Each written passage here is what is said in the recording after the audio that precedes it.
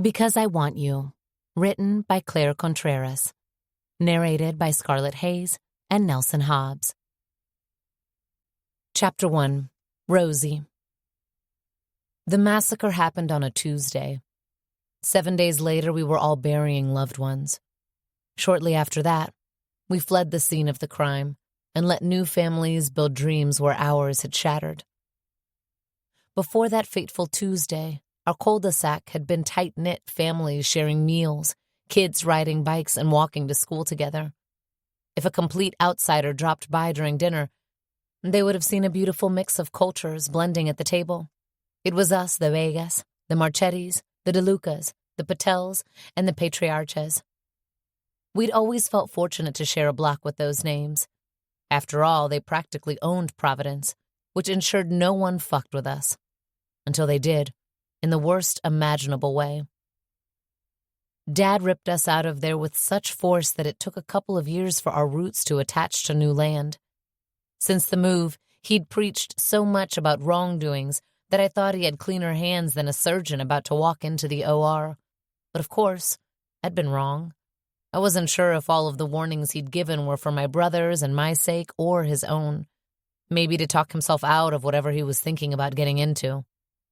The reason didn't matter anymore, since his own warning didn't resonate enough in himself. They say children shouldn't have to pay for their parents' sins, but all of us who grew up in that cul-de-sac knew better.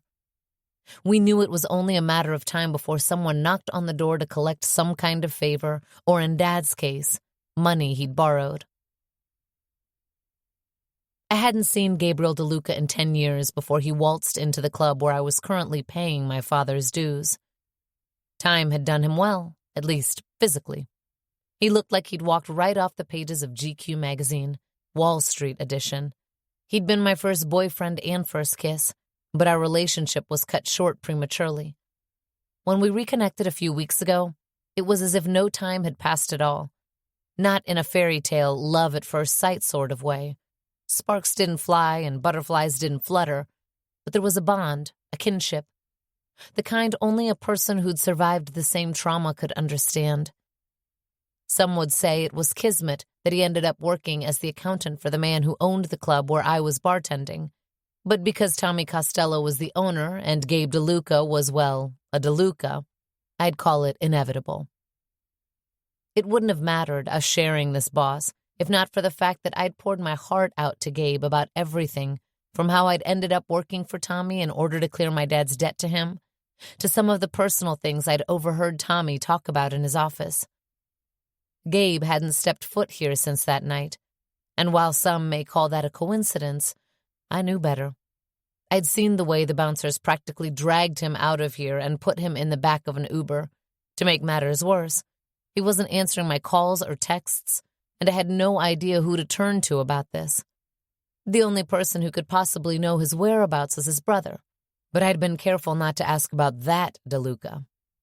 Besides, Gabe told me they'd moved to Italy to be with their father when they left Providence. I was sure his brother had managed to take over the entire boot by now. "Your hands are shaky today." Ruth's voice cut through my thoughts over the music. She was the best mixologist in here, so of course, she'd notice everything about the way my untrained self made shitty drinks. "I know." I wiped my hands on the rag hanging in front of me. "Nervous?" "No." My eyes swept the entire VIP area. "I don't know." "Because of you-know-who?" she asked, shooting me a concerned look. "No." I shook my head and picked up the bottle of champagne to deliver to one of the tables in VIP. That was the thing about working a bar. The people mixing and pouring the drinks paid attention to everything. Everything. On my way to the section, I spotted Reed, the man Gabe was always accompanied by. Reed had been here all of their usual nights sans Gabe, drinking his overly expensive bourbon that I swore he only ordered to show off that he could afford it. As I walked over, I noticed that Gabe was nowhere in sight again. The smile he was directing at the woman in front of him grew when he saw me and let his eyes trail up and down my body. I held my head high as I stood in front of him. "What's up, Rosie?" he asked, shouting over the music. "Work as usual," I smiled. Where's Gabriel? I haven't seen him in a while."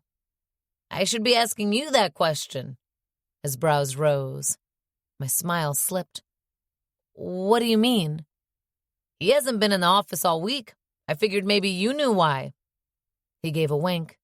I stared at him. His eyes were all shifty, the way they'd got after he'd just done a line. I clenched my fists at my sides. "How would I know why?" I shouted, and it had nothing to do with the loud music. "You're his friend." "Aren't you two, you know?" He winked. Of course he thought that. Because I paid extra attention to Gabe, everyone thought we were fucking. I hadn't bothered to correct them or tell them that we'd known each other since we were kids. This was a temporary job, so I really didn't care if they thought I was screwing the regulars. My real job, the one I had before this mess, was as a soloist dancer at the City Ballet. I was on the cusp of getting a promotion to principal dancer when this went down. Besides, letting people think I was screwing Gabe was better than the reality, which was that the owner's sleazy brother, Anthony Costello, was the last one who had the privilege and the one who was constantly sexually harassing me just because he knew he could. "He hasn't been in touch," I shouted. "Oh, well, then he's probably just out of town on business," he said, leaning in closer. "Sometimes he goes out of town to visit clients and forgets to tell us." "Oh," I frowned. Wouldn't he have access to his phone, though? "Yeah, that could explain it." "I'll let him know you asked about him." I nodded and waved as I walked back to the bar. Normally, because it was so loud and fast-paced, it was easy for me to tune out thoughts I could easily obsess over. It wasn't working tonight. I tried to recount every single conversation I'd had with Gabriel since he started coming in here. I'd said too much. I shouldn't have told him about Tommy's accounts or about Dad owing him money. I definitely wished he hadn't seen the way Anthony manhandled and groped me in the hall last week. Gabe didn't ask about it, though. He just offered me a sad, sympathetic smile, and that might have been worse than asking because behind the smile, I saw the pity. I had no idea what his brother was up to, but Gabe became a hotshot accountant and was obviously rolling in money, so he probably saw me working here as a step down from the life he led. It was bullshit and unwarranted. Bartending was a demanding job, a necessary job. I hated the way people looked at us, as if they were superior because it was their credit cards we were swiping. I added calling him out on his superiority complex to the list of things I was going to address when I saw him again. "Yo, Rosie," Ruth called out above the music. I looked over as she nodded at the dance floor. "Your lover boy is here."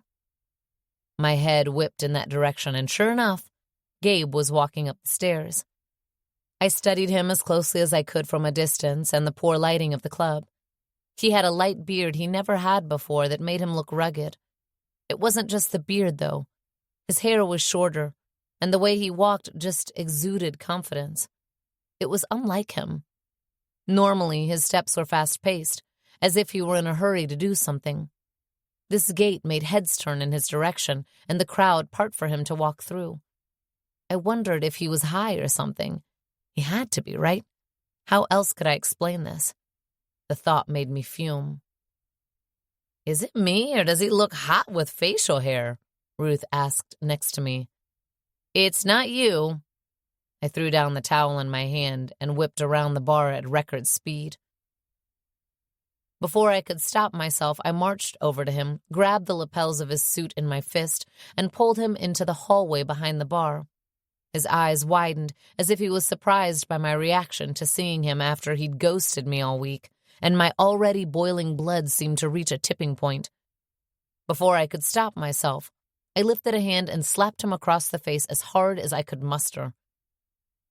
"What the fuck was that for?" He set a hand on his face, nostrils flaring. "Where the fuck have you been?" "Where do you think I've been?" He eyed me suspiciously, as if I'd been the one to up and disappear and not answer my freaking phone. "How would I know? You haven't answered my texts or my calls. If you wanted to ghost me, fine, but at least respond when I ask if you're alive." I growled, then looked away to regain my composure. Each breath I drew brought clarity and made me feel horrible for hitting him.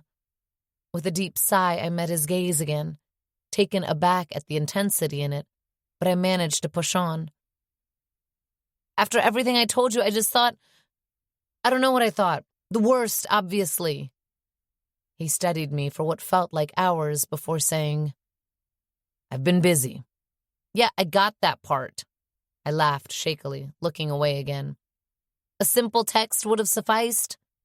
Hey, what could I have possibly gotten into? He reached for my hand, and that was when the butterflies hit. The spark, the skipping heart. My eyes snapped back to his. If he felt anything, he didn't let it show, but I could have sworn his expression had grown darker. Rosie, what did you think happened? I don't know. I pulled my arm from his hold and took a step back. Are you wearing a different cologne? Yeah. It smells nice. Thanks. His smile was fleeting. What happened last time I was here? I don't remember much of it. I wouldn't expect you to, as high out of your freaking mind as you were. That's why I've been so damn worried. They escorted you out and put you in the back of an Uber and then... I shrugged exaggeratedly. You could have at least answered your phone. I lost it that night. He stepped away. As you can see, I'm here. Look, I signaled between the two of us. I don't know what this is tonight, this sudden shift of energy or whatever, but I'm telling you right now, I won't be with someone who does those kinds of drugs. I draw the line at marijuana. If you want to dabble in other things, fine, but I won't be here, not even as a friend. I can't. I swallowed once I finished my speech. Noted. He kept looking at me like he was trying to solve a freaking Rubik's Cube. After a second, he took another step back and started turning to leave. I'll see you around. What? I set my hand on his arm to stop him from leaving. That's it? He arched an eyebrow, eyes dancing. You have something else in mind? No, I scowled, dropping my hand quickly and crossing my arms. Hey, he tilted my chin to meet his eyes. Was he taller tonight? You don't have to worry about me, Rosie. With that, he left, and I was left frozen, looking at the expanse of his back as he went downstairs and disappeared into the sea of people dancing. That was weird all around, but at least he was safe. Chapter 2. Dominic. There's a code between brothers. I should know. I have a lot of them. Don't lie, don't steal from each other, don't fuck each other's women, without permission. This particular situation made that last one a little less black and white since my brother, the one who shared a womb with me, failed to tell me that the bartender he'd been visiting there was Roselyn Vega. Of course the motherfucker wouldn't tell me that. Why would he, when he knew exactly what I would do had I known she was in the same city as us? It had been 10 years, but we both knew if we ever saw her again, and she was single, she was fair game. We hadn't said that, but it was another unwritten understanding between us. I'd never been jealous of Gabe about anything. Not his good grades, not his ability to juggle school and sports easily, not even the way Mom laughed extra loud at his lame jokes. The only thing he'd ever had that I'd ever been jealous of was Rosie. I wasn't a selfish asshole. I didn't go around lusting after any of my brother's girlfriends or wives, but Rosie was the exception to the rule. We'd known her since we were kids, but something happened between the ages of 14 and 16 that made me really start to notice her. When I told my brother about the crush I had, his response was, "She's saving herself for marriage. Leave her alone." Because I hadn't gotten laid, but knew I wasn't going to wait until marriage, and I respected Rosie, I decided not to pursue her. Not even 2 weeks later, she was Gabriel's girlfriend. Even after all these years, my jaw clenched just thinking about all of it. I never outright told him I held that against him, but he knew. It didn't help that I acted like a total asshole whenever Rosie came over for dinner, or to watch a movie with him. That was 10 years ago, though, and his hiding Rosie from me was just one more thing to add to the list I was pissed off at him about. First, he led me into Costello territory. Then, he led me to Rosie. And lastly, he was doing hard drugs. I couldn't even choose which of those made me more upset. "Is that all?" Joe prompted from across the table after hearing everything I had to say from my brother's voice message, which I'd played twice now to the club, to Rosie. The guys in this room were my brothers, my ride-or-die family, the ones I didn't share a parent with, but would lie, steal, and cheat for me if I asked them to. People called us criminals, gangsters. But somehow, the men in this room were more trustworthy than anyone else I'd ever met, including my twin brother. "What else do you want?" I asked. "Do you think it's wise for you to look after this woman, considering she's involved with Costello?" Lauren asked. "You heard what he said. He told me to find her and look after her," I said, mimicking my brother's voice with air quotes. "What the hell am I supposed to do? Ignore him?" "I can't believe he didn't tell you about her," Rocco said, smirking. I shot him a look in hopes to make him shut up, but I knew he wouldn't. "Why would he tell him about her?" Lorenzo asked. "What are we missing?"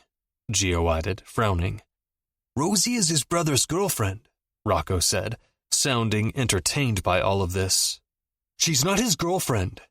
I hit the table with my fist because, despite myself, the fact that she had ever been pissed me off to this day. Rocco knew that too, which was why he kept chiding. Besides, I was almost certain she wasn't involved with my brother in any way. Not like that anyway. Maybe they were acquaintances, or maybe I was just reading the situation like that since that was all I wanted them to be. I looked at every guy in the room and added, "It's complicated." "It's not that complicated," Rocco chuckled. The rest of the guys turned their attention to him. I closed my eyes and counted to 10 because even though I loved my best friend and took an oath to protect him, right now, I was liable to kill him.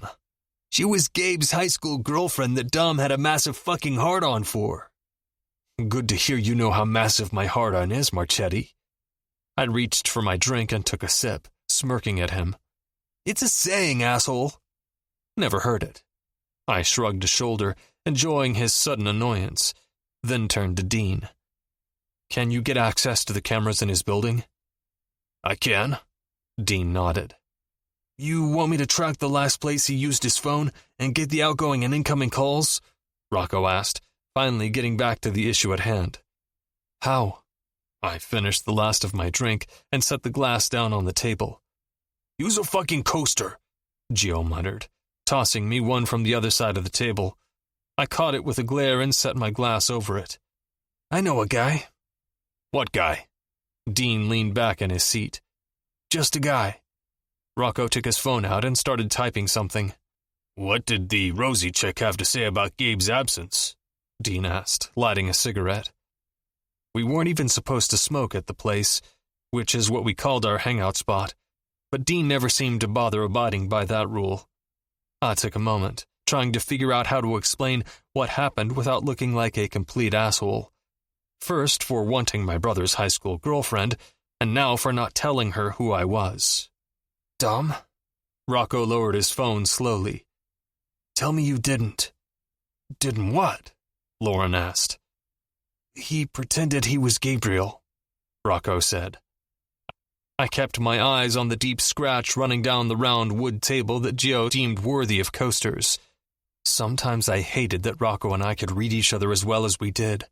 It made it impossible to keep secrets. Dean and Gio started laughing at the same time, and Lauren soon followed. I rolled my eyes, still not looking at any of them. "I'm going to tell her," I said finally. "I was just focused on finding out what happened to Gabe." "What do you think happened?" Dean asked. "I don't know. That's why I went there." "In a three-piece suit?" Lauren eyed me suspiciously. "I wanted to get a real reaction out of the people who were used to seeing him." "How'd that work out for you?" Rocco asked. I sat back in my chair with a scowl. What was I supposed to say? That Rosie slapped me and I stood there and took it, when in reality I wanted to grab her by the wrist, turn her around, and push her tits against that wall so I could play out all of my teenage fantasies? Fuck. I ran a hand over my face. Everything in my life was finally coming together. Even if Gabe was safe, an appearance from Roselyn Vega was the last thing I needed right now. The last 9 months had been a whirlwind for all of us, with all of the changes that transpired. The men in this room were now the bosses of organized crime, at the top of the food chain, which was something we'd all wanted. But now we had to do the work to make sure things continued going according to plan. I couldn't afford any distractions right now, and Rosie was the ultimate distraction. Maybe he's on a trip and lost his phone, Gio said. If that's the case, why would he leave that voice message? I pointed at my phone, sitting at the center of the table. I'll get the camera feed, Dean said, putting out his cigarette in the ashtray as he stood. He paused and looked at Rocco. Was the issue with the Colombians taken care of? I think so. Ferreira didn't specify who he's getting his cargo from, but he doesn't seem to be a threat. Dean looked at Gio. What do your cousins say about Ferreira? They say he is a businessman. Fair. He shrugged. It may not be a terrible idea to build a relationship there if we'd have more access to Colombia.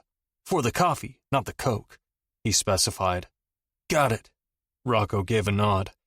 My mind drifted back to my brother, to Rosie, to the incredibly weird situation I was finding myself in right now. You good, Dom? The question came from Lauren. Yeah. No, I fucking wasn't. Who else does Gabe do accounting for? Lauren asked.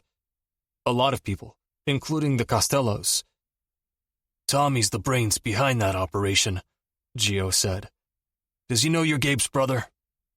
I mean, I let out a short laugh. There were a lot of differences between me and my brother. I was an inch taller, full of tattoos, and had about 20 pounds of muscle on him. But to someone who didn't really pay attention, we looked identical. Unless he's a complete moron, he'd put 2 and 2 together. Gio shot Dean and Lauren a look, and I knew what they were thinking.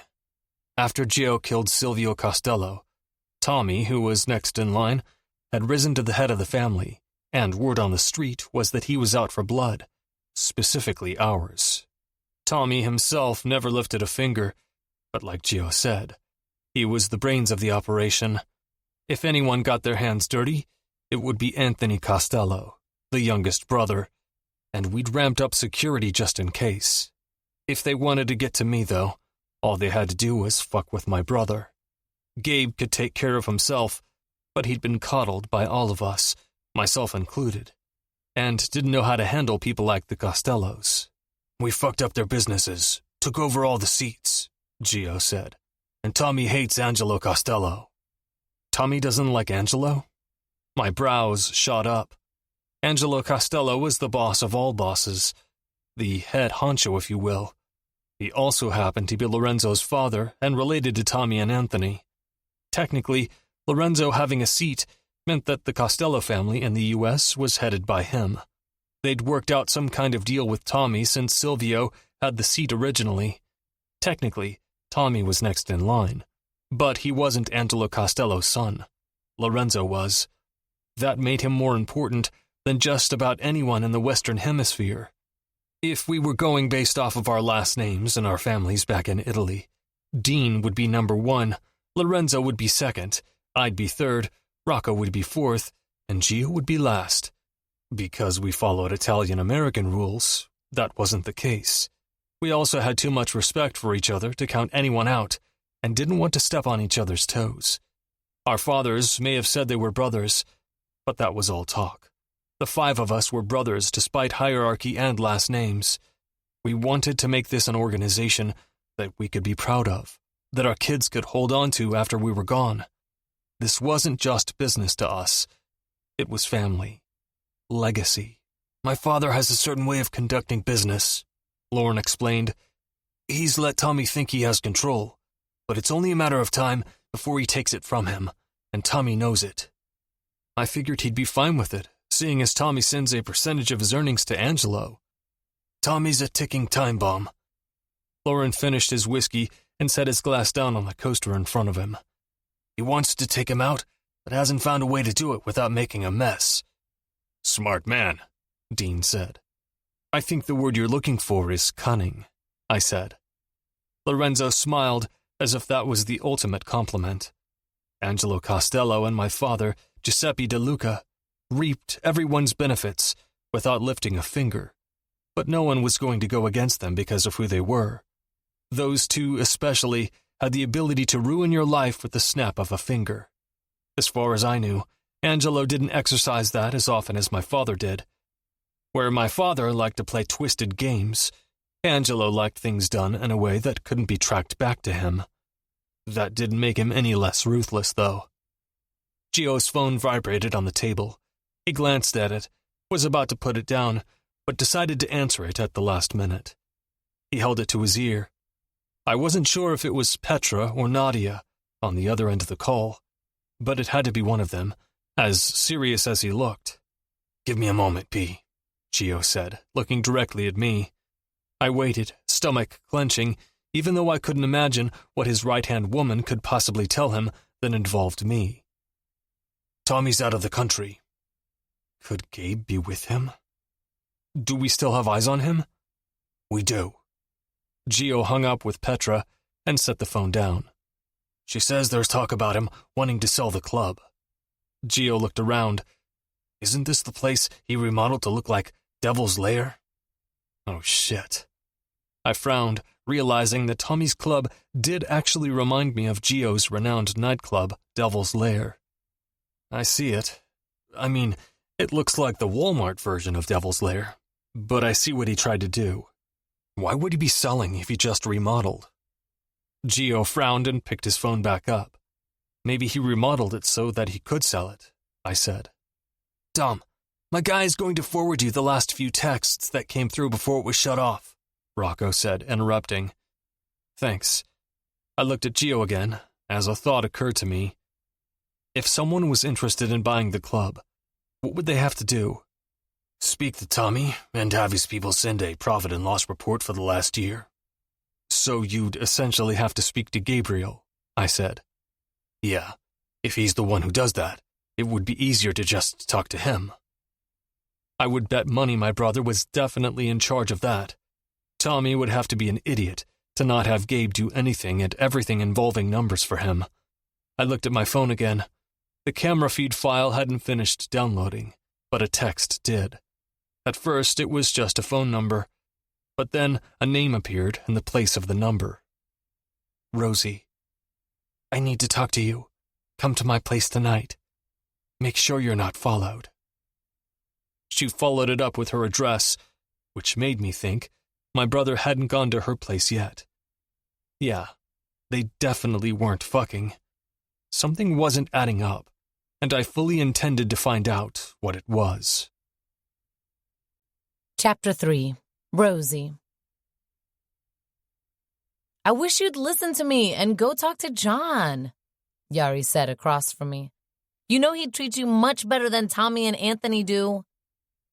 When we moved here, I'd been completely unwilling to open up to anyone, but Yaritza was persistent and stuck around, so I had no choice but to be her friend.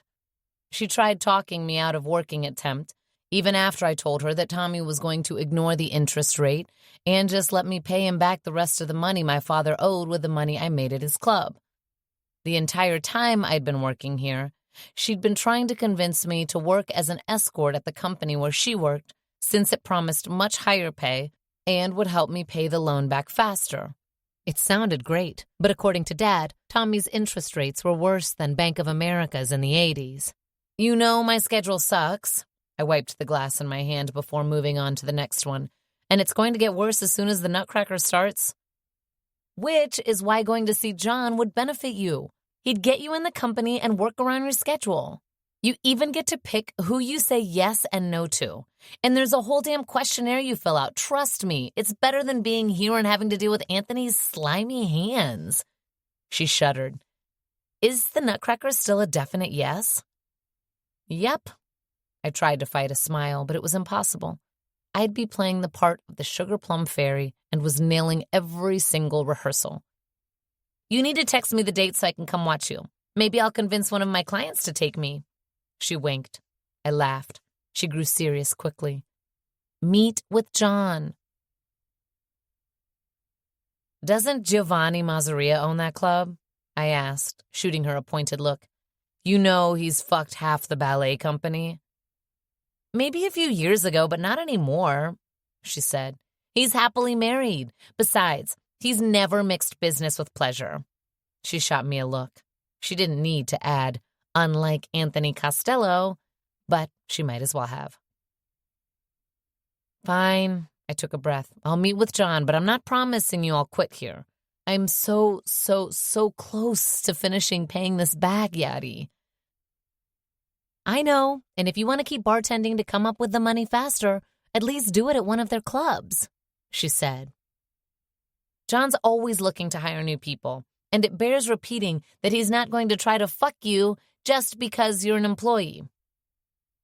I set down the final glass. As long as I was able to get another job quickly, it shouldn't affect my ability to pay the debt or my rent. My father, on the other hand, I wasn't sure about. Anthony threatened to hurt him in the past if I tried to quit, but I wasn't sure how serious he was. What I did know was that I hated who I'd become since this started. I hated looking over my shoulder and living in a constant state of anxiety. When can you meet with him? She asked, typing away on her phone. Tonight? I can be there after rehearsal. Rose, she glanced up at me. Are you not going to sleep? I don't work tomorrow, so I'll sleep then. You're crazy. She shook her head and went back to her phone, surely texting John. Can you go tonight at 7? 7 should be fine. She beamed. I promise you won't regret getting the fuck out of here. I smiled back at her, wishing I had half her excitement. In her eyes, my getting out of here would fix all my problems. But I knew better. I was downing the last of my water when I reached the door to Devil's Lair, where I was meeting John. I opened it and found a man, definitely security, standing on the other side. He glanced up from his phone when he saw me. Hi, I smiled. I'm here to see John Spellman. You're Roselyn Vega? Yep.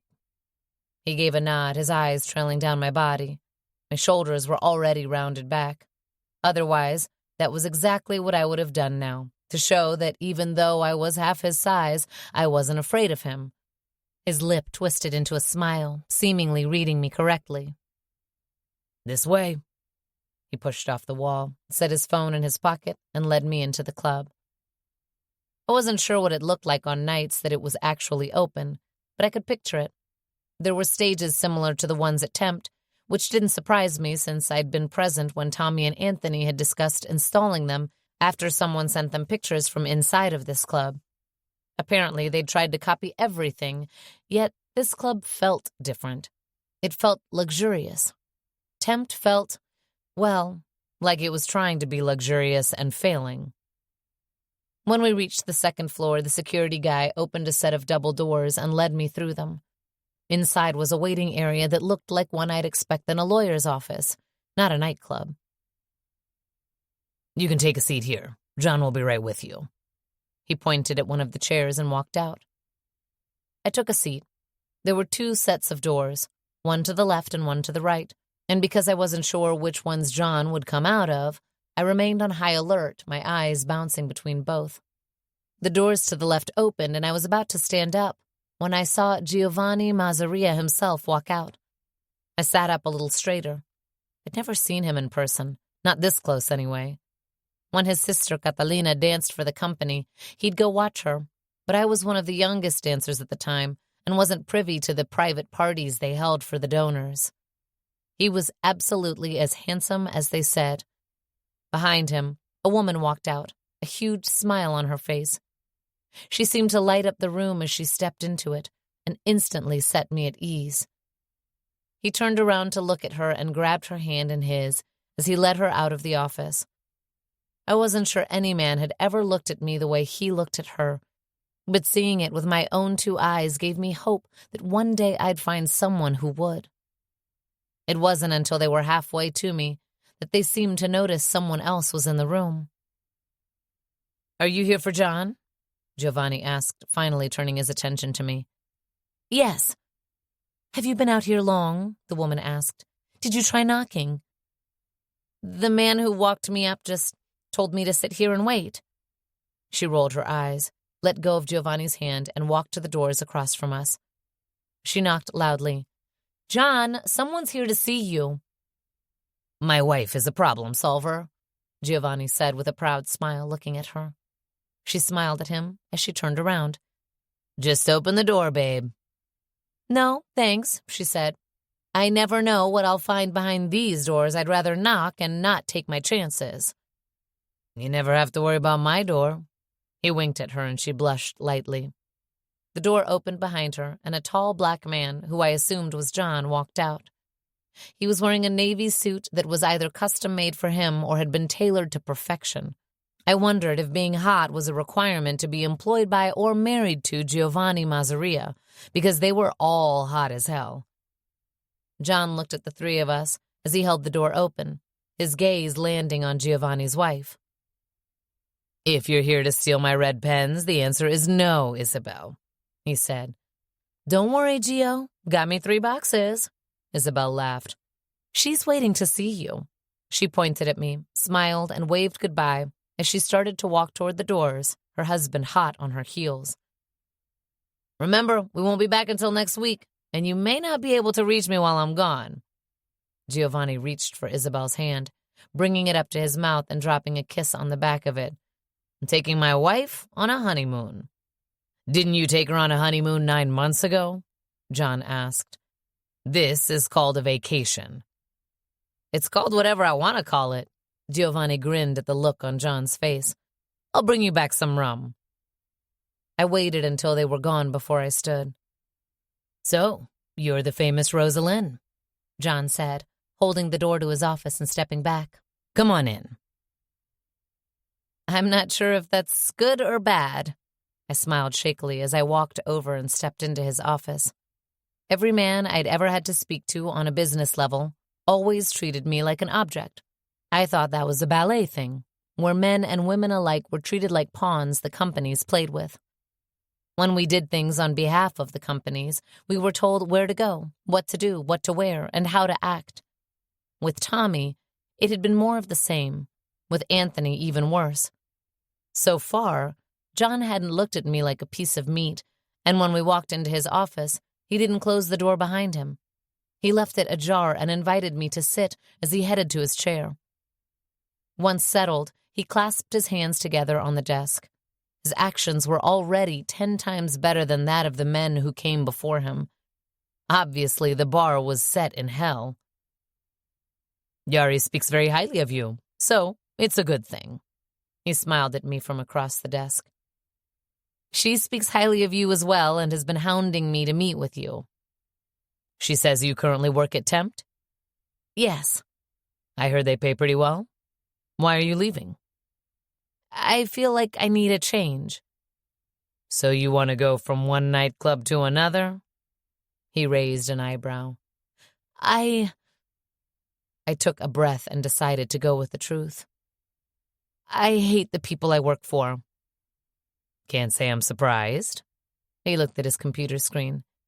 "And you're a dancer for the city ballet?" "Yep."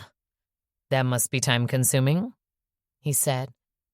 "That's another reason I'm here. Yadi said you may be able to give me a flexible schedule since that will be taking up a lot of my time." I paused again, unsure how much information to divulge, but Yadi trusted him, so I would as well. I had to put a pause on my ballet career for a while, but I'm hoping I can start making my way back there. "She mentioned that. She also said she spoke to you about escorting and you didn't like the idea," he said. "But it would be the best option, given your schedule." "I'm not sure I can do the small talk and whatever else it entails." "It's a small price to pay," he shrugged. "You could make as much as you would bartending in 2 nights." It just sounds so, I don't know, intimate? It's not. He laughed. It's not all sex, drugs, and rock and roll. Most of the clients just want companionship, someone to have dinner with, go watch a movie, and yes, sometimes they'll need a date to a fancy event, while others prefer a little more, but again, you pick. You'd be your own boss in that regard. My own boss? I breathed. That sounds ideal. I think it is. Okay, you sold me on it. I smiled. What do I need to do? Perfect. As of 8 months ago, We is no longer a Mazaria-owned company, so I would only be able to send you over there with high recommendations. Oh, I thought you were the one I needed to speak to about it. I used to be. I facilitated it for Yari, and now she keeps sending people my way. If you're interested, I can send you over there right now. I sat back a little. I hadn't expected it to happen so quickly, but I was already dressed in business attire, so I might as well. Sure, I'm available right now. Good. He tapped his desk with his knuckle. I'll make the call, and you can head over to We now. It's not far from here. I thanked him again. I was definitely nervous about this, and despite the things he'd said to ease my mind, I still felt like I was in over my head. But I was running low on options right now. Chapter 4. Dominic. The last trackable location on my brother's phone was in or around LaGuardia Airport. I wasn't in the habit of making assumptions, but all signs were pointing to him taking a flight somewhere. I watched the surveillance video that Dean acquired for me on loop. It showed my brother nonchalantly walking out of his building. His phone was pressed to his ear, and he had a bag in his hand. He didn't look scared at all, which didn't align with the urgent voicemail he'd left me. But it did put me at ease. Maybe he really did take a vacation, Rocco said next to me. He'd also watched it on loop at least 12 times. Why leave that message, though? Why even tell me to go find Rosie? He wouldn't tell you to look for Rosie if it wasn't important. He set his drink down. He'd probably keep her a secret until he impregnated her or some shit. I felt myself scowl. Rosie doesn't even want kids. 16-year-old Rosie didn't want kids. You don't know how 26-year-old Rosie feels about it. They would make cute kids, don't you think? Little Dominican Italian babies? Are you trying to piss me off? Is it working? He knew it was fucking working. I looked at my phone again. He didn't look like he was in a rush either. Gabe usually walks like his ass is on fire. You should ask Rosie what the fuck is happening. She has to know something.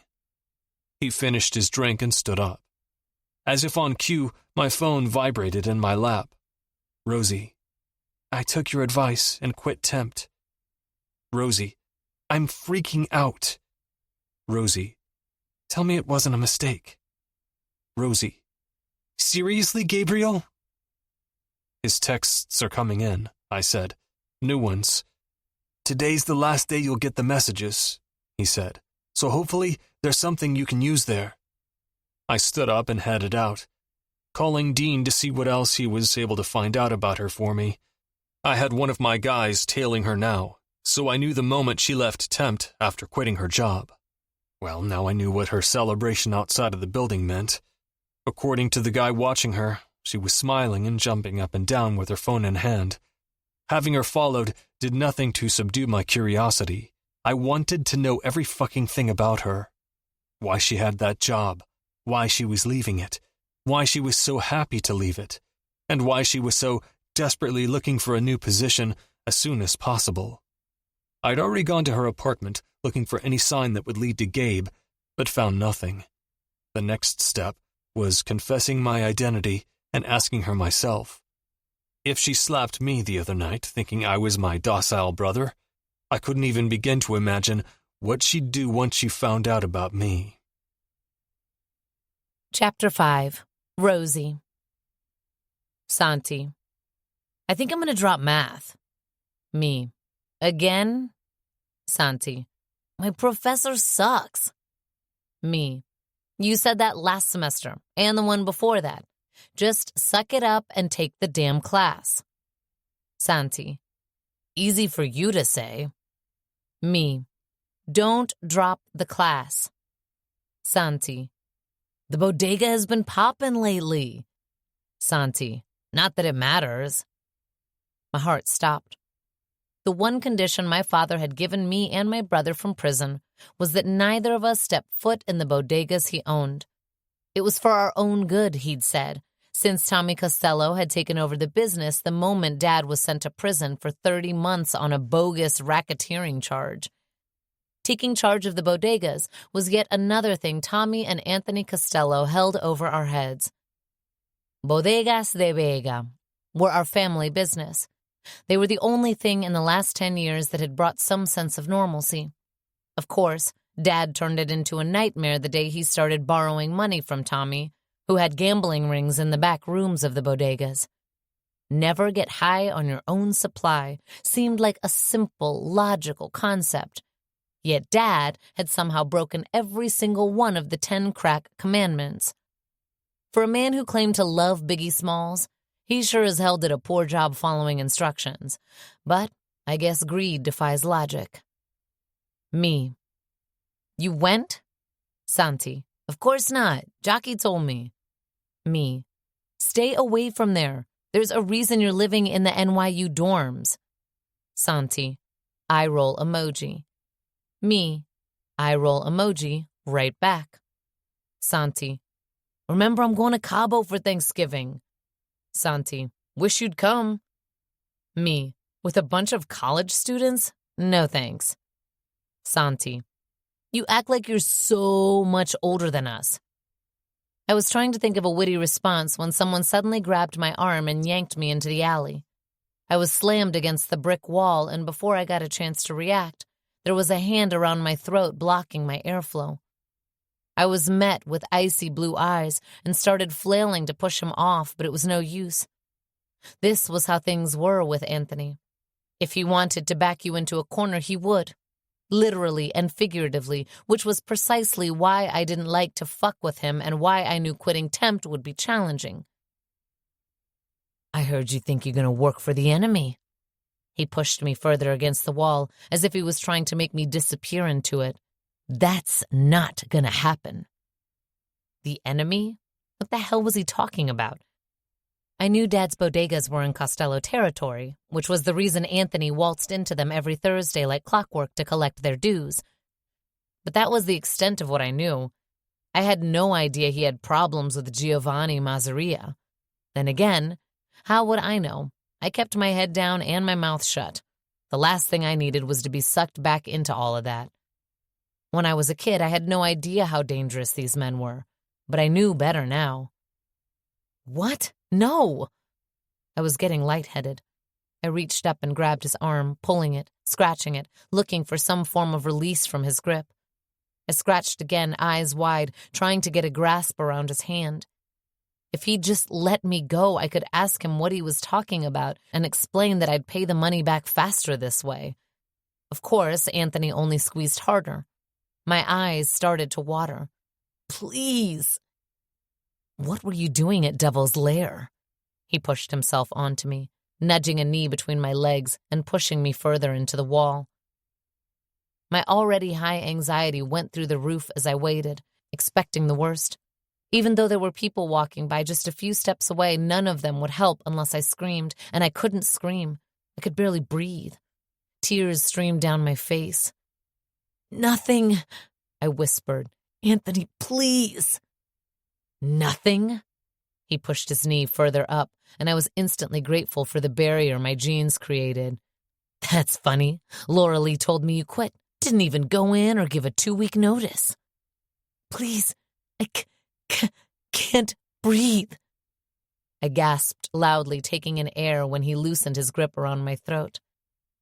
I can make your life hell. I can easily have Madame Costello make a call and pull you from your little nutcracker show. Is that what you want? You want to force my hand and use my connections? Please. My chest shook with barely contained sobs. With fear, I knew he'd make good on his promise.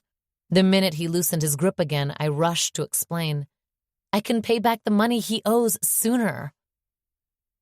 This isn't about the money. He brought his mouth to my ear. Besides, you wouldn't want your daddy to get an unexpected visit when he's so close to getting out, would you? Please.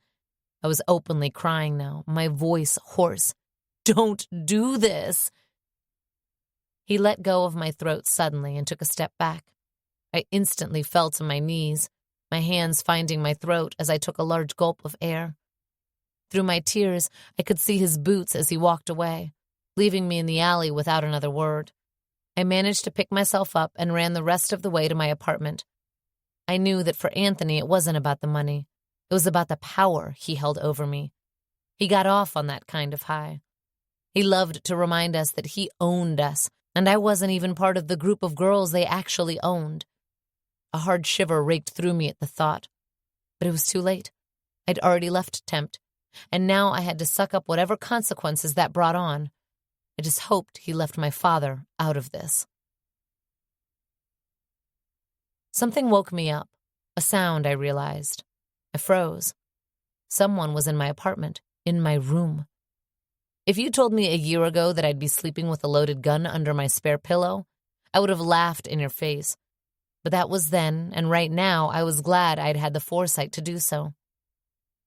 I reached underneath the pillow and grabbed the gun quickly, holding it with both hands as I turned and pointed it at the darkness. If it was Anthony, I'd shoot him. I decided after what happened in the alley that if he ever dared to waltz into my apartment, I'd shoot him on sight. I'd already run through every potential scenario that could come from it. Maybe they'd arrest me, but it would be self-defense. I'd probably have to give up ballet for good. I'd be depressed for the rest of my life because of it. But at least I'd feel safe. Would it have been worth taking a life? I wasn't sure. But right now, in this instant, I had to choose myself. I tried to stay quiet, heart pounding hard at the sound of the next movement. Fear gripped my belly, but I wasn't going down without a fight this time. At least, that was what I thought, before he set his arms on the bed, making the mattress dip, and leaned in. The moment the scent of cologne hit me, I took the safety off, squeezed my eyes shut, and pulled the trigger. Click.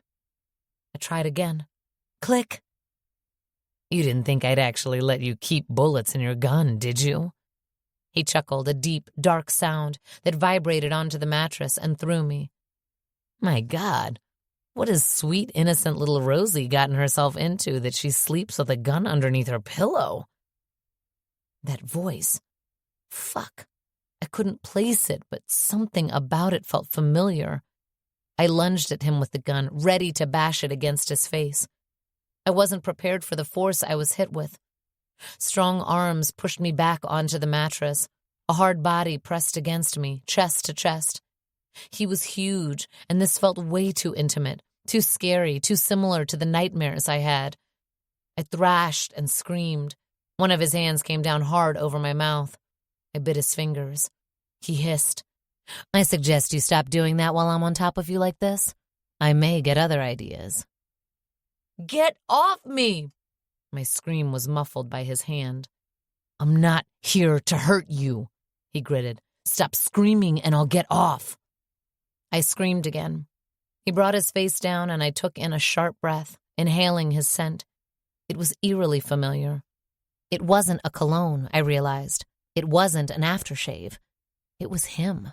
I racked my brain. Someone from the club? From the ballet company? Someone Anthony sent? None of it made sense, unless this was about Gabe. That made my breath catch. You were always smart, so you may want to think about this. He set his mouth near my ear.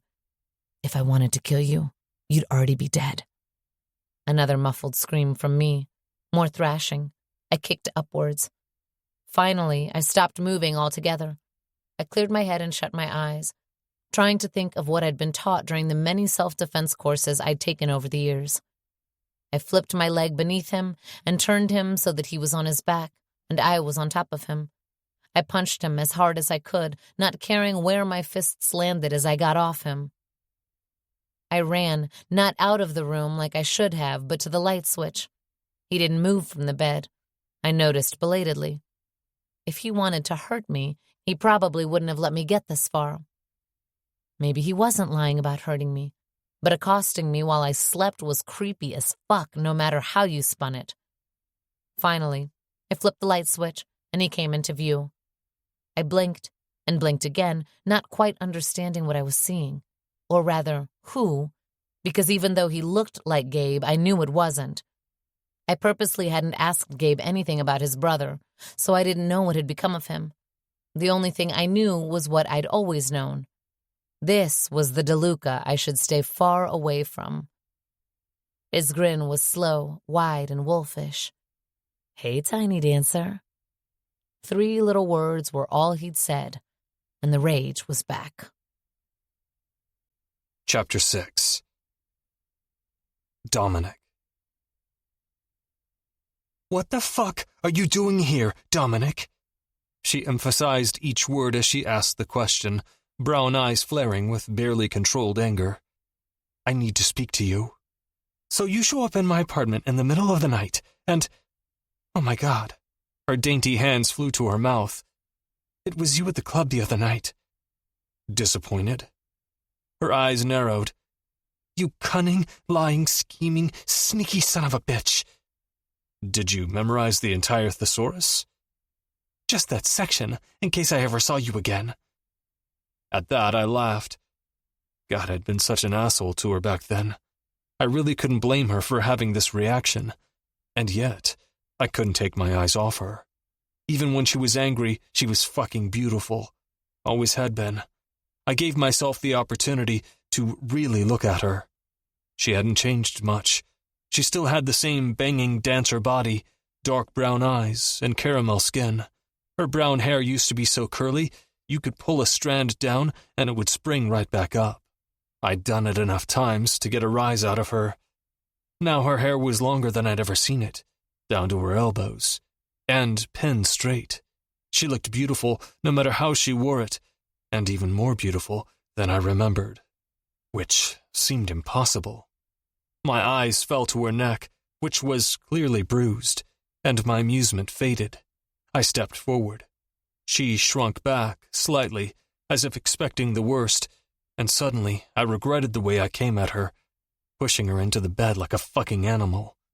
It was a shit move on my part, especially with everything we'd been through. Who did that? I moved my eyes from her neck and met her gaze. "That's none of your business." She crossed her arms, shifting from one foot to the other. "What the hell are you doing in my apartment?" Was it Gabriel? I wasn't sure what I'd do to my brother if he'd done this to her. I didn't know him to be violent, but then again, I didn't know him to do drugs either, and I definitely wasn't sure what he was capable of when he was on them. "No." She frowned, dropping her arms at her sides. "Wait, where is he?" "That's exactly what I'm here to talk about." "You think I know?" She pointed at herself, eyes widening. "I have no idea where he is. He ghosted me." "You were one of the last people to see him." Her jaw dropped momentarily. "So he really has been missing since last weekend?" "It appears so." "And you just started looking now?" she asked. "I was out of the country," I said, a little harsher than I wanted to, but the way she was questioning me as if I was the bad guy pissed me off. "Besides, I'm not my brother's keeper. I didn't know about the drugs. I didn't know about you." "He didn't tell you about me?" Her brows pulled in a little more. God, I hated my brother right now. Part of me even hated that he had another opportunity with her and fucked it up. But the selfish part of me was grateful for the opportunity. "He left me a voice message," I explained. "He told me to go to that club and to look after you." "Look after me?" "He told me to look for her in the VIP bar." It took me a split second to realize it was you he meant. "Why would—" She stopped speaking suddenly, eyes widening even more, if that was even possible, as she brought a hand over her mouth. "Oh my God." "What?" "Could he have gone to the police?" she asked. But she wasn't really asking me. She was talking to herself now. "Or maybe Tommy found out I told him. Oh, fuck. She paced again. No, that can't be right. If he'd found out, I'd be dead. But then Anthony... Oh, shit. I don't know. Care to explain it to me? I said after watching her talk to herself for a while. He could have gone to the feds and skipped town. She kept pacing. They're going to kill me. They're going to piece it together and know I told him things, and then they're going to kill me. She stopped walking and faced me. He ran. He must have. I let that sink in for a moment. What did you tell him? Why would he run? Oh, God. Oh, God. Oh, God. She put her arms on her head and took deep breaths. I have to get to Santee. Fuck. I have to call Dad. Oh, God. I'm going to be sick. She ran into the bathroom. I gave her space. I needed to think this over. Why the fuck would my brother go to the feds? What could she have possibly told him? He couldn't have been on the run. I saw him leaving his building calmly and knew my brother well enough to know that if he was in danger, he would have looked like he was. When Rosie stepped back into the room, she'd washed her face and picked up her hair in a neat bun, but didn't look any less panicked. Pack a bag. You're staying with me. I took my phone out to text the two drivers I had waiting downstairs and told them to go home in one car and leave mine. What? I can't just go and stay with you. You have to. I glanced up at her. We don't know what you're dealing with, and if I leave you here, Tommy may get to you before I have a chance to stop him. I looked at her neck. Those bruises were fucking me up. Was he the one who did that to you? No. She set a hand there as if to cover it up, but it was impossible. As if realizing this just now, tears welled in her eyes. How am I supposed to dance tomorrow night? You still dance? She nodded. At the city ballet. She paused, shaking slightly. I'm in the Nutcracker. I'm sure they can cover that up. I tried smiling, but my concern overrode my pride. She nodded, still in the same spot. I waved a hand around impatiently. Pack a bag. I'm not going to pack a bag, Dominic. Either you pack a bag or I do it for you, but I'm not leaving here without you. You're just going to... What, kidnap me? She snapped. If that's what it takes. You can't be serious. I took a step forward. Do I look like I'm fucking joking? Her brows pulled, her eyes taking me in from head to toe. I watched her expression jump from one emotion to another as she studied me. It was as if her shock was just wearing off, and she was finally realizing that the person standing in front of her wasn't the one she used to know. She swallowed as she continued to size me up. I wondered if she was trying to figure out ways to get out of this. She had to know she couldn't. What the hell happened to you? She whispered. What the hell happened to me? I scoffed. You're the one sleeping with a gun under your pillow. She let out a single laugh. You don't know anything about me. Yeah, well, you don't know shit about me either, Roselyn. Pack a fucking bag. Finally, she started moving. I watched her every move as I tried to rein in my anger. The sadness in her eyes and the judgment in her tone made me go from curious to pissed off in a matter of seconds. She was right, though. I really didn't know her anymore. But I intended to, because the Rosie I knew wouldn't have even looked at a gun, let alone owned one, and definitely would never have slept with one under her pillow. That was a stupid fucking move. But I'd have to save the gun safety conversation for another day. Was she sleeping with it because of what happened 10 years ago? That would actually make sense. I have to call my brother, she said. And I don't know how to get a hold of my dad, but he's in prison upstate. And what if he gets hurt because of this? She stopped packing and looked up at me. The tears filling her eyes hit me right in the gut. He gets out next month. He can't get hurt now. I'll handle it. Don't worry about him, I said. She nodded, and I knew she believed me, trusted me. It was a wild concept, all things considered, but I'd take it and prove to her that she could. I'd have to find out more information on her dad. He used to launder money for some of the old-timers back home. But despite that, he'd always been a good man, a devout Catholic. I wondered what the hell landed him behind bars, and how long he'd been there.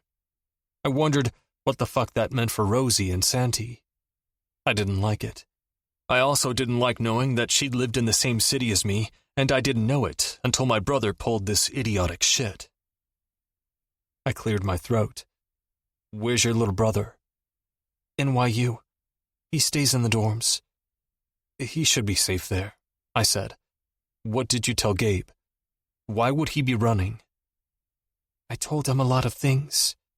She bit her lip as if trying to remember what may have caused this. He mentioned that he was doing some accounting for Tommy Costello and found some discrepancies in his account. He must have been drunk or high when he said it, but that led me to asking about the shell company I knew they had. Gabe asked me what I was talking about, so I told him what I knew, that Tommy shares a company with some other guys. Russians, Mexicans, some Colombians, Turks. Sounds like a trip to fucking Epcot, I said. Aren't you a bartender there? How would you know all of this? Because I heard them discussing it. Again, how? They meet on Tuesdays when the club is closed to the public. She lowered her gaze and focused on her task again. Sometimes Tommy asks me to come in on those days. To do what? I asked, not intending my question to come out as harshly as it did, but there was no use in taking it back now. Make drinks during the meeting? Sometimes dance? She averted her eyes when she said that last part. I didn't like it. It's just a way to pick up an extra shift and make more money. Dancing, I repeated, searching her face. There was something she was leaving out, and the way she was still avoiding looking at me rubbed me the wrong way. If she was stripping for him and his friends, she was probably also fucking him. I'd heard enough stories about Tommy and Anthony Costello to know that nothing good came to women who were around them. Are you fucking Tommy? No. Her eyes snapped up. Are you fucking Anthony? I asked. She looked away again, swallowing hard, which further fueled my anger. Does my brother know? What difference does it make whether or not your brother knows? Her eyes narrowed on mine for a moment. Now my brother's message was becoming clearer. He wanted me to keep an eye on her because of Anthony Costello. I wondered what he'd seen, what he'd heard, why the fuck he'd be dumb enough to leave this woman behind. He must have been desperate to leave her in my care. This conversation was yet another sign that they weren't together, though. Maybe Gabe wasn't into her anymore. Who even knows if Gabe was into her to begin with, or if he was just with her because he knew I wanted her. That thought left a sour taste in my mouth. I shook it away and focused on the subject at hand. Is that the only thing you told my brother? Yeah. Well, the only thing he'd be in trouble for anyway. She zipped up her duffel bag and put the strap around her shoulder. In confidence, but obviously he's an idiot and didn't keep it confidential. Yeah. I reached out and took her bag, putting it over my shoulder. Let's go. Chapter 7. Rosie. Of all the people in the world to be stuck in a car with, Dominic De Luca would be my last pick. He used to go into the ice cream shop I had a part-time job at and blatantly flirt with me in front of whatever girl he'd taken there on a date. It was morbidly embarrassing since, of course, instead of being mad at him for being an asshole, the girls would get mad at me. When I started dating Gabe, the flirting stopped and the assholeness started. It was like dating his brother automatically put me in enemy territory. After that, whenever Dominic visited the ice cream shop, he ignored me. Once, another employee told me to give him the family discount since he was practically my brother, so I did, thinking it would earn me at least a simple thank you, but no. Instead, Dominic shoved cash into my hand and practically screamed, "I'm not your fucking brother." I stopped trying after that. He and Gabe may have shared a womb and some facial features, but they might as well have been from different planets. Unlike his brother, who was all kind smiles and expensive suits, Dominic was pushy, broody, and full of muscles and tattoos. He was just the right amount of rugged, the type modeling companies salivated over. I knew I'd noticed differences the other night, but I chalked it up to poor lighting. With his large hand engulfing the stick shift and his forearm twitching when he switched gears, it was impossible not to notice them now. Each time he glanced over at me, with those dark eyes that held a confidence few men carried, my heart sped up. I tried hard not to dwell on the fact that his brother hadn't made me feel this way, not ever. It wasn't like it mattered to Dominic anyway. He clearly still had it out for me and was only doing this as a favor to Gabe. He hadn't let me listen to the voice message, but I wondered if in it, Gabe made it sound like we were together or something. It would make sense, seeing as he asked me if Gabe knew I was fucking another man. I wondered how long I could let him believe that was the case, and why it mattered to me that he didn't know I was available. "So, what have you been up to besides eavesdropping, dancing, and trying to whore yourself out?" "Fuck you," I said between my teeth. "I don't whore myself out." "Sounds like you do." "I don't." My fists clenched on my lap. "So you're telling me you didn't get a job at We a couple of days ago?" My jaw dropped. "How do you know about that?" "I've learned a lot of things about you these last couple of days." He looked at me fully when we stopped at a red light. My pulse quickened. "You went through my things?" I said, "when you took the bullets out of my gun?" "Naturally." He looked at the road again and started driving. "Naturally? That's illegal." "Do I look like a person who gives a fuck what's legal and what's not?" He raised an eyebrow. I sighed. For some reason, that filled me with disappointment. "Let me guess. You followed in your father's footsteps." "And if I did?" He spared me a quick glance. "And if you did, then I guess I'd say congratulations on becoming your mother's worst nightmare." "Don't talk about my mother." His hands clenched around the steering wheel and stick shift. "Your mother was a good woman." I looked out the window. "She tried so hard to get you two away from that life." "Shut up, Roselyn." "I'm just saying, she wouldn't be proud." "Shut the fuck up, Roselyn." He slammed a hand against the steering wheel, punctuating each word. I jumped in my seat. "You're in over your head, got your boyfriend mixed up in your shit, and you want to lecture me about what my mother would think about me? What would Thessalia say about her sweet, innocent daughter cheating on her boyfriend with Anthony Costello of all people? What would she say about you being mixed up with those kinds of people in the first place?" I swallowed back the tears that threatened and looked out the window. They say you shouldn't dish out what you can't take, and in this case, I'd done just that. I could have made the argument that I wasn't cheating on anyone, least of all his brother, but I couldn't do that without confirming the Anthony bit, and that made me feel sick. Both our mothers died that night, and there was no use in pretending the loss still affected us deeply. Sometimes I thought maybe if I'd lost my mother to an illness or some kind of freak accident, it might have been okay, but I knew better. It doesn't really matter how you lose someone. The fact is, they're gone forever, and you're always left missing them and wondering what could have been. What happened to us was unfair and traumatizing, though. Armed men walked into our homes, tied us up, and shot them point blank. They didn't even bother taking anything to make it look like a robbery. I never even understood why they tied us up at all. They just aimed, shot, and left. Whenever I thought about the unfairness of it all, a hole opened up in the pit of my stomach. When I was having a particularly shitty day, I thought about who I would have become if my mother hadn't been murdered. It was a stupid mental exercise, but I couldn't keep myself from doing it. At least I was still dancing. She'd be proud of that. Everything else, not so much. I looked at Dominic, who was still pissed off. Who would he have become if his father hadn't sunk his claws into him?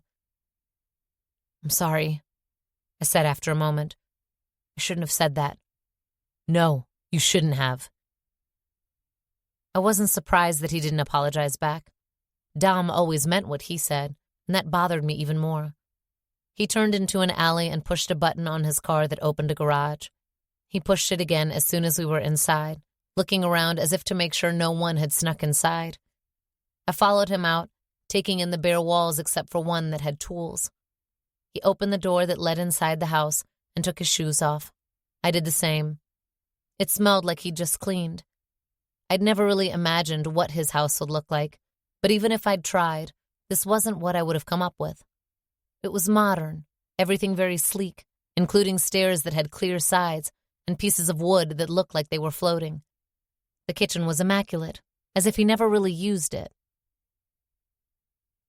"I'm not gonna lie, I pictured you in a high-rise," I said, looking around. The art that hung on the walls looked expensive. He turned to me with a raised eyebrow and a smirk. "I'm surprised you thought about me at all." "I thought about everyone," I said quickly. "Sure you did." I'd stopped getting taller when I was 16, so the last time we saw each other, I was already 5'5". Dom must have been double that. The only way I could describe him was imposing. The kind of guy you wouldn't want to fight in a bar or anywhere, ever. His brother was just a couple of inches shorter and was much leaner and definitely not covered in tattoos. Not that I'd seen him naked, despite what Dominic believed, but I would never correct him. If he wanted to rub in the fact that I'd slept with Anthony out of sheer terror of what would happen if I didn't, I wouldn't correct that either.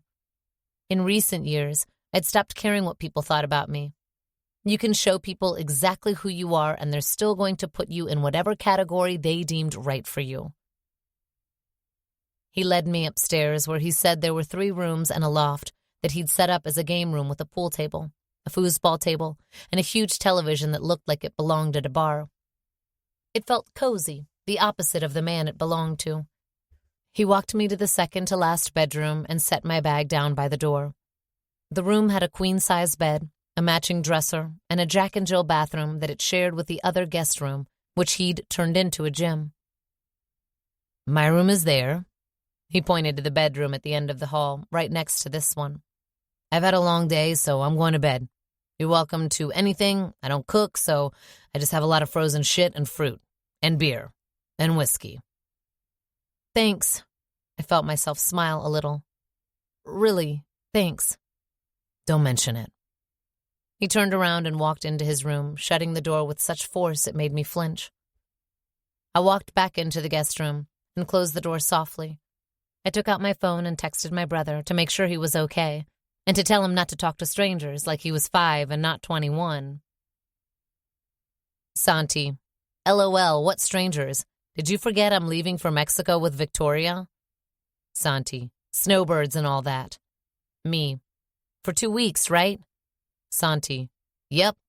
I'm sad you'll be alone for Thanksgiving, though." Me, "Don't be. Have fun and be careful." Me, "And don't drink too much." Santi, "Yes, master." Me, LOL. Love you. I set my phone on the nightstand with a sigh and tried to find sleep. I hear the screams first. My parents rarely argued, and when they did, Mom never screamed the way she was screaming now.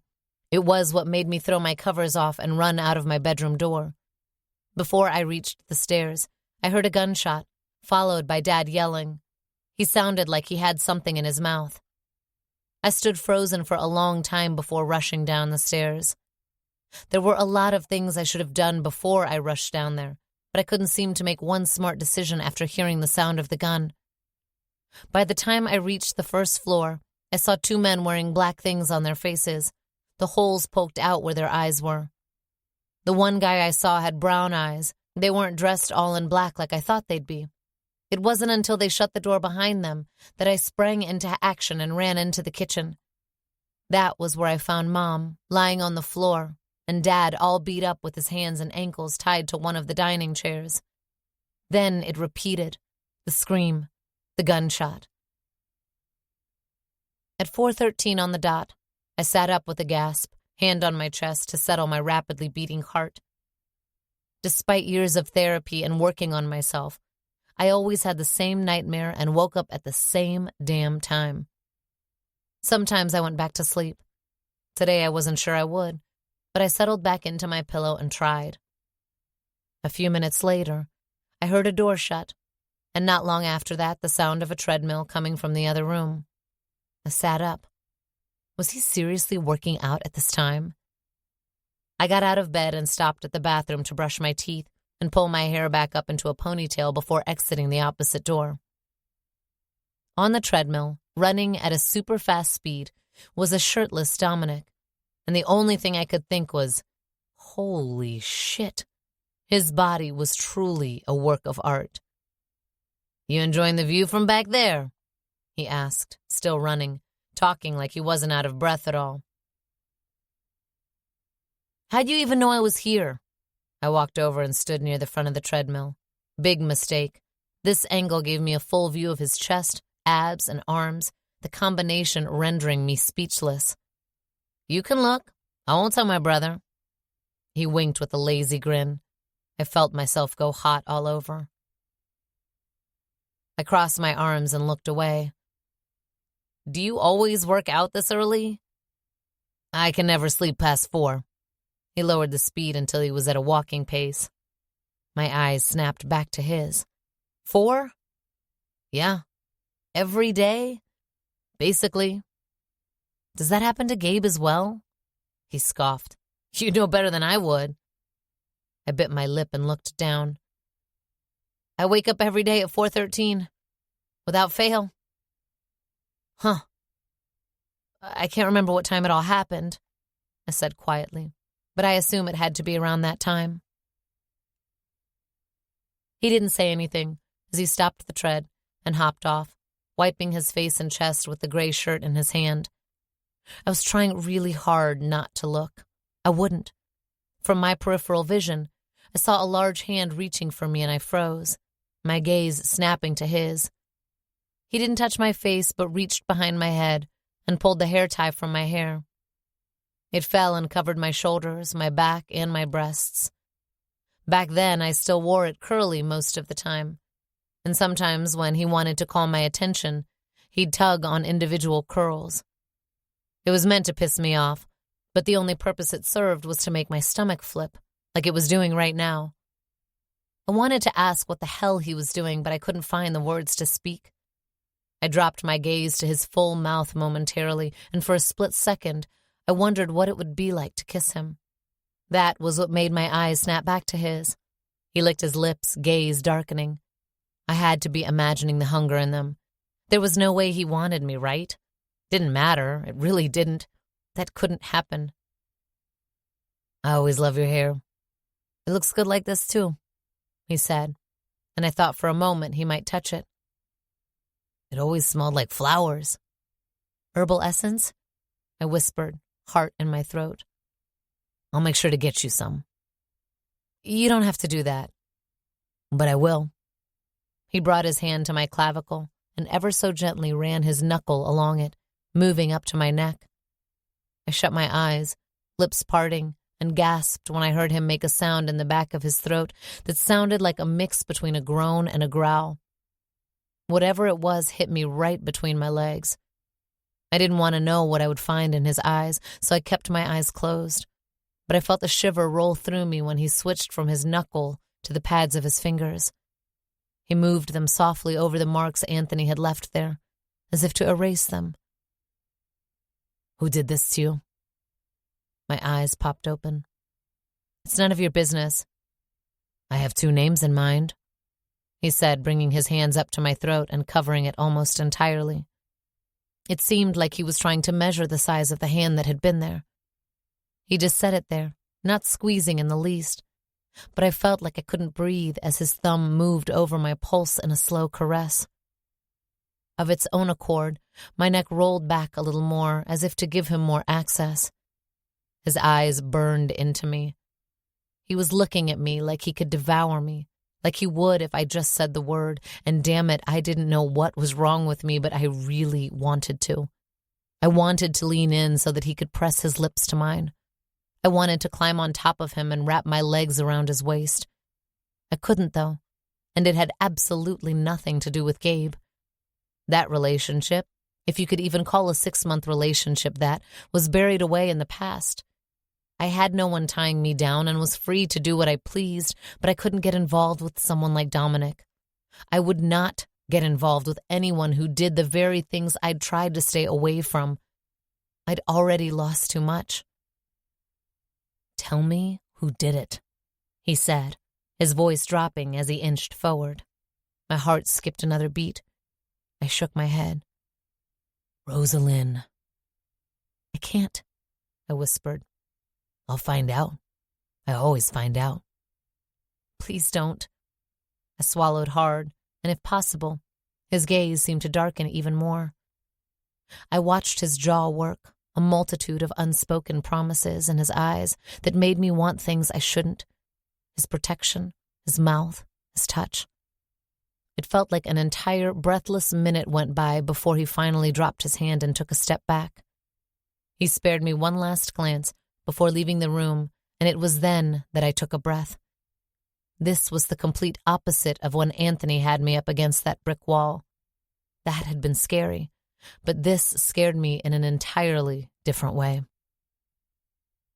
Chapter 8. Rosie.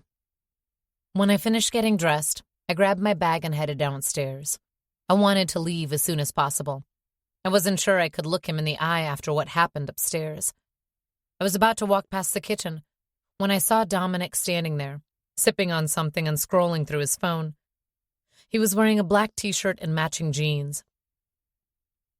He used to wear his hair longer in a messy way that looked like hands were always running through it. Sometimes I dreamed those hands were mine. Now, he had it cut short and let a layer of scruff grow on his face. Not quite a beard, though I could tell he definitely lined it as such. All of it suited him.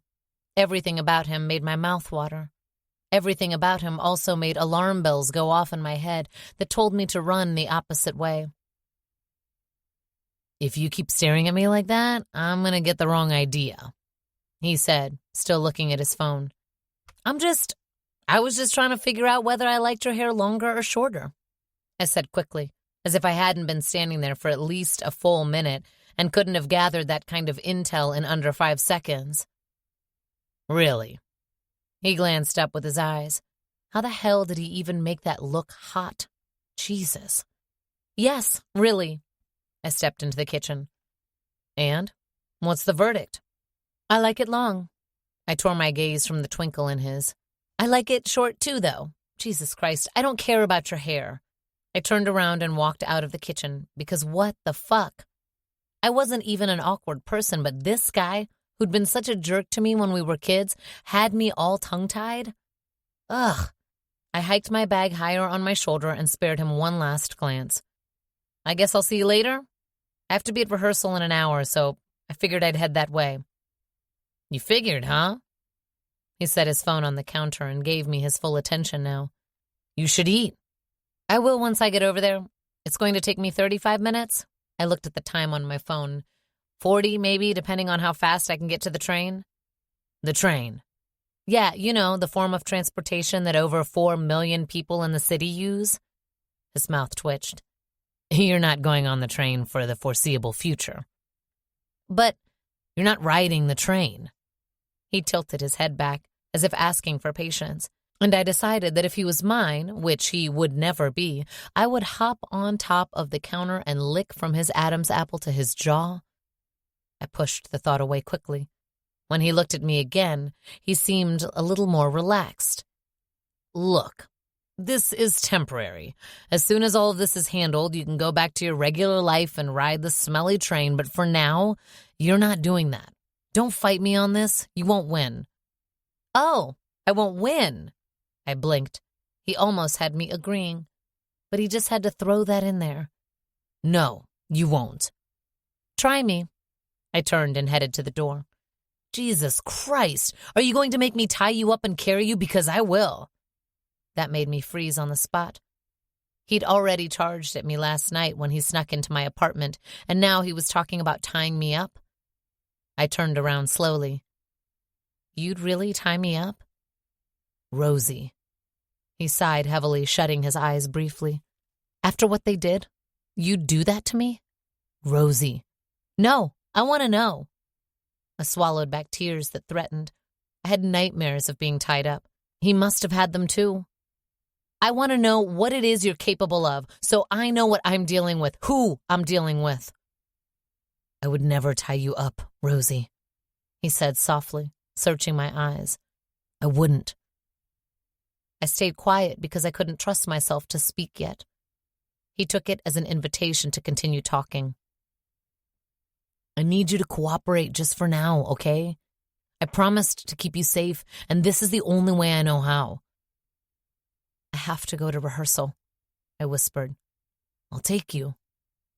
I breathed in shakily and nodded in agreement. He had a driver. I should have seen that one coming, but since he'd driven last night, I figured he didn't. Back home, all the old guys in organized crime had drivers. They also had shooters. I wondered if Dom had those as well. The one thing I'd always found interesting about all of it is how the side they showed us was different from the rumors we heard on the street.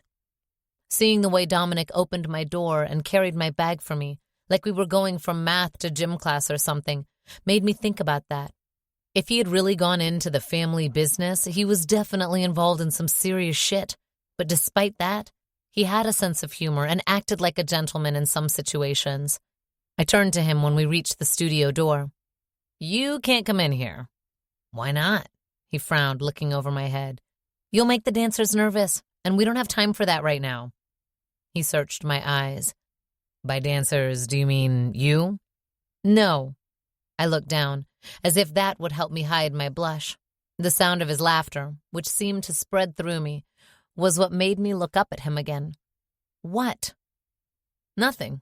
I just think it's cute. You think it's cute that you make me nervous? I asked. It's not. This is my career, not some joke.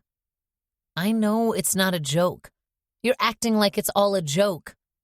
Rosie, he sighed heavily, shaking his head like he was trying not to say all of the things he wanted to say. I'll wait outside the room, okay? I turned around and walked into the studio. When we finished and I looked at the time, 3.5 hours had gone by. I wondered if Dominic had left. I knew he wouldn't leave me alone, but for some reason, the thought of him not being outside when I finished didn't sit well with me. I groaned inwardly. This was the last thing in the world I needed right now. I'd had boyfriends. It wasn't like I'd been crying into my pillow, but I couldn't remember the last time I had this. I'm so nervous about seeing them that the butterflies in my stomach are making me feel like I might throw up feeling. And he was the last person I should feel this way about. Hey, Josh reached out and set his hands on my shoulders, turning me to look at him. You did great. We did great. I know, I smiled. Why do you look worried? It's not about the performance. You know I don't worry when I dance with you. The feeling's mutual. He threw an arm around me and held the door with the other as one of the other dancers walked out. The hall was empty. I wasn't sure whether to be relieved or worried, but Josh kept talking about his last performance partner, who was brilliant, and I tried to focus on that. Not only did I have the pressure of doing my best so that I could show the company that I was worthy of taking back my spot as a regular, but I also had to live up to the many brilliant partners Josh had danced with lately. I knew I could do it, though, so I was using all of it as fuel to keep my head in the game. When we reached the end of the hall, he turned me to face him and grabbed my shoulders again. We are going to nail this every night. You know why? Why? I smiled at his certainty. Because our chemistry is through the roof, off the charts, and we're fucking amazing. At that, I laughed, shaking my head. Always so cocky. You know it. He winked, kissed my cheek, and walked away. I was still somewhat laughing when I turned to see Dominic watching me and nearly jumped out of my skin. I set a hand on my heart. Jesus, Dom, how long have you been standing there? Long enough. He looked angry again. What now? I asked, walking over to him. He grabbed the bag out of my hand. I'm just trying to figure you out. Good luck. I laughed and walked to the door. He reached up from behind and pushed it open, his chest pressing slightly against my back with emotion, and I felt a shiver roll through me. What the hell was going on with me? Why was I feeling this way around him? If he felt anything, he didn't let it show. In the car, he sat in the back seat with me as Nico drove back to his place. Dominic was telling Nico the list of things he had to do the rest of the day. Finally, when he finished speaking, Dominic relaxed beside me. "You look comfortable with that ballerina guy." "Ballerina guy? What should I say, ballerino?" "Actually, yeah." I laughed at the expression on his face. "Or danseur, or just a dancer. In Josh's case, he's a principal dancer, though, which is a big deal, so I'd refer to him as such." His eyes didn't leave my face, my mouth, my eyes, my neck. "What did Josh say about your bruises?" "Nothing." I looked out the window briefly and back at him. "Not everyone scrutinizes me the way you do." He didn't say anything at all to that, but the way he stared at me made heat spread through my body. Chapter 9. Dominic. I decided that I wouldn't join Rosie on any of her little ballet adventures anymore. It was best to have Marco drive her around and watch her. Having her sitting next to me was too tempting. Even covered in sweat, she was fucking gorgeous. I hadn't expected her to walk out of the rehearsal room with that principal dancer's arm around her shoulder. For a long second, I envisioned all the ways I'd break his limbs, and that was before I realized how comfortable they were with each other. It was clear they danced together often, and that she trusted him. With the way my chest squeezed, it was also clear that this ridiculous jealousy wasn't going away. After I dropped her off, I focused on my brother again. I hadn't called my father yet, but it was inevitable. First, I needed to find out whether or not Gabe had gone to the police with what Rosie told him. If he had gone to them, it could potentially pose a threat to all of us, and I wasn't sure how my father would react to that kind of news. If Gabe had gone that route, maybe he didn't deserve my loyalty, but the asshole would have it anyway. Deep down, he must have known that. The only person we had on the inside that I actually trusted was a homicide detective who happened to be Rocco's brother. He didn't make it a habit of telling us much about his cases unless he thought we were somehow linked to them, in which case he'd call Rocco to ask. I imagined that to be both frustrating and nerve-wracking for someone like Michael Marchetti. It wasn't like Rocco would ever confess to anything, but if he did, what exactly was Mike supposed to do? We'd been sitting in the Newport Center parking lot, waiting for him for almost 30 minutes, and as annoyed as I was about it, we all knew he could make me wait 3 hours, and I wouldn't drive away. When he finally opened the door and slid into the back seat, Rocco and I turned as much as our seats allowed. The look Mike gave us made me feel like he was liable to murder us and pin the crime on someone else. Despite his chosen line of work, he had Marchetti blood flowing through his veins, so I wouldn't put it past him to be on some Dexter-type shit. "What the fuck have you gotten yourselves into now?" he asked, eyes dropping to the cup holder. "One of those coffees better be mine." Rocco sighed, making a show of it, as if he hadn't been the one to pick up his brother's coffee of choice. "Gabe's missing, and he's allegedly been working with the cops." "What cops?" He took a sip of his coffee. "We don't know. I don't even know if he's working with cops or not," I said. "If he is, it could be anyone. Regular cops, the FBI, we don't know." "Where did you hear this?" "Roselyn Vega." "Vega? Little Rosie from back home? The dancer?" Mike frowned deeply. "Santiago's kid?" "That one. The one Dom had a crush on," Rocco supplied. I glared at him. Mike let out an unamused laugh.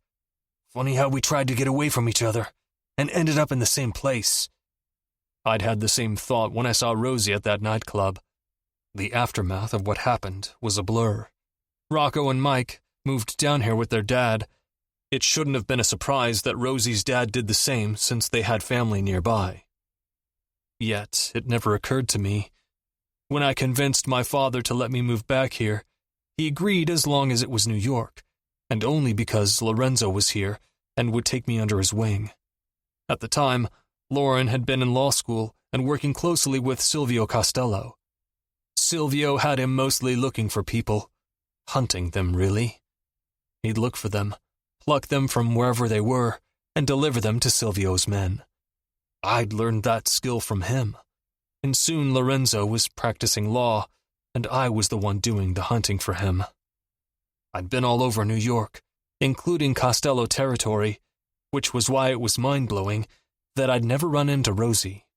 When Lauren got out of his uncle Silvio's inner circle, he stopped sending me to Costello territory. I was a De Luca, not a Costello, and Silvio and my father butted heads too much, but for the sake of keeping the peace, they came up with an agreement. We wouldn't go into their territory, and they wouldn't come into ours. Since all of Santiago Vega's bodegas were in Costello territory, I was sure I never would have crossed paths with Rosie had it not been for this.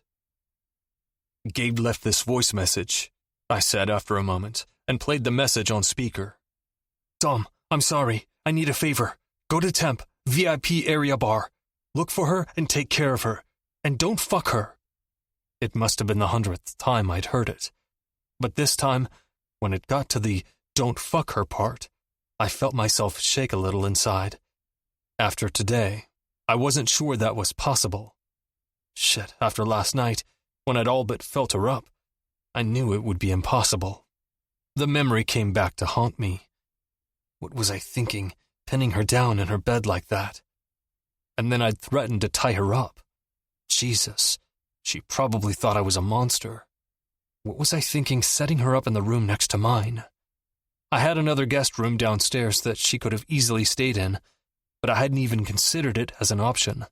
I told myself it was for her protection, but if this was how I felt on day one, I had the feeling that the only person she'd need protection from was me. I proceeded to show Mike the surveillance videos before he handed me back my phone. Where's the proof that he was talking to the authorities? I don't have any. Rosie seems to think he might be. Apparently he told her if he ever felt like he was in danger, he'd go to them. Why wouldn't he come to us? Rocco asked. I shrugged. I'd wondered the same thing, which was why him being on a business trip made sense. Was he in danger? His brother asked. I don't know, Mikey. That's why we're sitting in a goddamn parking lot talking to a fucking cop. Detective, he corrected. I rolled my eyes. Rocco let out a sound that sounded like a laugh. That pissed me off more. This wasn't the time to be funny. Why would he involve Rosie in any of it? Mike shot me a disbelieving look. Are they together again? I grit my teeth. One of the many decisions I'd made when it came to Rosie was that it wasn't good for me to think about anyone's hands on her, including my brothers. We don't know for sure, but they were definitely in touch, Rocco said. I'll see what I can find out, but I can't make any promises. He started moving to the door when he turned back to look at me, and from the amused expression on his face, I knew whatever came out of his mouth next was going to make me want to punch him in the face. Try not to fuck your brother's girlfriend. With a wink, he left. Rocco laughed. I punched him in the arm, which made him laugh harder. Fuck you both. I set the car in drive and headed back. You going by the gas stations today? Rocco asked as I drove back to his car. Nah, I have something to take care of at We. I was glad he didn't question me. Not that he had reason to. I owned the damn place after all. It was originally Gio's, but he'd sold it to me last year when he decided to set his focus on other business ventures. I had Veronica and Patty running We, so I only really looked at finances and approved or denied things they brought to my attention. We usually took care of everything through email exchanges unless there was anything more pressing to address, in which case I went into the office. This felt urgent. Chapter 10. Rosie. You're joking. My mouth fell open when I stepped into the office and found Dominic sitting behind the desk. Life has a funny way of sneaking up on you, huh? His eyes twinkled. Yeah, I think that was funny, but you aren't Alanis Morissette, and there's absolutely nothing cool about this. He looked over my shoulder. Marco, you can go. Evie, shut the door on your way out, and don't let anyone come in here until I'm done. I caught Evie's eyes widening when I glanced over, but she merely nodded quickly as she left and shut the door. I turned back to Dominic. All he'd done was throw a black blazer over his black t-shirt, and somehow that made him look put together. I wasn't sure there was a look this man couldn't pull off. "You own this place?" I stepped forward until I reached his desk. He hadn't invited me to sit, but I did anyway. "Yup." "So, that was how you knew about my interview?" "Yup." His eyes were dancing, and I couldn't decide if I wanted to jump over the desk and pounce on him or slap him for a second time this week. "I was told I was meeting with Veronica to go over my paperwork." "She's busy, so you're stuck going over it with me." "Okay." I took a breath. "Unless you're not comfortable with going over these questions with me. If that's the case, we can discuss payment and you can wait for her to go over the rest." He searched my eyes for a moment. He wasn't giving me an out. The questions were extremely personal, but if I was going to talk about it with a complete stranger, it might as well be him, right? Besides, it wasn't like I was embarrassed by any of it. I shook my head once. "Let's get this over with." He looked at the computer screen and clicked something. His eyes scanned the screen. I figured he was going over all the things I'd written down, which made me nervous for some reason. I tried to think of all the questions. Are you on the pill? When was the last time you checked your sexual health? Are you comfortable with touching? And if so, to what extent? Are you comfortable with sex? If so, please provide a list of things you will not do. What days are you free? Are you comfortable with a man not wearing a condom? Are you comfortable going out with the same sex? The questions went on, and now that I was remembering the extent of it and knew Dom was reading my answers, I couldn't help the blush I felt on my cheeks. When he glanced over at me, I expected him to make a smart remark or make fun of something on that page, because surely he had enough ammunition to do so, but instead he was completely serious. This was Dominic in business mode. "You didn't specify an age range?" "I don't really have one." "In question 5, you wrote down maybe for sex." "I also wrote that I wouldn't do it until the 4th time I met with a person." He looked slightly amused. "What's the difference between the 1st or the 4th if you're going to do it anyway?" "Because I don't know if I'm going to do it anyway. I have to meet them first and go from there." I shrugged. There was logic to it. I just didn't know how to explain it to him. "You do realize this isn't a dating service?" "Fair point." I pursed my lips. Maybe I should just say no to question 5 for now. He gave a nod, clicked something on the computer, looked at me again.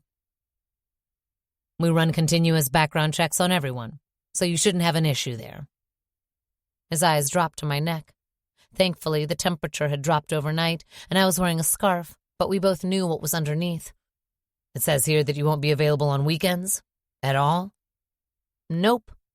"Are you aware that you get paid more on weekends?"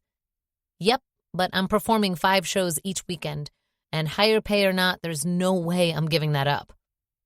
"Oh." His brows shot up. "That many shows?" "Yep, until mid-December." This is starting to make sense.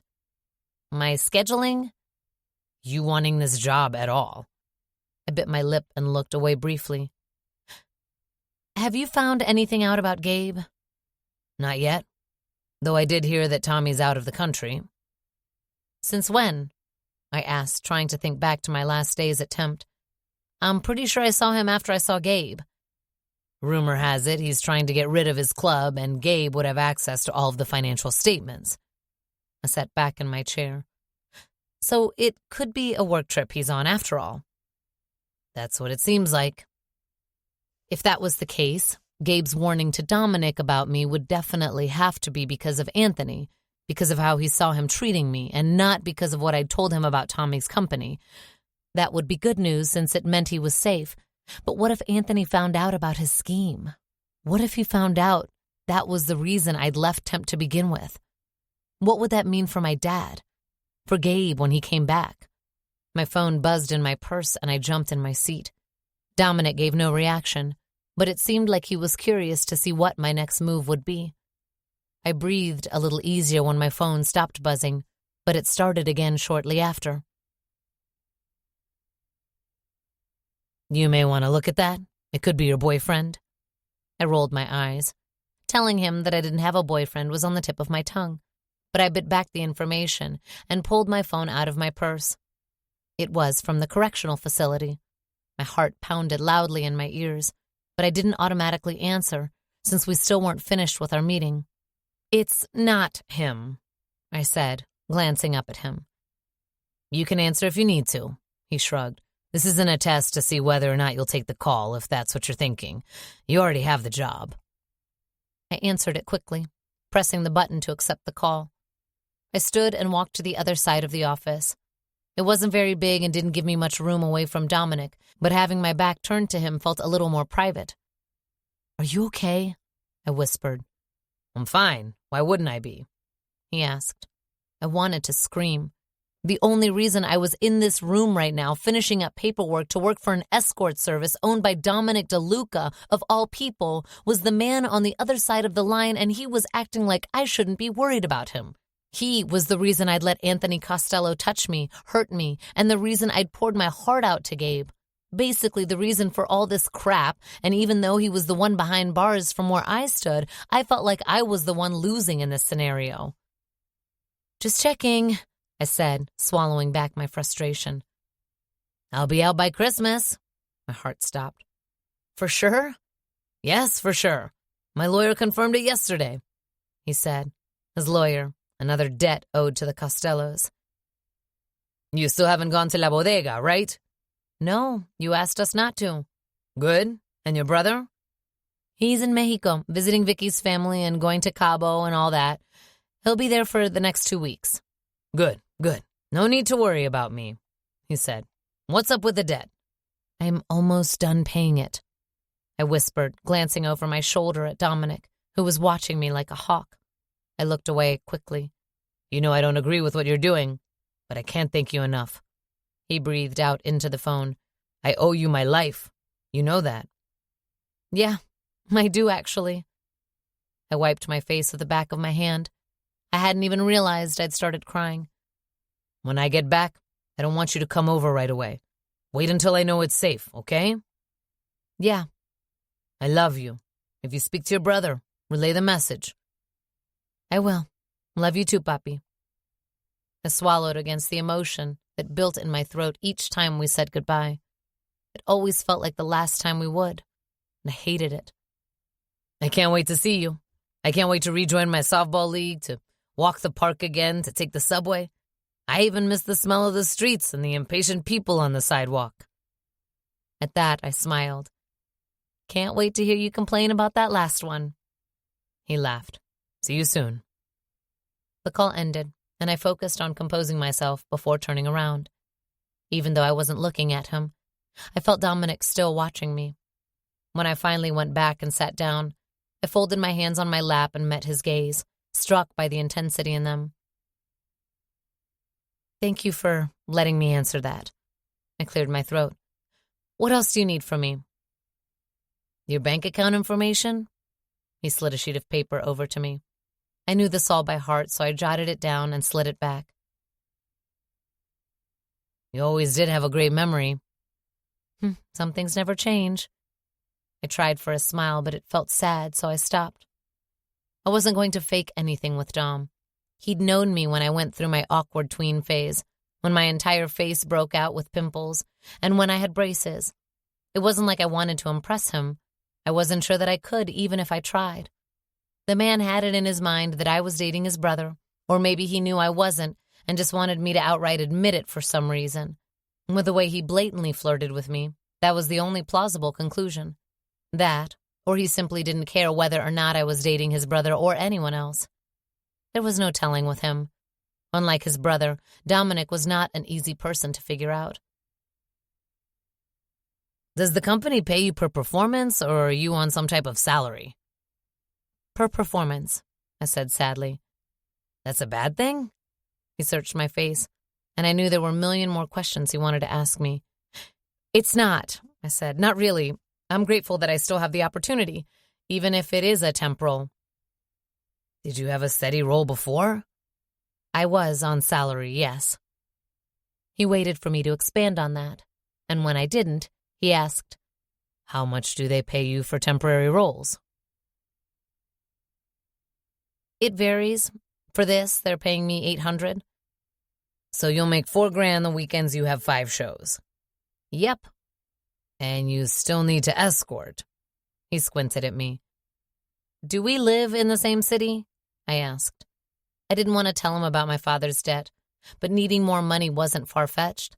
He'd seen my tiny studio apartment. It was nowhere near as nice as his townhouse, not that I'd ever complain about it. I was proud of my apartment. Besides, he wasn't entirely wrong.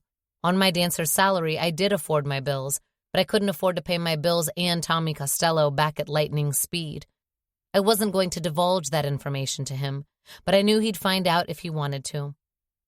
He stared at me for what felt like an eternity, his eyes never leaving my face, and yet somehow he made me feel like I was sitting here completely naked. I really didn't want to break the stare first, but I couldn't take it. I felt too vulnerable when he looked at me. I felt everything, and that was something I could not handle coming from him. I dropped my eyes to the large wood desk between us. I'll match that price. How does that sound? I blinked up at him. It sounds great. You start Wednesday. Perfect. Good. He gave a nod and tapped his knuckle against the desk. You can go. Thanks. I stood up and grabbed my purse. I was halfway to the door when something occurred to me. I turned to him again. How will I know what to wear or where to go? You'll be sent an email with all of the information a few days before and a follow-up the day of. With that, I left. When I stepped out into the hallway, I nearly ran into Veronica, who I'd met the other day. She was holding a folder in one hand and a cup of coffee in the other. I'm so sorry, I said, shutting the door behind me. No biggie, nothing spilled, she smiled. Are you ready? I know how awkward it is to answer all of those questions, but I promise I'll make it as painless as possible. I just did that. You went over the paperwork? Yeah, I just finished. She blinked. With whom? Dominic. He said you were indisposed? Did he now? Her brows rose. Yep. Dominic went over paperwork, she said, as if completely dumbfounded by this. Yeah, I said quietly. Was he not supposed to? Technically, he can do whatever he wants, she quipped. But I've never seen the man do any kind of paperwork. I'm a little impressed. Oh, well, he said I'll start Wednesday. She was looking at me weirdly, as if I was speaking a language she was familiar with but couldn't quite understand in its entirety. Sure. I mean, hey, he knows what he's doing, right? The way you're saying this makes me think he doesn't. She laughed. It'll be fine. We'll be in touch soon. She smiled one more time before turning and opening Dominic's office without even knocking. I left and got in the car. Dominic was having Marco drive me around as a precaution, which I had to admit was kind of nice. The rides themselves were pretty quiet, though. Marco was always focused on ESPN radio and wasn't much of a talker, which was fine by me. The less I knew about their lives, the better. I pulled out my phone and found Yadi's last text. Me. I took the job. Yadi. Holy shit. Yes, bitch. Me. LOL. Yadi. When do you start? Me. Wednesday. Yadi. We'll celebrate after. Or maybe Thursday? Me. 100%. Yadi. Love you. See you soon. I sent my brother a long text about my conversation with Dad before setting my phone aside. No matter what I did, my thoughts kept drifting back to Dominic. This was not good. I dated his twin brother, for God's sake, and yet Gabe didn't make me feel any of these things. He'd been the safe bet. Dom made me feel like I was in over my head, and I wasn't even in anything at all with him. I groaned. This arrangement couldn't end fast enough. Chapter 11. Dominic. Since when do you interview people? It was the first thing Rocco asked when he walked inside my house. I shook my head. Veronica has such a big mouth. Yeah, she does. But seriously, I can't even picture you doing paperwork. He shot me a look, then brushed past me and headed straight to the fridge. Oh shit! Someone went grocery shopping. Via my phone. You should try it. Nah, I like seeing what I'm buying. Besides, you don't know what those delivery people do to your food. 1 minute you're eating an apple, the next you're passed out and they're robbing your house. He closed the fridge, picked up a Granny Smith apple, and smelled it before walking over to the sink. You don't seem too worried about that. I figure if I go down, you'll rescue me. He grinned. Besides, they can't tranquilize me. I'm worried about you. I'm 2 inches taller than you. I shot him a look. It's not about height. It's about endurance. He switched the water off, dried the apple with a paper towel, and bit into it. He raised it. This shit is good. I sighed heavily, taking a seat on the bar stool at the corner of the counter. Nothing on Gabe? No, but I don't feel sick to my stomach, so that's a good sign.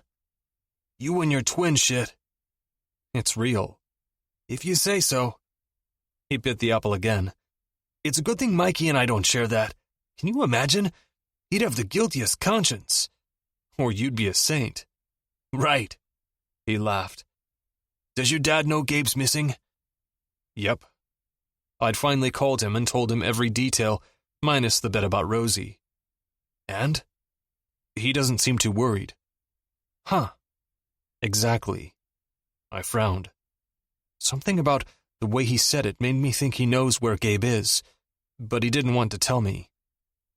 Maybe Gabe's working for him. Why wouldn't they tell me? Maybe they think you'd get pissed that Gabe's involved with any of this kind of shit. Another bite, another crunch.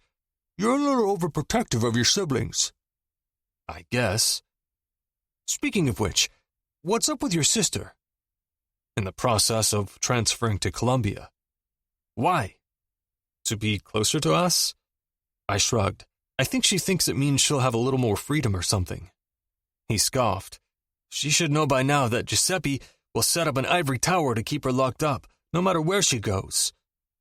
I nodded gravely. Our father had everything planned out for Lenora. It was disgusting and something I hated for her, but there was very little I could do to help her. Her mother, our stepmother, had been in a similar situation. Much like me and Gabe, Lenora was practically bred for this life. We tried not to think about it in those terms, since it felt like we were cattle and not human beings. But that's how things were. It was worse for Lenora since she was a woman. Dad controlled everything from her haircut to keeping her a virgin until her wedding night. It wasn't like I didn't like the idea of my little sister being protected, but it was also antiquated. Is your dad still hell-bent on picking her husband? He finished the apple, tossed it in the garbage, and opened the fridge again. What else do you have in here? She talked him into letting her choose. He has a list for her, but he's hoping she picks the Italian nobleman. Nobleman? Rocco looked over his shoulder. It's like a fairy tale. The little principessa will be so pleased. You know she hates it when you call her that. I felt myself smile thinking about the way my sister shot daggers at Rocco each time he did. Speaking of fairy tales, what's going on with Crystal? He let out a forced laugh.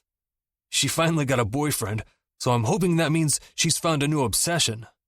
For your sake, I hope you're right. What's going on with...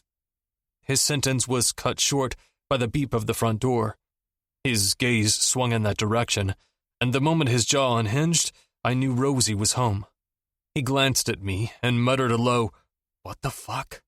Nice to see you again too, old Blue Eyes, Rosie said, walking into the space. I felt my lips twitch. I hadn't heard anyone call him that in a decade, and from the look on his face, I was sure Rocco hadn't either. It was what all of the parents called him back home. He looked nothing like Frank Sinatra, but his eyes were blue, and that was all it took for the name to stick. I didn't turn to her immediately. It was difficult enough having her sitting across from me at we. It had been even more difficult to ask her those questions and pretend I didn't care at all, when in fact, I wanted to drill her for more information. I wanted the names of every person she'd ever been intimate with, so I could look them up. For their sakes, it was best that they remained faceless. For mine, it was best I didn't think about it much. She was becoming an obsession, a liability. Neither was something I could afford, but it was too late for that. I knew that even if I could take her home today, I wouldn't be able to walk away. I finally made myself look at her and instantly wished I hadn't. Her long dark hair was up in a sleek bun that I was itching to undo. She was wearing a black sports bra and the tiniest pair of black biker shorts I'd ever seen. I was sure if she'd turned around, I'd be able to almost see the tips of her ass.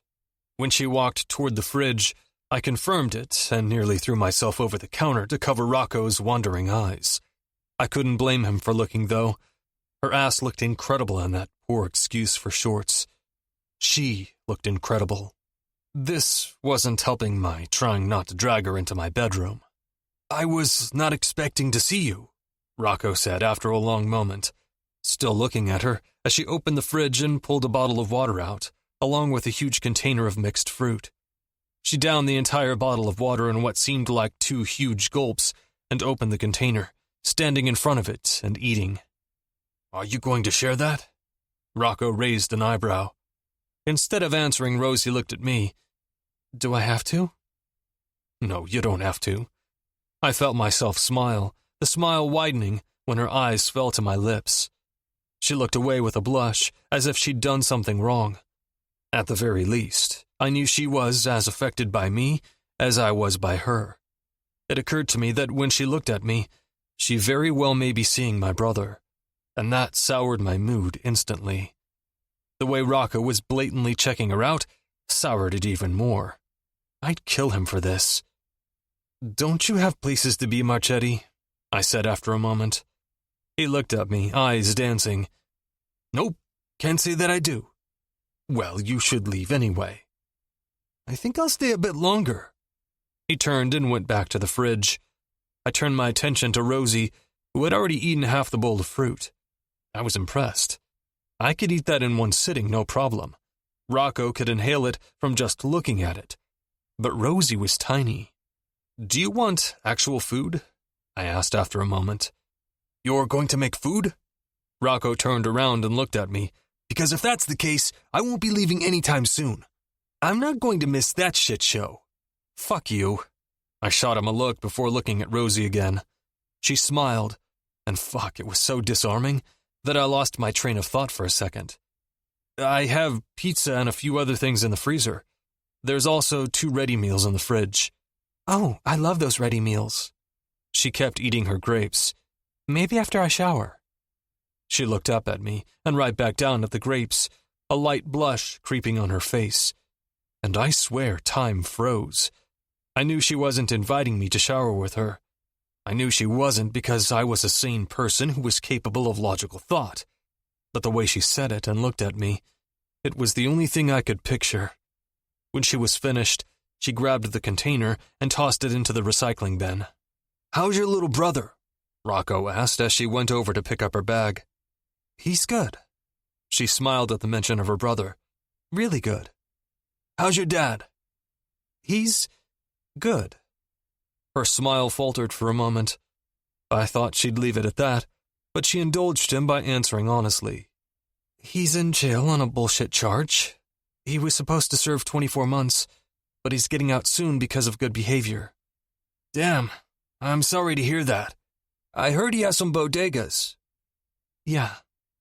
We'd just found all of this out, and I wasn't sure where he was going with this interrogation, but it was obviously making her uncomfortable, and I didn't like it. "Have you been holding shit down at the bodegas while he's away?" "No, I don't go there anymore." She looked away, but not before I saw the discomfort. Rocco shot me a look, wordlessly asking me if I caught it. "Well, it was good to see you, Rock. Maybe next time you can tell me how Mikey became a cop and you became a convict." "To be a convict, you have to be convicted, sweetheart." He winked. Even though her reaction was to roll her eyes and laugh as she walked away, I wanted to pound Rocco's face into the ground. He looked back at the open fridge. At the rate he was going, I was going to start charging him for my fucking light bill. The moment she grabbed her bag, walked upstairs and closed the door. Rocco shut the fridge and whipped around to face me. Are you fucking kidding me? Are you fucking kidding me? Sweetheart? A wink? And could you make it any more fucking obvious that you were checking her out? Oh, so you're mad that I'm checking out your brother's girlfriend? Keep your fucking voice down. I stood quickly, the bar stool screeching with the force. Next time you call her sweetheart and wink at her, I'll murder you, and I won't be using a fucking apple. At that, he grinned and shook his head. You're so fucked. I'm going to state the obvious once. A woman should never come before a brother. She won't. I felt myself scowl. She wouldn't. It wouldn't come to that. Besides, she wasn't his. Chapter 12. Dominic. For Rosie's first assignment at WE, she was accompanying an old lady to the Met. It was exactly why people should withhold judgment about things, escort services included. Billy's husband died 6 years ago, and she'd been using WE since. Her kids lived out of state, so she called us to send people to accompany her to museums, the zoo, wine and painting nights, you name it. I had to jump through hoops to make sure she ended up with Rosie, trading people's schedules and making sure no one got screwed over because of it. The look on Rosie's face when she saw her date was priceless. I signaled Marco to make sure he stayed with her as I got in the back seat of the SUV Nico was driving. If it weren't for the other things I needed to take care of right now, like the status of her father's bodegas, I would have probably stayed and watched her myself.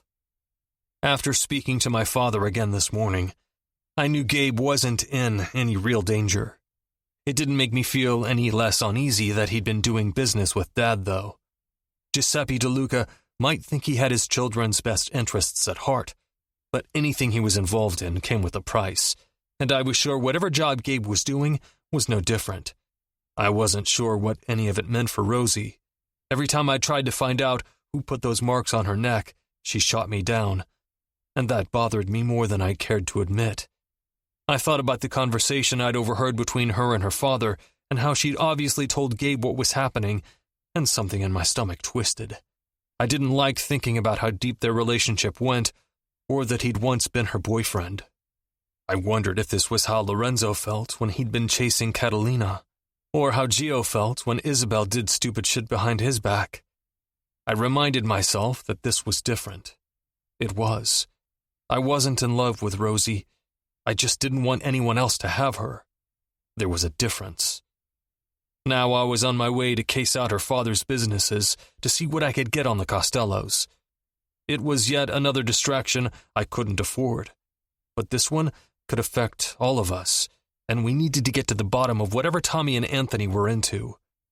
By the time Nico pulled up 2 blocks from the bodega, where I was meeting Dean Russo and Rocco, Dean for information, Rocco for backup in case shit went south, I was practically bouncing off the walls. We'd parked a couple of blocks away because this was still Costello territory. As their namesake, Lorenzo may have been welcome once upon a time, but these days, none of us really knew what would happen if we were caught lurking here. As I got out of the SUV and walked down the street where Dean was leaning against his car smoking a cigarette, I figured this was as good a time as any to find out. Rocco was standing in front of him, nodding his head at whatever Dean was saying to him. They looked over when I reached them. Tell me you have something for me to work with. Tommy's back in town, Dean said. Is he really trying to sell the club? Rocco asked. I guess we'll find out soon enough. What's up with this area now that Silvio's gone? I put up a finger and whirled it around. Everyone is still loyal to the Costellos. They revere Anthony like he's some kind of second coming of Jesus and shit. Dean flicked his cigarette. Rocco looked around, jaw set, as if he was trying to contain all of the thoughts running through his head. He'd made it clear that he was against starting a war, and this felt like the beginning of one. He thought that we should leave the past behind and hand Rosie over to his brother so he could put her in a safe house until further notice. I couldn't argue that it was a bad plan, but the only way Rosie was going to a safe house with the feds was if I was bleeding out in the street. I had my men with her, and I knew we could take care of her better than anyone else. Besides, a safe house meant she'd have to stop doing ballet, and that was out of the question. Who's running the bodega while Santiago's in jail? He has a few kids working it, but Tommy's the one pocketing the money. Dread sank slowly into my stomach as I processed that. The way we ran things in our gambling rings was fair. The owners of the bodegas or laundromats kept a large percentage of their earnings. It was the easiest way to keep things fair and ensure that no one stepped out of line. If Tommy was pocketing all of the money in his rings, it was just a matter of time before someone either slipped up or started to borrow money, which meant they'd be completely indebted to Tommy. Who's running the bodegas? Rocco asked again, trying to wrap his head around this as well. Not the gambling ring. Tommy's in charge of both. Dean flicked the last of his cigarette away. Vega took the fall for him as a way to pay back some of what he owes Tommy. Roselyn was working at Tommy's club, I said, trying to make sense of why. If I had to guess, she was probably there paying off some of her father's debt. Dean shrugged. It makes sense, considering she never deposited one check in her bank account. You went through her bank statements? Rocco asked, sounding a little too concerned for my comfort. I shot him a look. Dude, I'd expect you to be mad if he did it to the girl I was trying to fuck. Dean's brows rose. The plot thickens. I'm not trying to fuck her. We don't believe you, Rocco said. I don't give a shit whether or not you believe me. I'm not. Right, because she's fucking your brother, Dean said, and the gleam in his eyes told me he was fucking with me and winning, because that little statement made my blood run cold. How many men do the Costellos have now? I snapped. Enough. He recruited some of Bonetti's men when he died. Fuck, I breathed. Charles Bonetti was a stone-cold killer, and he'd surrounded himself with a very particular group of men. They wouldn't be the easiest to get rid of or control. I looked around again. There wasn't much to see. In the evening, most businesses were already closed. He owns 3 bodegas total. I kept my eyes on the one down the street. All within a few blocks from each other. That gave me pause. How much money could he have possibly borrowed? No idea. Dean pushed off the truck and straightened. I turned toward the bodega in question. We really didn't have a clear line of vision from 2 blocks away, but the lights were on, and that was enough. Would Anthony go in there today to collect payment? Was that where he set his eyes on Rosie? She said she didn't go there anymore, but that didn't mean she hadn't before. As if reading my thoughts, Dean's voice broke through them. According to my guy, neither Rosie nor her brother has been around here since Santiago was locked up. Did her father want her to avoid Tommy or Anthony? If that was the case, why work at Tempt? Crazy how she was here all along, Rocco mused. Not even 10 blocks away from us. I'd been having the same thought way too often lately. We were standing right at the edge of their territory now, in a safe zone, though safety was an illusion. I wondered if she'd been living around here, surrounded by concrete, while I'd been living in my father's sprawling Italian estate, on land that would someday belong to me. I thought about the sense of responsibility I felt for my father, for Gabe, and for Lenora, who was barely 21. Rosie must have felt the same way about her brother. She probably felt that way about her father, even though it should have been the other way around. I thought about everything my tiny dancer had given up to make things right for them, and that same knife that had been twisting in my gut since I heard the voice message from my brother, twisted again. He'd told me to take care of her, and I would. I looked at Dean again. Thanks. Don't mention it. He swung his keyring around his finger. I know the way you two operate, and I think you should wait until we know exactly how many people we're up against before you put on your masks and capes and start doing the vigilante shit you love to do. Rocco laughed. I felt myself smile. There was no use in denying that it was exactly what we were itching to do. Chapter 13. Rosie. I hadn't seen Dominic in 2 days. Evidently, our schedules didn't coincide at all. which made me wonder if he'd moved everything out of the way that day he took me to rehearsal. I thought I'd at least hear him on the treadmill when I woke up in the early morning hours, but either I'd shockingly slept through it or he hadn't been running in the mornings. My time was taken up by studio time since Josh and I were finally on the same schedule for rehearsals. Opening weekend was 2 days away and we were getting butterflies over it. The thing about playing the role of Sugar Plum Fairy was that you sat around 90% of the time and danced 10. It was also one of the most memorable and tough, albeit random, roles in the ballet. The moment we picked up our lives and moved here, I decided that the one thing no one would ever take away from me was dance. After years of hard work, I'd been thriving in the company, which was why it killed me to hit pause on all of it. Thankfully, Madame Albert understood that I couldn't fill the role of principal dancer right now, not until all of this was over. Thankfully, she didn't push or question too much. Madame knew I would never say no to a promotion unless the situation was dire, which it was. Besides, I was only taking a short break, and not even much of one, obviously, considering that the moment she called to offer me the role of Sugar Plum Fairy, I'd screamed and jumped and readily agreed.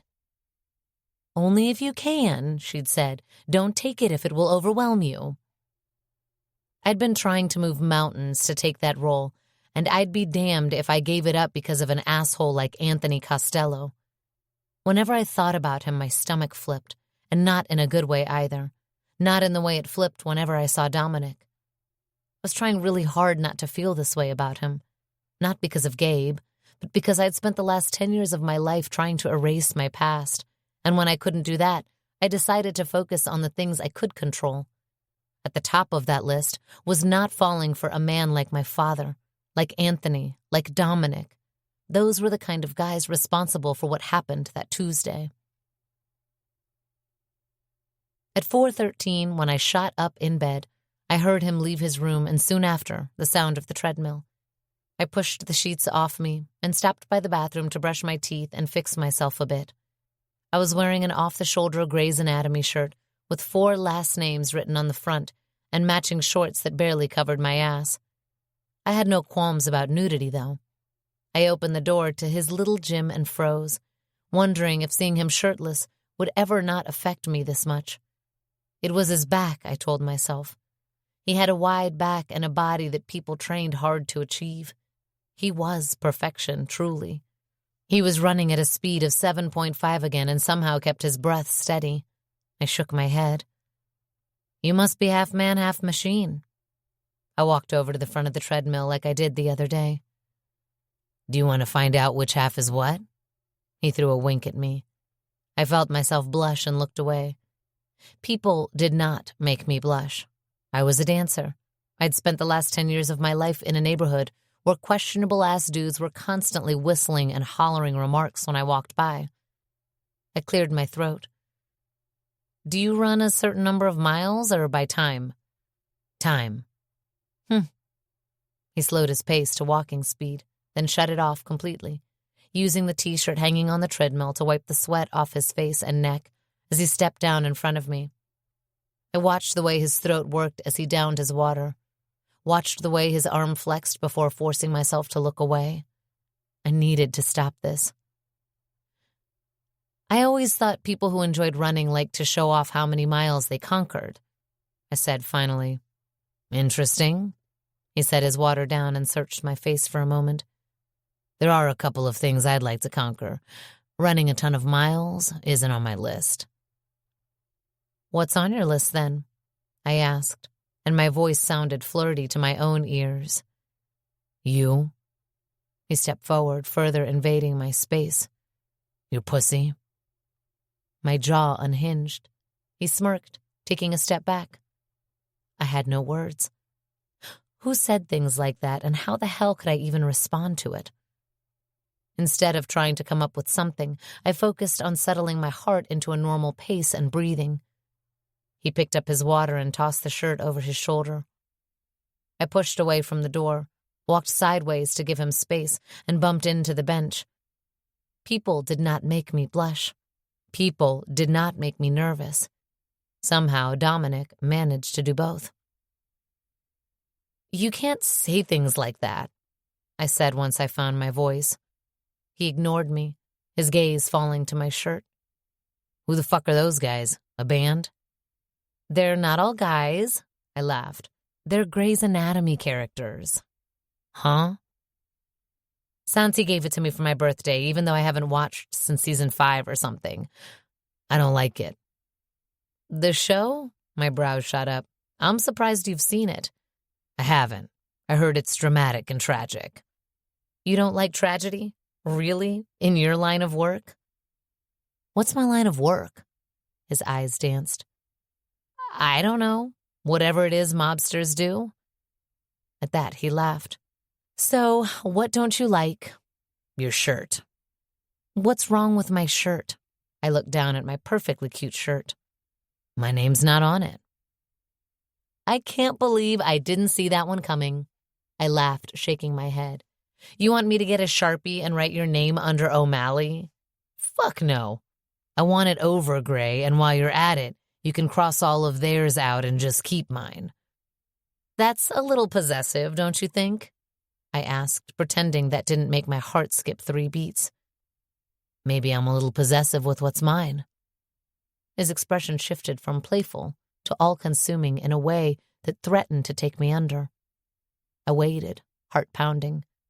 He took 1 step forward, leaning down. I held my breath. Was he going to kiss me? Was he trying to kill me? He pressed his cheek against mine. I shivered at the stubble on his face. When you let me conquer that pussy, I'll make sure to draw my name on it with my tongue. My jaw dropped as he walked out, shutting the door behind him. I pressed a hand to my chest. Holy fuck. Chapter 14. Dominic. I yawned, but didn't take my eyes away from the bar that Roselyn was currently at with her friend Yuritsa. As far as I could tell, this was her only friend. I'd met her once when I'd been at Wii, dropping something off in the safe I kept there. I didn't know much about her, but Veronica said she was one of the best people we had. Watching how she made Rosie laugh, all carefree and light, made me smile. I couldn't seem to take my eyes off Rosie. She'd taken her hair out of the bun she had it in when she went to the Med earlier. It was down now, dark brown hair hitting her elbows in waves. I shut my eyes and inhaled for a moment, smelling the memory of the flowery shampoo from here. I'd kept my word and stocked up on it. She hadn't verbally thanked me, but after my workout this morning, I walked into the Jack and Jill bathroom and found a thank you scribbled on the fogged-up mirror. The note made me think about her naked and wet in the hot shower, and that visualization made me so hard that I couldn't go back to my workout. I was actually starting to think Rocco was right about this being a terrible idea. I wasn't sure what was making me crazier, the fact that I wanted her as much as I did and knew I shouldn't, or that he was right about something. My phone buzzed on my lap, and I looked down to see a text from him. Rocco, how's the stalking going? Me, I'm not stalking. Rocco, you aren't sitting outside watching her without her knowledge? I felt my brows furrow. Was that the definition of a stalker? Me, mind your business. Rocco, "'Kay, I'll leave you alone while you stalk your brother's girlfriend." I scowled at my phone and tossed it beside me in the seat.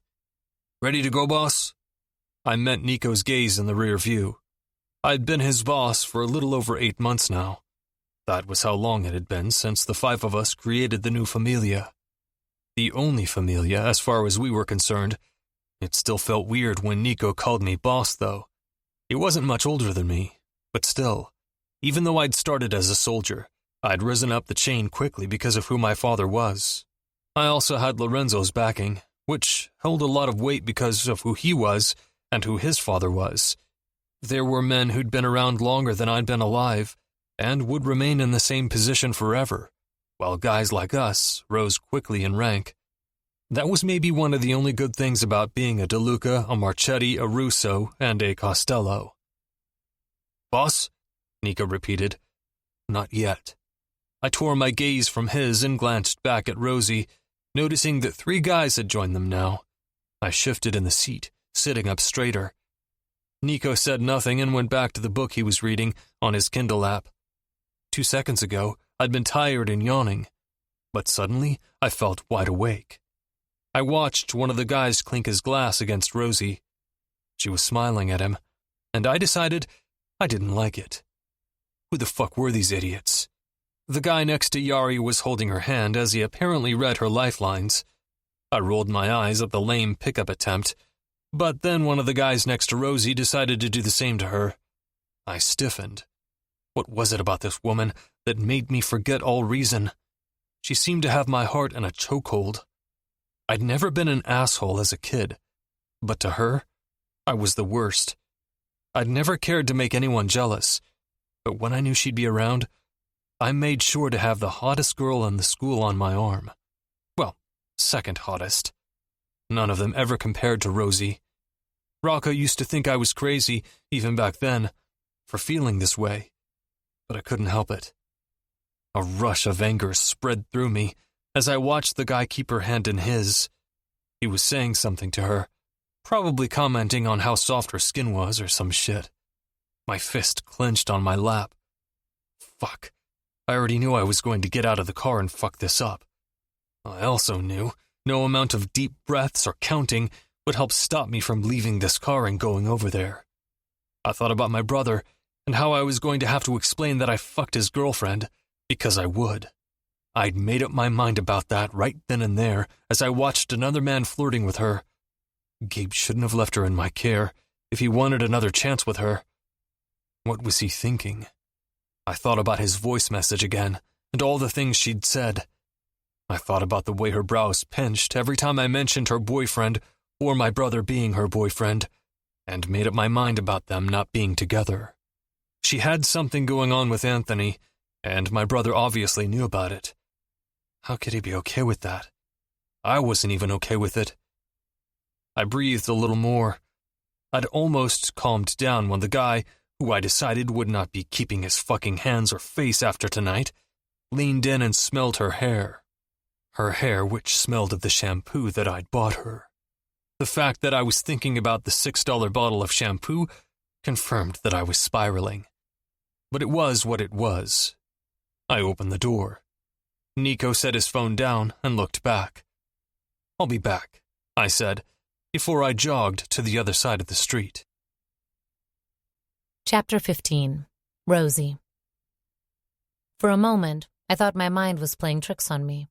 Or maybe it was that third tequila shot that Yadi made me take. I wasn't always a lightweight. A few years ago, I could outdrink the best of them. These days, I was an easy lay. I preferred it that way when I needed to be. Still, 3 tequila shots did not get me drunk, but I did have to blink out of a haze when I saw Dominic walking directly toward us, looking like the opposite of a knight in shining armor. He was wearing a black t-shirt with a slight V-neck that gave a peek of his hard chest and tattoos. His dark eyes seared through me, locked on me so intently that it was as though he had blinders to block out everyone else around us, as if he didn't register them at all, though his corded muscles said otherwise. My pulse raced in my neck, in my ears, between my legs. I knew that the people that had surrounded me 2 seconds ago were still there, but I couldn't bring myself to pay attention to them. His gaze held me prisoner, and even if I could look away, I didn't want to. I felt a sudden slap on the back of the hand I had set on the table and jolted, looking over at Yadi. "You okay? Where'd you go?" she asked, turning her head to look in my line of vision. "Who'd you—" "Oh, fuck." She looked away, saw Dominic, and looked at me again, mouth agape for a second. He was readily approaching when she practically yelled, "That's your guy?" I swallowed thickly, eyes still on his. From the way his lips twitched slightly, I knew he heard what she said. I shook my head quickly to deny it because he wasn't. He wasn't my guy. I hadn't even referred to him as such to her. I just mentioned that I was staying with Gabe's brother and that he was making me feel things I shouldn't. I'd never called him mine. "No?" Dominic asked, a fire in his eyes as he stopped in front of me. My mouth parted slightly. I shook my head again, slower this time. Where was my voice? Why couldn't I find it? The guys who'd been flirting with us 2 seconds ago suddenly seemed to have lost their voices. The entire area of the bar seemed to have quieted with his arrival. It wasn't my usual hangout. Whenever I found time to go out and have fun, it was with the dancers at the company, and we always went to bars near the performance center. Dominic merely looked at the guy to my left, Terrence, who had his arm up against mine, and suddenly it was no longer there, and he was saying goodbye to us. His 2 friends followed suit. Everyone around us kept talking in hushed whispers now, and I wondered who the fuck Dominic De Luca had become to warrant that kind of reaction in this neighborhood. His brother certainly didn't, but then again, his brother hung out with rich assholes who partied at high-end nightclubs and dabbled in recreational drugs. I had no idea who Dom hung out with besides Rocco, and those 2 together hadn't been a good idea back when we were teenagers. I couldn't imagine much had changed there. "What are you doing here?" I asked once I finally found my voice. "Not your guy." He quirked an eyebrow, still stuck on that. "So it wouldn't bother you if I went and flirted with another woman here?" he asked, not taking his eyes off me. "Maybe took one of them home?" My heart pounded even harder. I tore my gaze from his and looked around, finding a lot of the women looking at him like he was a snack, and that bothered me beyond reason. It shouldn't. I knew I shouldn't feel this way about him, but I couldn't help it. At the thought of him with another woman, I saw red. I looked at him again, and from the way his mouth tipped up on one side, I knew he read the answer in my expression. When I didn't say anything, he took his eyes off me for the 2nd time since he got here and looked over at Yadi. "Hello, Yaritza. I'm sorry I scared away your company." "Are you really?" "I am sorry I scared away your company." His lips twisted. "Not hers." At that, Yadi laughed. My heart skipped again. "I'm going to the bathroom," she said, looking between the 2 of us. "And then I'm going to find one of those guys you just scared away because I kind of liked him." I stared at her like I was going to kill her for abandoning me like this. Her response was to smile wide. "Should I tell Terrence to come back over here when Dominic leaves?" I was about to ask her what the hell she was talking about when I realized what she was doing. I looked up at Dom, who was watching me closely. Only because of what he'd just said to me, what he'd made me picture, I made my lips move and said, "He was kind of cute, right?" "So cute," she said across from us, egging him on. She winked at me as she walked away, and I couldn't help but laugh. He took a step closer. "Why are you playing with me?" he growled. "I don't know what you're talking about." "I think you do." His eyes darkened, jaw twitching. "What are you doing here, Dominic?" I asked again. "What? I can't check in on my brother's girl?" My heart stopped for a solid beat. "I am not his girl." "No?" His smile bloomed slowly, and when it reached its peak, my pulse raced. "No." "Is that why you want Terrence to come back over here?" He spit the name out like it was a bad word. The intensity in his eyes made my knees feel weak. I had to remind myself to breathe. "I can't concentrate when you look at me like that," I said quietly. "Like what?" "Like you want to eat me for dinner." He chuckled, a low sound that sank its claws deep in my belly. He moved so close that I had to crane my neck to continue to meet his eyes. He was so tall, too tall for me, I decided. Too handsome, too dangerous. I wished my body would hurry up and catch up to the logic my mind was trying to feed it. "Oh, tiny dancer." He lowered his head, bringing his mouth to the shell of my ear, the light beard on his face grazing the side of mine, his cologne invading my senses. "If I had you, I'd eat you for breakfast, lunch, and dinner, and maybe even snack in between." I inhaled sharply. When I was little, I had asthma, which thankfully I'd grown out of by the time I was a teenager. But this was how I remembered it feeling, like I couldn't get enough air in my lungs. It was the kind I'd treat with albuterol every 4 hours, or else run the risk of it being too late and going into a full-on asthma attack. I hadn't felt this way about a guy in maybe ever. "Dominic," I whispered. He inhaled deeply, as if he was trying to consume me through his nose, before pulling away slightly. Why are you doing this? Doing what? This. Flirting? Flirting? My jaw dropped momentarily. This isn't flirting. This is foreplay. He chuckled, leaning in again. Are you admitting that I'm making you wet? No. I swallowed, tilting my chin up slightly. It was a total lie, but what the hell? Who said stuff like that? No. He pulled back and raised an eyebrow. You sure about that? Dominic. It was supposed to be a warning, but my voice shook. He reached a hand out and brushed the top of my chest with his knuckles, where the bruises had been. I shivered. He held my gaze. Come home with me. No. We live together. His eyes danced because he knew exactly what he was doing to me. We don't live together. I took a shaky step back, and it had nothing to do with tequila. I'm only there because God knows what Gabriel has gotten into. At the mention of his brother, he finally tore his gaze away from me and let his hand drop. I'd have to remember that. Gabe would be my albuterol.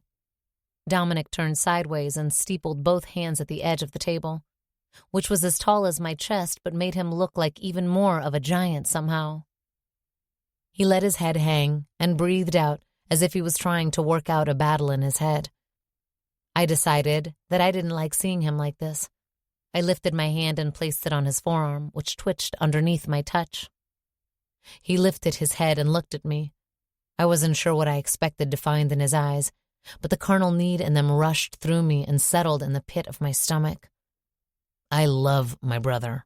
He straightened slowly and faced me, the motion making my hand drop back to my side. But I want you. He took a step closer, closing the gap I'd created. He searched my face. And I know you want me too. I see it every time you look at me. Tell me I'm not making this up. Tell me I'm not crazy. Other men shot their shot and moved on or skirted around as they tried. Dominic infiltrated until he was settled so deep inside your walls that you couldn't even think of the reason you tried to keep him away in the first place. I could have told him he was crazy for thinking I wanted him. I could have made myself laugh and walked away then. I could have told him a lot of things, but they'd all be lies, because the truth was that I did want him. God, I wanted to give in so badly. I wanted to know what it felt like to be in this man's arms, in his bed. A part of me wanted him to consume me, but the logical side of me screamed that it was a terrible idea. In the end, I threw caution to the wind, because why the hell not? I'd had a hard life, and the last few years had been awful. I'd given up too many things that made me happy, and right now, I just wanted this one thing. Him. You're not crazy? I shut my eyes for a second and took a breath. I want you so bad. Fuck. He ran a hand over his face and let out a laugh before pinning me with his stare. Let's go home. I tried to ignore the way I felt when he said home, as if it was ours. I tried to ignore how much I loved that idea. I felt myself nod. I wasn't sure if he was aware of it, but no matter what he asked of me in this moment, the answer would be yes. Chapter 16. Dominic. It took us 10 minutes to find Yuritsa and say our goodbyes. I'd met her once before, and that time, she looked at me like she wanted to climb me and fuck me in the middle of the office. Tonight, the lust in her eyes had been replaced with a clear warning not to hurt her friend. When we turned to walk away, she grabbed my arm to stop me. Do not mess with her emotions. She's been through a lot. I gave a nod and kept walking, wondering if she knew how long Rosie and I went back. I wondered if she knew about my brother and what she thought of him. Rosie had obviously talked to her about me.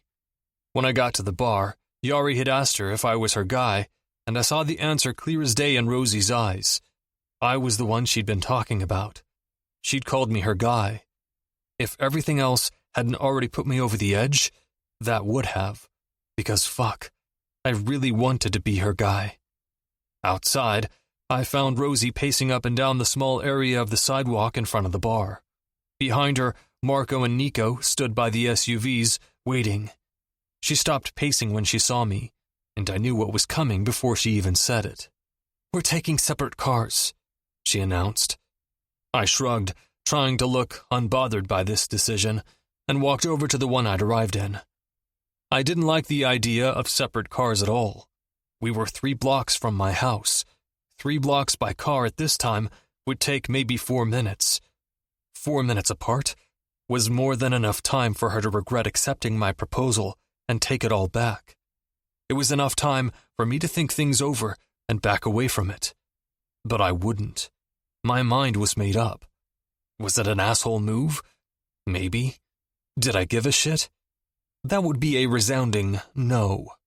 If Gabriel was serious about me not fucking his girlfriend, he shouldn't have set his eyes on the one woman he knew would make me break that promise. The idiot practically served her to me on a silver platter. By the time we pulled up and parked, my anticipation had reached an all-time high. After Nico cut the engine and got out, I stayed in the car a moment longer, clearing my head. When my brother came back, I'd come clean, but I wouldn't apologize. If Rosie wanted to apologize, so be it. I thought about my mother, my favorite person in the entire universe who'd been ripped from our lives prematurely, unfairly. What would she say about this? She'd probably slap me in the back of the head and berate me for it. She used to go on and on about how it was me and Gabe against the world, and if a woman ever came between us, we needed to cut her loose because, even if she had a golden vagina, it wouldn't be worth losing a brother. Her exact words.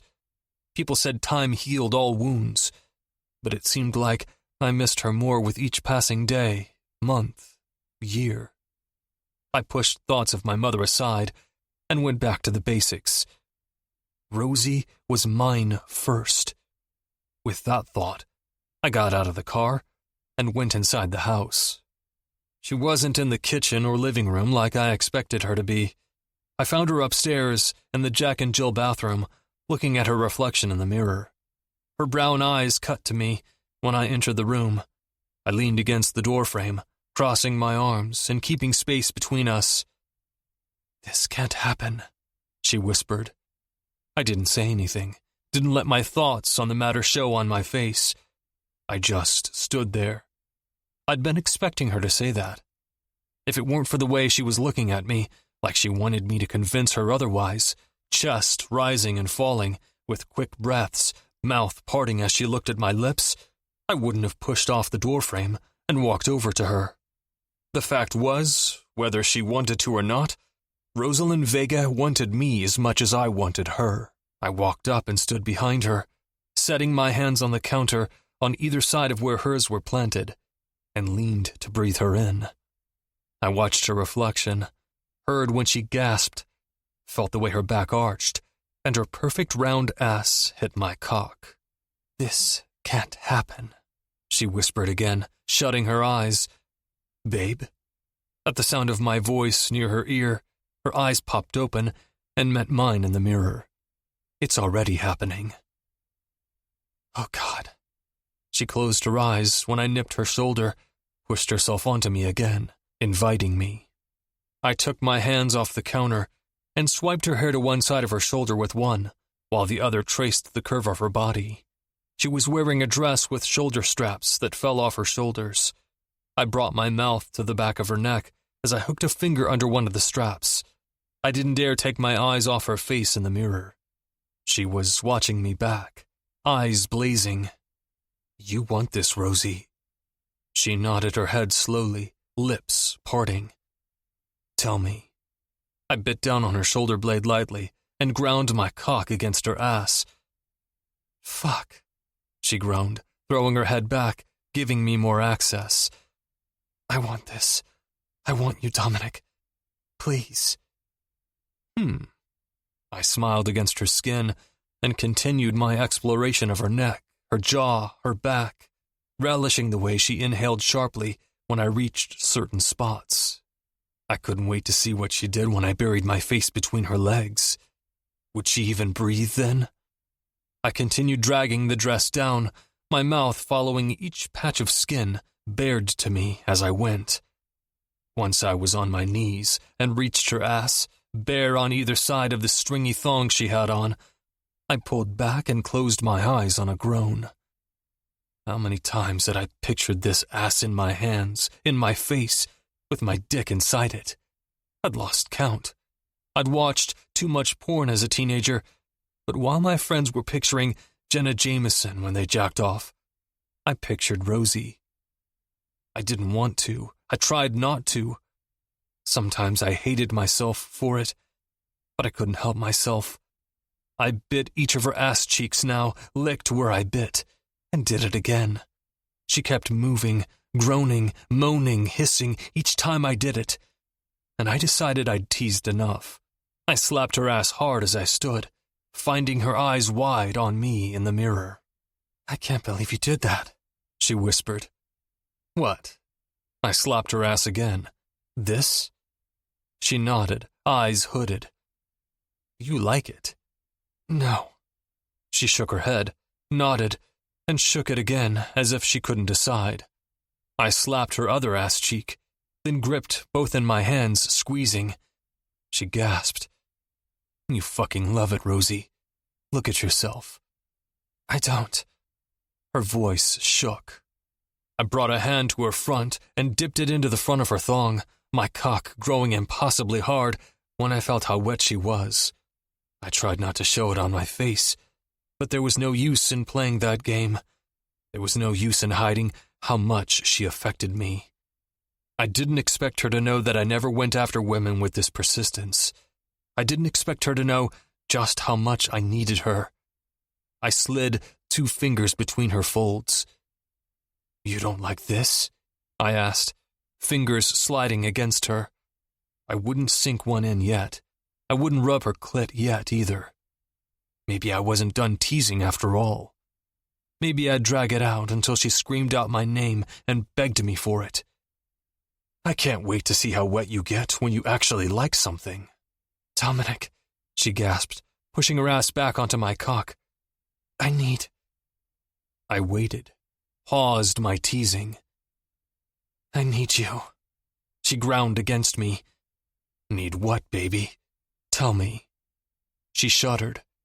I wasn't sure if it was the term of endearment that earned the reaction, or the way I'd bit the shell of her ear, but I vowed to do both again.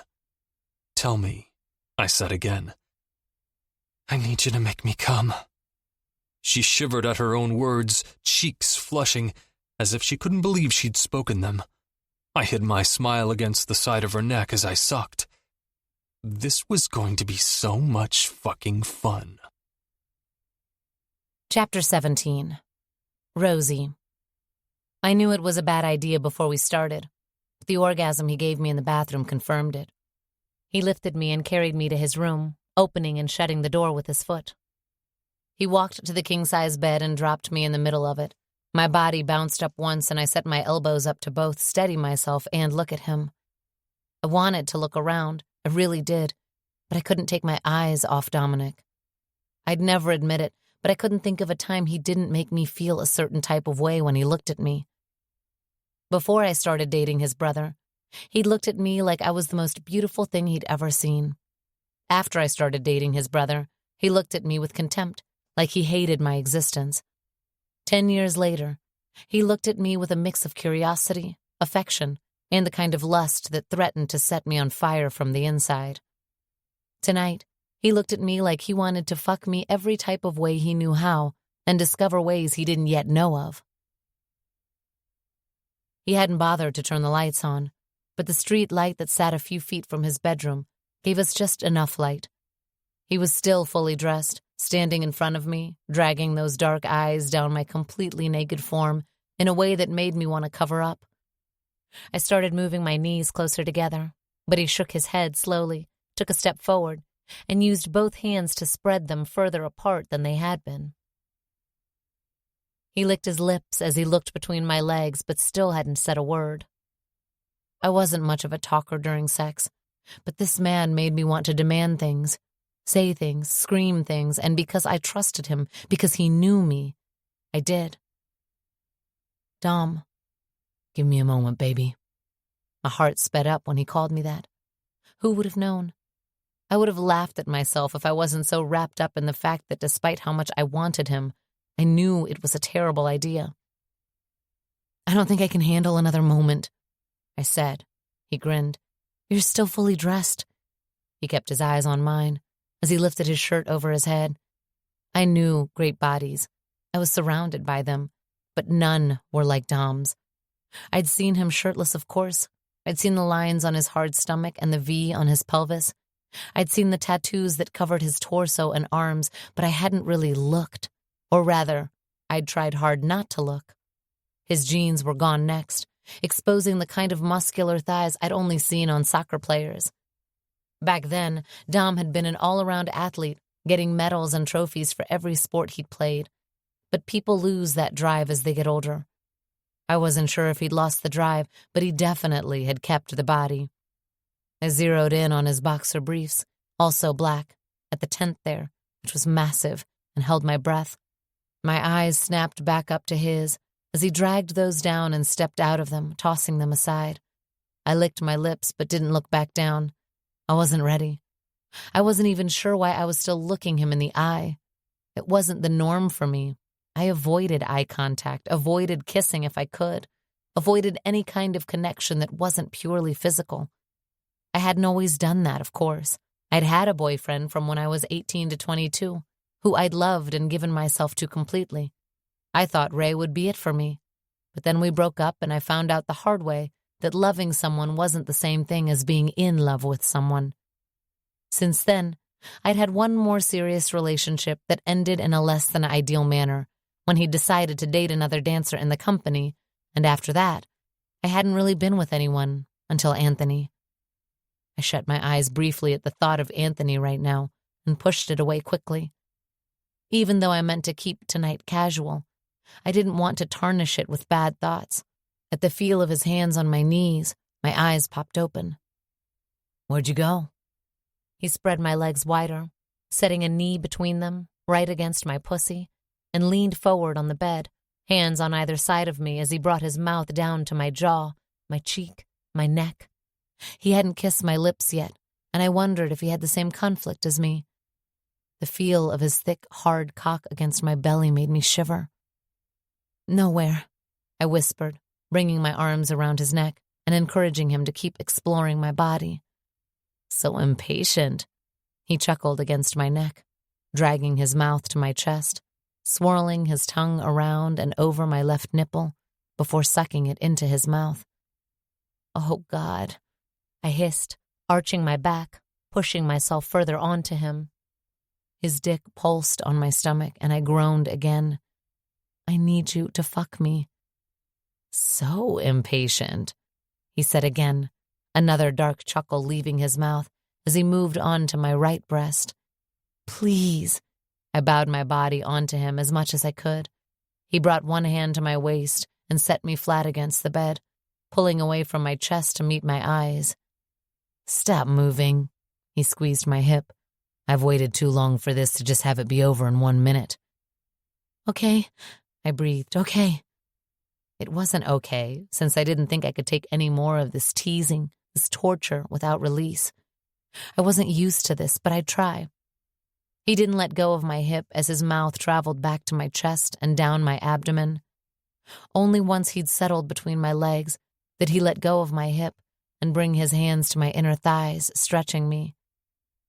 I got back up on my elbows and looked at him, heart pounding, pulse racing, when he met my eyes, and I saw all of the dark promises in them. Without taking his eyes off mine, he dipped down and licked the length of my slit. My hips buckled. He did it again and again until my legs shook. You like that? He took his tongue off me and pulled back slightly. I nodded feverishly. My fists clenched painfully on the bed on either side of me because I didn't know what to do with them in this instance. He searched my face for a moment. I wasn't sure what he was looking for or waiting for, but whatever it was, he must have found it, because he dipped his head again and this time took my clit into his mouth. My legs shook harder. No way.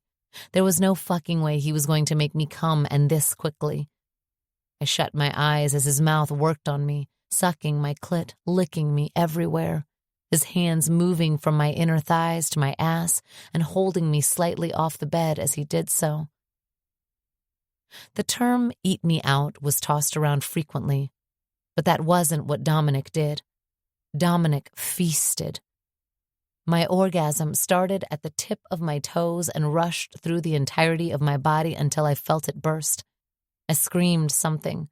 I didn't even know what I was saying at that point, as I shook uncontrollably. He slowed down, licking me lightly, nipping and licking the insides of my thighs as he set me back down on the mattress. I kept my eyes screwed shut for another moment before opening them. He was rolling a condom onto himself.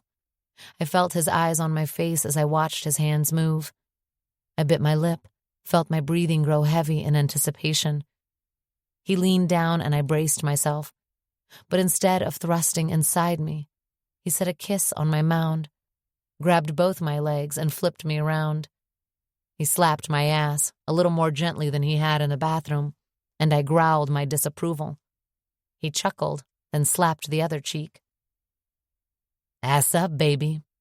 He grabbed my hips when I didn't comply right away and kept his hands on them, even as I did as I was told, pushing my ass up and planting my hands on the comforter. His hands left my hips and moved over the backs of my thighs. He spread my legs a little more and went back to rubbing my ass cheeks with his rough hands.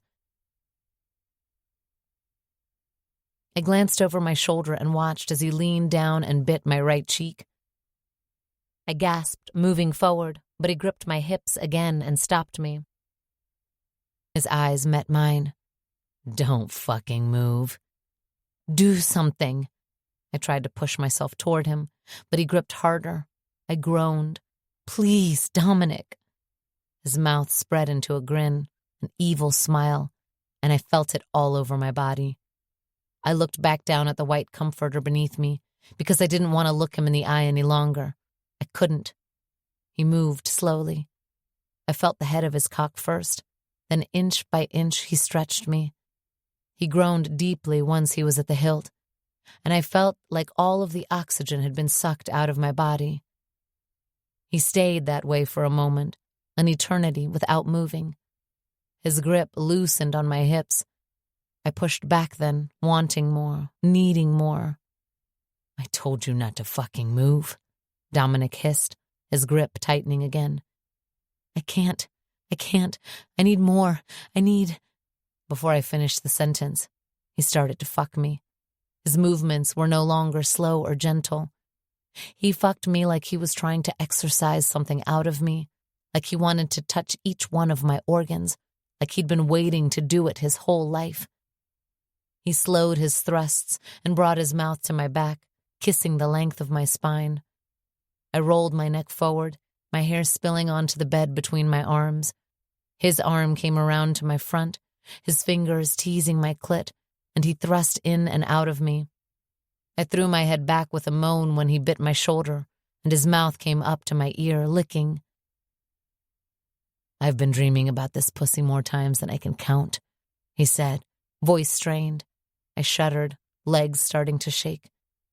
"I've dreamed about my cock inside it just like this." He thrust hard as if to show me.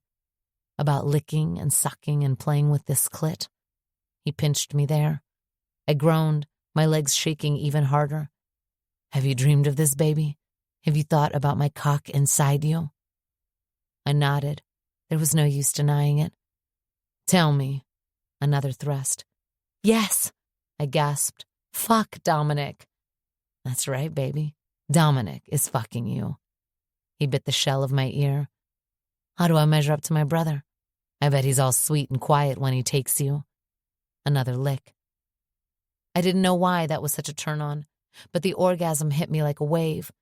Not one of those tiny little waves that hit the beach every so often. A huge wave. One that took me under and took the strength from my arms. Somehow Dom kept fucking me. "Fuck." His movements slowed. He took his hand away from my clit. I felt his dick pulse inside of me. Fuck. God damn, Roselyn. The sound of my name coming from his lips when he was groaning like that made me come again. Chapter 18. Dominic. She was avoiding me. I bet she thought I was sleeping when she left my bed in the middle of the night and went back to the guest room.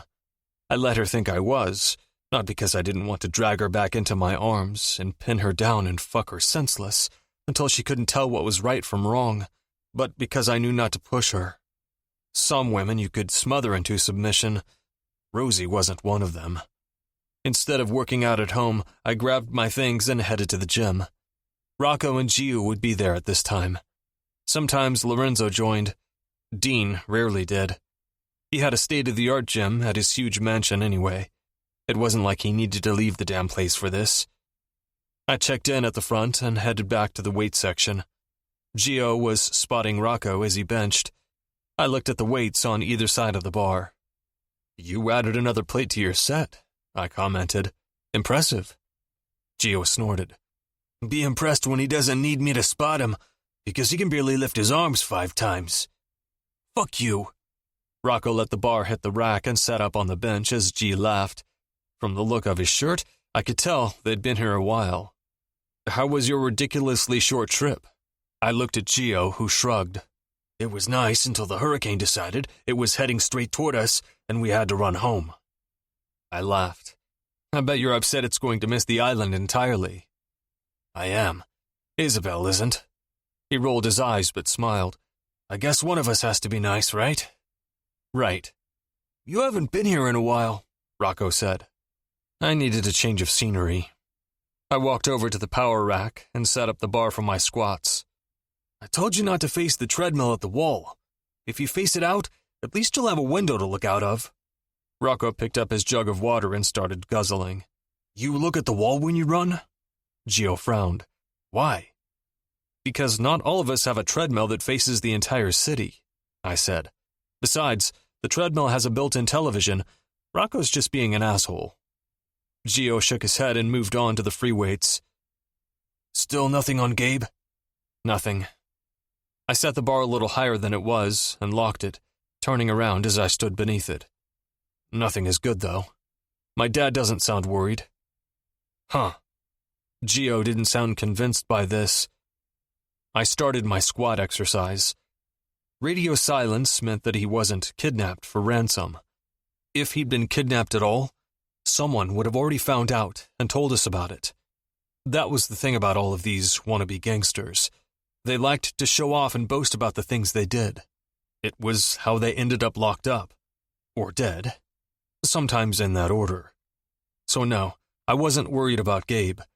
I was a little pissed off at him, but I wasn't worried. "Have you been to the Nutcracker yet?" I looked at Gio, who was doing curls. He was a donor at the ballet. At a few of them, actually. He'd say it was because of his sister, Catalina. We all knew it was because he wanted to fuck all of the ballerinas. Well, used to, past tense. He'd been married almost a year now, and I swore that even if the finest Playboy model walked in here naked, he probably wouldn't care to look. He was ridiculous. But that was G. Once he committed to something, he was all in. "Not yet." He lowered the weights to the ground and picked up lighter ones. "Isabel wants to go with Kat, so I'll probably sit this one out." "Look at you being all loyal and shit," Rocco said with a laugh. "It used to be that you were there before, during, and after to check out the new dancers." "In another life." Gio lowered the weights to take a break. I went back to my next set of squats. "I don't give a shit who's on stage or off." Rocco shook his head. "So whipped." "Guilty," Gio said, curling his right arm again. "What's up with your house guest?" Rocco asked. "Are you here to work out or chit-chat?" I glared at him, standing up straight and locking the bar again. "I already worked out. Now I'm here to chit-chat." "Well, I'm not." I unlocked the bar and started again. "By the way, Anthony collects payments tomorrow," Rocco said casually, taking out his phone. "What?" I stood up straight again and locked the bar. "Do you know at what time he usually goes?" "Nah, I just know it's on Thursdays." "Huh. Is this about Gabe? Or the Rosie chick?" Gio asked. I glared at him. He smiled. The Rosie chick, then. Her name is Roselyn. Stop calling her the Rosie chick, like you're Russo or something, I said. And this is about my brother. Right. Gio switched weights. Did you tell him she was staying at your place? Rocco asked, looking at Gio, who was on the verge of laughter. To take care of her. Right, Gio chuckled. Like it isn't you she needs to worry about.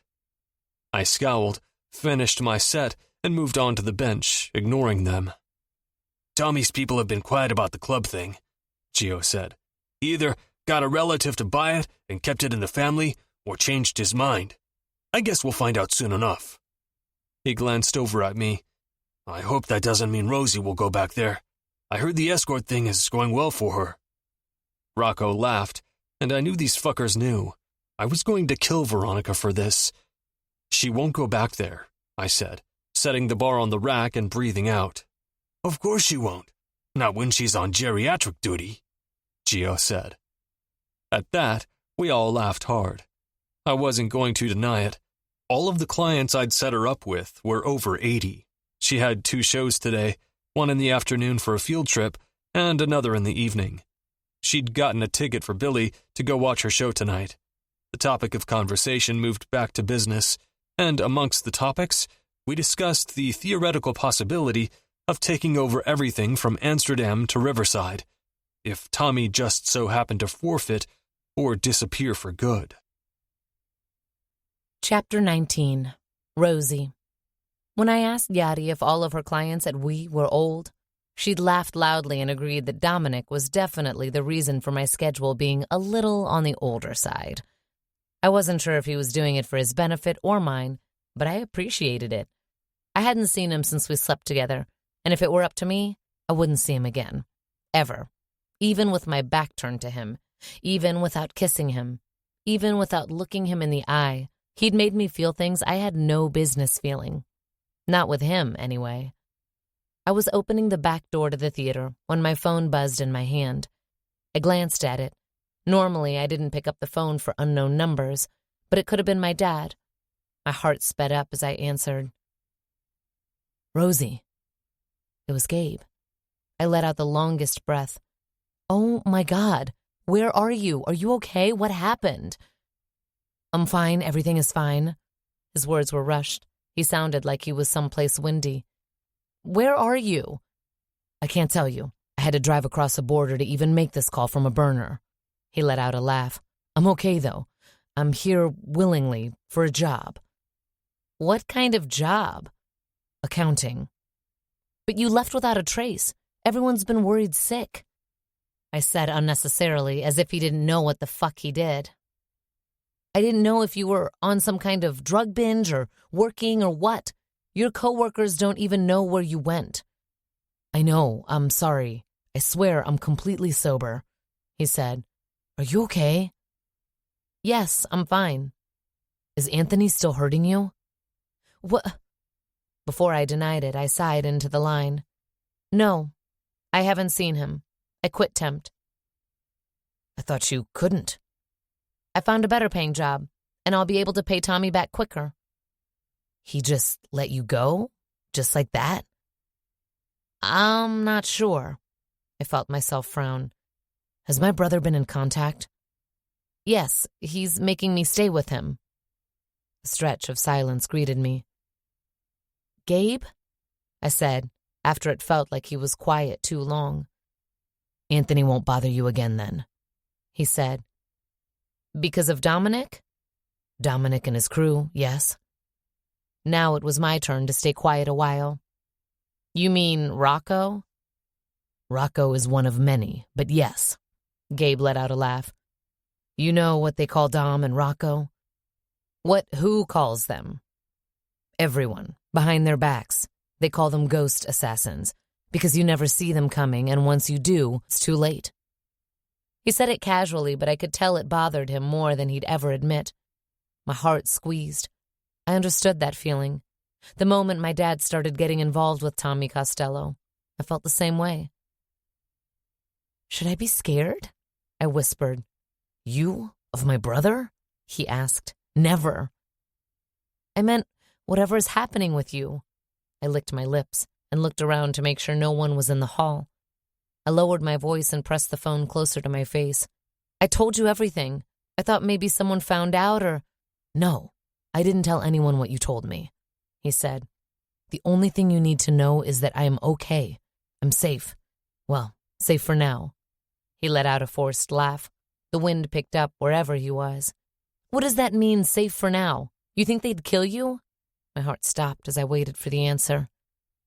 I'm not really worried about that, he said nonchalantly. They know if they do, my brother will retaliate twice as hard. You have a lot of faith in him. I trust him with my life. It was why I told him to take care of you. I frowned. If you haven't told anyone what I told you, why did you have Dominic come to me? Because, Rosie, I've seen your face whenever Anthony steps into the room, and I've seen his. The last time I saw eyes like that, the man killed my mother. And mine, I whispered, though I'd never seen the attackers' faces. I stood up straighter. But Dominic is also that guy, Gabe. I'm sorry to have to say it, but it's the truth. I know it is, he said.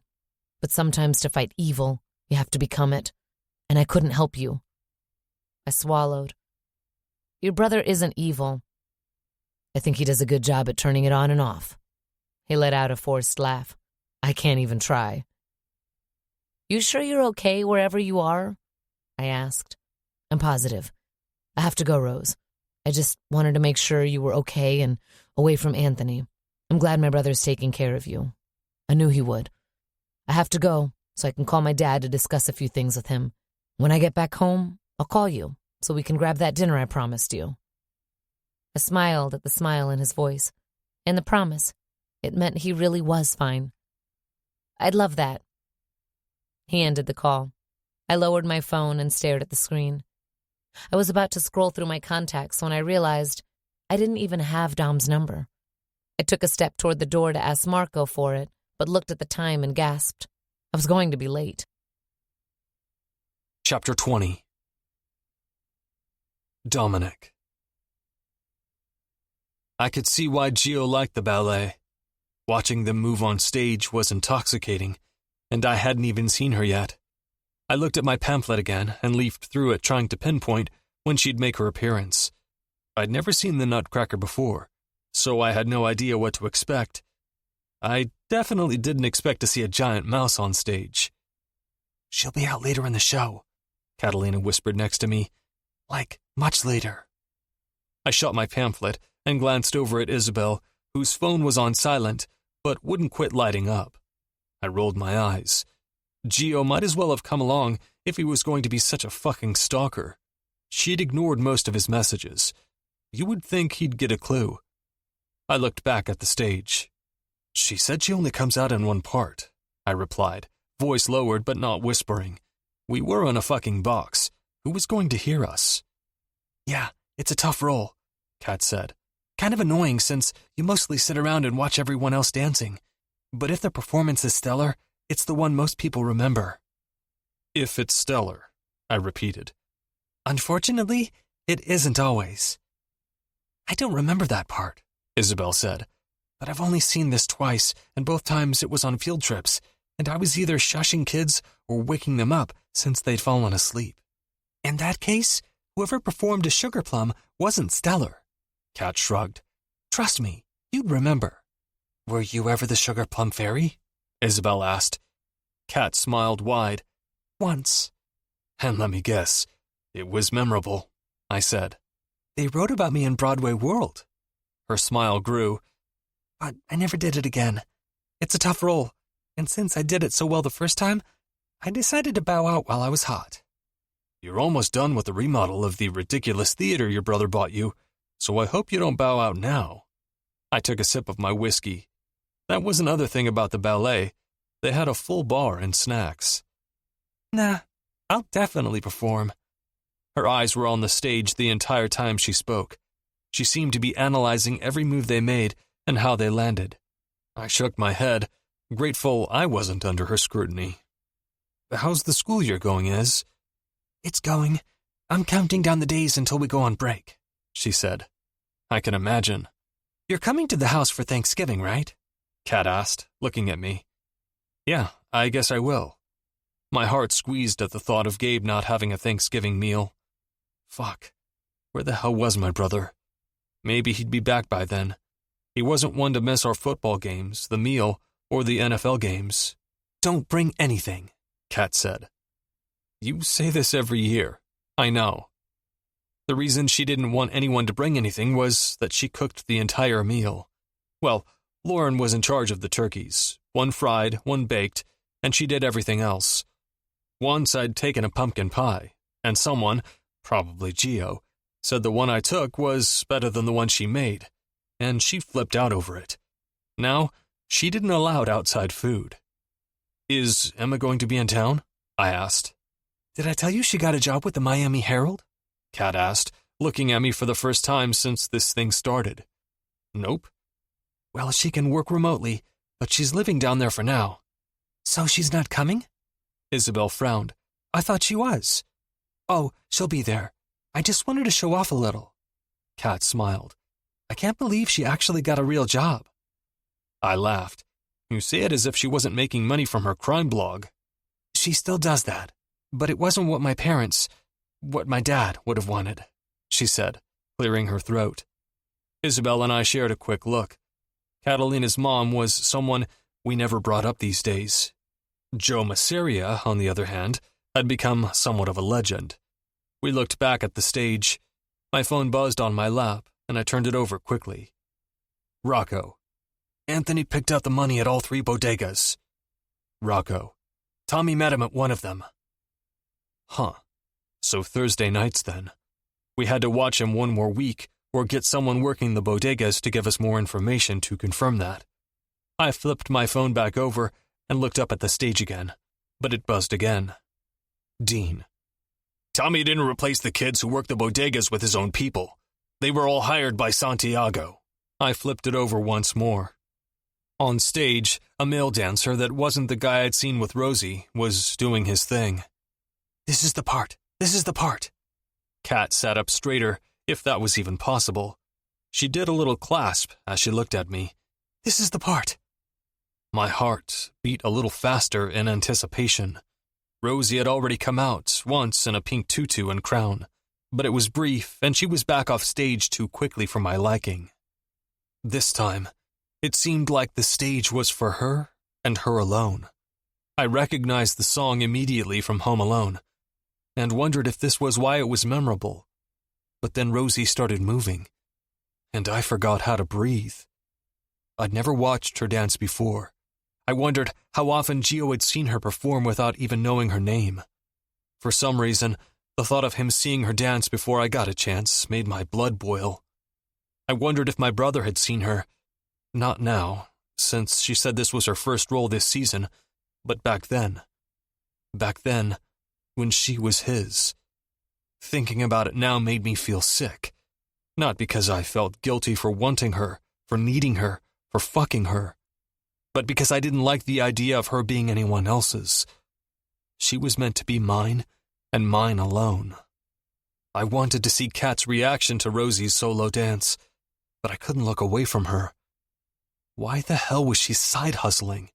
As far as I was concerned, there were 2 places Rosie belonged, the center of that stage and my arms. Anything outside of that wasn't acceptable. Not the escorting or the bartending or whatever else came along. When the number finished, I stood up to clap and noticed that Kat and Isabel had done the same. I looked down and saw that most of the audience was also standing. A wave of pride shot through me, and I felt myself smile so wide it hurt. We sat down and let the show continue. This time, Rosie was dancing with a male dancer who had danced alone before. "What do you know about that guy?" I asked Kat without looking away. "He doesn't have a name." "I mean in real life." I shot her a look. She was still looking at the stage. "Oh, his name is Josh." She shrugged. "He was never in Madame Costello's company, so I don't really know him. I only know of him, but I've seen him dance." "It looks like he's pretty close to Rosie." "I bet they are." The way she said that didn't sit well with me. Didn't you used to date one of your dance partners? Oh, God. Kat laughed, shaking her head. Don't say that in front of Lauren. He just came around to the fact that Justin and I weren't going to stop being friends just because he was jealous. I couldn't imagine how Lauren stood there and watched Kat dance with that guy, knowing they'd fucked. As I looked at Rosie and Josh, I felt jealousy bubble up inside me. They seemed to know every single movement the other would make, and I knew they'd rehearsed endless hours for it, but they made it look like it was more than that. They made every step, every leap, every embrace look effortless. You think she's hooking up with Josh? Kat asked after a moment, her eyes still on them. My chest squeezed. No. Yeah, I wouldn't think so. Kat spared me a glance. In my peripheral vision, I caught the smile on her face. He was engaged to one of the guys in Madame Costello's company. I think they ended up getting married, actually. I kept my eyes on him, the way he moved, the way he touched her. I wanted to hate it, because despite knowing he was married, he still had access to her like this, and I didn't. Yet I couldn't deny that they danced damn well together. The whole show came to an end shortly afterward, and we all stood up and clapped for each dancer who bowed. When Rosie and her partner bowed, I clapped even harder. Kat and Isabel cheered beside me. So, I turned to Kat. How'd she do? Brilliant. She was smiling wide, shaking her head. She was fucking brilliant. I grinned but stopped when my phone buzzed. Gio, when are you giving me my wife back? Me. You have issues. The show just finished. We're still in the box. I opened my camera app and set it on selfie mode, telling the girls to pose for a picture. Then I sent it to Gio. Gio, that would have been a cute pic. Why'd you ruin it with your face? I laughed but didn't respond. Not even 1 second later, as if he'd timed the show, Lorenzo texted. Lauren, are you still with Kat? I sighed, shaking my head, and they wanted to make fun of me and call me a stalker? I'll walk you to your cars. I don't want Lauren or Gio on my ass about letting you take the 10 steps it takes to go from the front door to the drivers waiting for you. They laughed but didn't argue, because they knew it was true. On our way out, I kept looking around, hoping Rosie would jump out any second, even though I knew it wasn't likely. Where do they leave through? I asked Kat, as I opened the door for them and held it. Side door. She nodded her chin toward the right. How long after the end of the show? It depends on whether or not she showers here. Most people just go home, but some people like to shower and change here so they can go about their day or night. Knowing Rosie, she'd probably shower. As I approached the SUVs where Tony and Carmine were waiting, I spotted Billy getting into her own car. Once Isabel and Kat drove off, I texted both of their psycho husbands to let them know they were on their way home. Neither of them thanked me for the intel. Assholes. I walked over to Nico, who was on his phone while he waited for Rosie to come out. He'd parked on the other side of the street and didn't have a clear view of the door, but enough that she'd definitely see him when she exited the alley. We were making small talk about Thanksgiving when I spotted someone walking toward the alley. I took my hands out of my pockets. Was that Anthony Costello? Nick, am I seeing things, or is that Costello? He looked up from his phone. It looks like him, but to be fair, it could be anyone. I nodded slowly. It could be, but my gut said otherwise. Still, I waited, watching. Finally, Rosie walked out. I straightened and opened the door to the back seat to pull out the bouquet of sunflowers I'd gotten her on the way here. Gio suggested I get her roses, but these were Rosie's favorite. At least, they used to be. Boss? Nico said. The uncertainty in his voice made me turn around quickly. I looked across the street and saw the man, who now I knew for a fact was Anthony Costello, push Rosie onto the wall. I threw the flowers back in the car and made my way across the street. Anthony had his hand on her throat, and just before I reached the sidewalk, his mouth covered hers. I thought I'd felt rage, thought I'd felt anger, but none of what I'd felt in the past compared to this. Rosie's eyes widened when she spotted me, and before Anthony even got a chance to look, I pulled him off of her and threw him on the floor. What the fuck, De Luca? He spat as he stood up. I charged, grabbing him by the throat and pushing him onto the brick wall behind him. I'd seen the way he'd done it to her, but I knew I'd done it twice as hard. I knew that if I wanted to, I could bash his head open right now. He must have known it too, with the look he was giving me. "Dominic, stop!" Rosie grabbed the arm I was using to pin him down. I spared her a look and saw the fear in her eyes, the unshed tears. "Please stop. Please." "Step back, Roselyn." It was my only warning to her, and I hated the way her expression changed as she let go of my arm. Hated the unfiltered fear I saw in her eyes as she took a few steps away from us. I didn't have time to apologize or tell her it would be okay, though, because I still had this asshole in front of me. "You're a dead man," I said, voice low. His eyes flashed, but the fear in them was undeniable. "I don't like witnesses, but next time you even look in her direction, it's on." I pushed him one last time before letting him go. I saw the surprise in Rosie's eyes when Anthony didn't even lift his eyes to her and scattered away. Fucking coward. He knew better than to defy me, though. Anthony may have a reputation for being a bully, for hitting women and strong-arming everyone who dared give him trouble. But he wasn't me. Chapter 21. Rosie. I was catching my breath, my eyes locked on Dominic's shoulders as they rose and fell. I'd seen him run on the treadmill at high speeds and never take breaths like this. I'd never seen him like this at all. I shouldn't have been surprised. I knew who he was and could only imagine the kinds of things he probably did, the tactics he most likely used.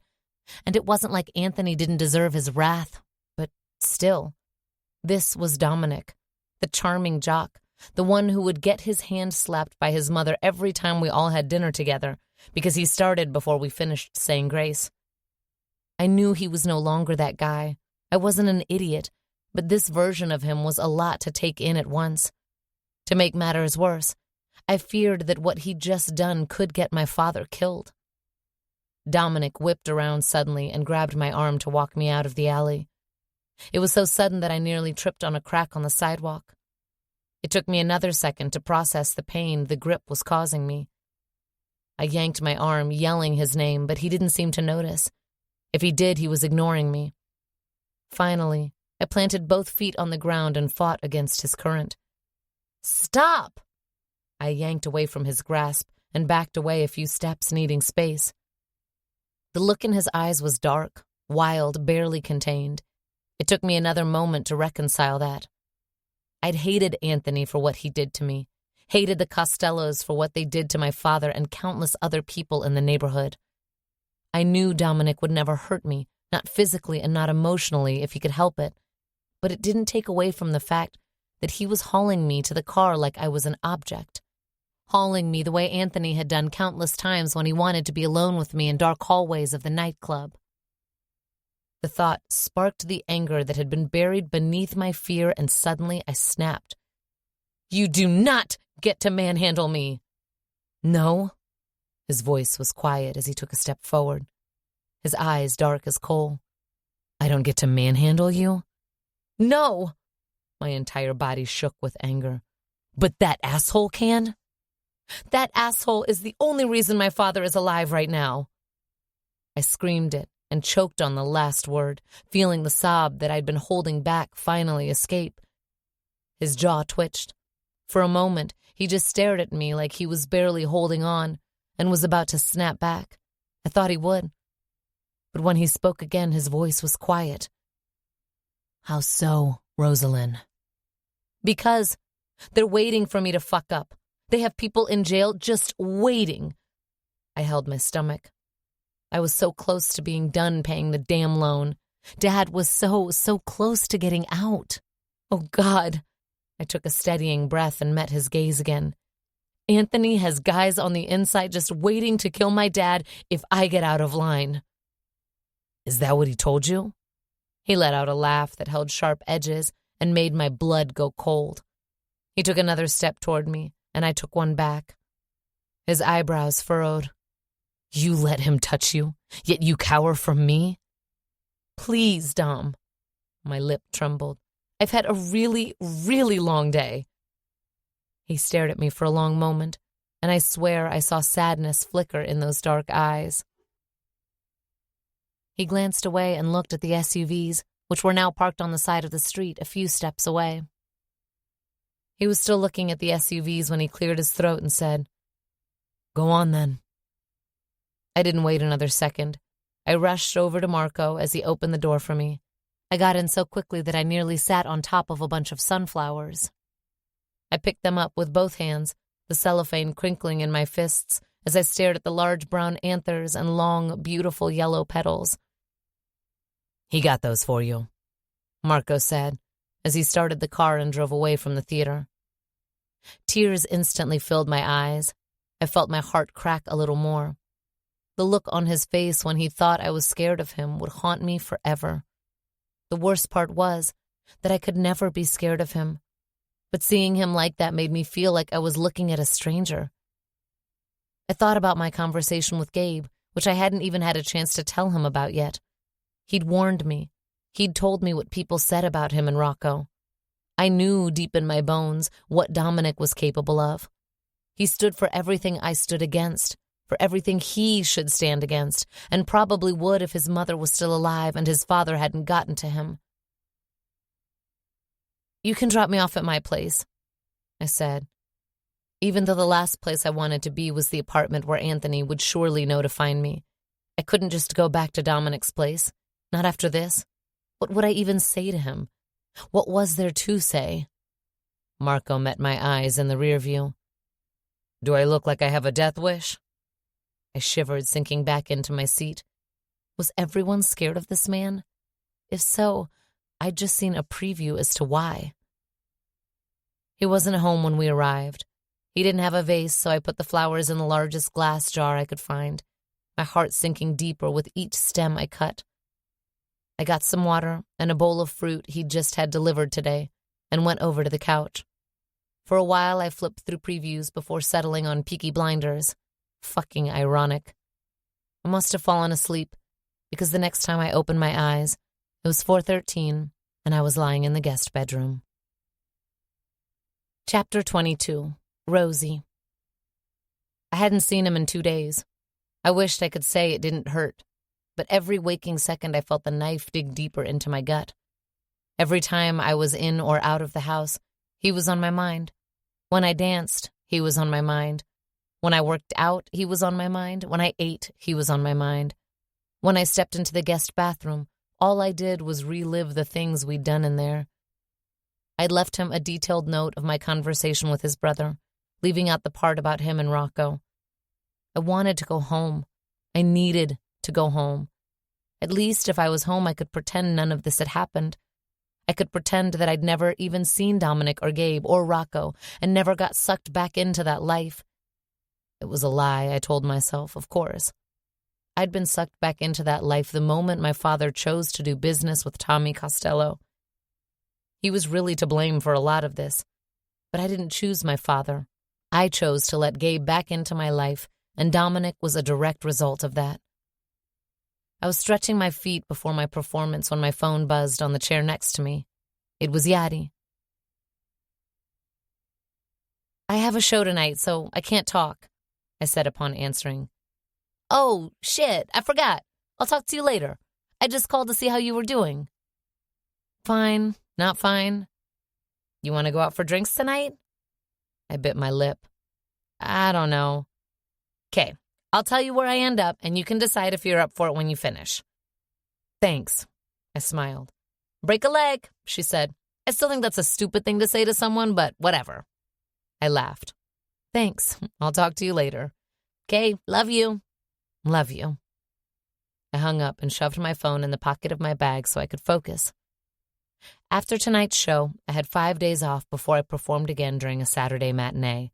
The 3 previous shows these last 2 days had sucked. Well, I'd sucked. I knew the dance and could perform it in my sleep, but my movements felt stiff. Even if I hadn't felt that way, Joshua sure as hell did. He pointed it out to me twice already. He told me the next time he'd pinch my ass to wake me the fuck up. I hadn't even laughed. How could I when the only thing I wanted to do was cry? This was exactly the problem with the Dominic thing. If this was the way I felt now, I couldn't even imagine how I'd feel if we started dating and broke up. I could barely stomach the thought. And we hadn't even kissed, or held hands, or cuddled. We'd only had sex. Yet every time I looked at him, I felt my stomach flip. "Are you ready for round 4? Josh asked, appearing in the doorway. "Maybe this time you'll actually let yourself feel the fucking music." "I will." I took a deep breath. "I'm good. I'm ready." "Do you want to go see the little girls?" He leaned against the door. "Maybe they'll remind you what hope feels like." I felt something heavy settle in my chest, but I nodded as I stood up and followed him, because he was right. The kids in this show were fantastic, and they all looked at me like they couldn't wait to one day be the sugar plum. The last show was our best of the last 2 days. Once I finished, I walked to the shower with some of the other girls, talking about plans for Thanksgiving. I had none. I didn't even have anyone to celebrate it with. I was sure Dom would do something, if not with his dad or little sister, then definitely with his band of brothers. I thought I'd be sad at the prospect, but last year, Dad wasn't here to celebrate, and Santi had been gaming the entire day, so I was practically on my own anyway. I was meeting Yadi at the bar. I figured I could do that or go home and cry into my pillow. I'd probably still go home and cry into my pillow, but at least I'd be drunk when I did it. When I got to the bar, Marco was hot on my heels. Apparently, he wasn't allowed to stay by the car anymore. Now he had orders to follow me like white on rice. Even with him nearby at all times, I was looking for Anthony. I don't know where I expected him to be hiding, but I couldn't let the feeling go. When I finally spotted Yadi, I was happy to see her sitting down rather than standing by one of those tall tables. I wasn't sure my feet could take any more tonight. I'd already iced them and still felt like I needed to do it again. When she saw me, her face lit up as she stood and wrapped her arms around me. "How'd it go?" She sat down. I took the seat across from her. "I ordered you a martini." "Thanks, and it went okay." She sighed. "You weren't into it again?" "Not really." I took a sip of my drink and looked around. "This place is cute." "Are things not going well with Dominic?" My eyes snapped to hers. "There's nothing going on with Dominic." "Please." She rolled her eyes. "I'm serious. Last time we were out, he showed up and all but carried you over his shoulder like a caveman, and let me tell you, it was hot as fuck," she said. "But I don't want you getting hurt." "I won't." I already was. "You already fell for him." She let out a laugh. "At least it's not one-sided." "What do you mean?" I asked, even though I knew what she meant. I felt what she meant, and yet I needed to hear the words aloud from someone outside of my head. "Do I need to repeat my previous statement?" She raised an eyebrow. "Or the fact that he picks your schedule at Wii and only lets you see the oldies?" "I like going out with Billy." I smiled when I thought about her. "She went to my show the other night. My point is that he's obsessed with you, and it's not low-key either." "And you're scared that he'll take over my life and I'll lose myself to him?" I took a sip of my drink. It sat heavy in my stomach. "No," she scoffed. "You're not going to lose yourself to no one. I'm here for all of it, if this is what you want. But you already have to deal with Anthony and had to deal with Anthony. Past tense." Another sip. This one bigger. Her jaw dropped. "What happened?" "Long story short, Dominic threatened to kill him if he ever looked at me again." She continued to gape at me. "Is he insane?" "I think he might be." I felt tears prick my eyes, but I breathed them away. I was not going to cry.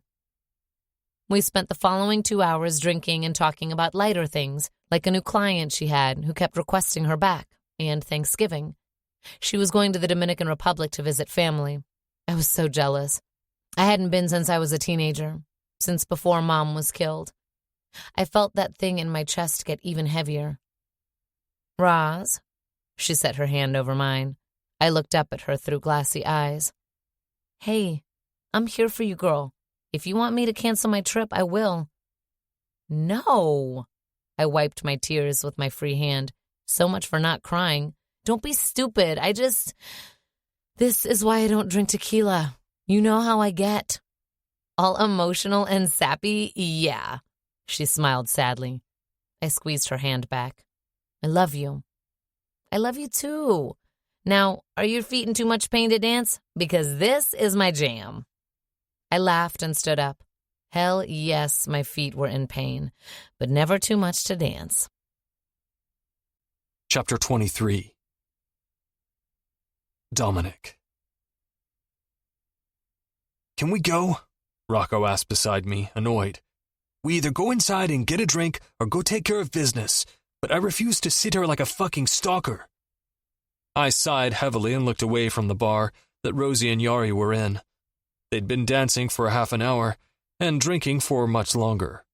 She looked so free, so happy, with her hair pulled up into a high ponytail as she threw her head back in laughter. Seeing her like this did something to me. It made me wish I'd put that smile on her face. It was a gift, seeing her this unfiltered. And a curse, knowing I couldn't provide that kind of peace. We'd all worked hard to go completely legit, or at least as legit as we could get. Russo liked to call it the 80-20 method, like it was a fucking diet. 80% legit, 20% dabbling in shit that could put us in jail if we weren't smart about it.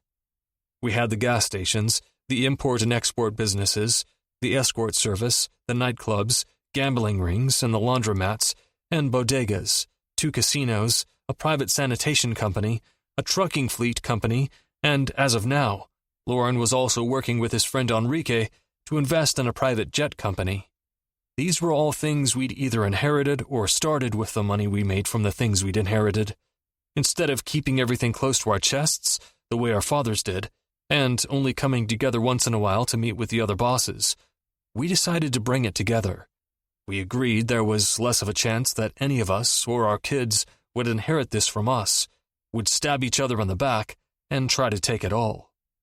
Lorenzo's father was on board, probably since he was at the tip-top of the command chain, and knew it wouldn't affect him. My father, on the other hand, didn't agree with it, which was understandable. Some people are afraid of going into business with their lifelong friends, and since my father had both screwed over and been screwed over by his, he thought this was a stupid idea. We liked to think we were better than our fathers, though. We also had a shit ton of lawyers on retainer, and every single business decision was reviewed by them. The sanitation company was something we'd been having issues with lately. It had been handed down by the old Marchettis, who lost a lot of employees to the city. We were trying to win over the next generation and bring them back to our side. That was the reason Rocco was sitting in the back seat of my SUV right now. These companies were legitimate, tax-paying companies. I know I could explain this to Rosie until I was blue in the face, though, and she'd still argue that it wasn't safe. The worst part is, deep down, I knew that I couldn't provide the kind of peace she deserved. She'd always have security with her, always have a driver, always have me looming over her. I wasn't sure how she felt about any of those extra things. A big part of me wanted to take over her life despite all of that. But this was Rosie. I fucking cared what she thought.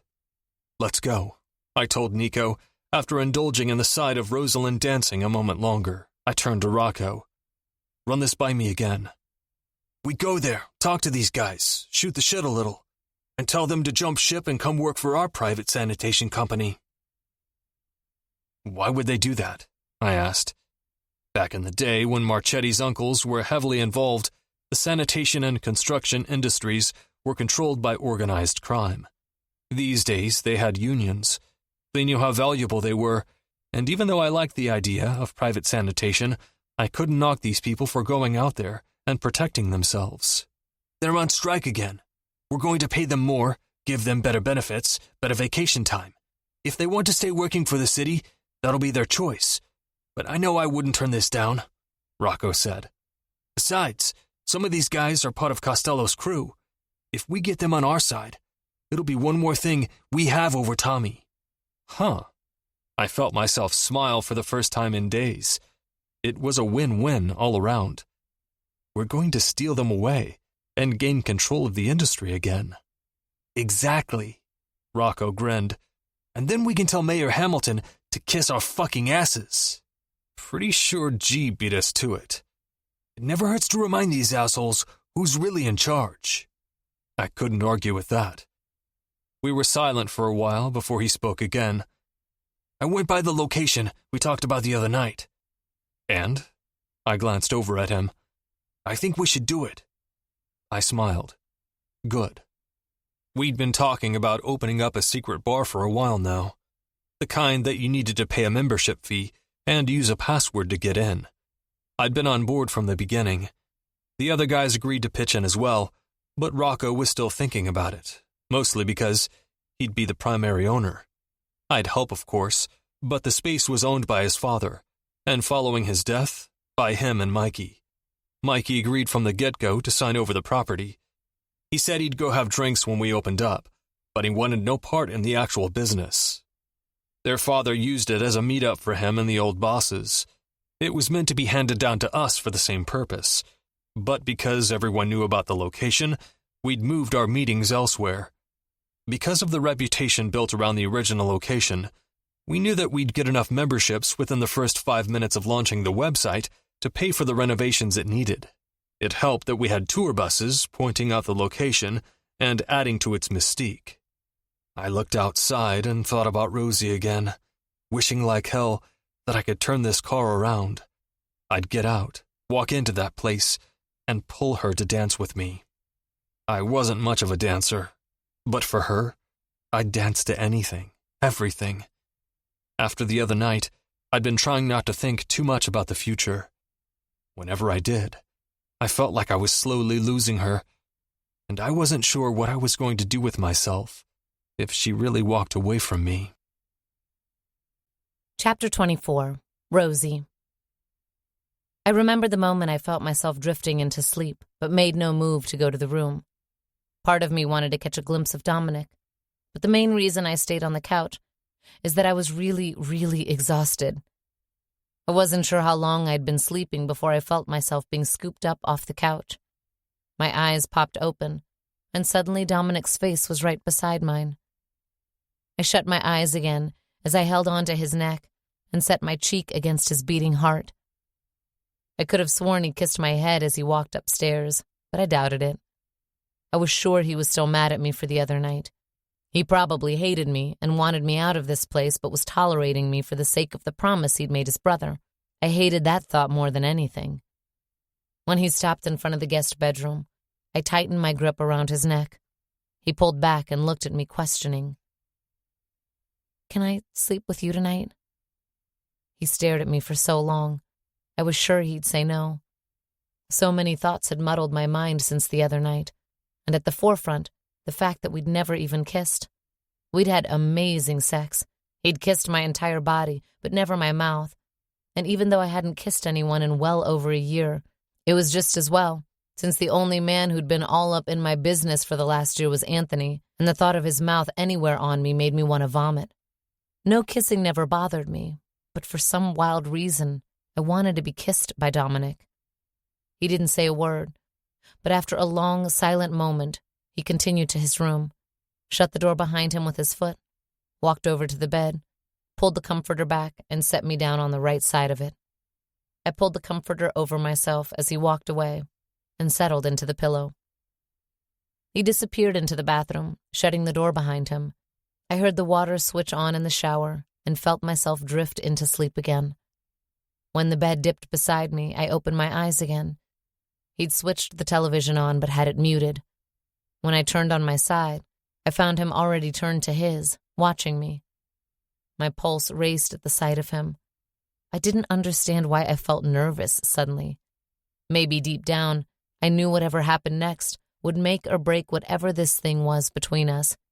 And even though I knew it was a terrible idea and definitely not something I could do long term, I didn't want it to end just yet. "I never got to thank you for the flowers," I said quietly after a moment. "I wasn't sure if they were still your favorite."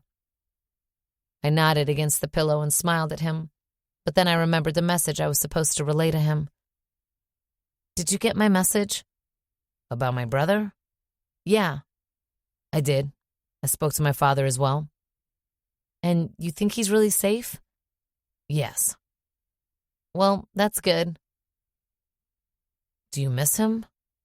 He asked, even though his expression hadn't changed from blank and nonchalant. He seemed like he was waiting for my answer on bated breath. Your brother? He nodded. Why would you ask me that? I whispered. He sighed heavily, as if that was the confirmation he needed, and I hated that he'd jumped to the wrong conclusion once again. Before I could say anything, he said, You don't have to worry about your dad. He'll be safe and taken care of. My heart dropped. Dom, just trust me. Did you kill Anthony? Would it bother you if I had?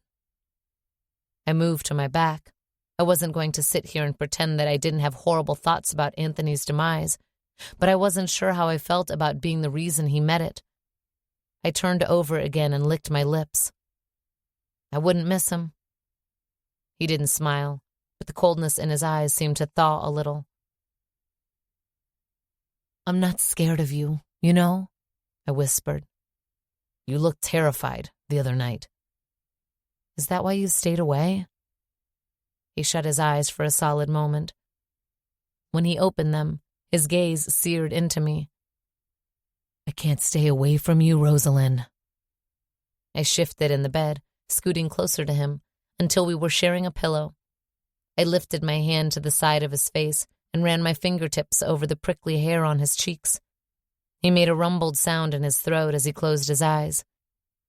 I don't want you to stay away from me, I said, after a few seconds of just touching his face. There was a fire in his eyes that made my heart skip when he opened them again. You never answered my question. About Gabe? Yes. He brought a hand to my left hip and started drawing light circles with his thumb. Do I miss him? Not really, no. I bit back a smile, but he didn't. His lips spread into that slow, wolfish grin of his. Before he could say anything or ask anything else, I added, You know, I was never with your brother, right? His hand stilled on my hip. What do you mean? I've never had sex with your brother. Roselyn? His grip tightened. If this is a joke, I'm going to slap your ass 10 times. I'm pretty sure you slapped it more than 10 times last time. I laughed, but stopped when the expression on his face morphed into one that made me lose my train of thought. When he pulled me flush against him, chest to chest, I lost the ability to speak. Tell me again. I never slept with your brother. Not now or not ever? Not ever. I pulled back and searched his eyes, wondering what he was thinking. His jaw was set, but he was giving away nothing. I'm not saying we wouldn't have, but we were only together for like 5 months. We never even made it to third base. I skipped all the bases. Remind me what happens in third?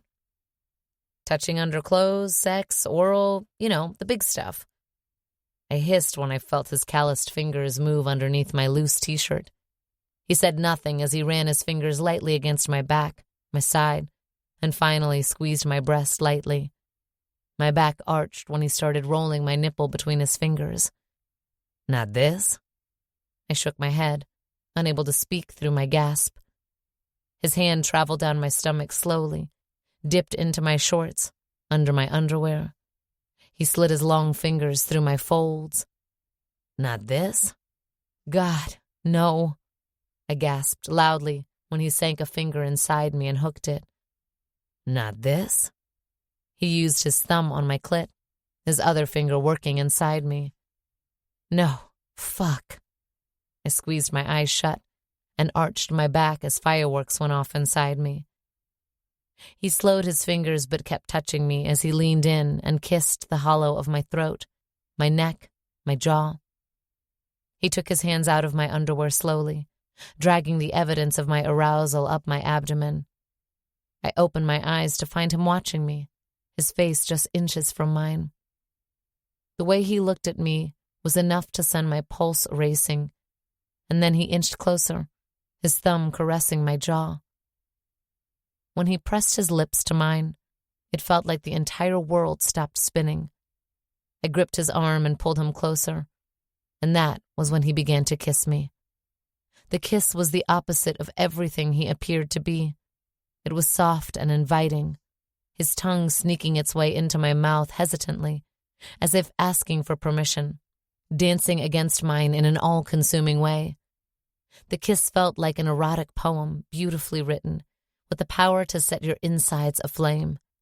I never wanted it to end. I never wanted him to stop touching me.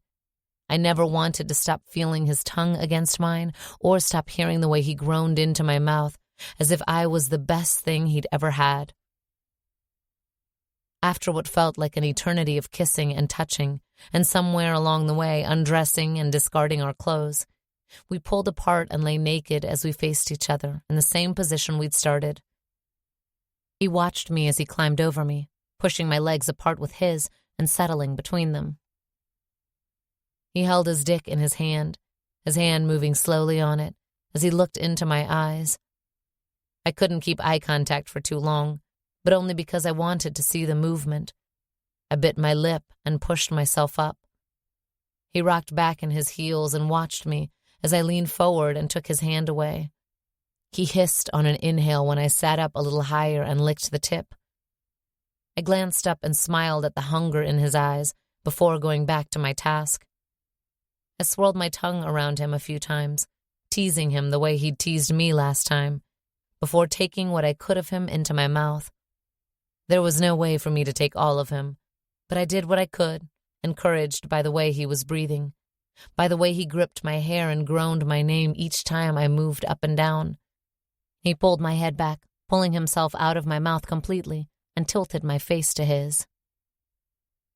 He looked at me for a beat, two, seeming to search my eyes for something, and brought his mouth to mine again. It wasn't a sweet kiss. It was possessive, carnal, like he was trying to invade and conquer every ounce of me, as if he already hadn't. I pushed myself up to my knees to try to gain some leverage, but that was impossible with a man like him. He slowed the kiss, nipped my lips, my jaw, and pulled back to look at me again. "Do you want me to use a condom?"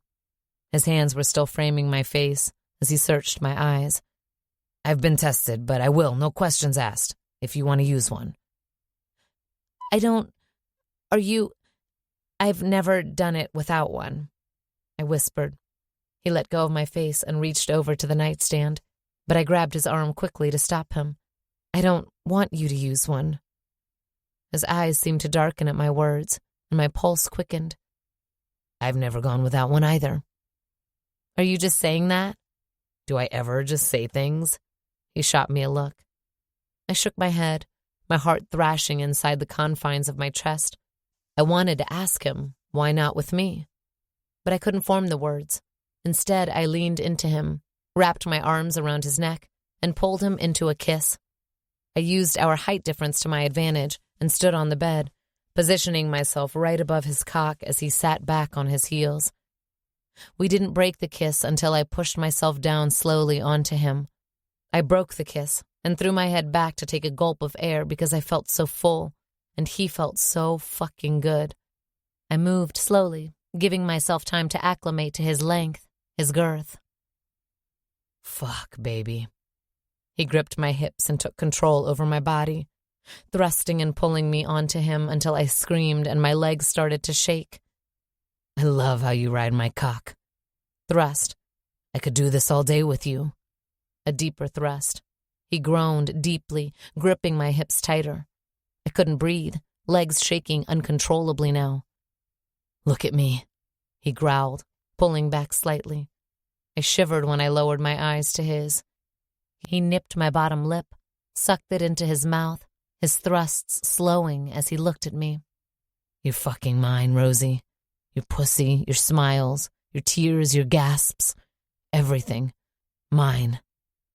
He thrust harder, deeper, hitting a spot that made me feel like I was burning up, a fire licking every inch of my insides. "Tell me." "Dom," I gasped, spasming on his cock. "I'm yours. God, yes." "Fuck, Rosie."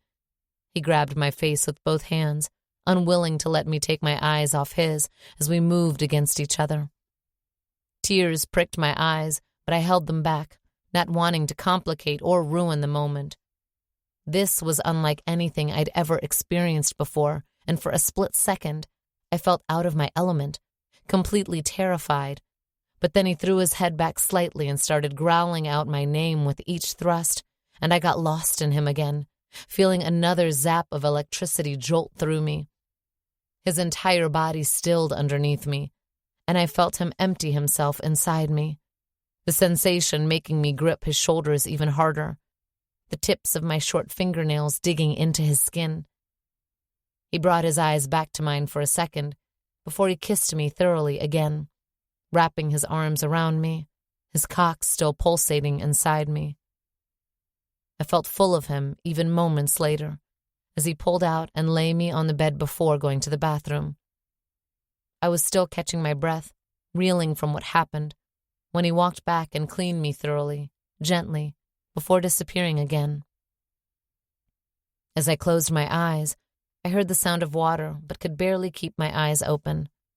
When I felt him again, he was covering me with a comforter as he nestled into his side of the bed and turned my body toward him. "Hey." He touched the side of my face with the back of his hand. I opened my eyes and did the same to his before dragging my fingers down, feeling each wave of muscle in his arm and each indent on his chest. He raised an eyebrow. "I don't think you're ready for round 2 yet." I smiled. "And you are?" "With you?" He let out a laugh. "I've been waiting 10 fucking years, so I'm ready whenever you want me to be ready." I felt myself frown. He'd said something like that before, and I'd ignored him. But now it felt important, and I was too curious not to ask. "What do you mean 10 years? "It doesn't matter. I have you now." He leaned in and pressed a kiss to my forehead. I decided to drop the topic for now. "Have you had a lot of boyfriends since?" "Not a lot." I smiled against his chest. "What about you?" "Not really. No one I saw myself settling down with anyway." I didn't like the idea of him being like this with anyone else, but it would be hypocritical of me to say that, so I didn't. "I haven't been with anyone in a couple of years. Hadn't until this year," I whispered. I hated that the person had been Anthony and hated even more that I was bringing him up now, but I wanted to be honest. "He always used a condom. We never kissed. It wasn't, I was going to say consensual, but I couldn't bring myself to. I'd never said the word no to Anthony. He hadn't really given me a choice, though, with his threats. Every time he touched me, he'd started with, 'Your father,' or 'You wouldn't want your little bro to.' I didn't want to say that to Dom, though. Not here. I didn't want to discuss Anthony at all. "Like this," he said, leaning back to cup my face and tilted up to look at me. "It wasn't like this." I shook my head. "Definitely not like this." "Nothing has ever been like this for me." He kissed me again, and I felt butterflies explode inside me. When he pulled back, he searched my eyes. "Before tonight, I hadn't been with anyone in 9 months." "That seems impossible." "Trust me, I've been counting." He chuckled with a sigh as he pulled me into his chest. "I got tired of feeling empty after sex." I thought about the gravity of those statements, what they meant individually, and how they came off when said back to back. Even as a kid, Dominic had never been one of those people who wasted words or lied about things. He'd been sneaky, sure, but never a liar. Having him say those things to me made my chest inflate in a way it never had before. I'd had one serious boyfriend, the only one who'd come over for dinner at my dad's and took Santi to baseball games, but even he didn't make me feel these things. I'd always thought what happened to my mother broke me in that way, that maybe my ability to get attached had been stripped from me that night, but it was clear I'd been wrong. I'd pushed that away, tried to bury it underneath the rubble of my broken emotions. I closed my eyes, inhaling him. I loved the way he smelled, loved the way I felt in his arms. "What are you doing for Thanksgiving?" he asked after a moment. Nothing, I yawned, not opening my eyes. I have to work that weekend. You don't have dinner plans? He asked. What do you normally do? What'd you do last year? I took Santi to Niagara Falls. I smiled at the memory. You went to Canada to celebrate an American holiday? Yeah. I opened my eyes and laughed at the bemused expression on his face. It's just another Thursday, right? I don't really care for holidays anyways. It's not about the holiday. His brows furrowed. It's supposed to be a day spent with people you love. Santi's in Cabo with his girlfriend. Dad's in jail. I let out a laugh as I continued. My family in Union City is going to DR. Yadi's the only other person I'd hang out with, but she's also going to DR. I shrugged.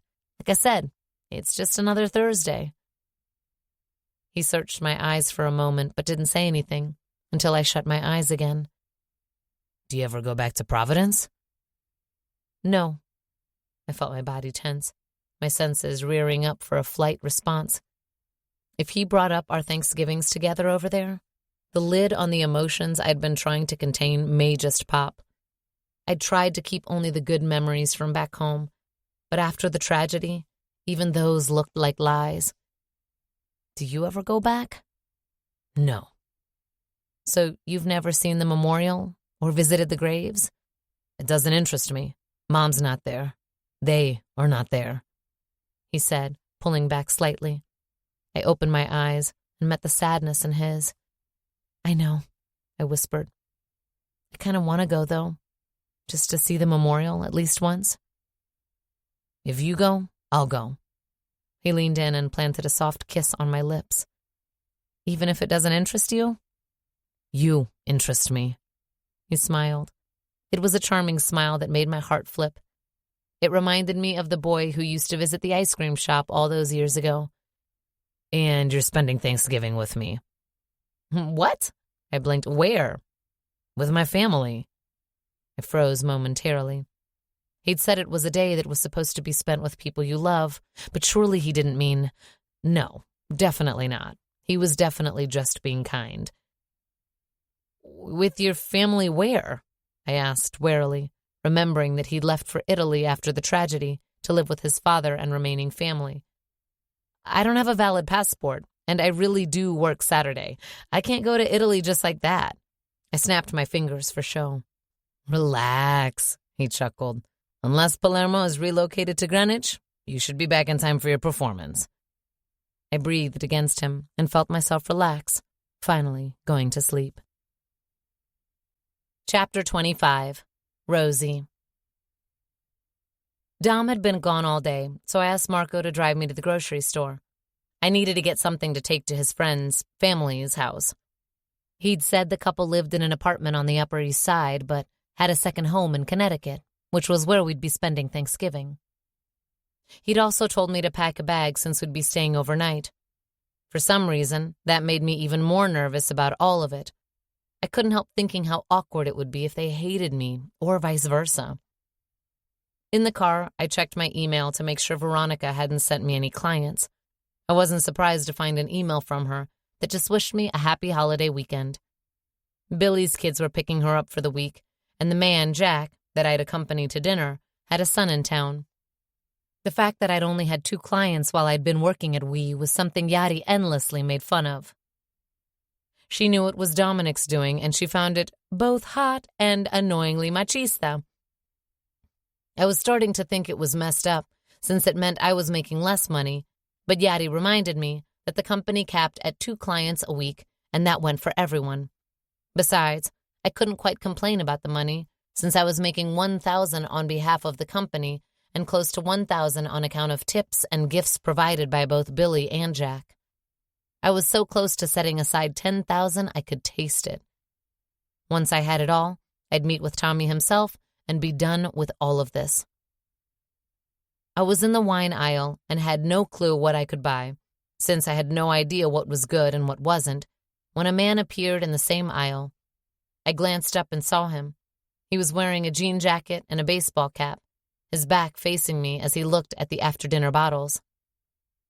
I went back to my task, walking up and down the section, France, Italy, Spain, California. What was good?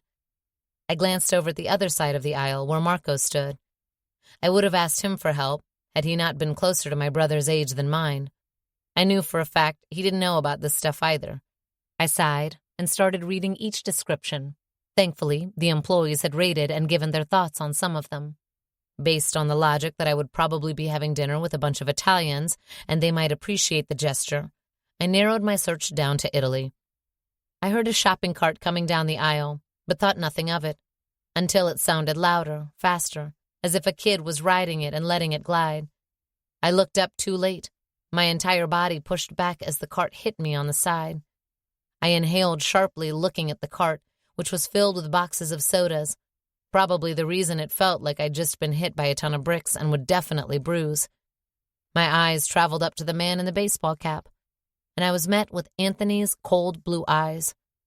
I opened my mouth to scream, to say something, but he turned and walked away quickly, leaving the cart where it was. He didn't have to say anything. The warning was clear. My mind raced and landed on my father. I needed to speak to him again.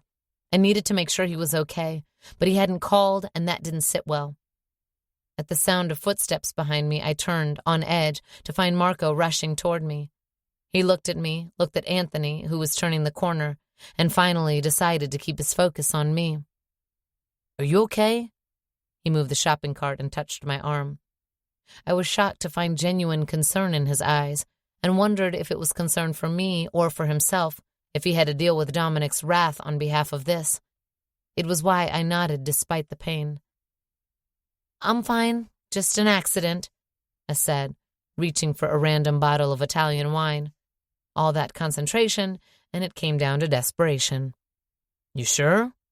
He hadn't let go of my arm, hadn't looked away from my face, though I couldn't quite meet his eyes. I did then. "I'm positive," I smiled.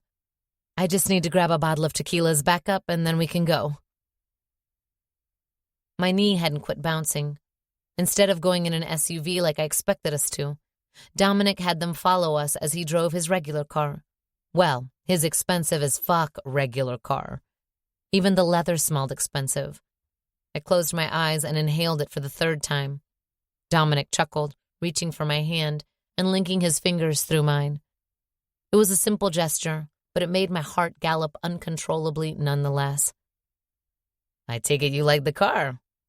His eyes twinkled as he glanced at me. "I love the car," I smiled. "The leather smells so nice, like an expensive purse. Definitely not like the inside of those stores on Mott Street." He laughed harder. "I can assure you I didn't buy it in Chinatown, baby." I didn't know why, but every time he called me this, I felt myself blush. He took notice, but hadn't said anything. From the way his lips twisted in amusement now, I knew he would. "You like it when I call you that, don't you?" "Maybe." I bit my lip and looked away as he stopped at a red light. "Tell me." He leaned in, invading my space, and suddenly I was filled with the scent of him and the leather, and it smelled like what I imagined heaven would, if there was such a place. He kissed my neck, the side of my face, and bit my earlobe. "Baby," he whispered huskily. My stomach flipped. "Tiny dancer," he said, licking the shell of my ear. "Mine." My heart beat faster and faster. I turned my face toward him, and he captured my lips in a dizzying kiss. The car behind us honked the horn 3 consecutive times. Dominic pulled away, searching my eyes, as if he had all the time in the world. The car drove around us, a man flashing us his middle finger. I laughed against Dominic's mouth. "I think you need to move, baby," I said, emphasizing the word. His eyes flared as he sat back in his seat. "Next time I fuck you, I want you to call me that when you come." "Okay," I whispered, my heart skipping another beat. Someone else honked. This time it was Marco. Dominic started driving and lowered his window to stick his middle finger out. In the rear view, I caught both Marco and Nico laughing. "Are they having dinner with us?" I asked. "Marco and Nico, I mean?" "Of course." He shot me a look as he got on the highway. "They're family." So it's safe to assume this family is an organized crime family? I don't assume anything, but if you want to assume that, go ahead. He grabbed my hand again, kissing the back of it. It would probably be the closest thing I got to a confirmation.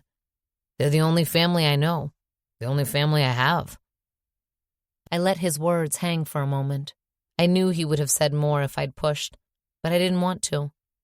After a moment, I went back to the topic I wanted to discuss and had yet to bring up again. So, you've wanted me for 10 years? I knew you wouldn't drop that. Of course not. 1 minute we're friends, then we were flirting, and the next you were a total asshole to me, and now you're saying you liked me? I tried taking my hand from his, but he gripped it a little tighter, not letting go. I was only an asshole because I was pissed, he said, and because I thought if I was an asshole, my brother would stop seeing you. Really? I shot him a look. That sounds incredibly dumb. He shrugged. I was 17.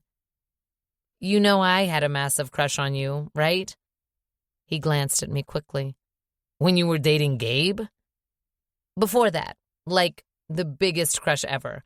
I never even wore makeup unless I thought I might see you, and I only did because all the girls you hung out with wore makeup. And because you couldn't have me, you decided to date my brother? No, I mean, he was really persistent. I felt my face heat up. And he wasn't bringing all of his dates into the ice cream shop only to ignore them and flirt with me in front of them. Gabriel is a fucking asshole. His lip twitched as he shook his head. I told him I liked you, and he talked me out of asking you out. I swear, 2 weeks hadn't even passed before you started dating. You're kidding. I wish I was. That's so messed up. I felt my brows pull in as I thought back on it. Did you hate him for it? A little, he said. I tried to tell myself you were just a girl. I scowled. You definitely had a lot of them back then. And yet, I wanted you. My heart dipped. Tom, like I said, I have you now, and that's what matters. He kissed the back of my hand and chuckled as he lowered it. I still can't believe you never made it to third base with him. Your brother is a perfect gentleman. Well then, it's a good thing I'm not. He winked. My heart dipped again. Ugh, I was so screwed. Chapter 26. Dominic. We pulled up to Lauren and Catalina's Greenwich house at 9 a.m. I watched as Rosie took it all in, eyes wide, mouth dropped. She was amazed at the house, and I decided I was going to buy one on this block just for her. For us. The homes we grew up in were pretty damn big, but not like this. This was a waterfront home with an iron gate, a fountain, a sprawling front and side yard, and a backyard complete with a beautiful pool. It was a dream for sure. It had never been my dream, but if it was Rosie's, I'd make it a priority. Fuck. I sounded like Lorenzo, like Gio, and I couldn't even deny or say I hated it. As far as I was concerned, Rosie was it for me. I tried to think about what my brother would say about all of this, but pushed it aside. I'd deal with it when he called, or when he finally came home. It wouldn't make a difference anyway. I looked up at the sky and silently asked my mom to forgive me for the thought. God, I wish she was here for all of this. She'd know exactly what to say to me, to Gabe, even to Rosie. I met her on her side of the car. She was still looking around. This is insane, she said. I mean, we've been to big houses, but this? People our age own this place? They're a little older than us, but not by much. I bit back a smile. If Lauren had been out here, I'd say he was much older just to fuck with him. I would ask what they do for a living, but honestly, I'd rather not know. At that, I grinned. I threw an arm around her and headed toward the front door. He's a lawyer, and she's a ballerina, so not much to tell. She glanced up at me, and the look on her face told me she didn't believe me. I'm serious. I squeezed her to my side and kissed the top of her head. Damn, her shampoo was intoxicating. Or maybe it was just her. And that's where their money comes from? She asked wearily. Not all their money. But you said you don't want to hear about that part. I pulled away and winked at her as I opened the door. Oh. She shook her head as she walked in. Do you just open the door to people's houses? Shouldn't we ring the doorbell? Nah. I glanced back at Marco and Nico, noticing 2 gift bags in Marco's hands. What are those? Oh, I brought that, Rosie said. We can't just show up at someone's house empty-handed, especially if they're going to feed us. I looked up at Marco, who shared the same look as me. He'd been here the last time I tried to bring something to Thanksgiving. I just hoped Kat wouldn't automatically hate Rosie because of the gesture. I couldn't imagine anyone hating Rosie, though. I reached for her hand. I'd never been a handholder.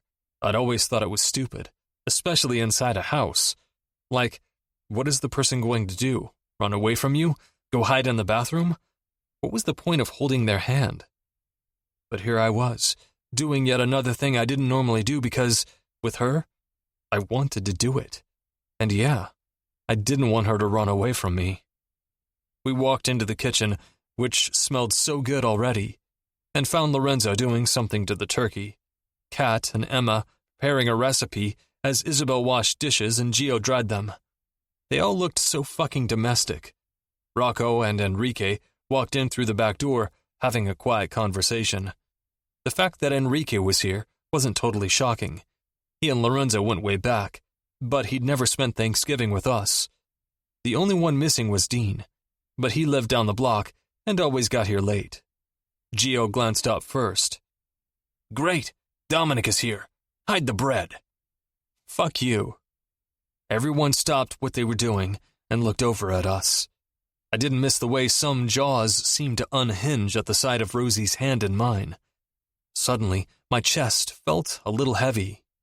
It hadn't occurred to me that while I thought everyone should like Rosie, it didn't mean that it would definitely be the case.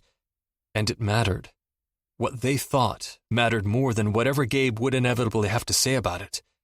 I spent all my time with these people. They were my people, the ones I could completely let my guard down in front of. And I really wanted Rosie to fit in, because as far as I was concerned, she'd be mine forever. This is Roselyn. I cleared my throat and started pointing around the room. Rosie, this is Catalina, her husband Lorenzo. I think you've met him before. Giovanni, his wife Isabel. Emma, who's Gio and Kat's sister. That's Enrique, and you already know Rocco. Rocco raised the beer in his hand. Rosie let go of my hand and took a few steps forward. I didn't take my eyes off her as she approached Catalina with that effortless grace she had about her. It's so nice to meet you. She smiled as she set a hand on Kat's shoulder and kissed her cheek. Thank you for letting me crash. You have a beautiful home. You're welcome. Kat smiled wide. By the way, your pas de deux was fucking phenomenal. Oh my God. Rosie laughed lightly and glanced down, a slight blush on her face, before she looked at Kat again. That means so much coming from you. Kat set a hand on her arm. We'll talk dance later. I'd love that. Rosie smiled and moved on to each and every person, kissing their cheek and saying hello. Something in my heart unlocked as I stood there, watching the way they all smiled and laughed, some at my expense. But who the fuck cared? They'd welcomed her so easily. I realized that I'd been smiling and laughing more in the short time I'd been with Rosie than I had in years. I was a jokester, sure, but my laughs were forced sometimes, and my jokes hid pain all of the time. I hadn't faked it in Rosie's presence, though. That free feeling, the one she seemed to experience when she let her hair down and danced, I had it with her. I loved her. The realization shouldn't have hit me as hard as it did. It should have been obvious, considering the same crush I had on her 10 years ago came right back the moment I saw her at the nightclub. But it was different. That was a crush, though. This was so much more than that. And those were 3 words I'd only ever said to my mother, father, little sister, and brother. They were 3 simple words that I wasn't sure I'd ever say to a woman. I'd hoped for it, sure, but I hadn't found her until now. Until now. Chapter 27. Rosie. The guys spent the afternoon playing football, while the girls and I waited for everything to finish baking and made margaritas with the tequila I brought. They were so easy to talk to, so much fun. Yadi would love them. "Sorry we're late," a woman said behind me. Emma, Isabel, and Kat smiled wide, and I turned to see a black girl with short platinum hair and John behind her. She zeroed in on me, sizing me up. She was tiny, but there was a sharpness in her eyes that made my stomach flip. "Petra," Isabel said, walking over to her. "This is Dominic's girlfriend, Rosie." I hadn't expected to be introduced like that. His girlfriend. The little flip my stomach had done when Petra sized me up happened again for a completely different reason. Under any other circumstance, I would have killed to have been Dominic's girlfriend. But given the one we were in, where he did the things he did and I tried to avoid people like him as a life rule, I wasn't sure. Still, I couldn't deny that I liked being called that by his friends. "No shit." Petra's brows rose. She looked at me again. This time, she smiled wide. Isabel laughed, turning to me. "Dom never brings anyone to Thanksgiving." "I'm Petra." She walked over and shook my hand, nodding behind her. "My brother, John?" I smiled. "I know John." He smiled back, walking around his sister and giving me a quick side hug. "I hear you're practically doing geriatric work." I laughed. "Oh, God." "This is her," Petra said, laughing. "Oh, girl, you have Dom wrapped around your finger." I glanced away. My cheeks hurt from smiling so hard. "He's a good guy." First time I've ever heard that." Petra went over to Emma and Kat. "Where's my drink, bitch?" John set a bag on the table and looked at Kat. "It's homemade mac and cheese, my grandma's recipe, so don't you dare scream at us." "I would never." Kat smiled, but the blush on her face told me she was guilty. Once John went outside, she looked at me. "Last year, Dom brought apple pie from Trader Joe's, and not to knock them because it was delicious, but I'd been working in the kitchen all day, and someone said his was better than my homemade, so I flipped and banned people from bringing things." "Ah," I nodded. "It makes sense now. He was being weird about the bottles." "Oh, drinks are welcome. I just don't want to be upstaged by something that comes in a box." I laughed. "I see your point." Dom and I sat in the middle of the massive dining room table. The dining room itself was the size of my apartment. The bed was like two of Dom's king-sized beds put together. I could see why, though. This was a big family. I thought people were finished arriving, but right after Petra and John got here, some guy named Dean showed up. Now I kept looking at the door, fully expecting someone new to walk in at any moment. The dining room was full of chatter as we ate, commenting on how good the food was every so often. It really was incredible. Sitting here felt like being transported back to Providence. It felt like the next generation of what our parents started, the bond that our mothers had been trying to ensure we had before they were ripped from us. Was it possible for a heart to swell with happiness and break at the same time? That was what I felt like sitting here. They were all so gracious, welcoming with open arms like I belonged here. It felt like I did. It felt like I'd known them my entire life. It felt like the thing I'd been trying to avoid my entire life because I couldn't do this. I couldn't go through what happened last time I felt this comfortable with this kind of company. Because despite how nice and funny they were, it didn't take away from the fact that they were involved in it somehow. Once the food was cleared from the table, Emma and Kat brought dessert out. Kat leaned over between Dom and me as she set one down in front of us. "Dominic's special request," she said. "I hope my pumpkin pie is better than the ones you buy at the store." "I'm sure it will be." "I guess we're about to find out." She straightened. "You never even eat the pumpkin pie." She walked away, and Dom reached for a plate and a knife, cutting a piece. He set it down and reached for the vanilla bean ice cream on the table. "Another special request," Catalina announced from the other side of the table, using the knife in her hand to point to the ice cream. "I got the one that looked the best." "Thanks, Kat." Dom smiled at her and went about serving a scoop on top of the pie. My mouth was already watering when he set the plate in front of me. My eyes snapped to his. "For me?" I really don't eat pumpkin pie. He winked. You remember that I like pumpkin pie? I whispered. An emotion I'd desperately been trying to avoid rushed through me and took hold of my throat. With vanilla bean ice cream. I glanced down at the plate. I couldn't remember the last time I'd cried in public, but in this moment, right now, I just might have. I pushed it down and hoped it would wait until later. I took a couple of deep breaths, and once I knew I could speak again without shedding any tears, I looked up at him. How could you possibly remember that? I remember everything about you. He kissed the tip of my nose and went about serving himself apple pie, which had always been his favorite. His mother used to make it from scratch every year. It was one of her contributions to the table on Friendsgiving. I felt eyes on me, and when I looked up, I found Rocco openly staring at us. I wondered what he had to say about this relationship. Relationship? Damn, I wasn't entirely sure how I felt about that. At first, I'd settled for the idea that he was just being nice, bringing me. But even if the women hadn't called me his girlfriend, I knew this meant something to him. He brought me because he was serious about me. In front of them, he bragged about me like he was proud of the woman I'd become, and it made me feel all sorts of things. A slice of pumpkin pie with vanilla bean ice cream made me feel like I was at a crossroads and only had two choices. I could walk away or stay in it for the long haul, because now I knew that's what it would be. I knew he was it for me and vice versa. I could feel it in my bones, and yet I wasn't sure it was the right thing for us. Chapter 28. Rosie. I didn't get past the point of being tipsy often because I didn't trust anyone. But last night after dinner, Emma came up with a tequila shot-taking contest, and I went way beyond my limit.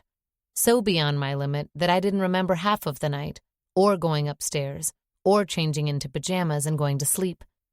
I woke up with a groan, opening my eyes and turning to find Dom lying beside me. You know, it's very creepy to watch someone without their knowledge, right? I cleared my throat. So I've heard. He reached over and moved my hair out of my face. I just woke up, though, so I haven't been watching you very long. What time is it? No idea. He sat up in bed and stretched. I was itching to reach out and touch every single muscle on his body, but instead I got out of bed and went to the bathroom.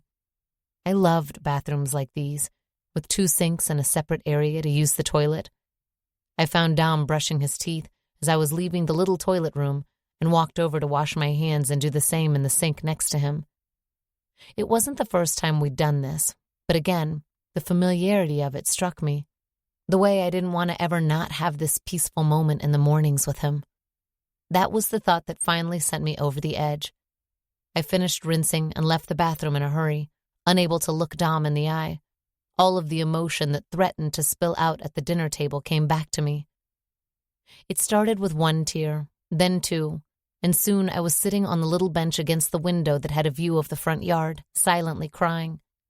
I wiped my face as fast as I could, not letting any tears reach past the tip of my nose. I didn't want him to see me like this and ask, because then I'd have to tell him what I was feeling, and saying it aloud would make it more real than it already was. I felt him come up behind me, closed my eyes tight when he wrapped his arms around me, and set his chin on my head. What's going on, baby? It's stupid. My throat hurt when I tried to keep the sob in, so I let it out, my shoulders shaking, but his arms didn't shake, didn't move. He shifted so that he could sit down behind me. I was grateful for that. He wasn't making me look at him while I cried. Tell me. I don't think I can do this. I wiped my cheeks. I can't be with you. His arms tightened. Don't say that. I can't, Dom.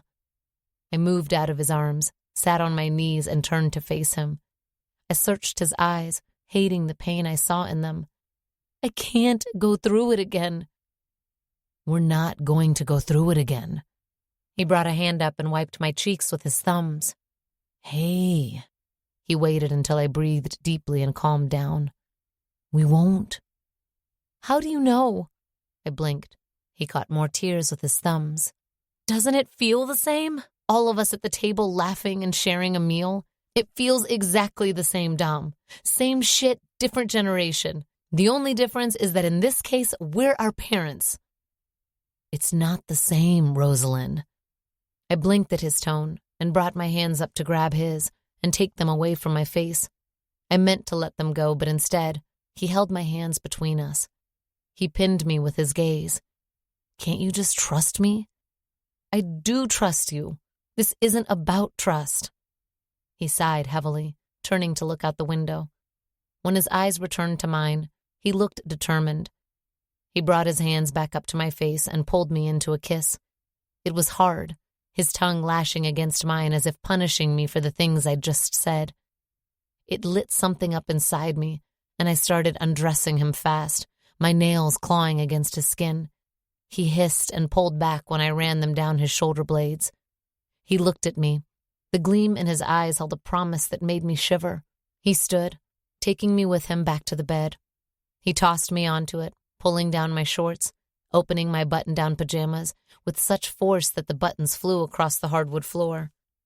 He pulled my legs apart roughly and pulled me to him, my pussy hitting his dick, the black boxer briefs he wore barely containing it. He bit down on his lip as he looked down at me, an unreadable expression in his eyes. You think I'm gonna let you leave? He pulled me again. I gasped at the feel of him hitting me right there. He flipped me over so quickly on my chest that I struggled to get up on my hands. When I looked over my shoulder, I saw him pulling down his briefs, eyes on mine. He slapped my ass then, hard, the whip of his palm stinging me instantly, making me wet instantly. Fuck. Why did I even like that?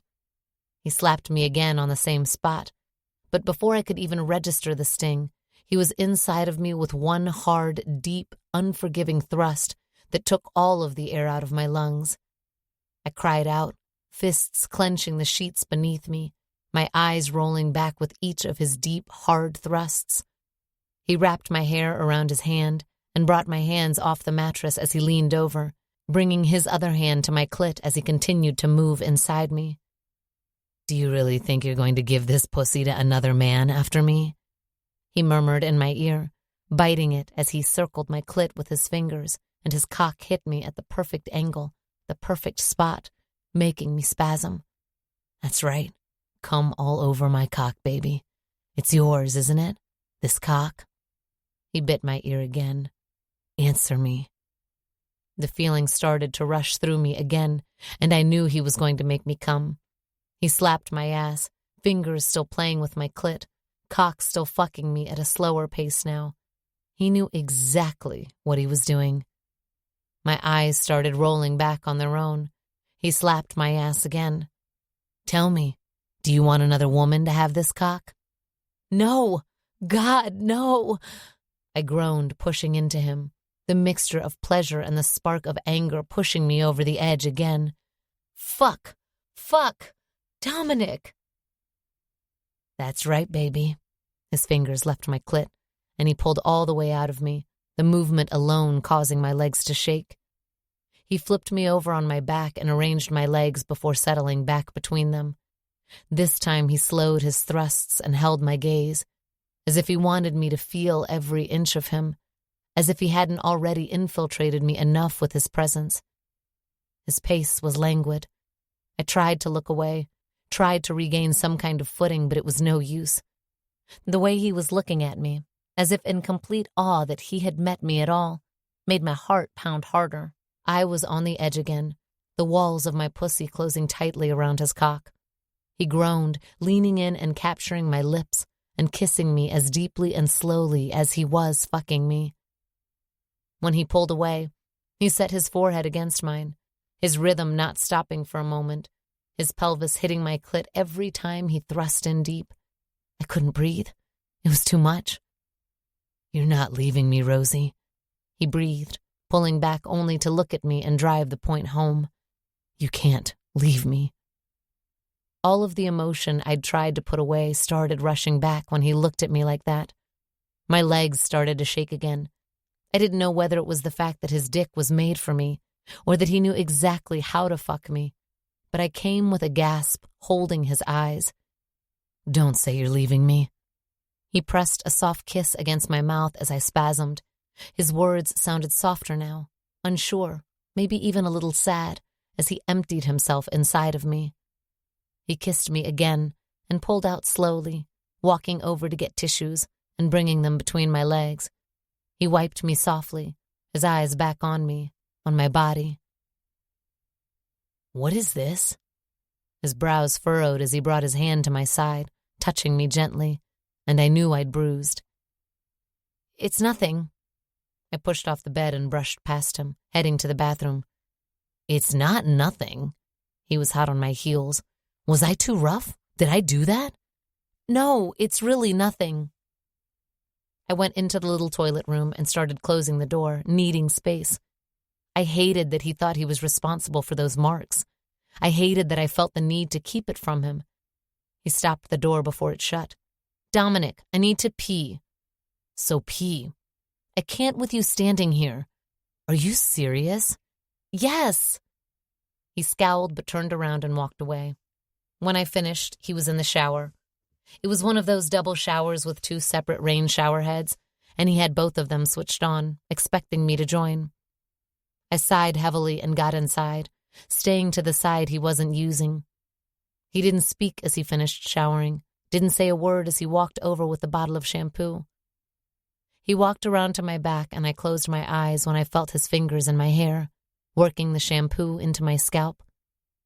We didn't speak as he washed the rest of my body. He was extra gentle on the bruises and between my legs.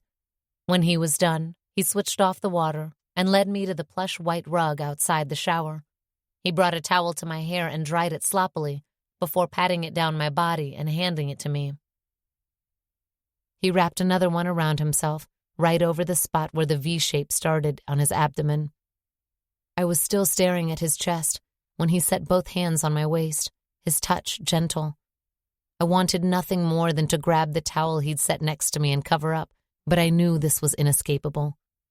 When I dared meet his eyes, I expected him to be mad, but the only thing I found in them was concern. "Tell me about those bruises." He brushed his thumbs slowly over both sides of my waist, his touch making me shiver, my nipples pucker, my breath quicken. "It's really nothing," I whispered. "Tell me." I swallowed. "I went to the grocery store and a cart hit me." It wasn't a lie. "What do you mean a cart hit you?" He dropped his hands from my waist and examined my hip with a frown on his face. "Unless the cart was moving concrete, I can't imagine how it did this." His eyes snapped up. "Tell me how this happened." "If I tell you what happened, you have to promise me not to take it out on Marco." "Roselyn?"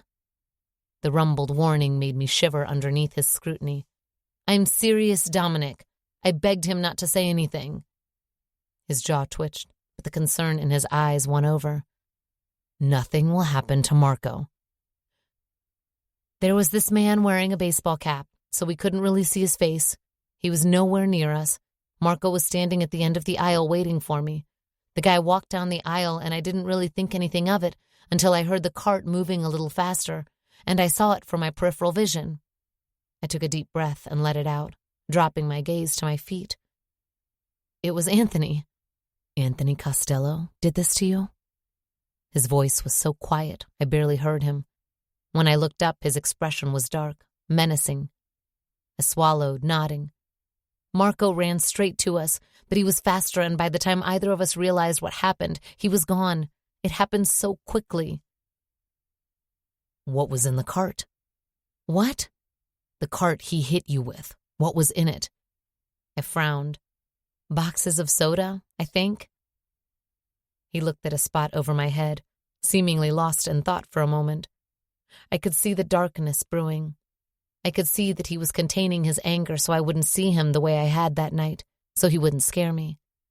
When his eyes met mine, they were clear of that darkness, but I could still see the anger, the concern.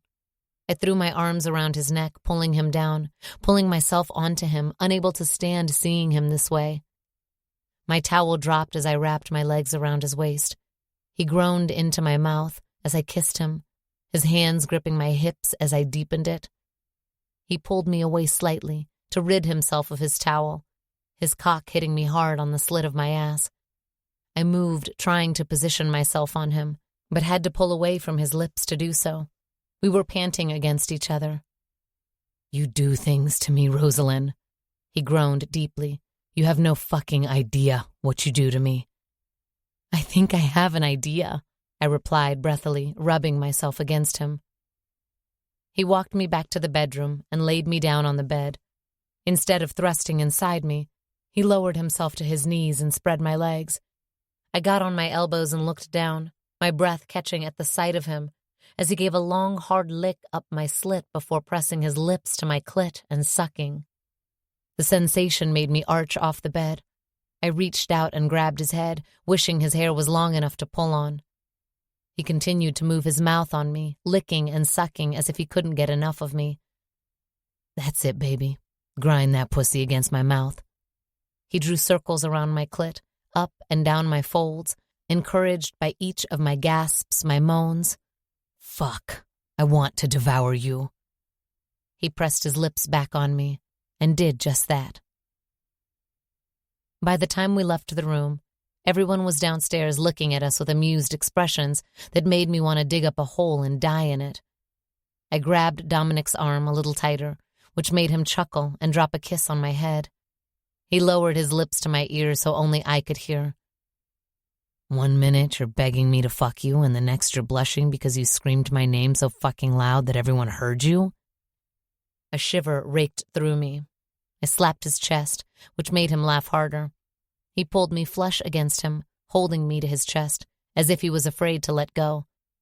I wasn't sure what scared me the most, opening up to this life, these people, or the idea of him ever letting me go. Chapter 29. Rosie. I felt about Monday the way people felt about the weekend. Since we got back from Lorenzo and Catalina's house, I'd only spent maybe a full 30 minutes with Dominic, between performances, rehearsals, and his job. I had 2 days off, Monday and Tuesday. I was performing twice from Wednesday to Sunday, so this was a much-needed break. When I opened my eyes on Monday morning, I found him looking at me. He smiled softly when our eyes met. I wondered how often he watched me, and why, instead of feeling freaked out about it, I was turned on by the idea that he was this enamored with me. "You slept past 4, he said. I sat up slowly, noticing that he was fully dressed in jeans and a t-shirt. "What time is it?" 12:30. "In the afternoon?" I shouted, scrambling out of bed, even though I had nowhere to be. "Where are you going?"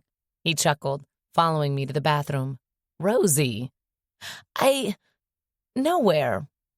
I frowned and felt my lips twist when I saw the amusement on his face. Holy shit! I can't remember the last time I had nowhere to go. I could, actually. It was January 27th. But I didn't want to bring it up since there was no bringing it up without discussing Anthony, and I was done paying attention to that man. He gave me space to do what I needed to do, and once I finished and he knew I was ready, he walked over and hauled me off the ground, kissing me deeply. He tasted like strawberries. I picked my legs up and wrapped them around him, deepening the kiss, moaning into his mouth. "Fuck." He pulled away, a wild look in his eyes when he met mine. "I was going to ask if you were up for a little trip, but I may cancel the whole thing if you keep moving your pussy against me like that." I stopped moving. "Little trip where?" "Providence." That instantly iced my veins. I unwrapped my legs from him and set them down slowly. I thought about going back so many times and always came up with an excuse as to why I shouldn't. It wasn't like I had anyone to visit there anymore. I'd mentioned the memorial, though. It was one of those places I wanted to go in theory, kind of the way I thought about skydiving.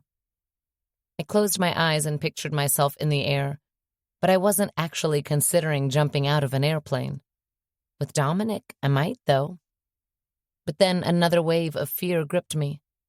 Could we just show up there? What if something happened? The big rumor was that Patriarcha had been responsible for what happened. I wasn't sure if people came to that conclusion since he'd been the big boss there, or because one of his guards had been killed and not his wife. He swore he wasn't behind it. He'd gone to all of the funerals and paid his respects and continuously maintained his innocence. I was probably the only one who believed him, but that didn't mean I wasn't scared to show my face there. He must have seen my panic, because he set his hands on my shoulders and brought his face down to eye level. We don't have to go. What if something happens while we're there? Nothing will happen. Dom, I bit my lip. You can't know that. I do know that, Rosie. We're taking Nico and Marco? I asked. Yes, just taking me would suffice, you know. He smiled softly. But if you want me to put together a whole army to go with us, I will. We can even take Rocco if it'll make you feel better. I snorted a laugh. A hard pass. Dominic chuckled, pulling me to his chest. You know he's a badass, right? I know, he's a Marine and all that, but he's still just Rocco Marchetti. He laughed harder at that. Just Rocco Marchetti. I'm going to say that to him whenever he annoys me. I want to go with you. I pulled away to look up at him. I do. The car trip felt way too quick, probably because I was dreading getting here. We went straight to the memorial. In the middle of the park stood a bronze sculpture of 5 women holding hands. My heart felt so heavy in my chest that I was afraid it would bottom out of me entirely. I was having trouble swallowing with a lump in my throat and seeing through unshed tears, but I walked forward anyway. Dominic stayed a few steps behind me. I wasn't sure he'd get this close. The faces didn't look exactly like our mothers, but definitely resembled them enough to make me gasp into my hand. I felt my knees give out and let myself fall to the ground. I stopped trying to hold back the tears and just let them flow. By the time Dominic's arms wrapped around me, my face was buried in my hands, and I was openly sobbing. His grip tightened, but he didn't say a word. He didn't shush me, didn't rock me, didn't tell me it would be okay. I think I appreciated that the most. He just held me as I let out the pent-up grief I held inside. When my shoulders stopped shaking and my breath started evening out, he pulled away and gave me a moment to drop my hands from my face. When our eyes met, he looked devastated. He brought both hands up to my face and wiped my tears with his thumbs before setting his forehead against mine. I've got you. It was all he said, and apparently the only thing I needed to hear, because I gained enough strength to stand and look at our mothers one last time before I let him take my hand and walk me back to the car. I want to drive by the house, I said, voice hoarse as I looked up at him. Dominic's eyes flashed. Roselyn. If you want to go in the other car, I understand, but I need to see the neighborhood. I need to.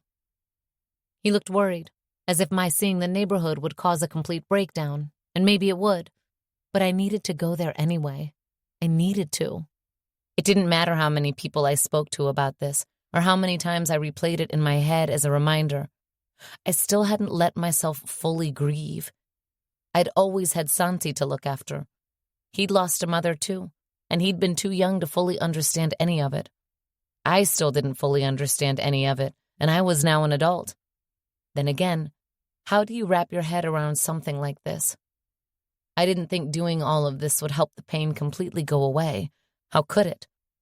For a moment, I wanted to stop running from it and just let myself feel it. After what felt like an eternity, he opened the door beside us, and we got in the car. From the way his jaw was twitching, I could tell he was only doing this for me. The closer Nico got to the neighborhood, the more I felt like maybe this was a bad idea. I feel like throwing up, I said. Dom's eyes snapped to me. Do you want to stop the car? No, I breathed. Maybe this isn't a good idea after all. We'll just drive by, okay? We won't go into the cul-de-sac. We'll stop at the corner, look, and leave. He searched my eyes, and I realized that he needed this as much as I did. I gave a nod. Okay.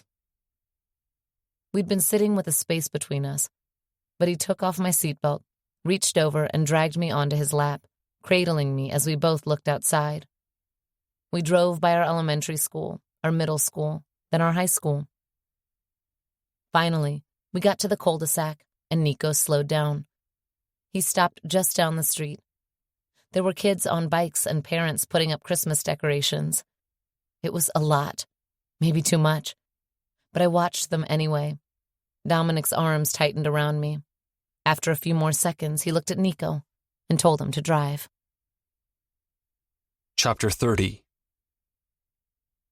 Dominic. It was dark out when we got home, and we both headed straight to the shower and bed. We hadn't said much on the way back. I'd like to think it was comfortable silence, but it just felt heavy. I wouldn't have done that for anyone but Rosie. I didn't even think I could do it if Gabe or Rocco asked me to. Seeing that sculpture was too much. Seeing the neighborhood was worse. I didn't know what she got from it, but I just felt angrier at the whole thing. It didn't matter. The only thing that mattered right now was that I was lying in bed with Roselyn. Do you ever think about that night? Like, really think about it? Rosie asked quietly. I squeezed her a little tighter to myself and breathed her in for a moment. Dom? What? I asked you a question. Every fucking day, Rosie. Same as you do. Same as Gabe. Same as Rocco. Same as Mikey. I turned so that we were facing each other and swiped a lock of hair out of her face. I can't imagine any of us don't. But I mean, really think about it. I think about it every day. But after today, I don't know. It just made me realize details I hadn't paid attention to, she said, brows pulling in. Like, it wasn't a robbery. They tied us up, but they didn't go through our things. They were masked, but never spoke. Only women were killed. They didn't... She took a breath. They didn't rape them, but they killed them. One shot in the head, point blank. Yeah, I swallowed. I think about that. How could I not? There was no denying that what happened that Tuesday fucked us up. Because it did. And no amount of therapy or hypnosis or even drugs helped, because none of those things could bring our mothers back. That really tripped me up when I thought about it. They'd aimed for our mothers. Your stepdad died, though, and Patriarcha's guy also died, so I guess it wasn't only women, she said quietly. My stepdad only died because he stepped forward to protect Mom. I shut my eyes briefly, the image instantly coming back. Sometimes I wondered if I remembered it correctly or if I'd made some of it up. What I knew for certain was that they'd come into our beds and tied us up there while we were asleep and least expecting the attack. They didn't bother gagging us or doing any of the things I'd only seen in movies back then. Now, as an adult, after I'd done the things that I'd done, I looked back on that day and saw things I hadn't before, like what Rosie just said. The women were killed. They hadn't been raped. They hadn't been tortured. They were shot in a way that wouldn't make them suffer. The ones who suffered most were the ones who survived. Sometimes the aftermath of a tragedy is worse than the tragedy itself. Why do you think that is? She whispered. I wish I could erase the concern in her brown eyes, erase the pain and terror she lived with. I'd live with it doubly, triply, if it meant that she wouldn't feel it. I sighed. I could have said nothing. I could have told her I didn't want to talk about this, and that we'd already had a long day dealing with this. As it was, I'd only spoken to 3 people about this, including her. None of the women in my past knew. Not by my account, anyway. It was probably the reason I'd never been completely serious about any of them. Not because they hadn't been fun or beautiful or great in bed, but because I couldn't open up to them. I didn't want to. But Rosie? Fuck. I'd do anything for Rosie. Maybe it was because she'd been there and could relate. Maybe it was just her. I couldn't say. I reached for her and pulled her a little closer so that her cheek lay on my heartbeat. It was personal, I said against her hair. What's a home without a matriarch? Who would do that, though? She pulled back slightly to look at me. I really don't think it was who they said. I don't think so either. If I thought it had been, or if I knew they'd be. I bit my tongue. Dead, she said, finishing the sentence for me. I gave a nod and brushed her cheek with the back of my hand. This was one thing I didn't want to speak to her about. It was the reason she was reluctant to be with me, because of the things she thought I did. It was also one of the reasons I'd been reluctant to take her back there. I was nervous that it would drive a wedge between us and make her pull away more. She took a breath and leaned forward again, cheek resting on my heart. Hey, Dom, she said quietly against me. I feel safe with you. My heart stopped. My grip tightened around her. She couldn't have known how much I wanted to hear those words, how much I needed to hear them. You'll always be safe with me. I still worry, she said, about you. I don't like the idea of you going out there and doing things that may get you killed. Would you miss me, tiny dancer? I smiled against her hair. Would you grieve me? You know I would. You know it would kill me. Her voice broke. That's why I'm afraid that this isn't. Nothing will happen to me, baby, I said quickly, not letting her finish that sentence. How could you possibly know that? She pulled away again, searching my eyes. I cupped her face, drawing circles on it with my thumb. I didn't want to stop touching her. I couldn't, especially tonight. I don't go around starting wars, Rosie. I don't go waving my gun around and killing people. No? She shot me a look. No. I run legitimate businesses, I said. But when she raised an eyebrow, I corrected myself. Legitimate enough that they won't lock me up for them. Is that better? Not really.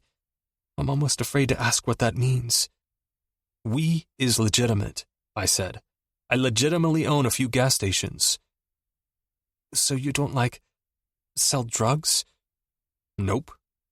She searched my eyes. You don't kill people for a living? No. I let out a laugh. Jesus, Rosie. Did you used to? That one gave me pause.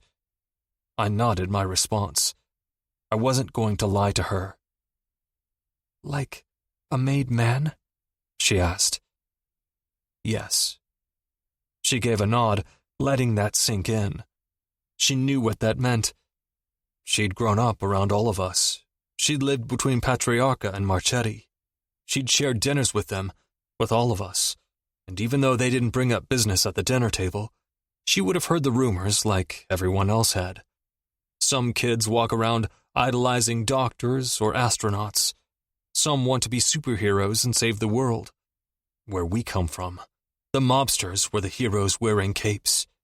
In the neighborhood where Rosie, Gabe, Rocco, Mikey, and I grew up, those guys were the ones we looked up to. Even Mike. The difference is, once he saw it for what it was, he wanted no part of it. I couldn't blame him. It was nowhere near as exciting as they pretend it is in the movies.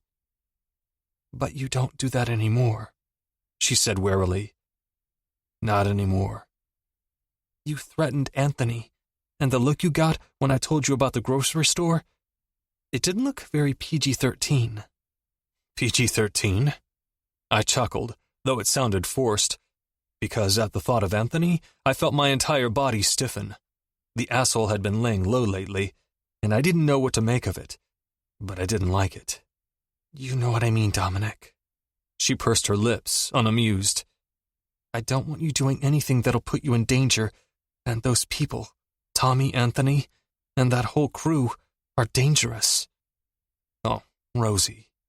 I felt myself smile as I climbed on top of her, slipping off her panties and ridding myself of my boxer briefs. I put a hand between us, played with her pussy for a moment, until her breathing became ragged and her eyes clouded the way they did right before she came. I took my hand away, and she made a noise. I was sure she was about to complain, but I just wanted her wet enough that I wouldn't hurt her when I sank into her, because that was exactly what I was going to do to rid myself of the tension building up inside me. This wasn't going to be a sweet fuck. I positioned myself between her legs and thrust into her hard, deep. She yelped, bowing off the bed, her eyes rolling. "Damn it, Dominic," she breathed, her fiery gaze meeting mine. I pulled out slowly and thrust in hard again. "Fuck." She threw her head back, fingers clutching my biceps. "Do it again." I did. Again and again and again, until she was screaming my name at the top of her lungs. "This isn't," she gasped, "going to make me?" Another gasp. "Forget what we were talking about." I stopped moving. Her fingernails dug deeper. She wanted me to move. She wanted me to fuck her hard and fast. What were we talking about? I forgot. I thrust hard. "Oh, God," she moaned. "That they're dangerous." I ignored her and kept fucking her, bringing her legs up and stretching them across my chest. Fuck. My cock hit her deeper at this angle. I brought my hand down to her nipple, then spread her legs a little and slowed my thrusts so I could toy with her clit again. She started shaking the moment my thumb hit it, coming all over my cock. She felt so fucking good, so fucking wet. I started fucking her fast again, until she was screaming so loud, I was sure she wouldn't have a voice tomorrow. My orgasm hit me hard, my cum spilling inside her in spurts, saying her name as I came. "Dominic." She was still breathing heavily as I brought her legs back down. There was a small frown on her face that I hated so fucking much. "They're really dangerous. I'm serious." "I know you are." I chuckled at her concern and leaned in to kiss her. When I pulled back, I looked at her. "Don't you know who you're sharing a bed with, baby?" She looked at me, and even though she didn't look scared or surprised, I regretted saying it. She already told me she had reservations about this, and it seemed like every time we took 3 steps forward and she seemed convinced that she could do this, something happened that made her hesitate again. I knew that until she committed to us 100%, I'd always be on the cusp of losing her, and that realization hit me right in the gut. I couldn't lose her. I wanted to shake her and tell her that she was brave and strong and belonged with me. Whether she wanted to see it or not, she was one of us. Her father may not be going around taking lives, but he was just as involved as the rest of us. She studied me for so long that I started to get nervous under her scrutiny. "I know exactly who I'm in bed with, Dominic De Luca." She reached up and set a hand over my heart. I didn't want to push my luck and ask her how she meant that, but when she threw her arms around my neck and pulled me in for a kiss, my nerves disappeared. Chapter 31. Rosie. Dominic massaged my legs and feet for half an hour before he told Marco to go get me bags of ice from the gas station. He'd kissed me and headed downstairs to make a phone call while I sat with my feet submerged in the icy water of the guest bathroom. I shut my eyes, forcing myself to keep my feet in the water, when my phone vibrated on the floor beside me. I reached for it, turning it over to look at the screen and nearly dropping it in the tub of ice when I saw my father's name and a signed picture on my screen. I pulled my legs out of the water and set them on the towel, standing shakily. "Hello?" I held my breath. "Mija," he said, voice booming. "You can come home now." I felt my entire body go limp as I fell to the floor, tears pricking my eyes. "Are you serious?" "I'll be making dinner tonight. Pescado con coco," he said. My mouth watered instantly. "You may want to get here before your brother eats all of it, though." "I'll be there." I felt myself smile wide. "Oh my God, I'll be there." See you soon." He hung up. I looked at the tub of ice and debated not soaking my feet after all, but the throbbing convinced me otherwise. I just put them in there for a moment. I was lost in thought, texting back and forth with my brother, when I heard the commotion coming from downstairs. There was shouting and the sound of something crashing. I inhaled sharply, hands shaking for a completely different reason. I looked at the doors on either side of me, at the cabinet in front of me. Would I fit there? Did I have time to hide? Another crash. This time I did drop my phone. I got my feet out of the tub quickly and set them on the towels I'd set down, walking over to the door of the gym. I rushed in there, grabbed a 10-pound dumbbell, and ran to the door next, trying to listen, to see, my heart pounding loudly. This was supposed to be the safest place in the city, but it couldn't be, right? Because in theory, Dominic may be able to protect me, but it was only a matter of time before things caught up to him. It was only a matter of time before this happened. I swallowed back my fear and tried like hell to think of something positive. Maybe he was fighting with Marco over the bruises, and if that was the case, I had to go down there. I opened the door slowly and tiptoed to the top of the stairs, heart in my throat. I listened to the voices, trying to make out who was speaking, or rather screaming. Definitely Dominic. I braved a peek over the stairs and saw another version of Dominic. Somehow, I managed not to drop the dumbbell as I rushed downstairs. "Gabe?" I set down the dumbbell as both brothers turned to face me. I had to take a step back for a moment. I hadn't seen them side by side in 10 years. Back then, they looked so much more similar, but now the only resemblance they shared seemed to be a few features. I did a quick sweep of Gabe and breathed easier when I realized he was intact. When I looked at Dominic, his expression was intense. It was one that practically screamed, "Mine." I looked down at my feet for a second, hating that the room was filled with animosity instead of joy and relief. Before I knew what was happening, Gabe was charging me and I was in his arms. "I'm so sorry, Rosie. Holy shit. I can't imagine what must have gone through your mind. Are you okay?"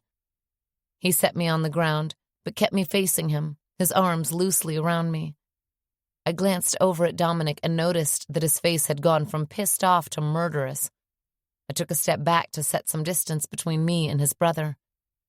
"Yes, I'm okay. I thought you got killed or something. I thought maybe it was my fault for the shit I'd told you, and then—" I shook my head and looked at him. Really looked at him. "Did you get a fucking suntan?" "Yeah." He had the sense to look embarrassed as he looked away.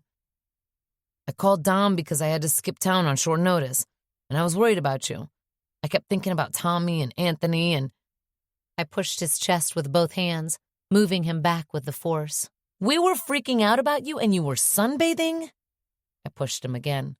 He took another step back. "I wasn't just chilling the entire time. It wasn't like that." He took a breath. "I'm sorry. That's why I called you. I didn't want you to worry." I turned my attention to Dominic, who was still standing in the same spot. "Are you just going to stand there staring? Trust me, you don't want me to walk over there right now." Gabe waved a finger between me and Dominic. "So this is a thing then?" "Yeah," I said quietly, looking at the ground. "He's good to me." "Yeah," he let out a short laugh. "I bet he is." "Gabriel?" Dominic warned. "No, you stole my fucking girlfriend." Gabe looked over. "What?" I shouted. "I was not your girlfriend, you liar." "She was never yours to begin with," Dominic growled, and I could tell he was fighting to stay at a distance. "We didn't even go on a date." I looked at Gabe. That was when I saw the amusement in his eyes and realized he was joking. Joking at a time like this. I pushed his chest hard again. He chuckled, but turned serious quickly. "I specifically asked him not to get involved with you." "You can't ask that of him." "I love him. I trust him with my life." Gabe nodded toward his brother. "But as your friend, and knowing everything you've told me about your life, I feel like I need to tell you that I don't think this is a good idea. You've been through enough. This isn't what you need." "And you think you know what she needs?" Dominic asked, his voice short. I heard it a little closer now. Let me guess. You want to offer her your services too? I mean, Gabe said, and I could hear the smile in his voice. If that's what she... Dominic was just one step away from us in a flash. If you finish that sentence, I swear to God, brother or not, I will fucking kill you. So choose your words very carefully, he said quietly, the warning clear. I should go, I whispered, crossing my arms so my hands would stop shaking. I took a step back, distancing myself from both of them. Gabriel wasn't wrong, but I didn't expect him to warn me away from his own brother. I think that's a good idea, Gabe smiled. I turned and started walking to the door. You'll stay. The command came from Dominic. I froze in my tracks and turned around. I looked up at him, meeting that dangerous gaze that everyone seemed to shy away from. Everyone except his brother, who obviously had a death wish, and me, since I knew he'd never hurt me. I'm going, I said, as quietly, as cutting, as clearly as he had. You obviously need to work this out with your brother, and my dad just called me, so I have my own family to visit. I turned around again and walked toward the door, slipping my feet into the boots I had there. I grabbed my jacket and threw it on quickly, my bag next, and opened the door, pausing at the force of the chilly wind that hit me. Rosie, Dom said, his voice softer, closer now. Don't go. I'll be back tonight, I said to the sidewalk. It is tonight. It wasn't. It wasn't even 6 o'clock. I didn't turn around, but I suddenly felt him at my back. He brought an arm around me, flat against my stomach, and pulled me flush against his hard chest. I felt his warmth behind me, slipping inside me and spreading, threatening to take over. I shut my eyes against the feel of it, fighting the tears that pricked my eyes, knowing that if I focused on how good he made me feel, I'd stay, and I couldn't. He must have known it, must have sensed it somehow, the way he seemed to sense everything else about me. Baby, he whispered against my ear. Dominic, please don't. I shivered, screwing my eyes shut tighter. He wasn't playing fair. Baby, he whispered again, rougher this time, pressing his face into my hair. Please stay. I'll be back. My voice shook. I took a steadying breath and opened my eyes, grabbing his hands and lowering them as I turned around to face him. God, he was so fucking beautiful. I brought a hand up and ran the tips of my fingers over the perpetual 5 o'clock shadow on his face. He shut his eyes for a moment, as if savoring it. When his gaze found mine again, he looked raw, open, letting me see all of him in that split second. I don't want you to leave like this. He searched my eyes. Will you come back? I'm going to have dinner at my dad's. I smiled at him and wondered if my expression looked as torn as I felt. But yes, I'll be back. Marco's going with you. I didn't argue. There was no point. I took a step away from him when he caught me by the waist and pulled me to him, pressing his lips against mine. What started as a chaste goodbye kiss turned into a slow heat that ran down my spine, through my entire body, and settled between my legs. I broke the kiss first and watched as he opened his eyes ever so slowly. I loved this man, I really did. And yet my own fear, which Gabe had now confirmed, kept me from speaking those words. He pressed one last kiss against my forehead, his eyes torn, looking like he was struggling to let me go. But he did. I took a deep breath and turned around quickly, shutting my jacket tighter as I walked down the steps and headed to the car. It was colder than it had been in weeks, but the thought of seeing my dad and brother warmed me right up. Chapter 32. Dominic. Well, fuck. That was Gabriel. I could kill him right now. I turned around and walked to my kitchen, ignoring him and his stupid comment. For someone who always had honors and AP classes, got into an Ivy League university, earned the degrees he had, and landed a high-paying job, my brother was one stupid motherfucker. Normally, when he pushed my buttons, I laughed it off. But tonight, he'd gone too far. Way too fucking far. You're in love with her. I looked him straight in the eyes. What gave it away? Was it my threat to you, which, by the way, I meant every word of, or the way I kissed her? Neither. His brows rose. It was the begging. I didn't see that coming. I shook my head and opened the fridge, grabbing one of those disgusting sour beers I stocked up on, just because he liked them, and handed it to him. He held it up as a thank you and started drinking. Tell me about the job you were doing. I leaned against the counter. I will. He paused to take another sip of his beer. But you're not going to believe me. Try me. I signed an NDA. He raised an eyebrow. Fuck your NDAs. I'm your brother. I asked you to take care of my girlfriend, and you stole her from me. He raised an eyebrow and took a seat. If that's what you do to your brothers, she wasn't your girlfriend, asshole. I felt myself scowl, and scowled deeper when he grinned. And she was mine first, before you went behind my back and asked her out. I'll admit, that was a shitty move. He nodded, conceding. Not that it matters, all things considered. I guess I'll let you have her for now. Gabriel? I stood up straight, pulse racing. Kidding! He chuckled. Jesus! It's not funny. I took a breath. None of what you said is fucking funny. She already had doubts about us, and you just gave her more reasons to rethink this whole thing. She needed to hear it. He sighed, shaking his head. I wish someone had told Mom that before she got involved with Dad. Then neither of us would be here, moron. And Mom would be alive. And it wouldn't matter because you wouldn't be here, so she wouldn't be your mom. My point is, someone needed to tell Rosie. Not that it matters. Trust me, it fucking matters. I slammed my fists on the counter. The look on her face, the way she kissed me. It was all fucking me up right now. Did you see the way she looked at you? She's fucking crazy about you. I don't think anyone's ever looked at me like that. She's 100% yours. I know she's mine. I just want to make sure that you know she is. I glared at him. What you just said will stick with her all night. She might not come back. She'll come back. His shoulders sagged slightly. She's been through so much, Dee. Maybe you're the one who needs to reconsider. And give her up? I shook my head. I don't want to talk about this anymore. I couldn't. I felt like an elephant was sitting on my heart. Fine. He set the beer on the counter. If I tell you where I was, you're not going to like it.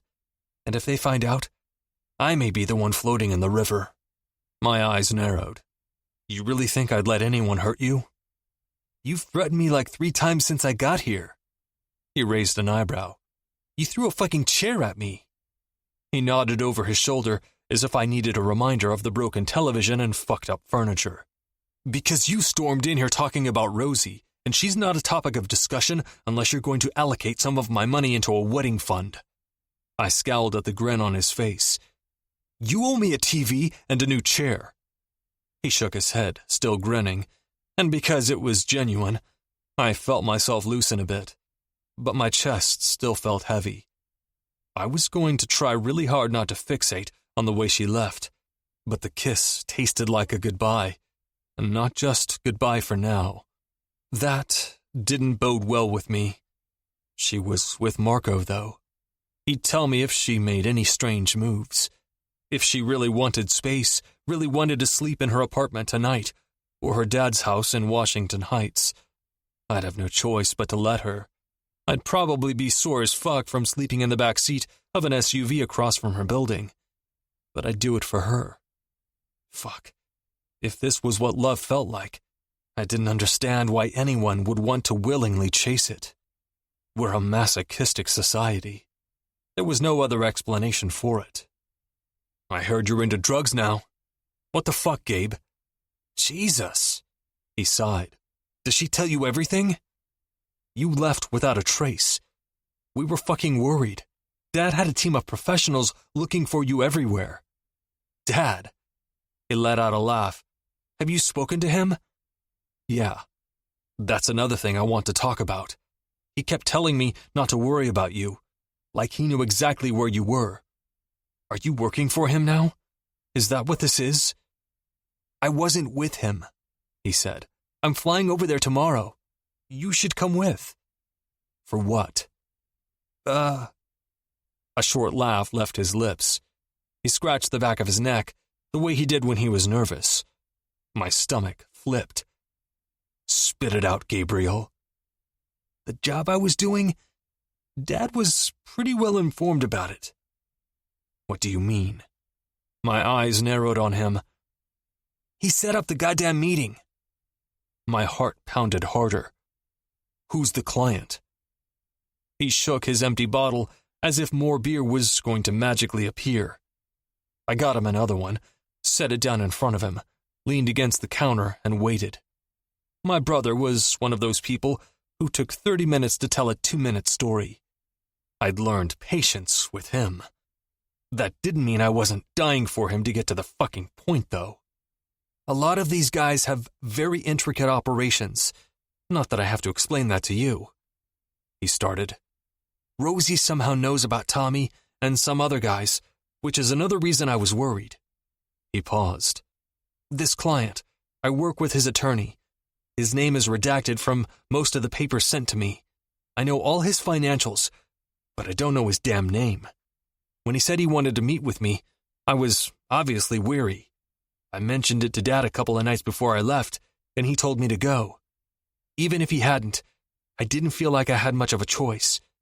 The client knew where I lived, where I hung out. He knew who you were. He even knew Rosie by name. My heart stopped for a moment, but I let him continue. I thought, well, I guess I'll go. I mean, Dad knows about it. What's the worst thing that could happen? You could have died, I said, my voice coming out much harsher than I expected it to. How could you put yourself in that situation after everything we've lost? How could you let anyone like that find out about Rosie? Jesus, Gabriel. He scoffed. You're going to lecture me on safety? It's different. It's not different. You know that feeling we used to get whenever one of us was in trouble? I have it every fucking day, Dominic. His voice cracked. I looked up and saw the fear in his eyes, the concern, and it made me feel like shit. I worry about you 24/7. So, what if I go out and dabble with drugs and get drunk? I'm 27. I've been through hell. If you're going to judge me for it, you can go fuck yourself. Gabe. I sighed heavily. What the fuck could I even say to that? I stopped, by the way. I didn't do any drugs on my trip, and trust me, there was cocaine on every fucking surface. Did you meet with the big client? Never did. I met with his associates, a lawyer, but never him. And you were in Colombia? I asked. He looked taken aback by my question, and I had my answer. How the fuck? He stopped talking, face pulling. Everyone has coke at their disposal. On every surface? You come back with a suntan. Dad knew where you were and didn't start a war? Am I right? Cartagena, he said after a moment. Dad is very friendly with this person. The drug dealer? They deal much worse things than drugs, Dom. No, fuck. I stayed quiet. While I was there, Tommy showed up, which was a total mindfuck, by the way, seeing him in another country, he said. My jaw set. I didn't say anything, because whatever I'd say would come out as a scream. My brother could have easily been killed over there. He would have been one of those people gone without a trace. I bit back my words and let him continue. This client of mine was looking into buying Tempt and the strip club Tommy and Anthony own. He wants in on this operation that he has going with other families, Russians, Turks, etc. The one Rosie told you about. Exactly. Did you at least get a name? I got a last name, which is the main reason I'm telling you this. Well, don't keep me in suspense. Masseria, he said. I figured you should know since you're close with Gio. It's not Gio. The room spun. I leaned a little harder on the counter and caught my breath, looking back up at my brother, who looked concerned now. It's his father. I knew of 3 people who handled both the drug and sex trade business out of Cartagena, and all of them were dead. Masseria, though? It seemed impossible considering, but if that was the case, it meant my father knew about it. It meant the Costellos knew about it. It meant that it was only a matter of time before shit hit the fan. I looked up at Gabe, catching the concern in his eyes. Not very often, but sometimes it really did feel like looking in a mirror. "And what time does your flight leave for Italy?" 9 in the morning. You coming? I might. I took my cell phone out of my pocket and dialed Lorenzo's number first. He was the one I was closest to. He and Rocco, but Lauren had been my mentor, and he was Gio's brother-in-law. It was only right that he gave Gio the news that his father was still alive. Chapter 33. Rosie. My Rosie. Dad pulled me into a tight hug that I returned. I smiled against his shoulder. God, he smelled like fried food, like home. I squeezed him a little tighter. You're thin, papi. I pulled back. Too thin. Can you believe they didn't serve plátanos in jail? He asked. Don't worry. I'll get my weight up soon. I laughed and turned to Santi, hugging him next. I pulled back and looked at him. You know you were dark without the dangerous sun rays, right? Vicky isn't, and I wasn't going to let her tan her ass in front of every guy on spring break. Of course. I rolled my eyes and walked over to help Dad set food on the table. How was meeting her family? Great, actually, he grinned. Her dad's fucking loaded. He has a crazy estate in Mexico City. What does he do? What doesn't he do? Santi chuckled. That sounds ominous, I said. I set down the bowl of red beans, and we paused the conversation to settle into our seats and for Dad to say grace. The minute he was done, I picked up a toston. He's not into anything illegal, if that's where you're getting at, Santi said. At least, not that I know of. Speaking of illegal activity, Dad said, I heard you're dating Dominic? If he'd thrown something at me, I would have been less shocked than I felt at his words. Where'd you hear that? It doesn't matter where I heard it, he said. The tone in his voice made my stomach clench. I didn't dare meet his eyes. I don't like him for you. That made me look at him. Papi, he does dangerous things, Rosie. Unforgivable things. Really? When did you start believing gossip now? I stopped considering it gossip when Anthony Costello threatened me because of your relationship with him. What? I breathed. He went to the bodega again? Sure did. Dad pursed his lips and went back to his food. A part of me wished he'd been so spooked by Dominic that he'd just stopped going there. But Dad's bodegas were in Costello's territory after all. All it would take was for Anthony to start spreading rumors about me and Dominic, and he'd turn everyone in the neighborhood against us. That was how these people did things. They divided the city into squares and infiltrated them until everyone in them was bleeding out money and actual blood. As far as I'm concerned, Anthony can rot in hell, I said after a moment. Let's hope he doesn't take us with him when he does, my dad said. If he wanted me to lose my appetite, he succeeded. Who's Dominic? Santi asked. The boy your sister is never going to see again, Dad stated. I laughed. It was unamused, though. Dom wasn't a boy and I wasn't a little girl, and there was absolutely nothing funny about the situation. Dominic De Luca? Santi asked, frowning. Yes. Dad's voice was short. He's your boyfriend? He's a friend, I said, shooting my dad a look. Friend, Dad scoffed anyway. He's a thug. You didn't think he was a thug before? I raised an eyebrow. You loved him and Gabe. He wasn't a thug back then, he scowled. You need to stay away from him. That's bullshit. I bit into another toston. I wasn't even hungry. I was angry eating now. Roselyn? Dad slapped the table. Santi and I flinched and went silent. Dad had never lifted a hand at us, but he didn't have to. Our defenses went up the moment his voice did. Sorry, I whispered. He has a reputation, Santi said quietly. Dominic De Luca, I mean. My gaze flashed to him. How have you heard of him, if I didn't even know he lived in the city? You probably haven't heard about him since you always stay in your lane. Santi's smile faltered. Maybe Dad's right about this one. A knot formed in my throat. I swallowed hard, but it remained. I looked down at my plate. I'd stopped eating and went back to playing with my food, my fork pushing the rice and beans from one side to the other. Having two of the most important men in my life not accept the third like this hurt, even though I knew they weren't wrong to worry. Who knew what Dad had heard about Dom from the people around the neighborhood? It couldn't have been anything good, which was the only thing holding me back from standing up and shouting how in love with Dominic I was. The only way they'd change their mind was if Dominic showed them who he really was. Well, who he was with me. I'm curious. Dad turned to my brother. How do you know about him? Are you not staying in your lane? What? Of course I am, Santi scoffed. Jockey told me about him. You know, he's un chismoso. Santi was a terrible liar, so I knew he was telling the truth. Let's move on. I've stated my piece about the thug, Dad said. I bit my tongue.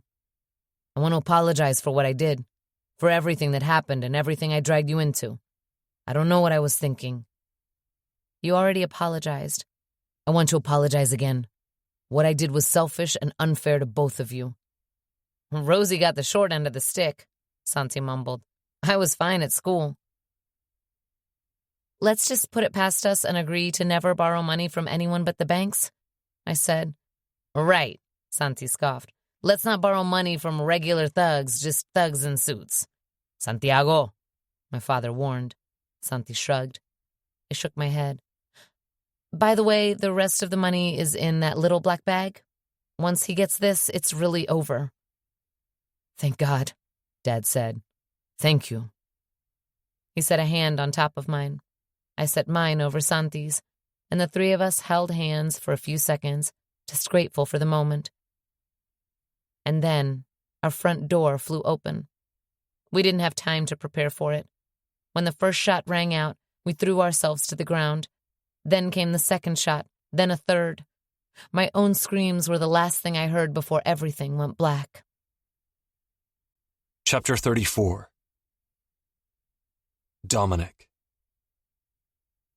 Our phones were supposed to be in airplane mode while we sat at the table, but I kept mine on and continued sneaking glances at it in case Rosie texted to tell me she was home already.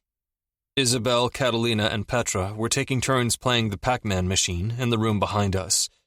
They'd been with Lorenzo and Gio when I called, and the guys didn't want to leave them wherever they'd been. Isabel cheered and the other two groaned. Across from me, Gio and Lauren smiled wide, looking over at them. Jealousy shot through me. I finally had what they had, and I would have given anything to have Rosie join them in the other room, where I could see her, hear her, smell her. It used to be that women weren't allowed in here, but a lot had changed since Charles's and Joe's deaths.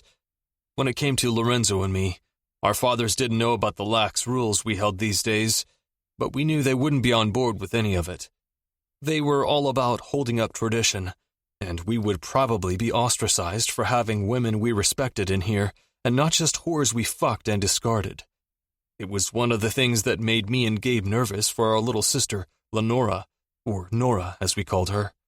She was technically our half-sister, but still our flesh and blood, and we were very protective of her. Gabe said he'd heard Dad talking about arranging her marriage, as if this was the fucking 1920s or some shit. There weren't many men in the old country that I trusted to treat my sister well. Then again, Giovanni and Isabel were set up that way, and it had obviously worked out for them, so maybe there was something to be said about it. In a way, I wished that was the deal with Rosie. If that were the case, she'd have to be with me. That idea made me no better than my father. I couldn't force her to want this. That was the only thing I kept going back to. Gabe wasn't wrong. Rosie wasn't wrong. My last name alone made me a target. It was all or nothing with us. They may not have taken blood oaths, but it was an oath just the same. Hey, lover boy, cut the shit and tell us why we're here, Rocco snapped. And why is this asshole here, looking all tan and shit? Tell them what you told me. Gabe took a breath, knee bouncing. He'd known these guys as long as I had, but he was still nervous around them, Lorenzo cut him off just after he got to the part about Tommy showing up. He still hadn't even said Gio's last name. I'll say it, Lorenzo said, then turned to Gio. We think Joe's alive. Gio's face was totally blank for 3 seconds. How can that be? No clue, but the last name on all of these accounts is definitely Masseria, I said. He must be trying to buy the club from Tommy, and my dad is in on it. I glanced at Lauren. You think Angelo knows? Lauren shrugged. How can that be? Gio said again, before he stood up and started pacing. The rest of us stayed completely silent as we watched and waited for all of it to sink in. It was bad for all of us, but it was worse for him. Or better. I wasn't sure what I'd feel if I'd been told that the controlling father who I thought was dead was actually alive. Had he faked it all? Had they actually tried to kill him and he'd survived? These were questions I had but couldn't answer. The women walked into the room. This was exactly why they hadn't been allowed in here previously, and the reason I understood the rule. Some women were passive, let men lead, and only spoke when spoken to. Not these women. Not Rosie. It was probably why we never stood a chance. What's wrong? Catalina asked. Go to the other room, Gio said, not leaving any room for argument. Kat looked at her husband, who shot her a look that said she should do as her brother said. She must have sensed the severity of it, because shockingly, she took a huge step back. I watched as Isabel looked at Gio from her place next to Kat. It looked like she was assessing whether or not it was worth going up to him. I wouldn't have. When Gio got like this, the best thing anyone could do was keep their distance. Rocco was the same in that. They were both dormant volcanoes, and you just never knew when they were going to blow the fuck up. Isabel walked over slowly. She stood in the way of his pacing, set a hand on his chest, and whispered something to him. Whatever it was seemed to calm him down. He nodded at her, pulled her into his chest, and held her there for a moment, before releasing her. He said something quietly, and whatever it was made her walk away, grab Kat and Petra by the arm, and lead them outside. The door shut loudly behind them. I met Rocco's gaze. We both blinked in surprise. Under any other circumstance, I would have made a joke about Rocco needing someone like that in his life. Under any other circumstance, I probably would have made 3 jokes by now. But this felt too heavy, too serious, and I didn't feel like laughing. I knew Joe's loss hit the girls hard. He'd always been the world's greatest asshole to Gio, though, and still, I knew he'd been taken aback by the news of his murder. We'd all been in the car when he got the call and seen the look on his face.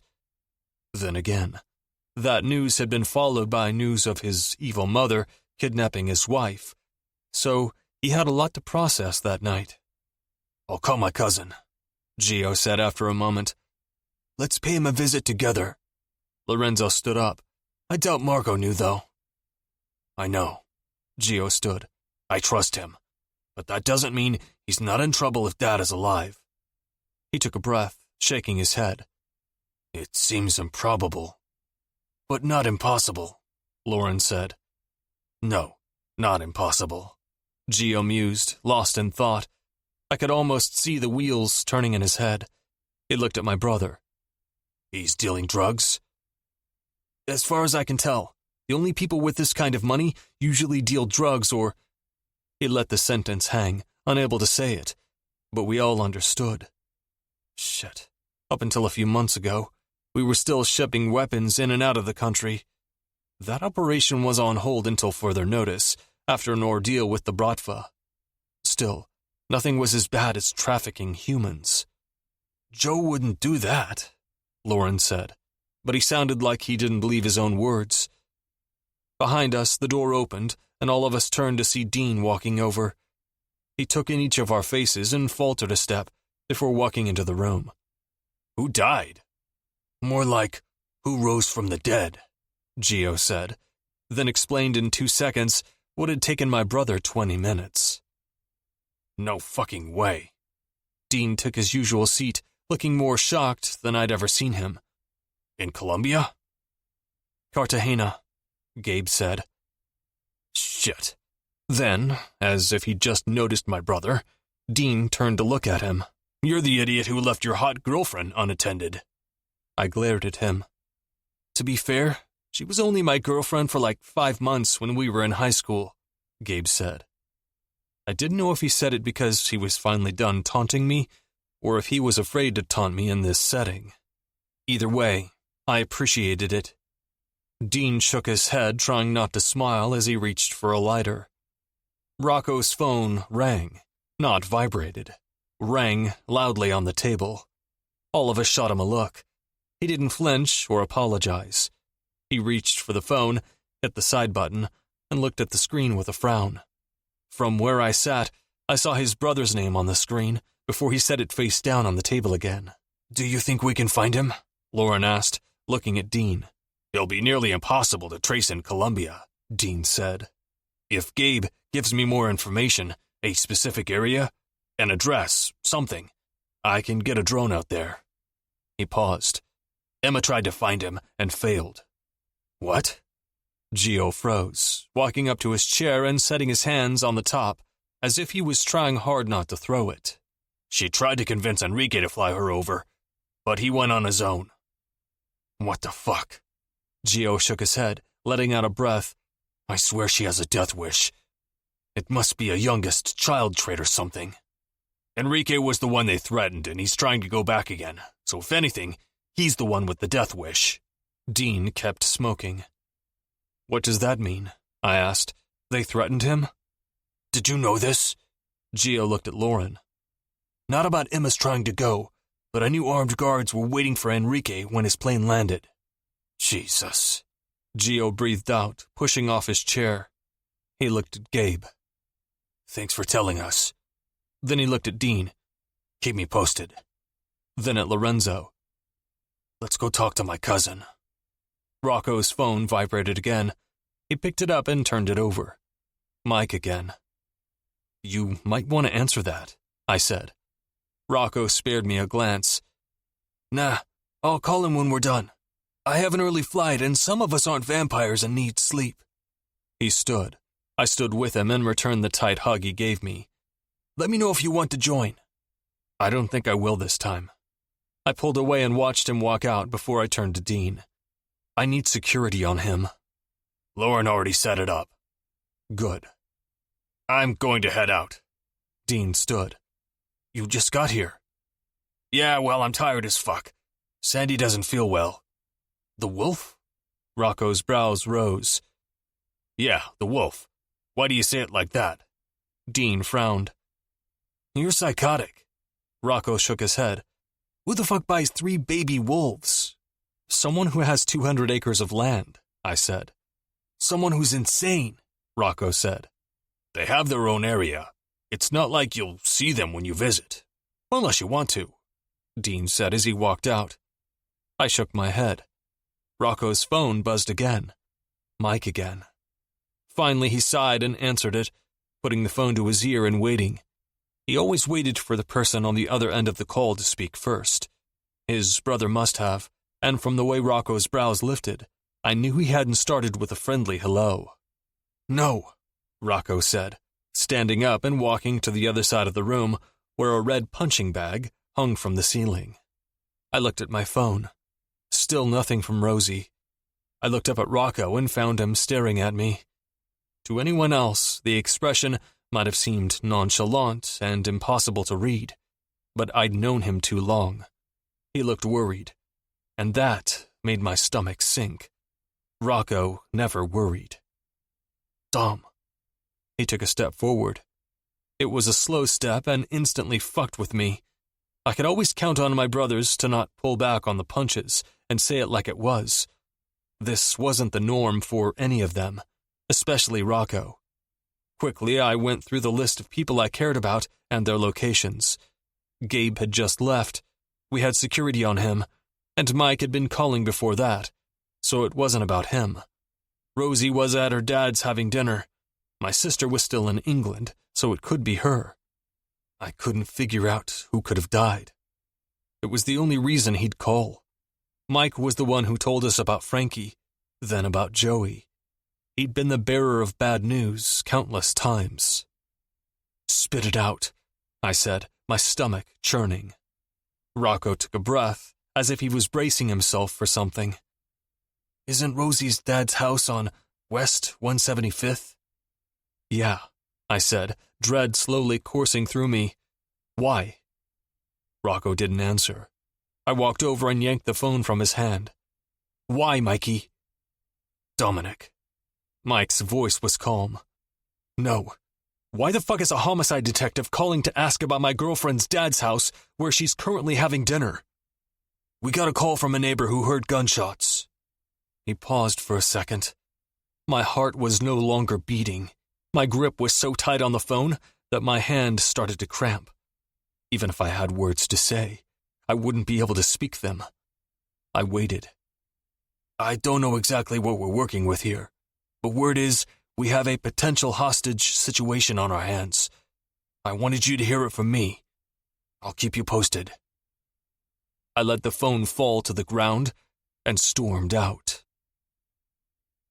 Chapter 35. Rosie. You think you know fear until you have a gun in front of you, and you're on the other side of the barrel. I brought my knees up and hugged them, heart pounding wildly.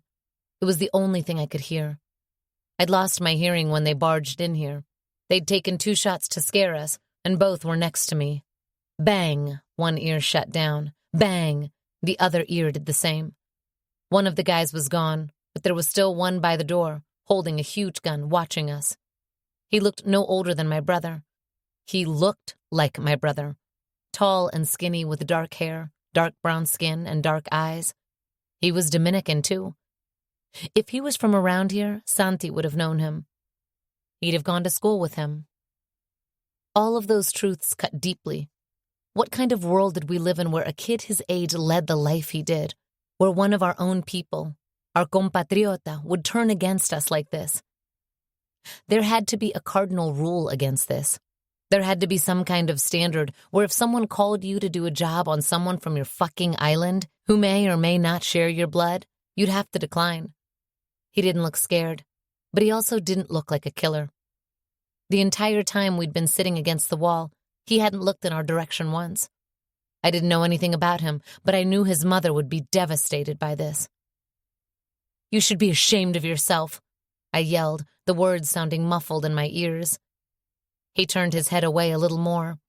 I swallowed and rested my forehead on my knees, focusing on breathing. The police would be here soon. They had to be. My brother was sitting next to me in the same position, knees up to his chest, hands tied behind his back, his forehead resting against them as he shook uncontrollably. Through glassy eyes, I could only make out my father's legs from the other side of the kitchen. I didn't even know if he was alive. I hadn't seen him move. A sob racked through me. God, please, please let him live. It wasn't fair if he died. It just wouldn't be fucking fair. I started crying openly, loudly, when I looked back at Santi to check on him. He didn't look up, but at least he was still breathing. He hadn't been too badly hurt. They punched him and tied him up. I wasn't sure it mattered. Emotional trauma was worse than physical scars. Scars you could cover. Scars you could ignore. After a while, those healed and became a part of you, like tattoos. You could cover emotional trauma with fake smiles and bullshit lies, but even as you did those things, the knife twisted deep in your gut.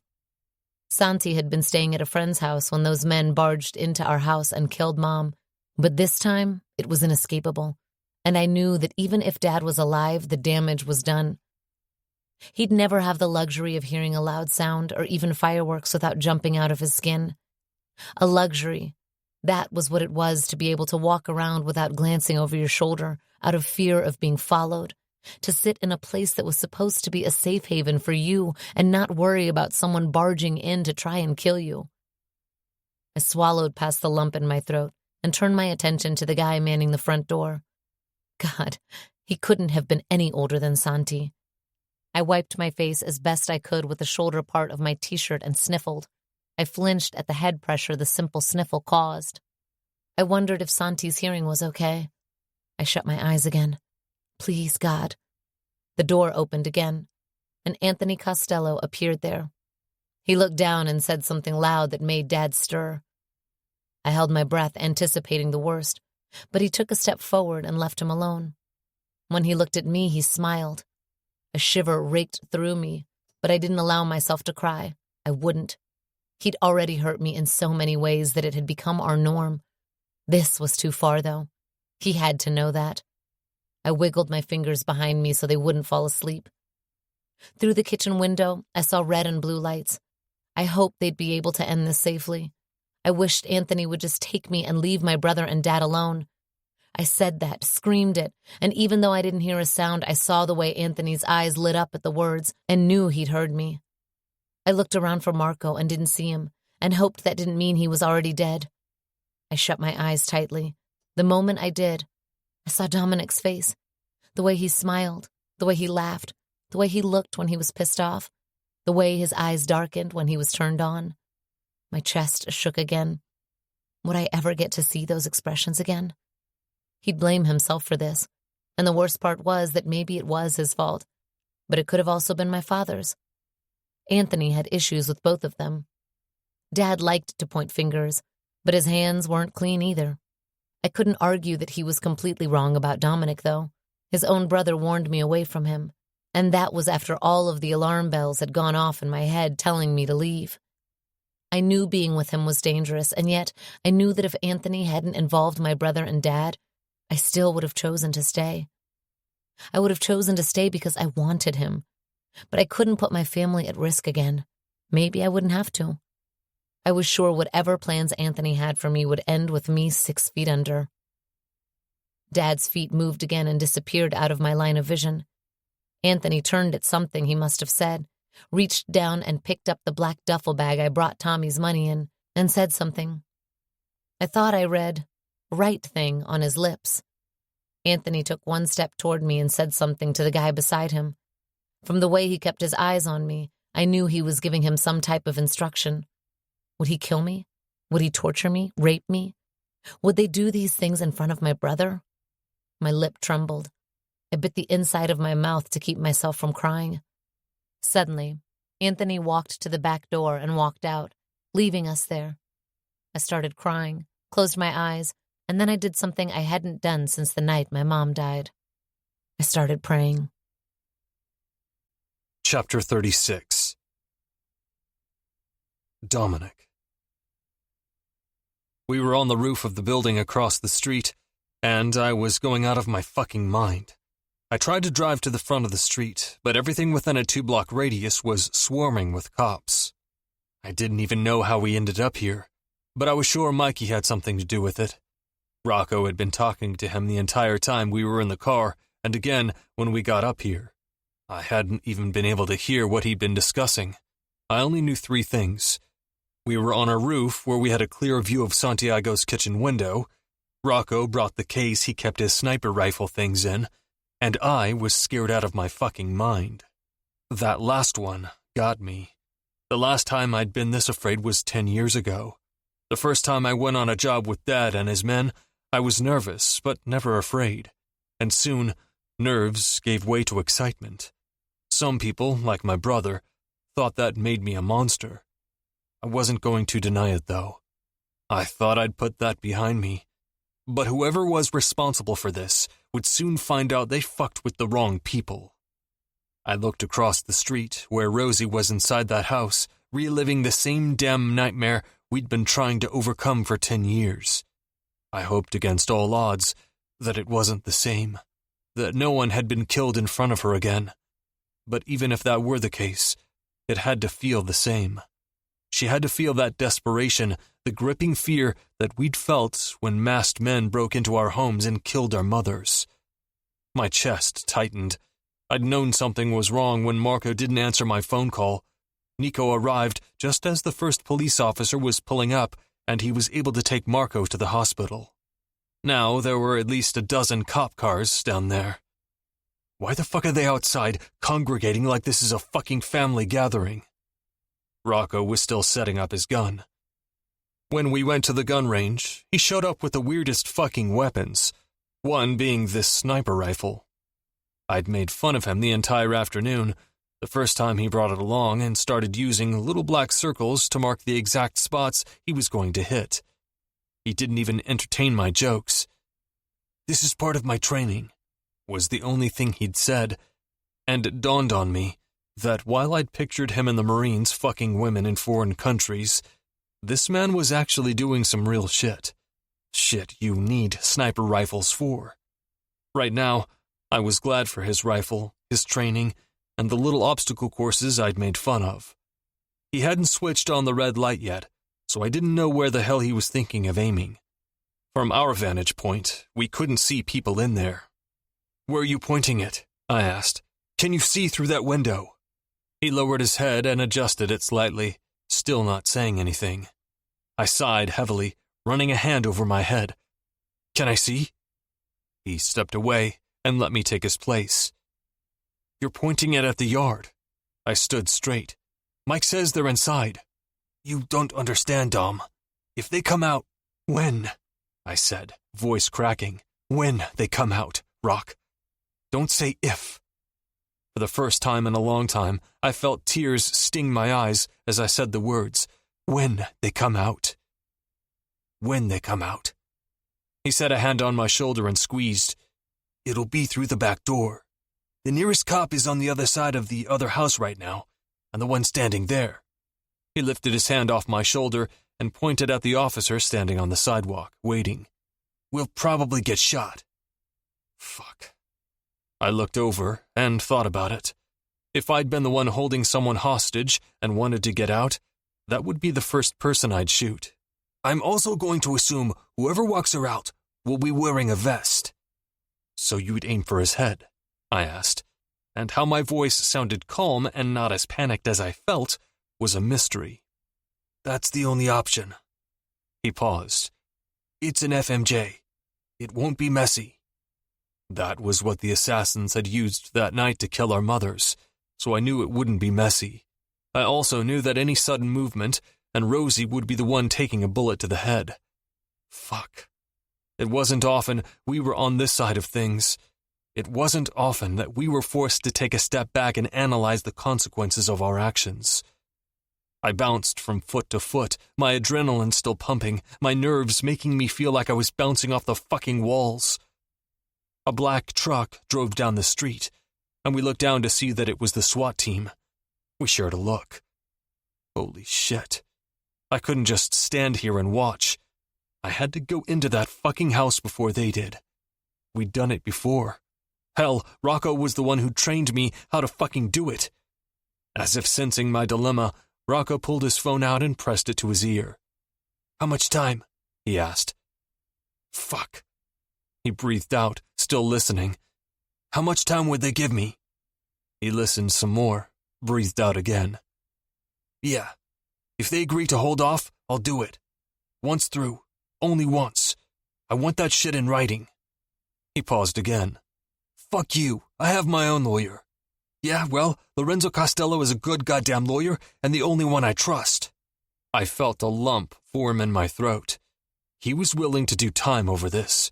For me. For her. We'd all taken an oath. We'd promised loyalty, our willingness to kill to protect our brotherhood, to die for it, to go to jail for it. But so far, I'd only done the first two, and I couldn't bear it if Rocco did that for me. When he hung up with his brother, he slid the phone into his back pocket and faced the gun again. "I'll let you pull the trigger, but you're not going down for this. If they take anyone in, it'll be me." "Dom, don't be stupid." He let out a laugh, adjusting the scope. "It won't come to that, but if it does, you'd have to leave Rosie, and you'd have done all this for nothing." "Not for nothing. For her safety. And if not for her safety, to avenge her." My throat clogged again when I said that last bit. If she didn't make it out of this alive, I'd never forgive myself anyway. So I might as well be dead or in jail. As it was, this only solidified her fears and proved Gabe's warning was valid. I'd make the choice for her and walk away. It would kill me. Fuck, it was already killing me, but I loved her too much to do this to her. My oldest friend stood up from his crouched position, so we were at eye level, and just stared at me for a moment. I saw something shift in his eyes, as if he was just now realizing that this wasn't just a childhood crush or someone I'd fuck out of my system. After a few seconds, he gave a nod, took a really deep breath, and got back into position. "They're giving me a 5-minute window," he said. "After that, they'll move in." He looked at his watch and took a long, deep breath before getting in position. When he set his finger on the trigger, I didn't dare say a word. I tried not to even breathe too loudly. This wasn't the shooting range. This wasn't for fun. On the other side of the red dot, there would be a human being, not a white sheet of paper with little dots to shoot at. It wasn't something I thought about often. I usually just did a job and went on with it. But something about tonight was giving me pause. Maybe it was because I knew Anthony and Tommy had kids barely out of high school doing their dirty work. I'd started when I was in fucking high school, so it shouldn't get to me. But the older I got, the more it did, because a lot of these kids wouldn't have been in this life if it weren't for their persistent recruiting. That made them more like Gabe and less like me. I'd seen more dead bodies after spending 6 months with my father than I had the previous 17 years of my life in real life and movies combined. Maybe it was because I'd dealt with bigger monsters than the ones in fiction, but at some point I was able to take my emotions out of it. The way I saw it, it was shoot or get shot at. Right now, all of my emotions were sitting inside that house. Through the kitchen window, I saw sudden movement. The SWAT team was still coming up with a plan by the stairs. How many minutes had passed? I should have been looking at the time. My heart raced. If they broke down the door, she would die. I knew she would. Rocco tapped the side of his gun slowly with his other pointer finger, as if counting down. Tap, pause, tap, pause, tap, pause, tap, pause, tap. He shifted his shoulders slightly. I stopped looking at him and turned to see a man walking out back, holding Rosie's arms, which were tied behind her body. Some of her long dark hair was sticking to the side of her face, her expressions anguished. Rocco switched on the red light, and I held my breath again. The person holding her was young, definitely one of Anthony's guys. If this was his message to me, he'd succeeded. Seeing the woman I loved like this was already killing me. Chapter 37. Rosie. There's a moment during catalytic events when time suspends. Some people say your life flashes before you. Others say you see a white light. Some claim it was nothingness. Peace. 10 years ago, what I felt was grief. Pure and utter grief. The kind that sunk its claws in the middle of your chest and squeezed. The kind that made you bleed out. This time, I felt nothing. I was struggling to get free after the guy who'd been watching us pulled me up and started dragging me out of the house. I struggled to break free, looked back at my brother and father who were tied at the wrist and ankles and screamed. When I realized that no matter what I did, he'd pull me out of the house, I told them it would be okay. I couldn't hear my own voice, but I hoped they could. Outside, he dragged me down the steps as I continued to thrash against him, pleading, begging him not to take me to Anthony. That was where he was taking me. I knew it. 1 minute he was walking me across the yard, the next he was pulling me down to the ground with him. He broke my fall, but somehow when I landed, half of his body shifted over me. Time suspended then. I waited for the panic to set in, for my hearing to come back, for Anthony to walk back here and take me or shoot me between the eyes, the way those men had done to my mother. But nothing happened. No sound, no movement, no bullet between the eyes. I wasn't sure how long I just lay there underneath the kid. Even without being able to see his face, I knew he was dead, and it did nothing to appease me. I pushed my face onto the lawn to get my hair out of my face. My hands were still tied behind my back, and I wasn't sure how the hell I was going to get out from under him. In the movies, in the shows, people untied themselves. They found a surface or a tool or pulled hard enough and were able to get free. I couldn't. I used the strength in my legs to kick sideways. It took a while, but I kicked again and finally was able to roll away from him. I used my core strength to bend my knees behind me and stand. My knees were shaky, though, and hit the ground immediately. I looked at the guy who'd been dragging me out of the house and saw the small hole in the middle of his head. I sank back on my heels and stared at him in disbelief. He looked too much like my brother, like family, and somehow looked even younger now. Too young to be doing this, too young to die. His brown eyes were wide open, mouth parted as if he didn't even have time to react. Faintly, I heard an animalistic sound as sobs raked through me. The sound of grief, the feel of it. Grief was what made my chest heave as I sat there, taking deep gulps of air that I couldn't seem to get enough of. I cried for him, for his family, for the cards we'd been dealt, and what he'd chosen to do with his. I hiccuped a shaky breath and wiped my face the best I could with my shoulders. When I stood up again, I was determined to walk back to the house. Dad and Santi were tied up and left behind, but they'd been tied at the ankles too, so they wouldn't be able to move. I was almost to the stairs when a force stopped me. Strong arms, I realized. They were wrapped around me and holding me back. I screamed, kicking and thrashing. A man wearing a SWAT uniform appeared in front of me. I screamed again, screamed at them to get my brother. The one behind me didn't let me go. I could see their lips moving, but I couldn't hear a thing. Not a thing. I looked at the back door and saw Santi walking down the steps on shaky legs, a SWAT person holding him up. I kept looking at the door, kept waiting for Dad, but he never came. I started to shake hard again. They untied my hands and let me go slowly, still holding me up but no longer squeezing. My wrists felt like they'd been set on fire. I walked toward my brother and cried into his chest when he wrapped his skinny arms around me, chest shaking against me so hard I could feel his ribs. If he was talking to me, I couldn't hear him. The only thing I could think about was how much he looked like the dead boy, the boy who could have been our brother, our cousin, him. That made me cry harder. My brother held me tighter. After a moment, they led us out the side door, the one Dad always used to take out the trash and recycling bins. Once on the sidewalk, my head whipped in every direction as I looked for Marco, but I never found him. Maybe that was a good thing. God, I hoped that was a good thing. They ushered us into the back of an ambulance. I was still shaking from the adrenaline, reeling as if I drank an entire bottle of Red Bull.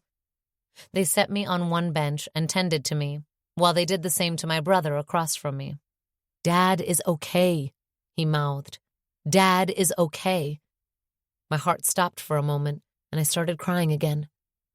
Everything else was a blur. The only thing I knew was that I couldn't stop shaking, and I still couldn't hear a thing. Chapter 38. Rosie. It was my 5th day at the hospital. 5 days of IVs, 5 days of probing, 5 days of missing work, 5 days of nothingness. I glanced at the flowers on the table next to the sink. Everyone sent flowers. I had so many they barely fit on one side of the room. So many I could open up a flower shop right here. Roses from Catalina and Lorenzo, wildflowers from Madame Albert, succulents from Veronica and Patty, daisies from Joshua, peonies from Petra and John, more roses from Rocco, and sunflowers that came with no card, but I knew they were from him. Every time I thought of him, I felt my eyes burn with fresh tears. I felt so incredibly hurt by him. He hadn't come to the hospital once, as far as I knew, and I asked. The only people I hadn't asked were Dad and Santi, and that was because I was afraid they'd flip out on me for caring about the man responsible for this. I knew that was what they'd say, and for Dad, I had a comeback ready, because this had nothing to do with Dominic. This was Anthony's warning for us not to step out of line. At the sight of the door opening, my eyes swung from the flowers to Yari, who was walking in with a brown bag in her hand. Every day she'd visited with food from the outside. That was what she called it, like if I was in prison. She smiled brightly and pointed at her ear, her way of asking whether or not my hearing had returned. I brought a hand up to signal so, and she smiled brighter as she pulled up the chair to sit next to me and set the bag on the table in front of me. "Can you hear me now?" she asked. She sounded like she was underwater. "A little." She reached into the bag and started taking out food. Today, she brought lox bagels from Russ and Daughters. Normally, I'd be awed and ask her how long she had to wait to get in there, but I couldn't find it in myself to care. I ate in silence as she leaned in close for me to hear and told all about some guy who hired her to be his date for a wedding in Dubai. A week-long affair, she said. When we were finished, she took our trash and discarded it before coming back and sitting next to me. I kept my eyes on the sunflowers. She set a hand on my fingers, careful not to touch the IV in my hand, and squeezed so I'd look at her. I did. He was here, she said. Your brother asked him to leave, and, Roz, you know he had every right to. I nodded slowly. He looked like shit, like he hadn't slept in days, she said. I don't know if that gives you peace or not, but I figured you should know. I looked back at the sunflowers. He'd been here, and Santi hadn't mentioned it. Did it even matter? Something touching my hand startled me awake. I jolted, eyes popping open with a gasp. The room was dark now. The nurse had switched off the lights and promised she'd leave me alone for a few hours, but I didn't need light to tell me Dominic was here. I turned my hand over so that his covered the entirety of my palm and moved it to squeeze his. He hung his head like a defeated man, the sight of it making my throat grip painfully. I squeezed his hand harder and tugged for him to come closer. He pulled the chair behind him, moved the safety rail down, getting as close as he could, the top half of his body flush against mine, as he lifted a hand to my hair, my face, my neck, examining me. He'd find nothing. There was nothing on me that would hint at what was wrong with me, only raw skin around my wrists from where I'd tried to tug free. The only reason I was still here was dehydration and high blood pressure. Santi and Dad were let go the next day. Santi with minor scratches, Dad after they cleared him for the concussion he got from getting hit by the butt of a gun. We'd been lucky. That was what the nurses and doctors and police officers kept repeating. We'd been lucky. Maybe we had been. When he was done with his inspection, Dominic sat down on the chair, his chest still on the bed as he held me, one hand on my waist and the other on my arm. He looked at me for a long moment. We still hadn't spoken, but the agony in his eyes said everything. I blinked and felt tears roll down my face. He reached up and wiped them with a thumb before setting his hand back on my waist. After an eternity, he dropped his head on my chest. Had his shoulders not started to shake lightly, I wouldn't have known he was crying. It made my throat squeeze impossibly tighter. I set a hand on his back and moved it side to side slowly, hoping to somewhat soothe him. It made his shoulders shake harder. We stayed like that for a while, until he took a long, deep breath and straightened, wiping his face and bringing his hands to the one closest to him, the one free of the IV. I'm so sorry. I could barely hear him, but I read his lips perfectly. I'm so sorry. I took my hand from beneath his and brought it to his face, running the back of it over his forehead, his closed eyes, the bags under them, his lips, his now full beard. His hair was in a weird stage where it was no longer cut short but wasn't long enough to style. He was gorgeous, but he looked like shit. When I dropped my hand, he lifted it to his lips and kissed it once, twice, 3 times, before setting it gently on the bed. He stood then and looked down at me, dark eyes full of anguish. His hand moved over my forehead one more time, pushing the hair that had fallen onto my face out of the way, and leaned down to kiss me.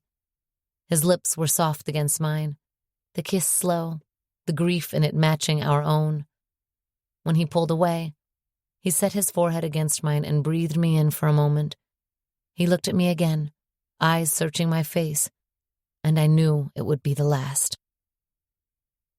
Chapter 39. Dominic. I let my phone buzz a few times before answering my father's call. I'd been ignoring him all week. Ignoring everyone, really. This morning I woke up and told myself I was done with the self-pity.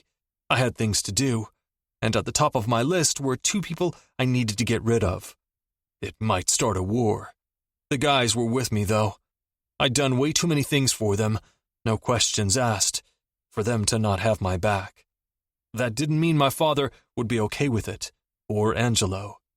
Getting rid of an entire crime family would surely come with consequences, but I really didn't give a shit anymore. My voice sounded as annoyed as I felt when I finally answered the phone. Così rispondi al tuo padre? Ciao, Papa. I took a breath. E bello sentire. Liar. He chuckled into the line. I kept quiet. He sighed. I hear you're heartbroken. I'll live. I told you to stay here and find yourself a good Italian girl.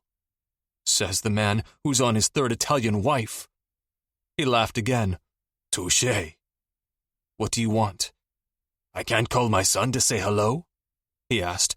Your brother is on his way back to America, and it occurred to me that we haven't seen each other in a long time. I saw you 2 months ago. I meant the three of us. It also made me think about how proud I am of my boys. He paused.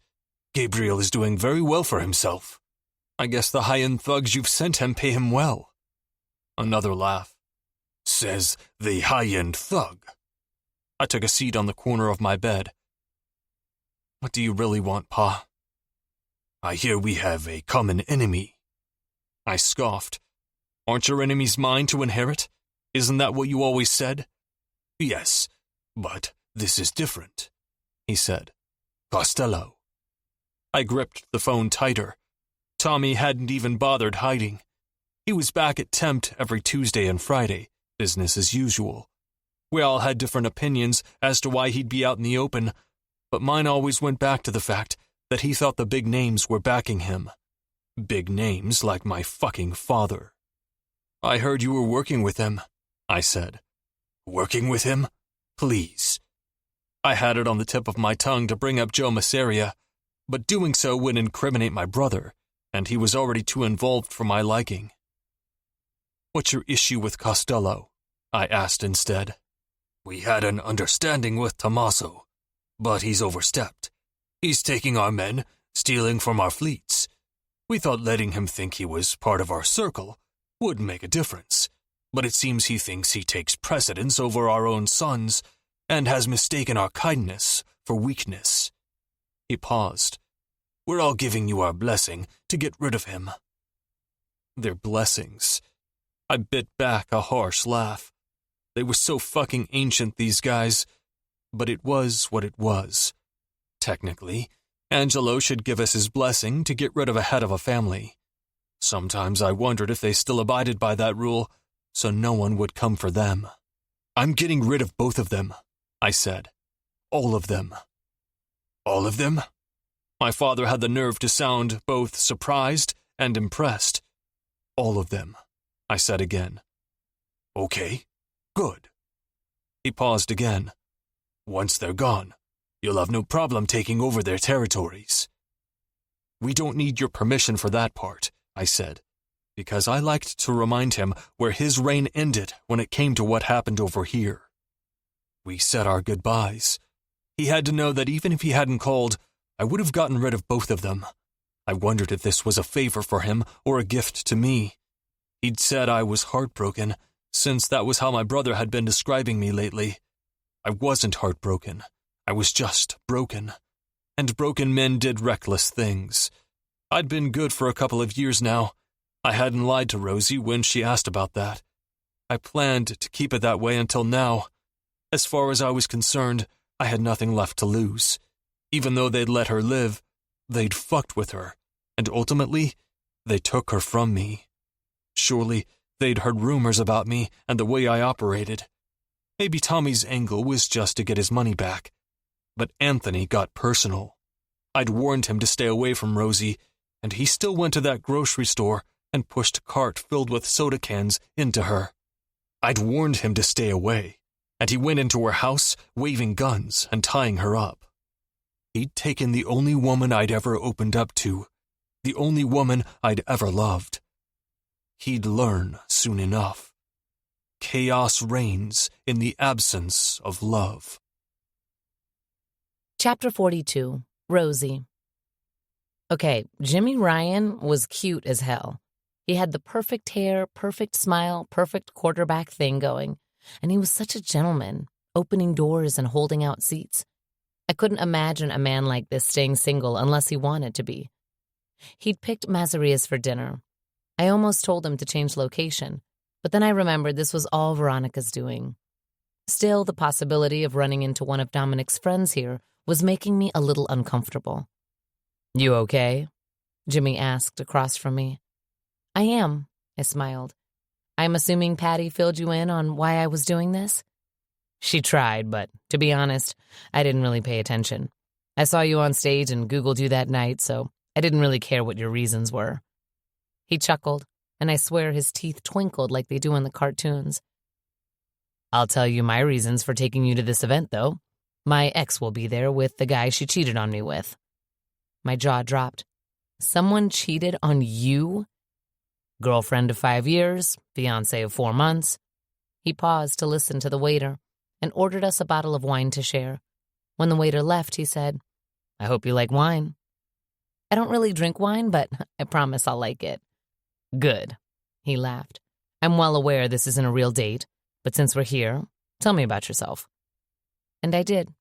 We spent the entirety of dinner talking and getting to know each other, and by the time we were almost done with the wine, I was tipsy and genuinely having a good time. Chapter 40. Rosie. I took a deep bow and smiled as the crowd cheered for me, then bowed again when they cheered for me and Josh together. 2 little girls wearing tutus ran to the stage and handed me a bouquet of flowers, and I thought my heart just might explode in that moment. I thanked them and blew them a kiss as I backed up and joined Josh again. This particular ovation hit me hard.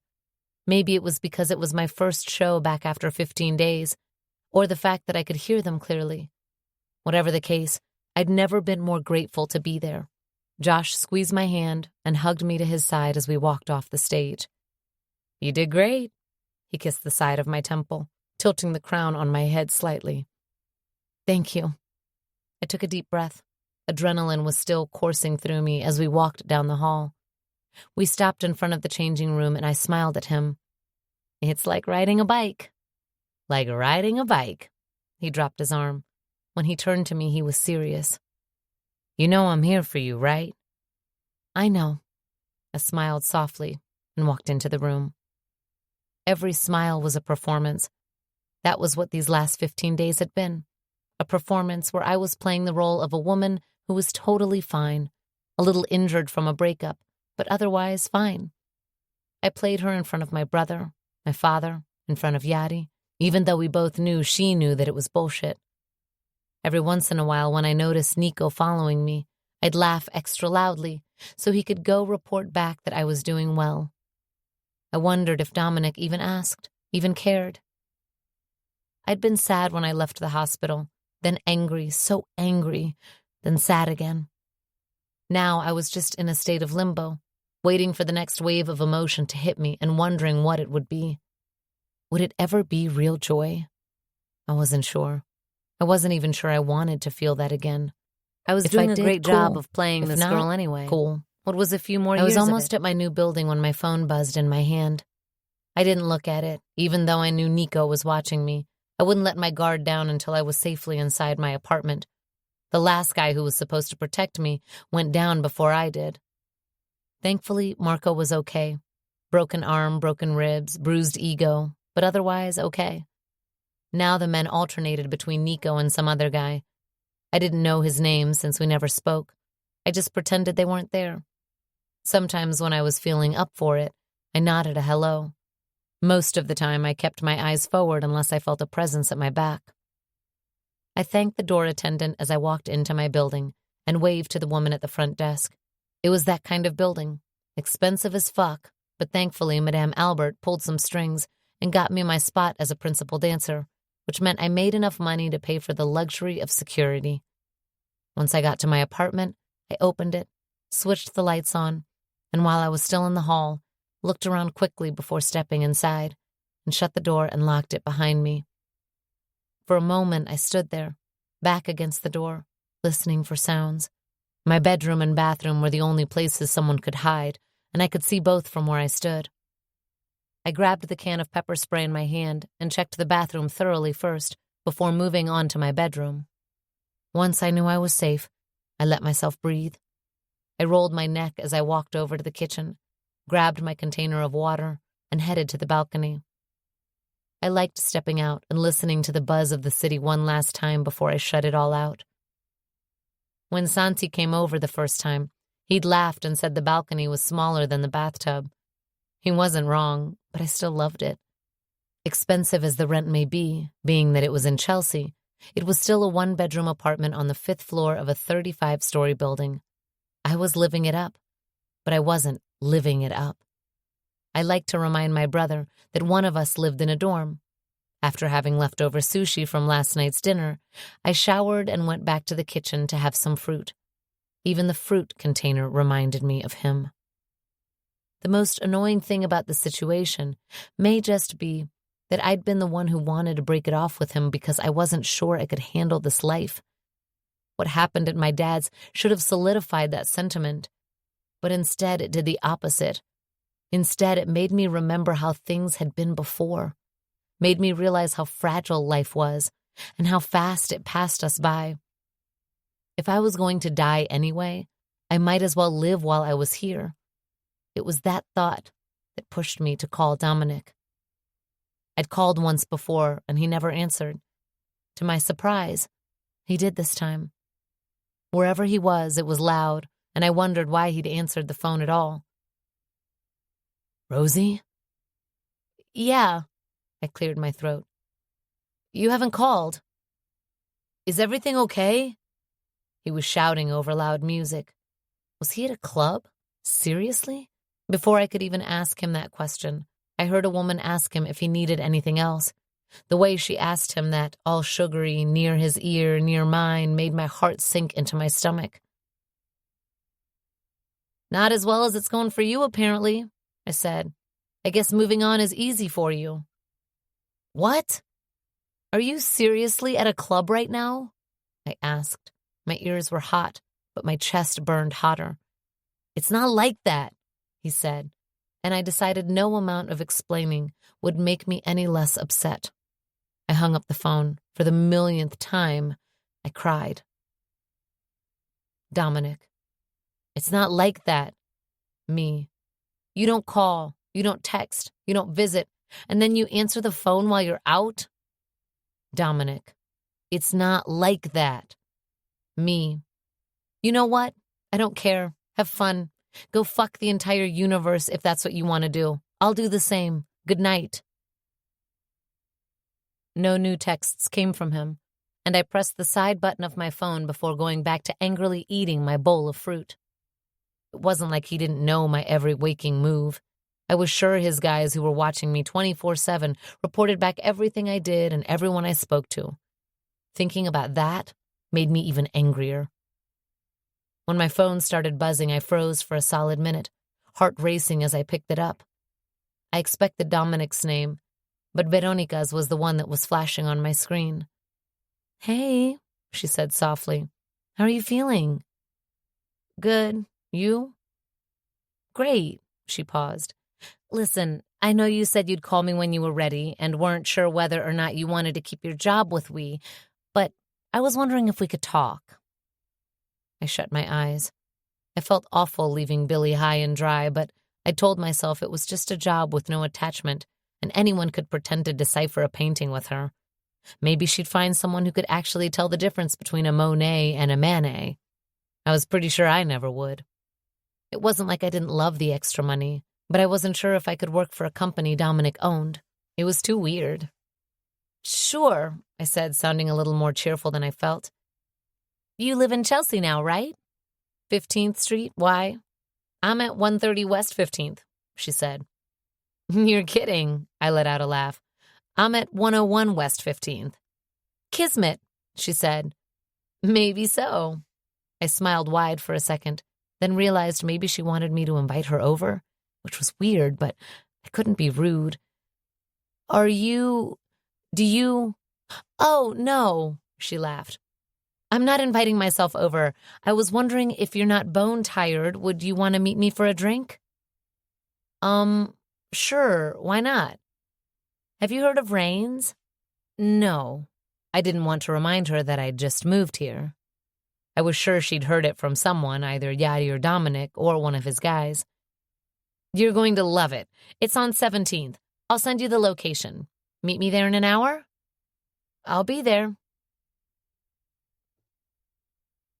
It was freezing tonight, but my palms were sweating when I turned the corner and spotted Veronica waiting for me. I returned her smile as I approached, and when she hugged me, I had no choice but to hug her back. She rang a doorbell next to us, and the door opened up, a bouncer looking at me, then her. Ronnie, where's Patty? He held the door open wider. She's home. I brought a friend. New customer, guaranteed. She winked at him, and I smiled at him as I followed her inside to the coziest, sleekest bar I'd been to in a minute. Yadi would love this place. We sat down on a long leather couch and ordered drinks. I turned my body to face her, and she did the same. We studied each other for a second before she reached over and set a hand on mine. How are you, really? I opened my mouth, the lie on the tip of my tongue, and shut it. A server brought our drinks at that moment, and I took a sip of mine. I'd ordered one called Victory March. I didn't know what was in it, but I was sold on the name, and thankfully it was fantastic. I lowered my glass and looked at her again. Honestly? Surviving? I shrugged. Have you spoken to him at all? Dominic? I scoffed. Right before you called, actually. Her brows rose. And? And he was at a club. I'm living this monotonous, boring, excruciating life, and he's at a freaking club. I'm sure he's not there for fun, she said softly, her eyes genuine. It doesn't matter, I said. It really didn't, because even if that was the case, he never called me back. I took a gulp of the drink. Dom and Rocco are in the midst of opening a place just like this. She sat back slightly and signaled around the place. A secret bar. It suits them. It does. She smiled, then turned serious. He's a fucking mess, Rosie. Didn't sound like that to me. I shrugged like I didn't care, but it hurt to hear that despite everything. Like I said, I don't think he's out clubbing for kicks. It's never been his scene. She took a breath.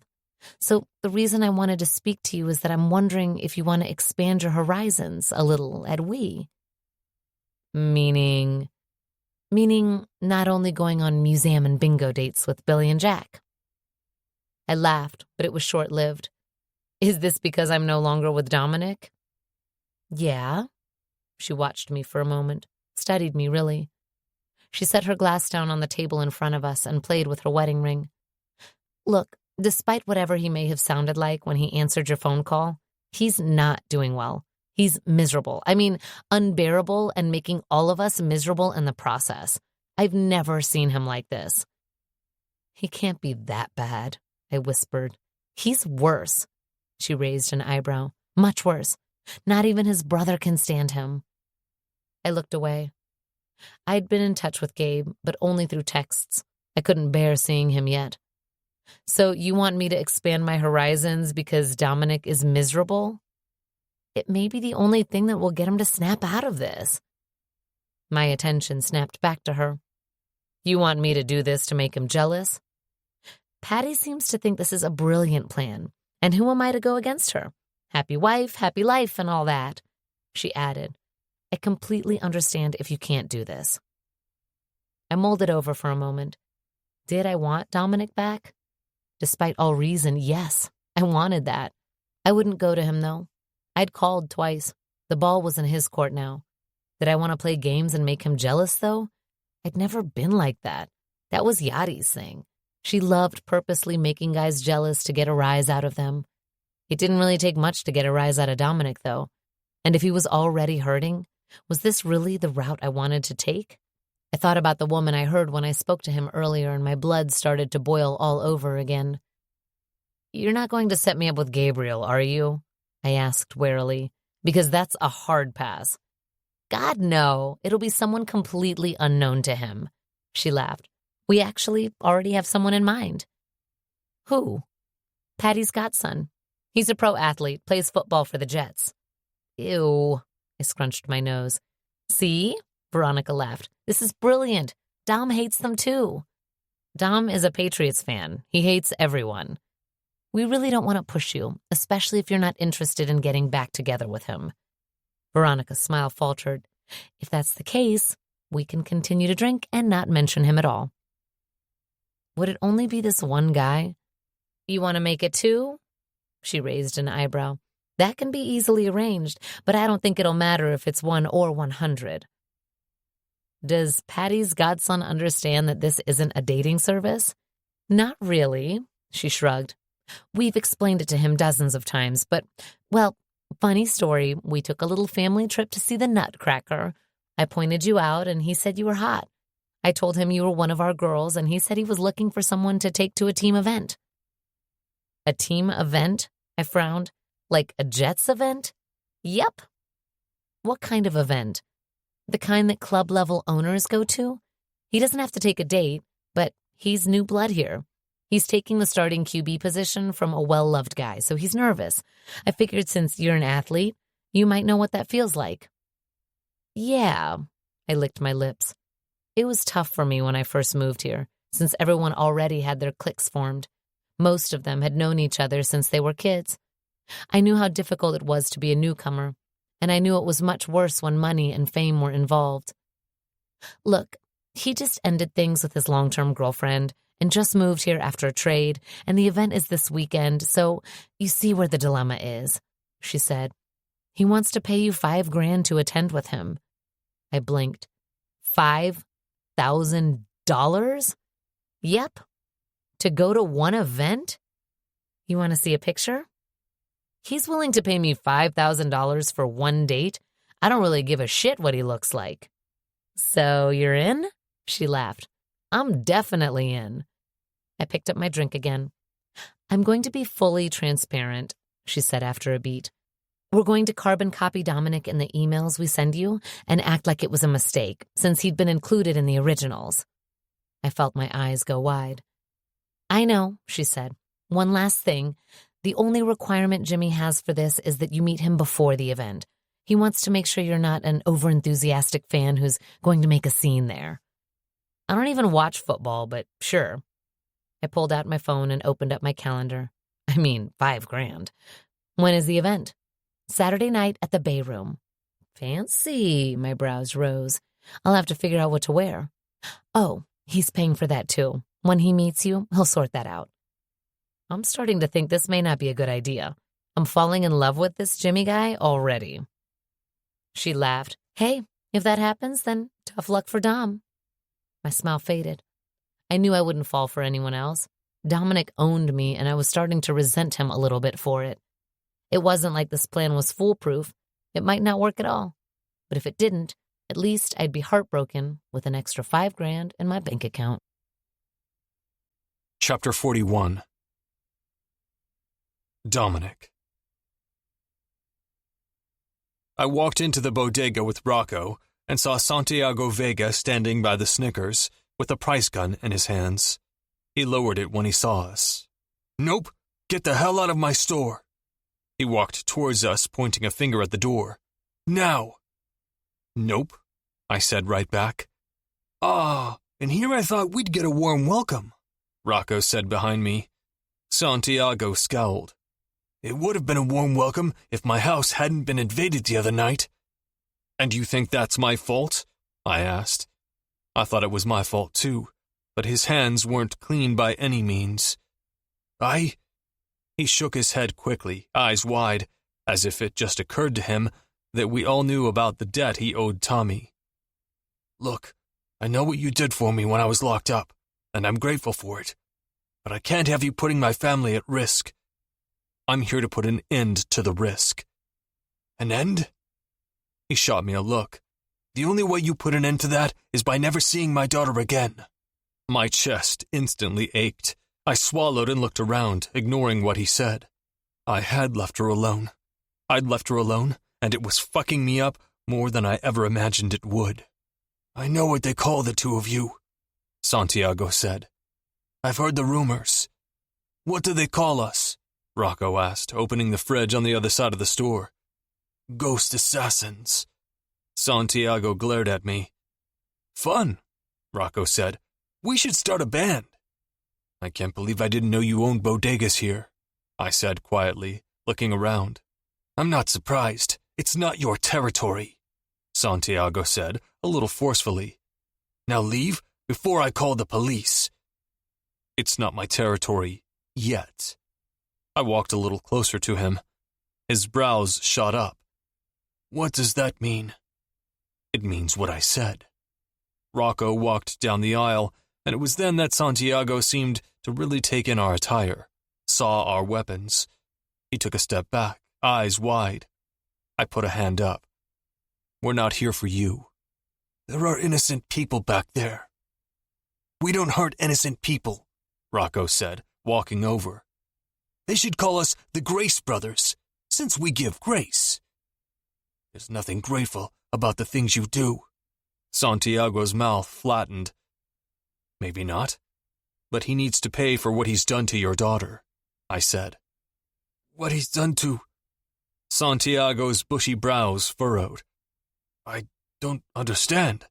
We paid them back. This isn't about money, Mr. Vega. You've dealt with men like him before. You should know that. I told Rosie to stay out of it, but she insisted. I told her not to go to that nightclub. His eyes were welling up as he spoke. I told her to stay away from guys like that. Guys like you. Guys like her father, too, then, I assume. My jaw clenched. I didn't like where this was going. I didn't come here to chit-chat, Santiago. I came to end this. You can either stay out of our way, or you can join the people in the back. Your call. And you can't call the cops if you decide to stay up front, Rocco said, grabbing a bag of peanut M&Ms and tearing the wrapper. He reached into his pocket. Keep your money, Santiago said. You sure? Rocco's brows rose. Positive. When you were a little shit, you stole more M&Ms than I could count. What's one more?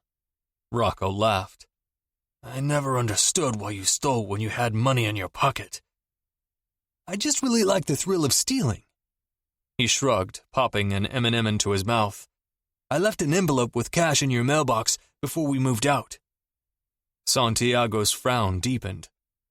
That was you? Catching up has been great and all, but we have things to do. I looked at my watch. Rock? He gave a nod and went to the back room. What will he do to them? Santiago shot a worried look over his shoulder. There's only 4 back here, Rocco announced from the door. They're regulars, Santiago said. Old men. They don't want trouble. I kept my eyes on Rocco. Tie them up. Rocco disappeared back into the room. Dominic, Santiago warned. Do I need to tie you up? I looked him straight in the eyes, this man who'd known me since I was a fucking child, who'd cheered for me when I finally learned to ride a 2-wheel bike, who'd taken me home after I got into a fight at the park and lied to my parents on my behalf. I had so much respect for him back then, and it was that sentiment that I was trying to hold on to, because what he did to Santi and Rosie was fucked up. Maybe what happened at his house was my fault, maybe his, but the fact that his hands weren't any cleaner than mine still stood. I sighed. Look, those men will be fine. We just can't risk them running and telling people what's happening. I understand. I need you to look me in the eye and promise you won't call the cops or tip Anthony off that we're back there, I said slowly, as if he were a child. I need confirmation from you. Once I receive that confirmation, I'll take your word for it and go back there. If you betray me, well, then I guess you may just find out why the fuck they gave us that cute little nickname. He looked terrified by the time I finished my little speech, and I realized he would make it impossible for me to date Rosie.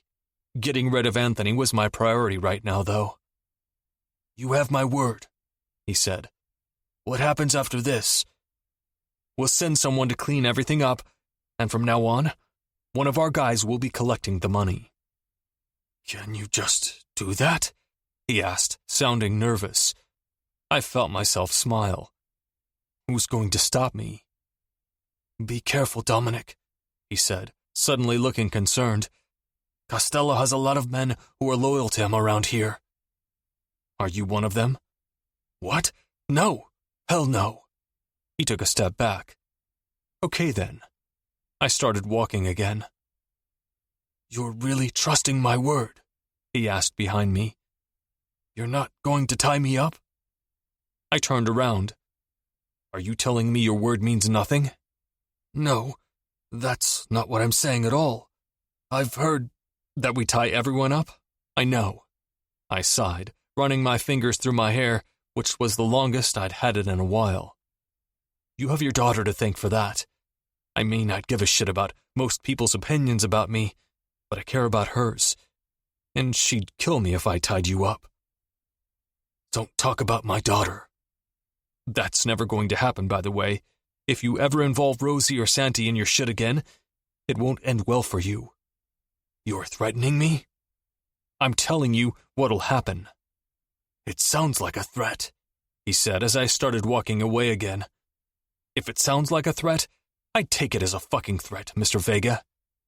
I looked over my shoulder. The way his face paled gave me a sense of peace as I went into the back room.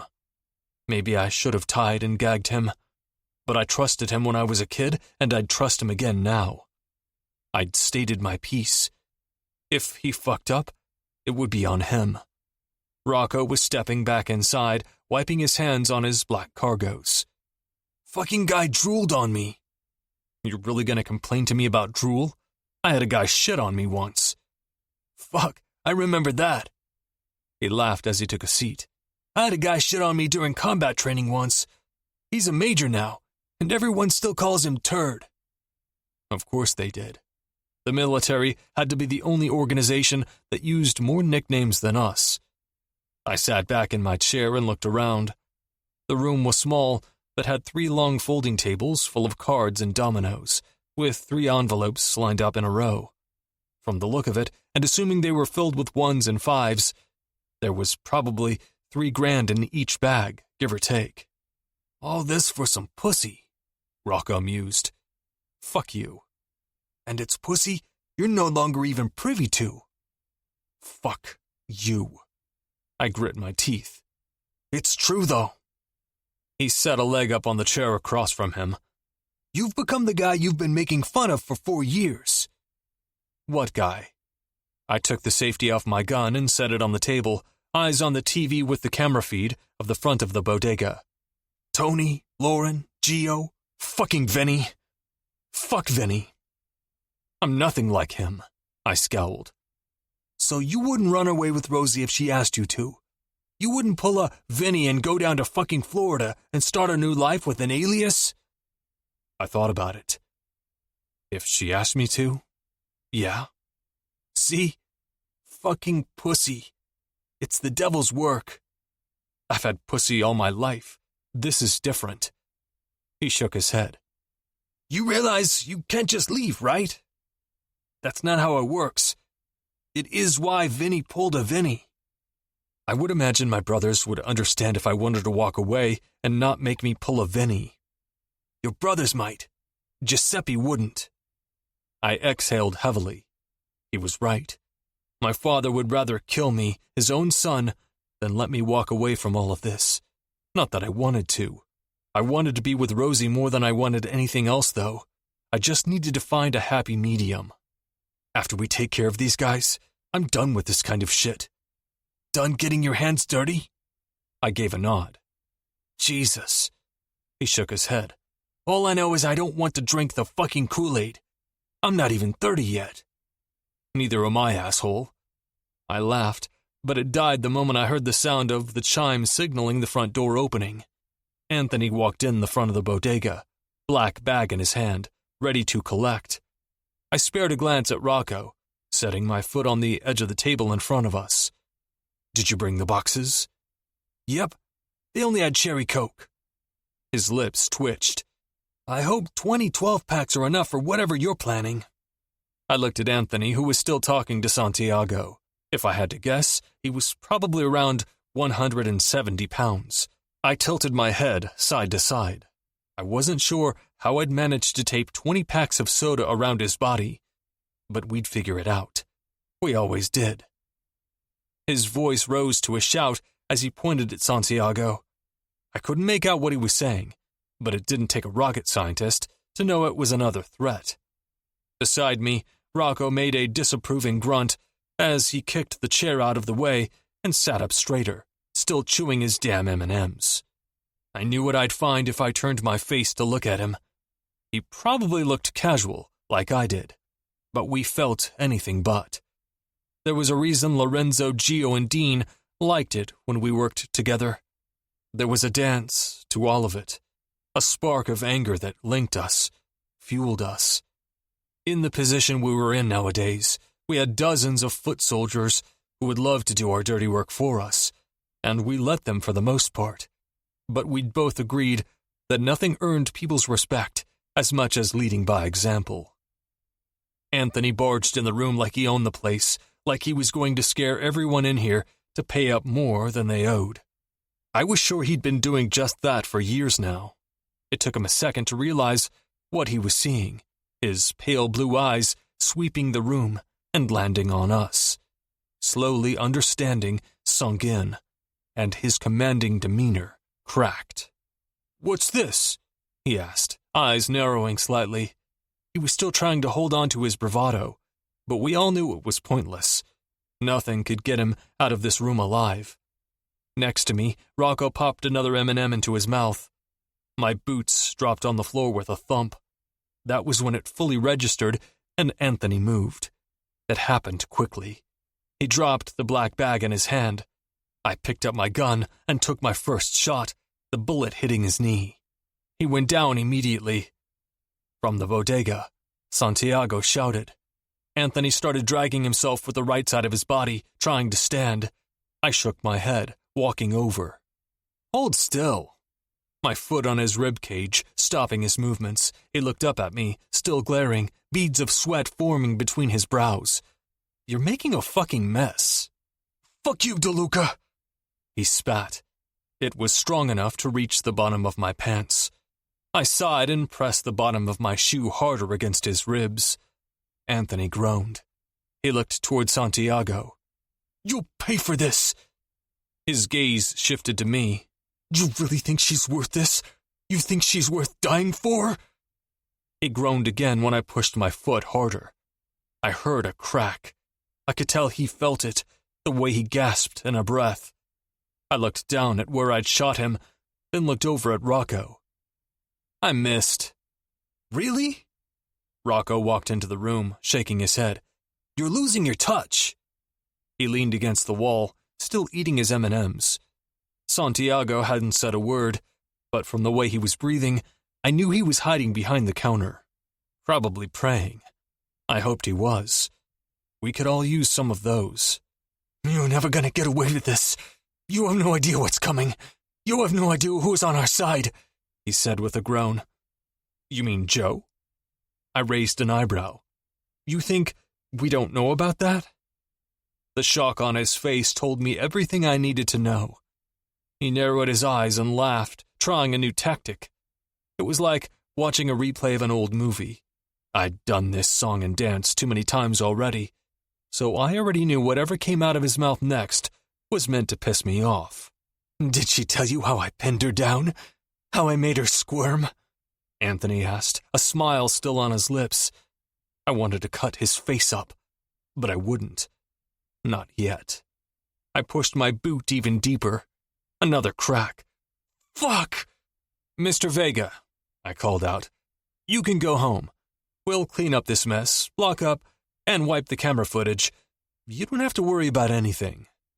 He came out from behind the register, and I thought he'd either look scared or disgusted. What I saw was anger.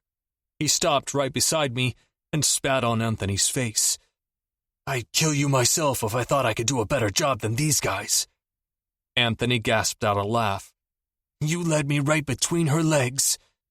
"Mr. Vega," I said as calmly as I could muster, "you may want to leave within 10 seconds. He walked to the door and stood by it, holding it like he was curious enough to stay a bit longer, like he wanted this guy to suffer as much as I did. "Were you aiming for the femoral?" Rocco asked, finally walking closer. "You missed it by a lot." "Nah, he'd bleed out too fast." I pushed down on his ribs again, cracked another one. "I was aiming for his dick." Rocco let out a laugh, walking to the back. "I have a better idea of what you can do to his dick. I'm gonna need to take a can from one of those boxes, though." "You'll die for this, De Luca. For sloppy second pussy." My laugh came out forced and without humor as I shook my head, looking down at the stupid motherfucker. "Hey, Rock," I called out. "Make that 3 cans, 1 for each hole." I heard the door open and close and looked up to see Santiago locking it from the other side. He gave a nod. Of approval? I wasn't sure. It didn't matter. He had to know I played by no one's rules, except maybe his daughter's. "Where do you want this one?" Rocco walked back into the room, shaking one of the cans.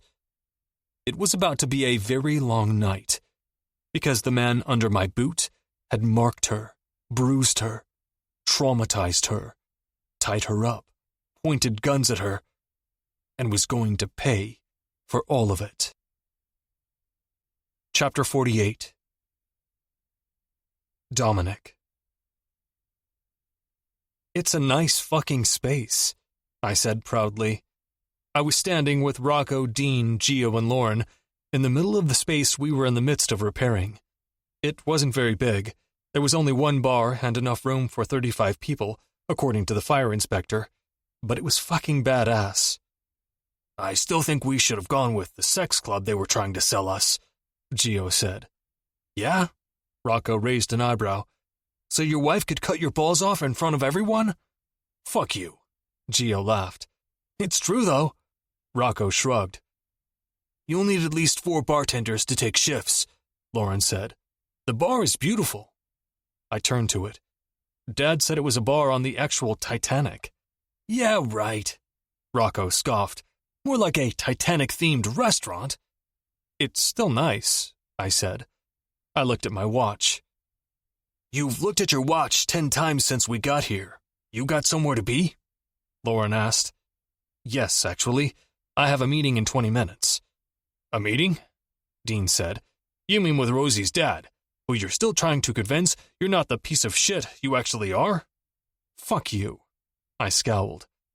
"How do you know about that?" He shot me a look. "Don't you have wolves to take care of or something?" "Hilarious, De Luca."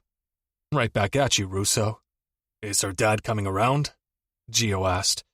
"No." That was Rocco. "Mr. Vega hates our guts." "Good luck with that." Lauren shook his head. "Fathers-in-law are tricky."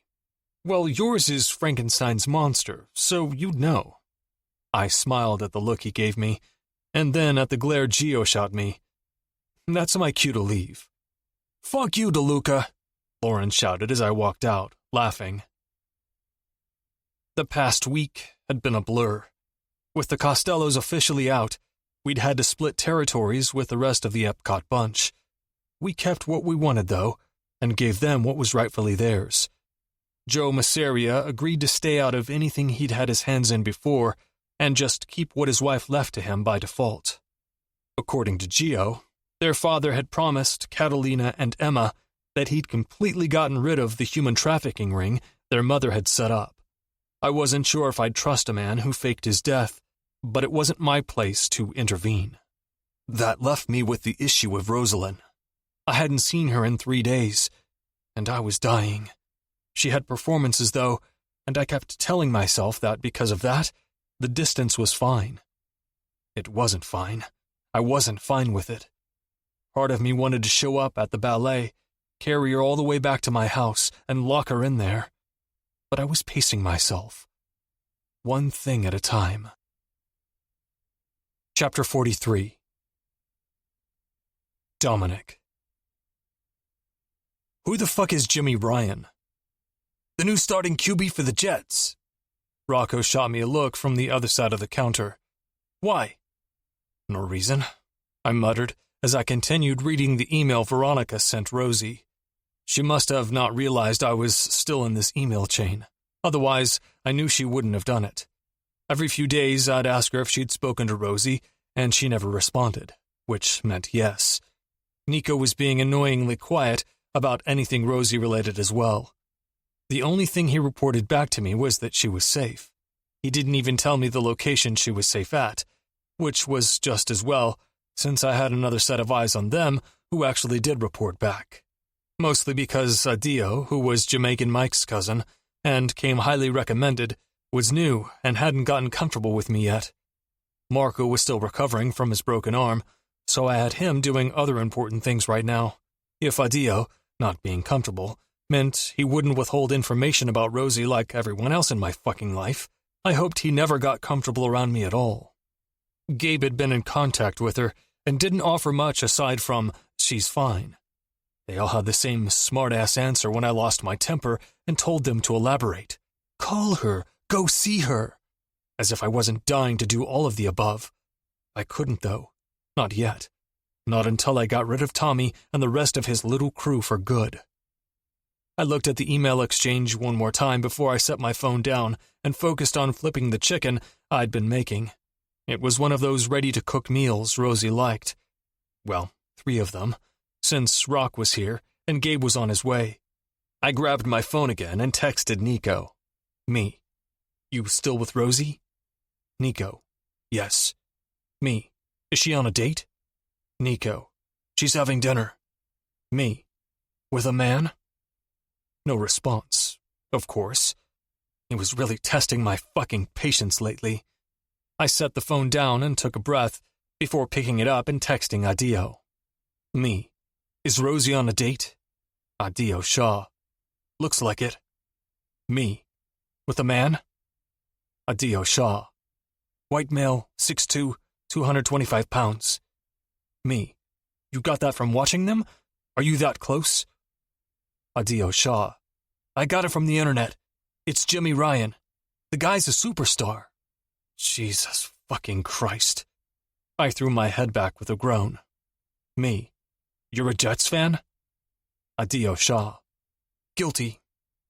I took another deep breath and dialed Nico, because fuck this. He answered on the first ring. She's having dinner with a fucking athlete?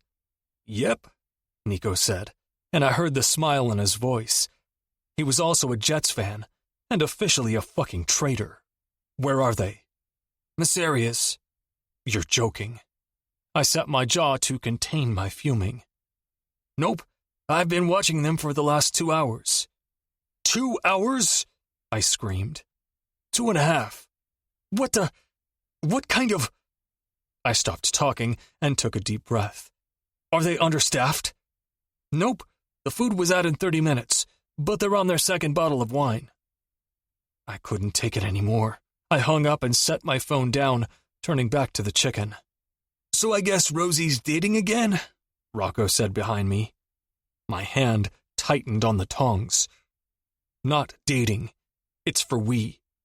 Same shit. Not the same shit. It's not a dating service.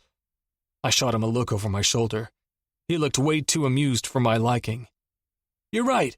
Some of them sleep with their dates. Roselyn is not going to sleep with anyone. Gabriel chose that exact moment to join us. He went to the fridge and grabbed a beer. Rosie's fucking someone? I turned the stove off, set my hands on the counter, and focused on breathing. I should let these assholes starve for this. She's not fucking him yet, Rocco said. She has a date with Jimmy Ryan. No shit. Gabe sounded impressed. Another traitor. The women in my office are obsessed with that guy. I wonder if she could get me his autograph. When they start fucking, she can probably get him to go by your... She's not going to fuck him. I turned around and pounded both fists on the counter between us. If you say so. Rocco shrugged. I don't understand why you care. You haven't called her back. You haven't gone to see her, Gabe said. Because. I slammed my fists against the counter again, took a breath. I've been trying to take care of things before I go to her. Gabe looked at me for a solid 5 seconds before he took another sip of beer. What? I snapped. Nothing. He shrugged. Rocco laughed. I wanted to kill them both. Instead, I made them serve their own food while I stormed over to the guest room that was on this floor and called Veronica. She answered on the second ring, and I pounced. "What exactly are you playing at?" "What are you talking about?" she asked, having the nerve to sound confused. "What is this email about Rosie going out with some douchebag quarterback?"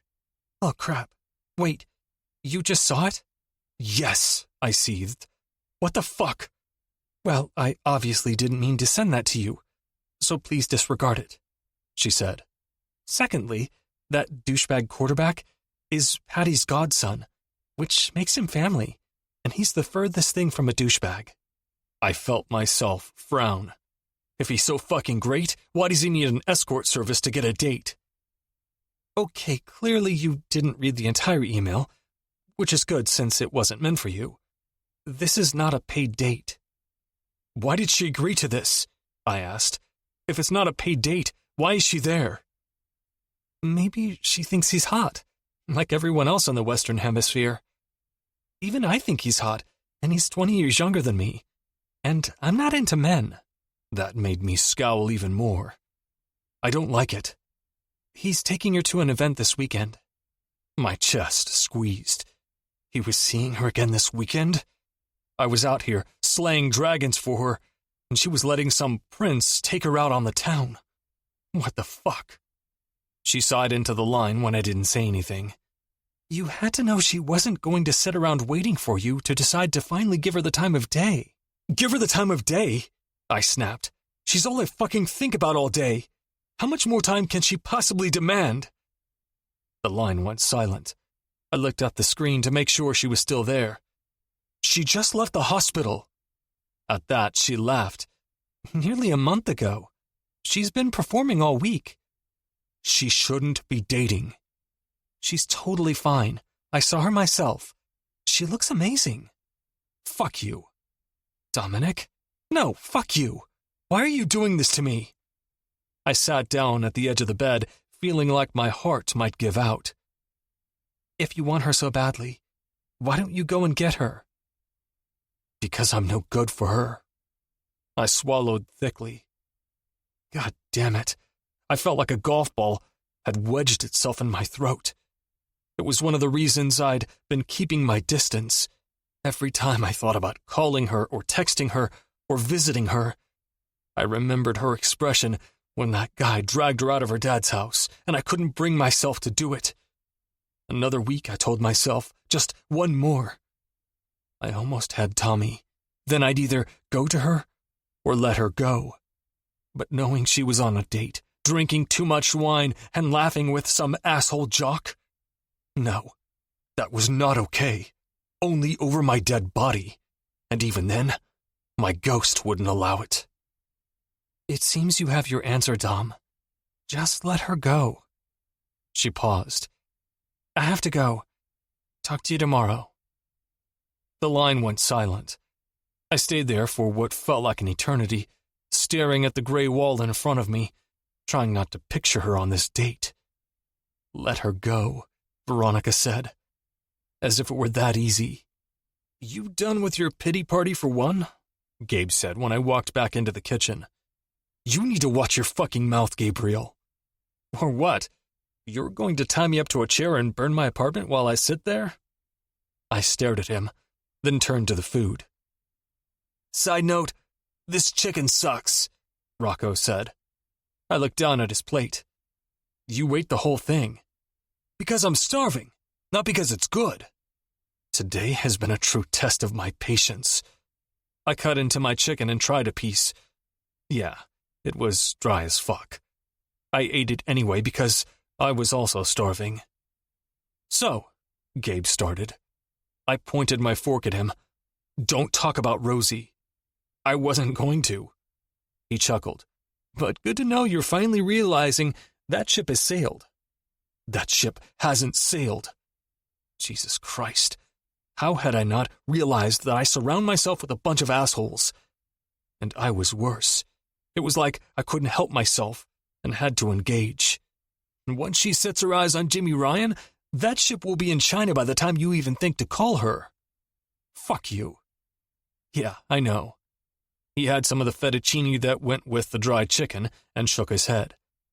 Mom would be so disappointed. I looked at my plate, a new sadness filling me. I knew he was talking about the chicken, which Mom would have totally made fun of me for, but she'd also be disappointed about me letting Rosie slip through my fingers like this. Mom loved Rosie. When Gabe started bringing her over, she acted like she'd won the lottery. She kept calling her the daughter she always wanted. I thought about my trip with Rosie to see the bronze statues. So much happened since that trip. It felt like a year ago. Your mom's lasagna was the best I've ever had to this day, Rocco said, snapping me out of my thoughts. My mom's ziti was the shit, though. I have dreams about that ziti. Her ziti was pretty fire, I agreed. Do you know how to make it? Gabe asked. Nah, Rocco smiled sadly. She never got a chance to teach me. Mikey makes it, though. Not as good, but it's better than mine. He exhaled. When I find the fucker responsible for that night, I'm going to make him wish he'd killed us all. Gabe's fork stopped moving. You're really looking? I'll never stop. What makes you think they're still alive? He asked. Hope. Hope. I scoffed, taking a sip of water and unlocking my phone again. Hope. Since it'll mean that I'll get to kill them slowly and make them pay for what they did. But you have no idea, Gabe asked. Nothing to go on? Can't your brother help? Trust me, Mikey has everything he needs. If anyone can figure out who did this, it's him. And when he does, I'll be ready. We'll be ready, I said. I thought you weren't getting your hands dirty anymore. Rocco raised an eyebrow. For this I would. He chuckled. Gabe sighed heavily. I checked my email again, hoping Veronica hadn't taken me out of the thread because I was a masochistic asshole and needed to see all of it. Sender, Ronnie2077 at we. To Rosie13. Subject, update. Just checking in. Also, I accidentally included people who weren't supposed to see the previous message. I keep hitting too many buttons.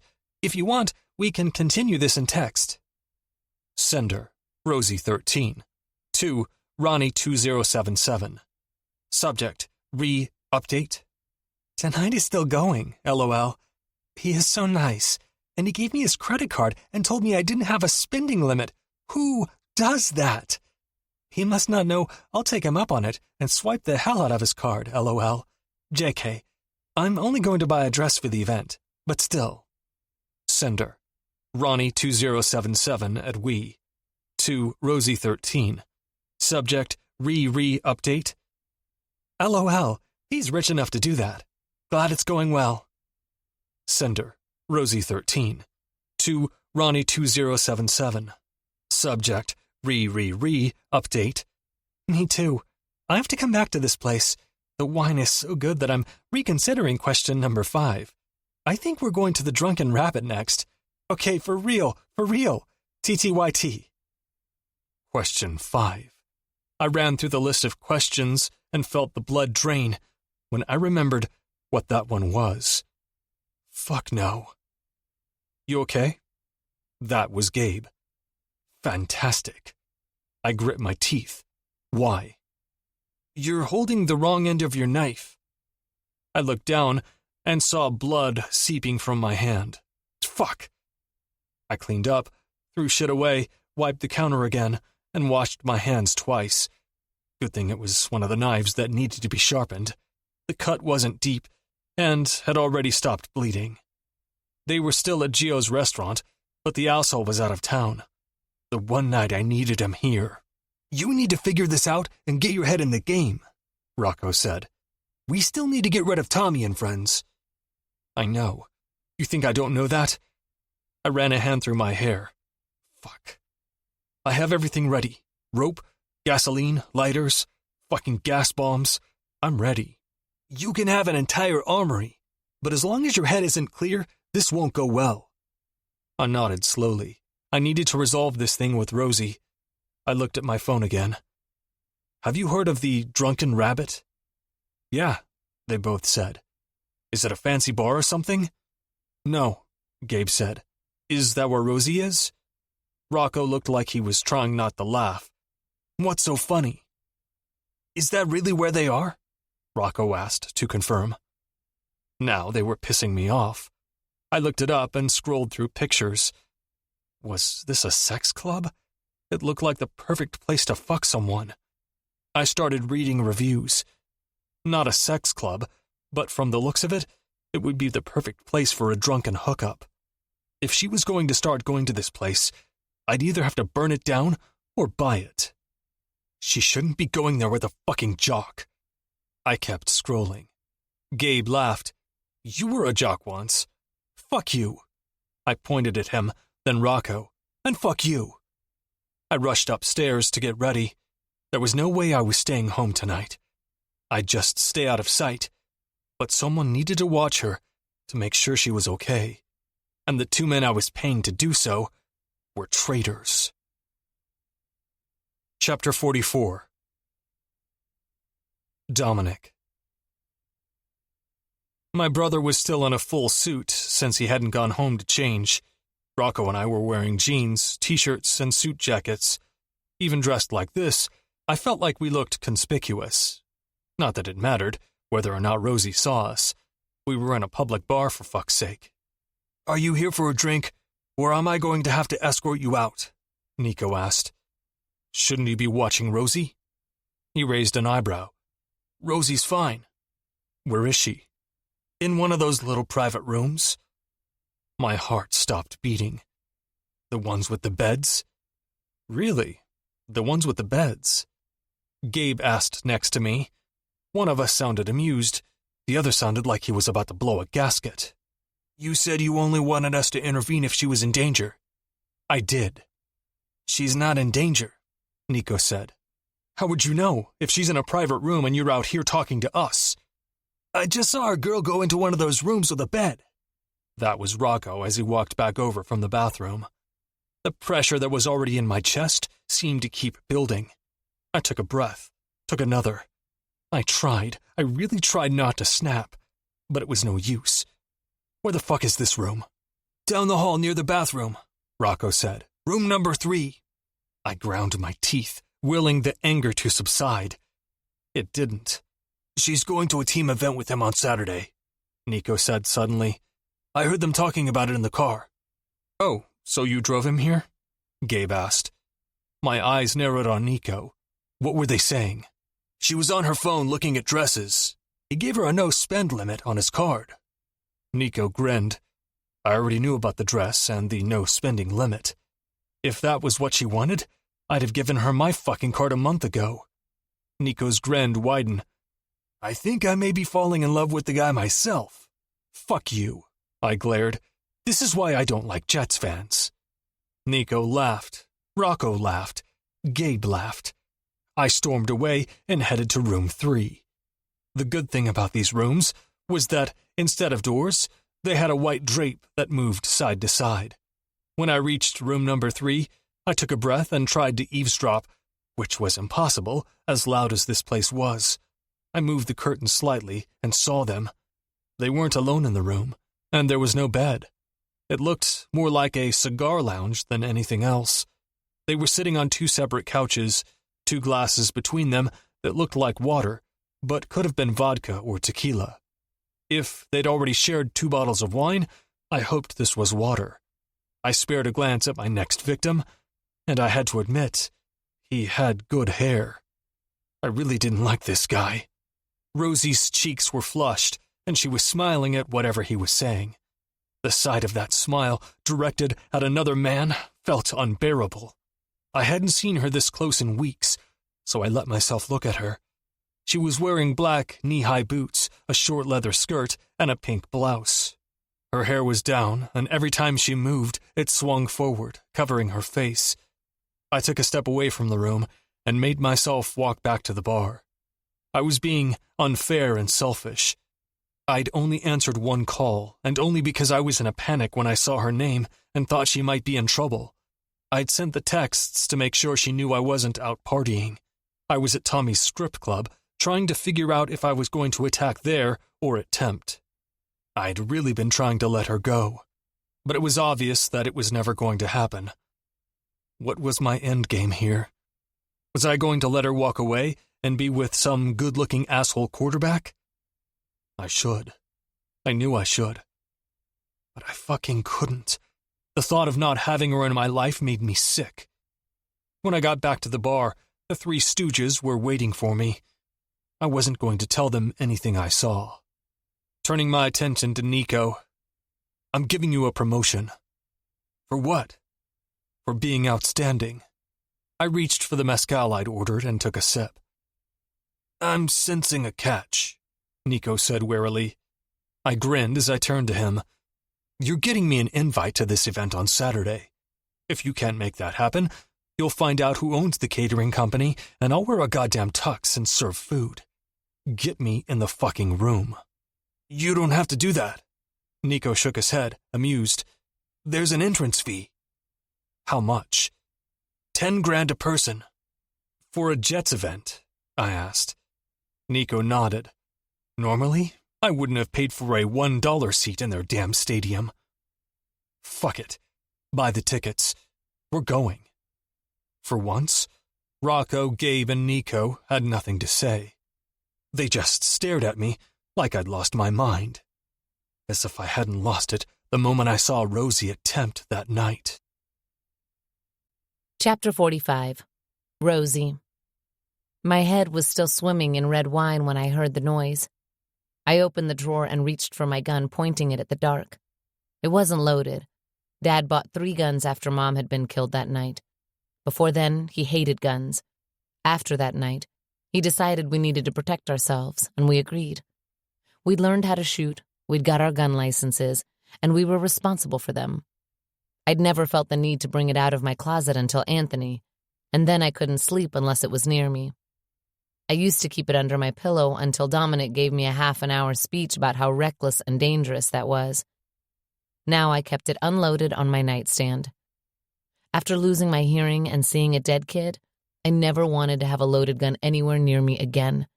But I figured if an intruder saw me with it, they'd be more likely to flee. Wishful thinking, probably, but it was the best I could do since there was no way I was going to use it on anyone. Dominic once told me that in his line of work sometimes it was shoot or get shot at, and after what happened at Dad's house, I decided I'd rather get shot at. Maybe it was dumb, but I just couldn't stop seeing that kid dead on the floor. I steadied my hands and pointed at the dark, heart in my throat as I waited.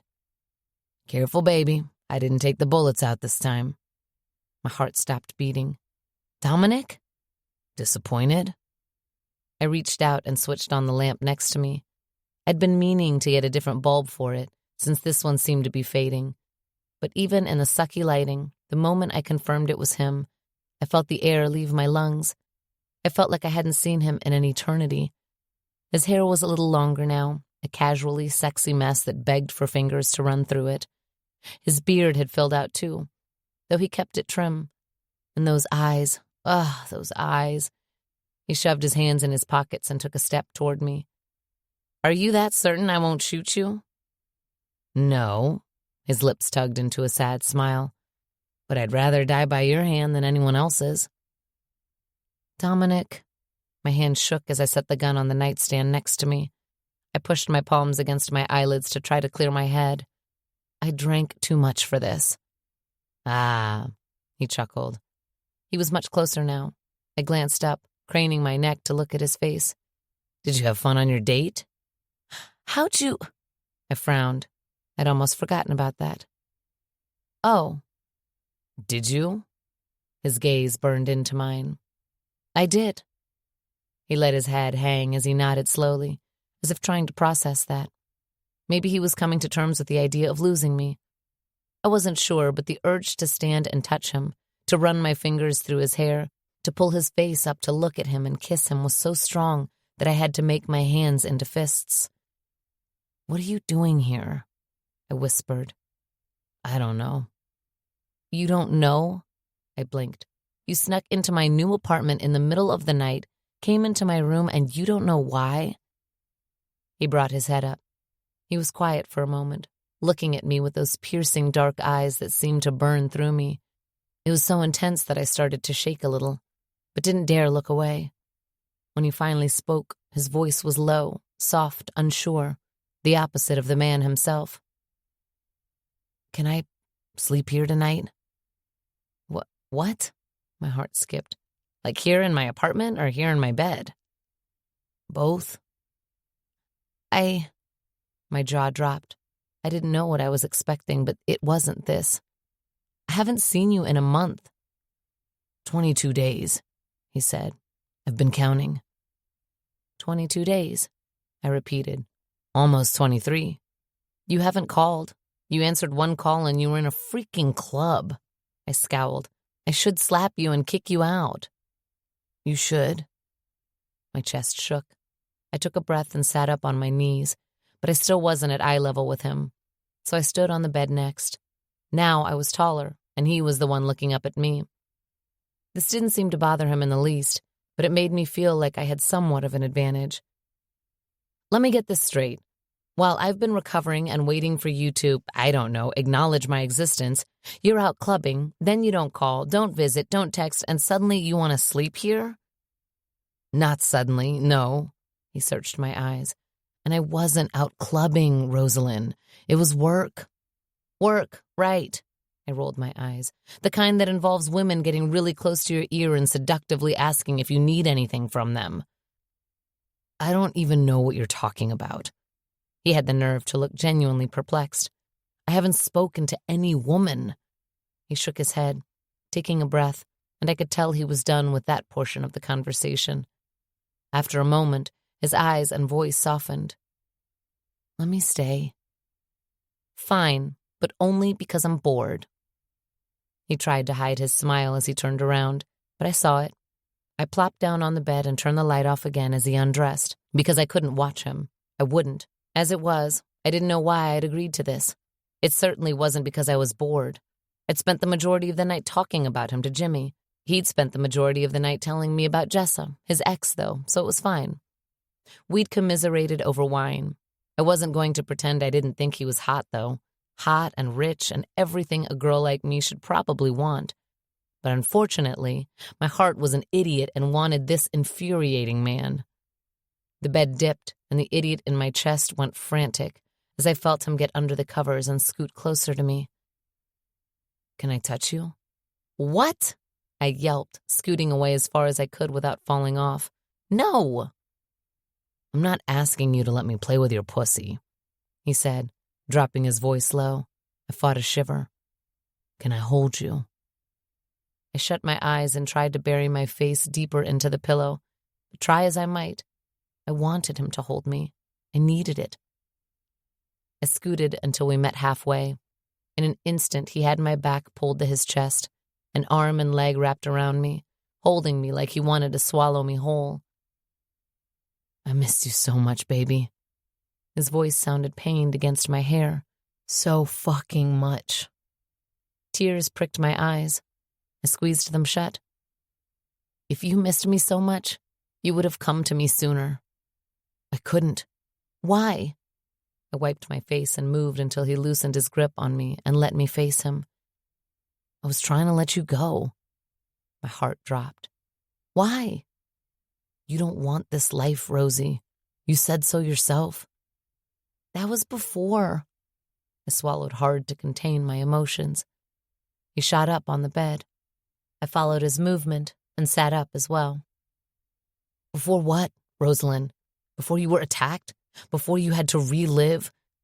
He stopped talking and swallowed as if he had a boulder in his throat the size of mine. "God, I hate that you had to go through that." "It wasn't your fault, Dom. It was my fault. I should have—" His eyes flashed when they met mine. He shook his head, pain clear in his eyes. I tried to finish the sentence for him in my head, but I wasn't sure what he was going to say. That he should have killed Anthony before he had a chance to do that? That he should have been there to protect me? It doesn't matter. What's done is done. "That was what made you decide that you suddenly wanted to be with me?" he asked, looking at me through narrowed eyes. "Are you insane?" "Maybe," I said, A small smile lifted one corner of his lips, but it's fleeting, immediately covered by a frown. And I don't suddenly want to be with you, Dominic. I just suddenly realized that it didn't matter what my boyfriend did for a living. Danger could find me no matter what. That's not true. He frowned, a new wave of sadness clouding his face. That's not true, and you know it. I sighed. Is that why you were trying to let me go? It's the right thing to do. So why are you here? Because I don't know how to do the right thing. He shut his eyes, taking a breath. I don't know how to let you go. I sighed. He was really starting to piss me off, but I knew his dilemma wouldn't be resolved with a simple conversation, so I decided to set it aside for now. Instead, I brought a hand up to his face. He watched me as I ran my fingers over his jaw, his cheek, and shut his eyes when I sank them into his hair. He set a hand on my waist and made a sound in the back of his throat that made my stomach flip. I ran my fingers through his hair again. It's gotten long. You said you liked it long. It doesn't matter how I like it. We've already established that we're no longer together. His eyes popped open, grip tightening on my waist. Rosie. What? You just said you were trying to do the right thing. I also said I don't know how to do the right thing. Right. Well, we both know that the only reason you're here is because you're jealous. I tightened my grip on his hair. Because you don't want me, but you also don't want anyone else to have me. That's not true, Rosie. He sighed. I pulled his hair harder, hoping he'd confess that he was lying. He hissed, eyes darkening. Careful, baby. We're half naked in bed together and I've been going crazy without your mouth, your body, your pussy. I'll get the wrong idea and pounce. My heart skipped about 3 beats. I let go of his hair and got up on my knees again, pulling the oversized Boston Bruins t-shirt I was wearing over my head. Dominic's eyes stayed on mine, as if he was afraid that any move he made would be the wrong one. I wondered if he'd ever felt this way in his life with a woman, and concluded that it was highly doubtful. The thought made me smile as I stood up on the bed, still holding his gaze as I brought my hands to my breasts and cupped them. I pulled my nipples between my fingers, and he shifted beneath me, looking up at me through hooded eyes and biting down on his lower lip, as if it was taking everything for him not to reach out to me. It was all the fuel I needed. I ran my hands down my torso, up to my boy shorts. I turned around facing the bathroom. With the door wide open, I had a clear view of myself, a clear view of him behind me, on the small mirror above the sink. I reached for my boy shorts again, toying with the elastic for a moment before bending slowly. He inhaled sharply behind me. God, baby. He sat up on his knees, taking and letting out a ragged breath, eyes burning as he took me in. I guess it's safe to say this is turning you on? I smirked over my shoulder, gaze falling on the huge tent in his boxers for a second. His gaze burned into me. Everything you do turns me on. The sight of his hard, thick dick made my knees weaken, but I was determined to continue my striptease.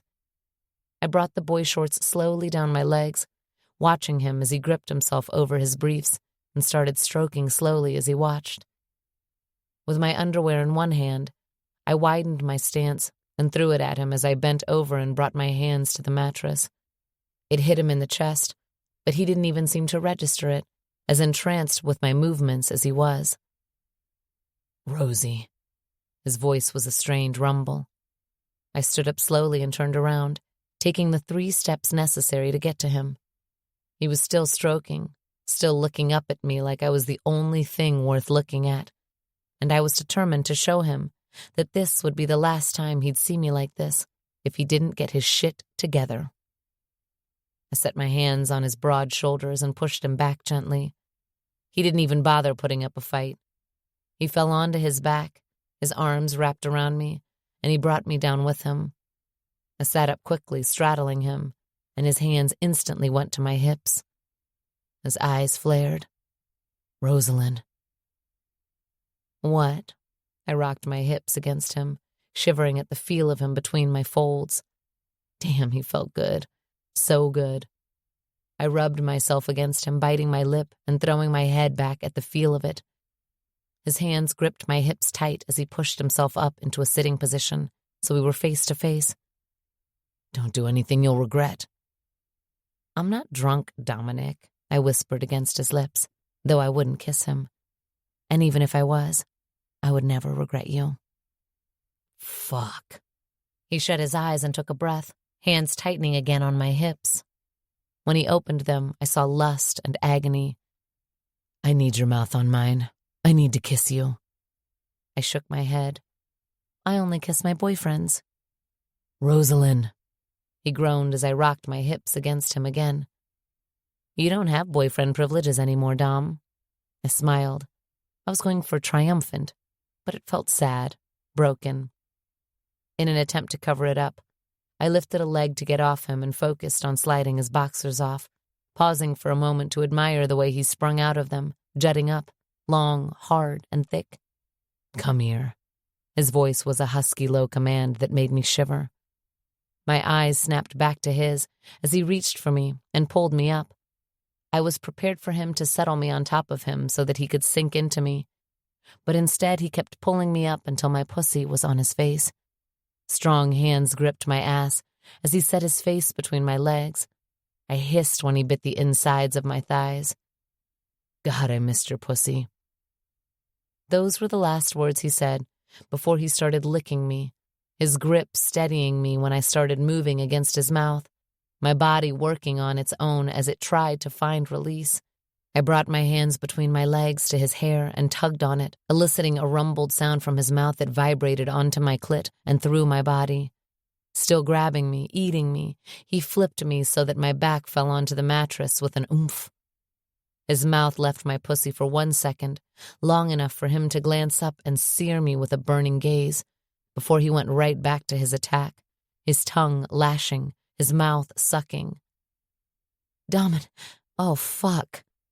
He slid a finger inside me, then another, pumping into me as he sucked my clit. "This is mine," he growled against me. "Mine, Rosie." My hips rocked once, twice, and then he did that thing where he hooked a finger inside me at just the right angle and licked my clit in the place I needed it, and a white light exploded in my vision, blinding me as I orgasmed. I felt his mouth as he moved it against my thighs and up my body. His tongue on my nipples made me arch and whimper, but I couldn't yet open my eyes. When I did, I found him resting his hands on either side of me, looking at me like he was trying to memorize every one of my features. I brought my hands up and ran the tips of my fingers over his clavicle, the ridges of his chest, his abdomen going over his artwork, the large scarab on his chest, the beautifully painted Mona Lisa skeleton on his side. Every single one detailed and as beautiful and faceted as the man himself. "I'm going to kiss you now," he said, voice low above me. My eyes snapped to his. I shook my head, eyes wide. I said no. "You're going to fuck me, but I can't kiss you?" His eyes narrowed. "Yep." I licked my lips. He looked at them and groaned deeply, shutting his eyes and taking a breath. When he opened them, he looked determined, and I was certain he'd lean down and kiss me anyway. He could. What was I going to do to stop him? Anyone else would have taken advantage and done it, but not him. He pulled back and flipped me over so that I was on my stomach, reaching under me to set me on my knees. I had 1 second to adjust before he brought his hand around my throat and impaled me, hard, deep. I screamed, sucked in air as he thrust again, but it was impossible to breathe like this, with his hand around my neck and his dick so deep inside me that I could feel him everywhere. "Is this how you want me to fuck you?" He took his hand away from my throat and wound my hair around it, pulling as hard as he was fucking me, making tears spring to my eyes, but the pleasure between my legs overrode the pain on my scalp. "You want me to fuck you the way I used to fuck all of the meaningless, faceless women?" I growled with annoyance. He knew that would piss me off. I felt his lips on the side of my neck, licking, biting softly. He unwound his hand from my hair and brought it between my legs. "Is that what you want? You want this to be a one-off casual fuck?" His fingers moved faster, the pressure building on my already swollen, sensitive clit. I pushed my hips back with a strangled moan. "I'm gonna come," I gasped. "Dom." His climax overlapped mine. My name sounded like a curse spilling out of his mouth. We were both panting when we fell onto the bed. Dominic turned and got out of bed. I heard him in the bathroom, felt him wiping between my legs. At some point in my haze, I sat up, went to the bathroom, put my shirt and underwear back on, and went back to the room. He was sitting at the edge of the bed, shirtless, but wearing his black boxer briefs. Under any other circumstance, I would have joked that he looked like he was planning to take over the world. But this felt serious, heavy. I got in bed, pulled the covers up, and looked at him, waiting. "Your dad and brother hate me." I blinked, not at all what I'd been expecting him to say. So? He glanced at me over his shoulder. "That's a big deal for you." "They'll live, Rosie." It was a groan as he turned to me and got under the covers. I moved closer so we were facing each other on our respective pillows. The agony in his eyes sank into me and weighed down on my chest. "You shouldn't want to be with me." "I know. You called me your boyfriend." He smiled softly. "You said I lost my boyfriend privileges?" "Isn't that what you were?"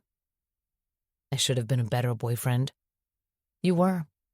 I reached out and ran my fingers over his jaw. "You were the best boyfriend I've ever had."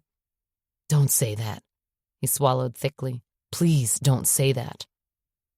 I took my hand back. "Don't tell me what to say and what not to say. You came here, you asked to sleep here, you initiated this. And for what?" "Because I needed to see you." "But not because you're going to stay for good?" I said, turning onto my side and facing the other way so he wouldn't see the tears in my eyes. "I can't do this." "I just need time. I need to—" "Time?" I scoffed. "It's been a month, Dominic." "I know," he groaned. "Don't you think I've been counting every second of every fucking day that I've been without you?" "Well, you could have fooled me." "Jesus, Rosie, you know I'm crazy about you. You know I'm so in love with you that if you told me to leave all of this behind, I fucking would." My heart leaped. He was in love with me. Wasn't that what I've been wanting to hear from him? Why did it hurt so much now? I breathed in shakily, wiping my face again, and turned around to face him. "I'm not asking you to do that," I whispered. "I haven't asked you for anything at all, Dominic. I just want you." He shut his eyes. "I know. But you can't give me that," I said, then corrected myself. "You're not going to give me that." I want to so much, Rosie, but I can't. Not yet." He looked at me again, and I saw the same brokenness I felt reflected back onto me. There was no triumph in this, and there would be none because the ball was in his court, and he refused to make a play. The worst part was that somewhere deep inside I understood him. I understood his fears and his reluctance. I understood that his need to take care of the people he loved exceeded his need to do what made him happy. It didn't make it hurt any less. "I won't be around forever." I wiped my face. "I know." That was the last thing we said to each other before we went to sleep. The next morning, he was gone. The only sign that he'd been there at all was the ache between my legs and the remnants of his smell on the pillow. It hurt like hell. Chapter 46. Dominic. "So you're going to personally collect payment from now on?" Santiago asked from behind the counter. "I thought you had guys doing that for you." "I do." I walked up to the counter. "I'm not here on business." "What are you here for?" He raised an eyebrow, expression weary. "I'm in love with your daughter." "Nope. I'm not having this conversation with you." He went back to his task of counting inventory. "Did she tell you about the football player she went out with?" His face soured. "The QB for the Jets? Yeah." "And you're going to just let this happen?" I asked, since I knew if there was a person on this planet who hated them more than me, it was Santiago, the die-hard Miami Dolphins fan. Of course, he hated my Patriots too, but I could set that rivalry aside for now. "I'm not going to give you my blessing to date my daughter," he said after a moment. "I don't need it, you know," I said. "She made it clear that she didn't care what you or Santi said about us." He faltered, pausing on the box of cigarettes in his hands. "So why are you here then?" "Because she doesn't deserve for the men in her life to be against each other." He pursed his lips. "I'd rather take my chances with the quarterback." A wave of anger hit me, but I pushed it out. "That's not going to happen." He studied me for a long moment. I had to hand it to him. After what he'd seen me do the other night, and all the things he could probably imagine me doing, I was surprised he could still size me up like this. "Get out of my store, Dominic." With a heavy sigh, I did, but only because I'd be back tomorrow. "Mr. Mayor, I don't think we've formally met," I said, holding back my amusement at the way William Hamilton's eyes widened as he looked at me. "No, but I know who you are." To his credit, he held his hand out for me to shake. I took it, shook it, and smiled. "Are you here on behalf of our mutual friend?" he asked begrudgingly, looking away. "Nope," I chuckled. "He's in Chicago with his wife." He looked over at me again. "I can't imagine you're here to sit on Santa's lap." "Nah." I looked over at the Santa Claus he was referring to. His people put this free event together every year. Pictures with Santa, food for their dinner tables, and firefighters from local stations giving away toys. If I didn't have a deep sense of mistrust for politicians in general, I'd probably vote for this guy every election. He was a bit of an asshole to us, but at least he was good to the people that really mattered. "I'm here to ask for a favor," I said. More like quid pro quo. "I'm listening." He kept his eyes on Santa, just as I did. "I heard that some of your backers want you to take down Tempt so they can swoop in and buy the land." "How'd you hear that?" He bristled. "People talk." I shrugged. "What's the favor?" "I want you to shut it down this weekend." It's Friday." "I know. I have a calendar." I held up the firefighter calendar I'd been given when I walked in. "And you need it shut down the entire weekend?" "Yes." "What reason would I have to shut it down?" "I figured you could come up with one. You seemed to have 1,000,000 of them at your disposal when you were trying to halt construction on the ballet theater last year." He gave a high-pitched laugh. "It would take me hours to find someone to sign off on such a thing on short notice." "Really?" I shot him a look. "Your father is a judge." "On the right side of the law." "That's cute." I tossed the calendar on the table next to us. "I'll tell you what. I'm going to give you my phone number.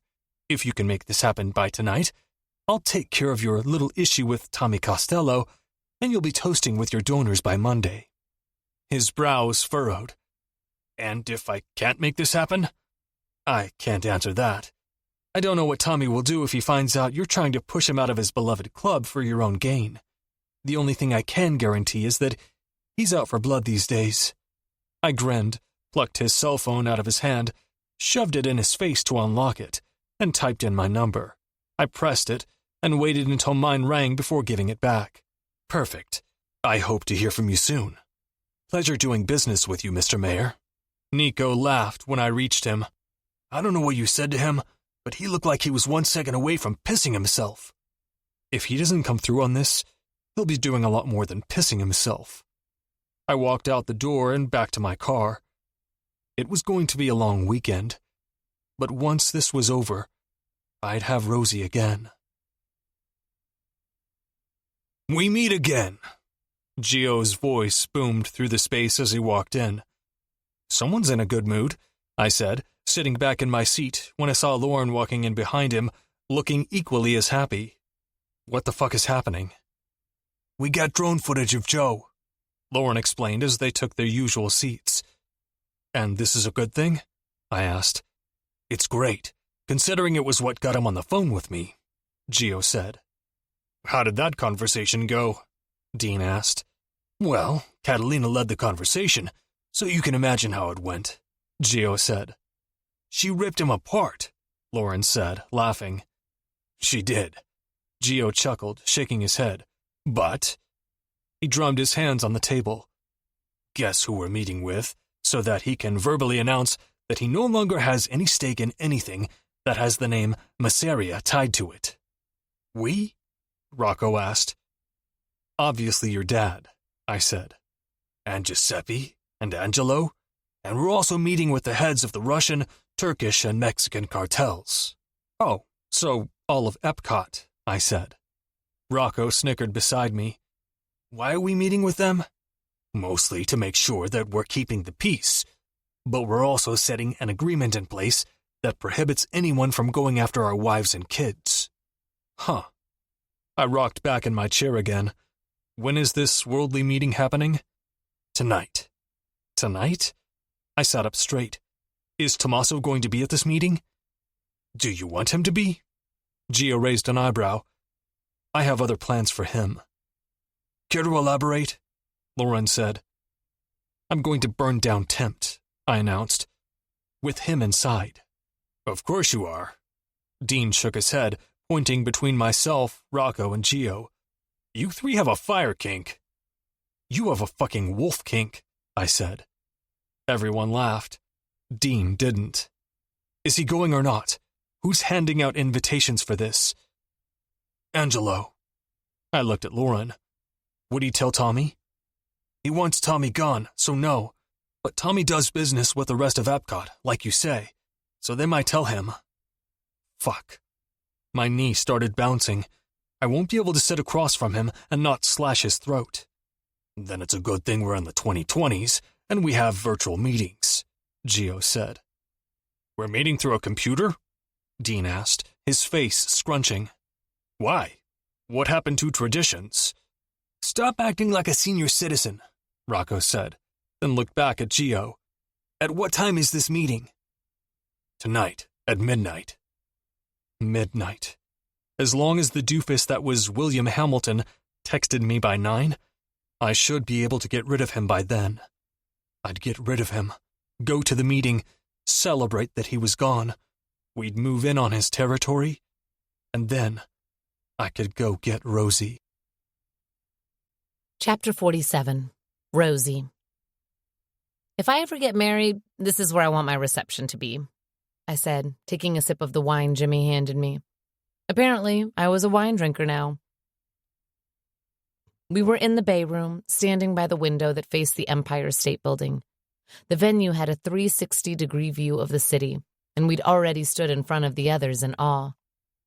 It is a beautiful view, he agreed.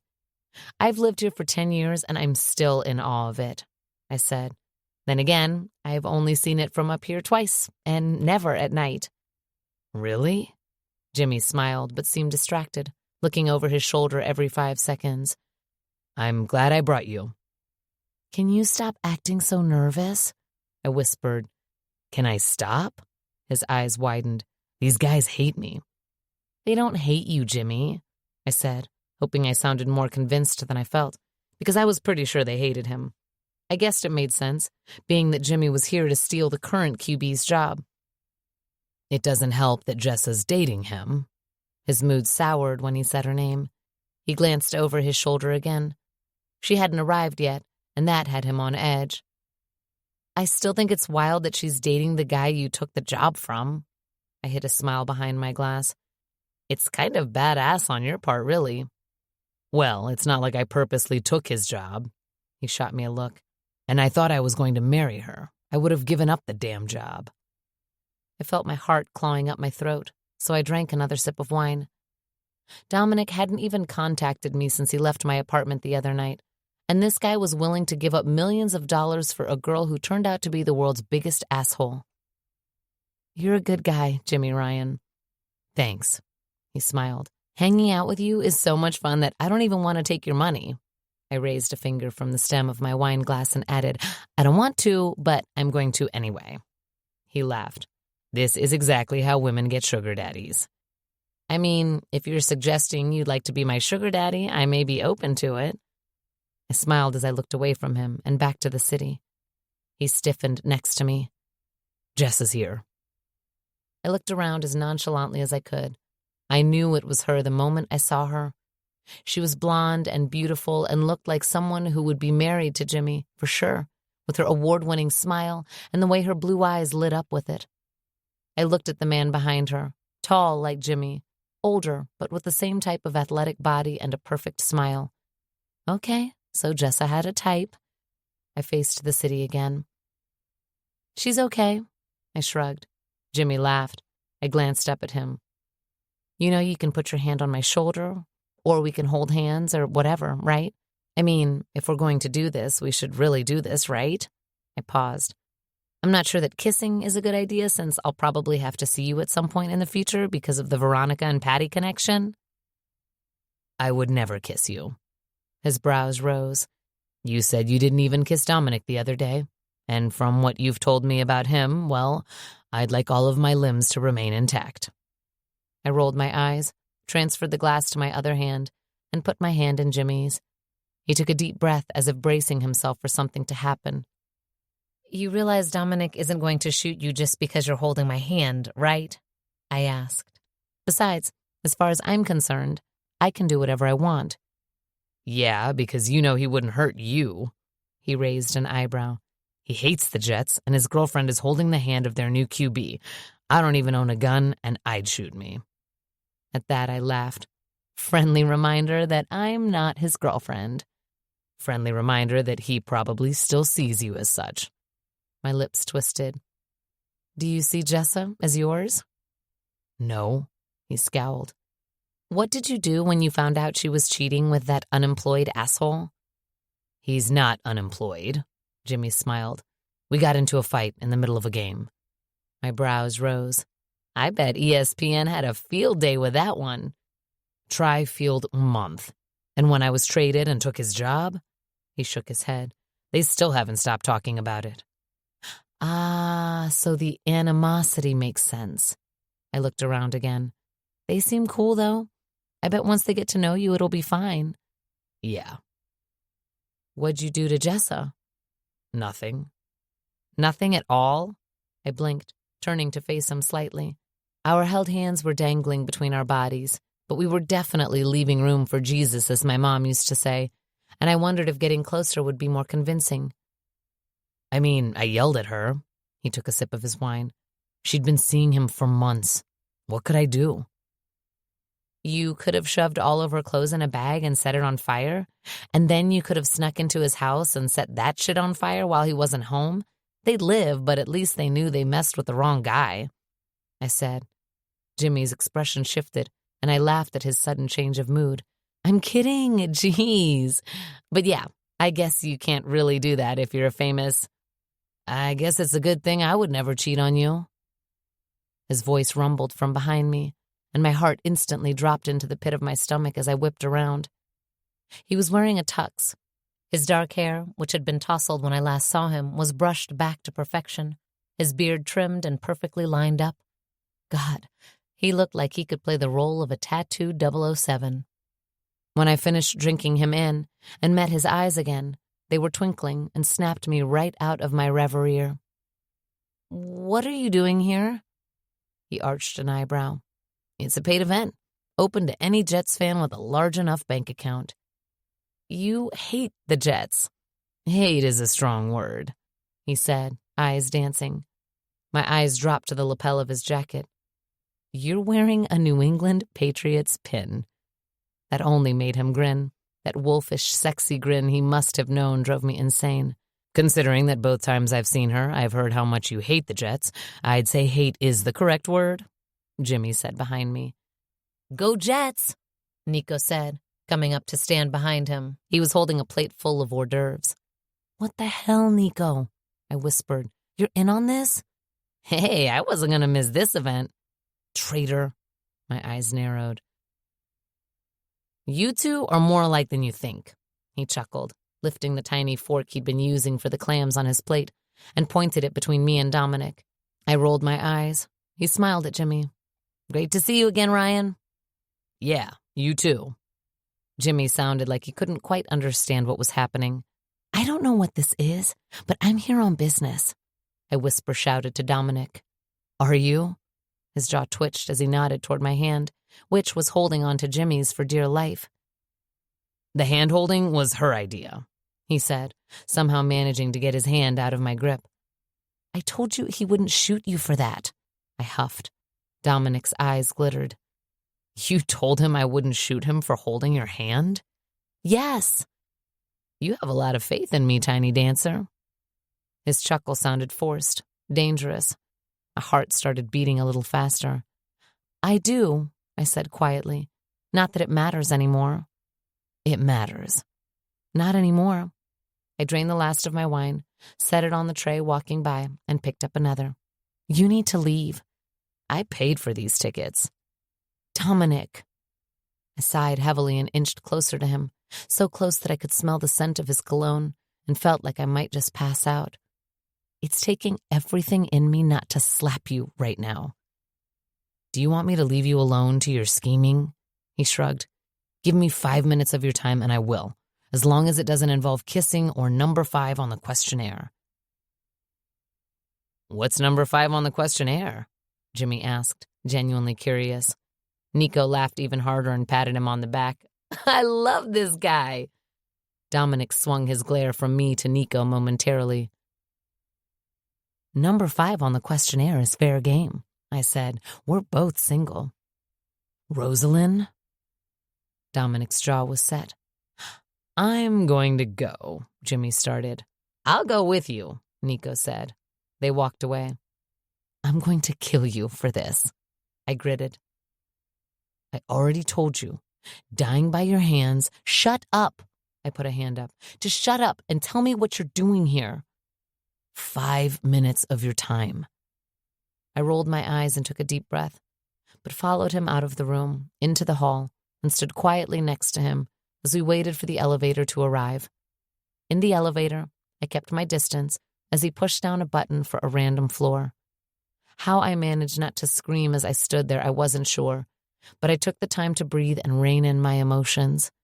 Still, how dare he show up the other night and then vanish without another word and then show up here looking like the star of a fucking action movie and expecting me to just, what, crawl back to him? Yeah, right. Penny for your thoughts? He said. Trust me, you don't want my thoughts right now. I crossed my arms. He chuckled. It was low and sexy and annoyed me to no end. When the doors opened up on the 6th floor, he let me step out first and followed. The building was smack in the middle of the financial district, and it was Saturday night, so I wasn't surprised to find we were in a huge empty office space with endless cubicles. Don't tell me you own this, I said, arms still crossed. No, he frowned, looking around. It's a more private option than the lobby. Why do we need privacy? Why are you here? He took a deep breath. Can I kiss you? What? My voice was so loud I was pretty sure they heard it upstairs and in the Empire State Building. I tried again. What? Dominic, do not tell me you paid $20,000 to ask me to kiss you. I would have paid $30,000. I can't with you. I rolled my eyes, crossing my arms again as I turned around and took a few steps into the empty lobby. He came up behind me, engulfing me with his long arms and pulling me flush against his chest. I shut my eyes, heart skipping a few beats. Dominic. Do you still want me? He asked against my hair. Dominic. It was a shaky warning. You look so goddamn beautiful in that dress. His arms tightened around me. A shiver rolled through me. You need to stop doing this. Do you want me? He asked again, lowering his voice. We had this conversation already, I said, eyes still closed. You know I do. Marry me. What? My heart fell into my stomach. I pushed away from him and turned around. What? Marry me, he said. It's the only way I can guarantee you'd be safe. What? You're asking me one of the most important questions you could ask a person, and it's just to keep me safe? I blinked, trying to wrap my head around this. Had he seriously paid all that money and interrupted my $4,000 date to ask me this, like this? No. No? He took a step back as if I'd hit him. You can't just buy expensive tickets to support a team you hate because you're jealous and take me out of said event to tell me to marry you and use that lame excuse as the reason. I crossed my arms again and started pacing, feeling like my heart might just explode on this floor. No. Let me start over. I stopped pacing and looked at him, waiting. Wives and children are off limits, he said. We had a meeting, all the families, the whole fucking Epcot, and agreed to get back to abiding by rules that should have never been ignored. This guy in Epcot, because of what happened in Providence? That's a big part of the reason, since all these guys are next generation, my generation, we felt it bore repeating. I nodded and looked down at the floor. Tommy's out. Out? I glanced up. Dead? That umbrella company you heard about? Someone practically rose from the dead and tried to take over. The rest of Epcot didn't like that, and Tommy was their only link to the Italians. He sighed heavily, running a hand through his hair. We don't have time to discuss all of the details since you have to get back to that. He pointed a finger up and shut his eyes for a second. I'll explain it later, but right now, I need to know if you want to be with me. Because of this agreement? I let out a humorless laugh. Do they need my birth certificate too? My fucking social? Why do they need my answer right now? I need it, he growled, taking a step forward and erasing the space between us. Not because of this agreement, but because I'm losing my mind without you, Roselyn. I need to know if you're all in or not. This is a lot, I whispered. This isn't how I envisioned someone asking me to marry them. He glanced to the side.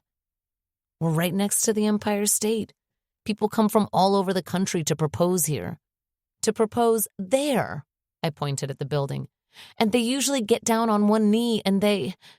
Before I could finish my sentence, he fell down to both knees, reached for my hands and looked up at me like the fate of the world depended on my answer, like he couldn't survive another moment without it. Marry me. Dominic, I choked back tears. Stand up. Marry me. That's not a question. I inhaled shakily, taking one hand from his to catch my tears before they had a chance to fall. Please, stand up. He stood slowly and leaned in, setting his forehead against mine. Is it because you don't want me, or because your family hates me? I shut my eyes.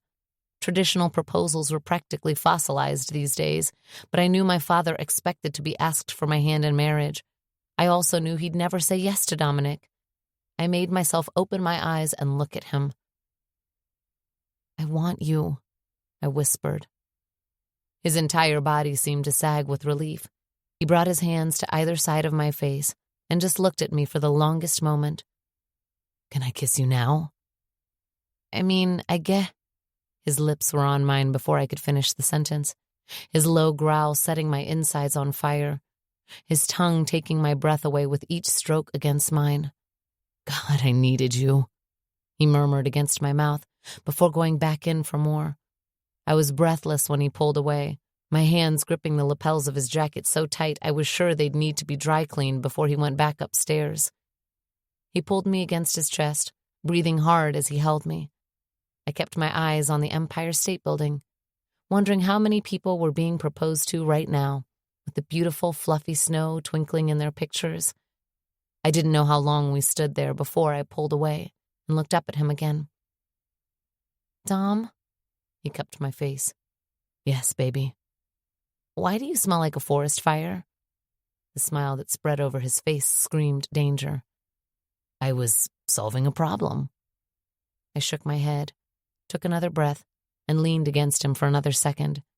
I did not even want to know what kind of problem-solving required a fire, especially since I knew he wasn't burning someone's clothes like I'd been threatening to do, theoretically. Chapter 49. Rosie. Yadi. Bro, Why do all the fun things happen when I'm away? Me. Are you reading the wrong texts? What is fun about that? Yadi. You went on a date with a hot AF guy and your hot AF boyfriend showed up and asked you to marry you? Me. Told me. He told me to marry him. Yadi. That's fucking hot. Admit it. Me. Eye roll emoji. Yadi. Just saying. What's up with the hot football player, though? Is he single? Me. IDK. I played matchmaker and he left with one of his teammates' sister's numbers. LOL. Yadi. Soon you'll turn we into a dating service and be the CEO. I laughed as I put my phone away and looked out the window. Marco was driving me to my dad's house and had taken the long way since there was an accident on the usual route. It was yet another reason taking the train would probably have been faster, but I didn't want to argue. Besides, it was cold as hell outside and warm in this car. My smell faltered when we neared the street Tempt was on. I hadn't been around here in so long, and even though I knew Tommy and Anthony were no longer able to get to me, the feeling remained.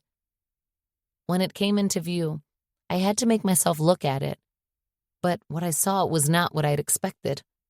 I sat back in my seat and did a triple take. What happened there?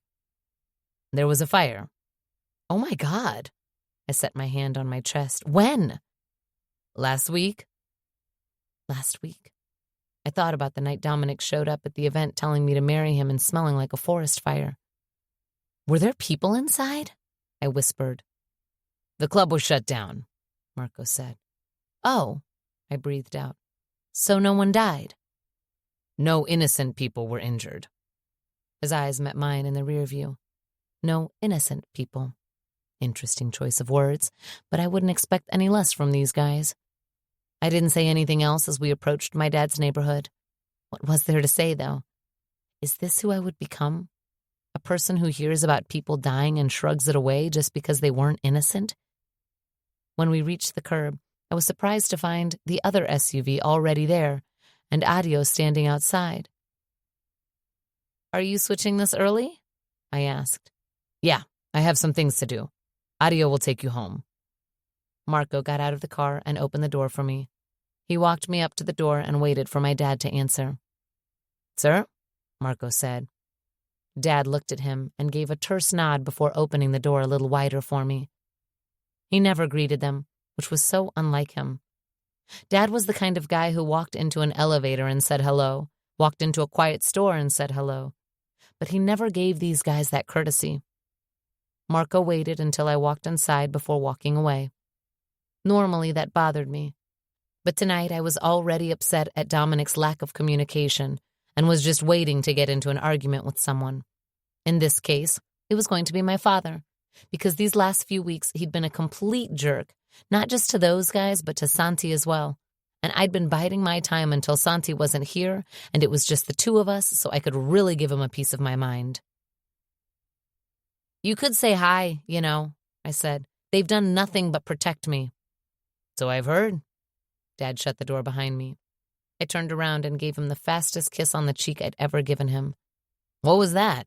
Nothing. I looked around. Where's Santi? He just stepped out to get something. Good. I've been meaning to talk to you. The way you've been treating him lately is total bullshit. Roselyn. No. You want to lecture us about our language? Maybe try treating people with respect first. I turned around to take a breath and looked at the table. Is Vicky coming? Yes, he snapped. I looked up at him.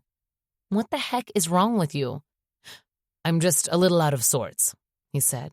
A little out of sorts? I repeated. What happened? Your boyfriend came by. Oh, God. My heart stopped beating. What did he want?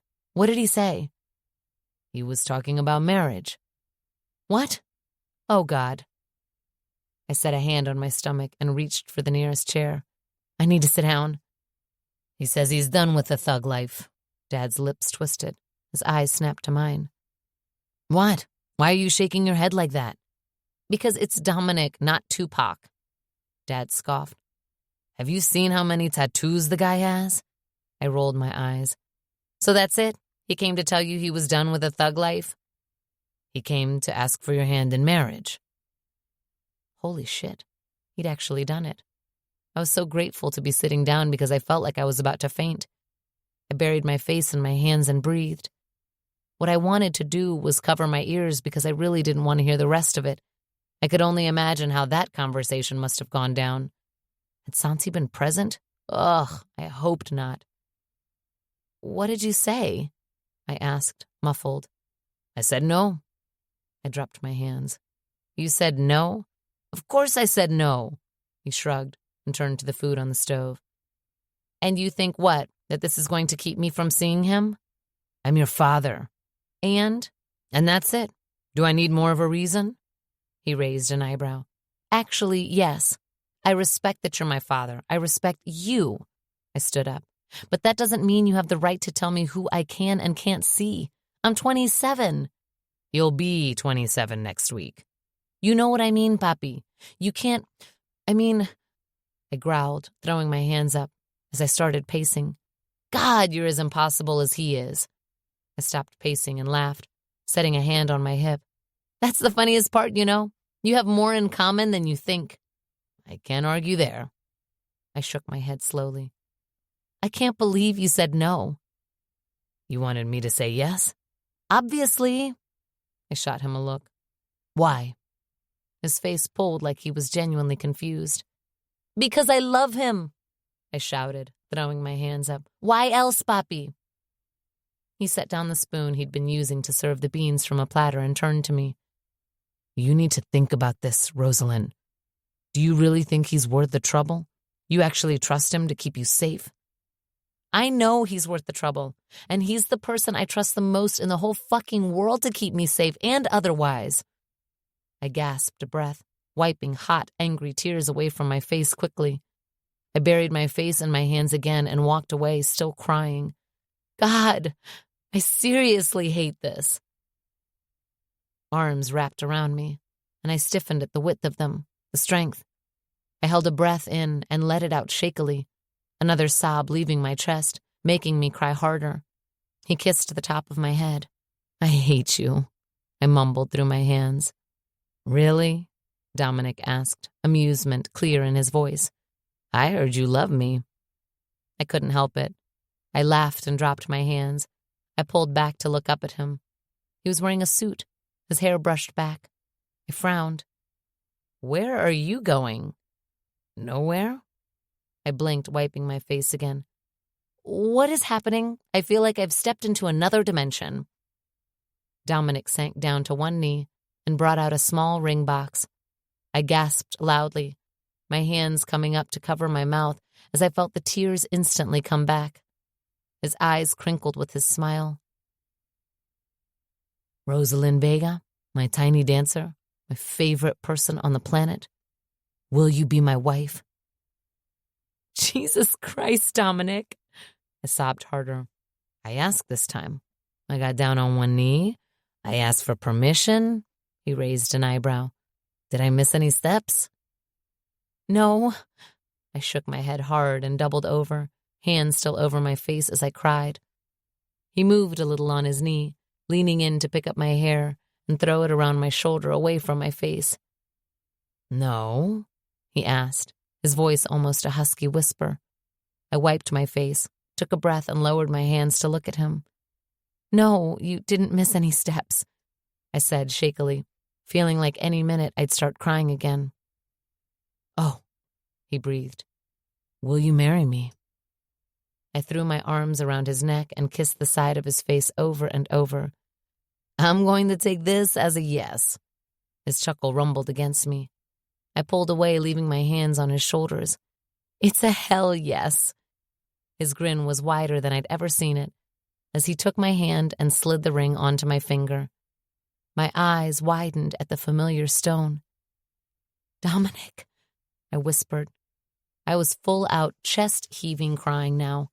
I wiped my nose with the back of my right hand and tried hard to wipe my face, but I couldn't.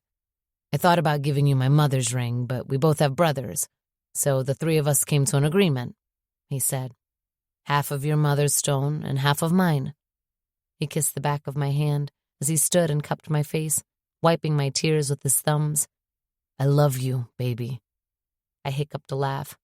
I love you too, you sneaky, devious, tricky, hot, gorgeous, most beautiful man I've ever seen.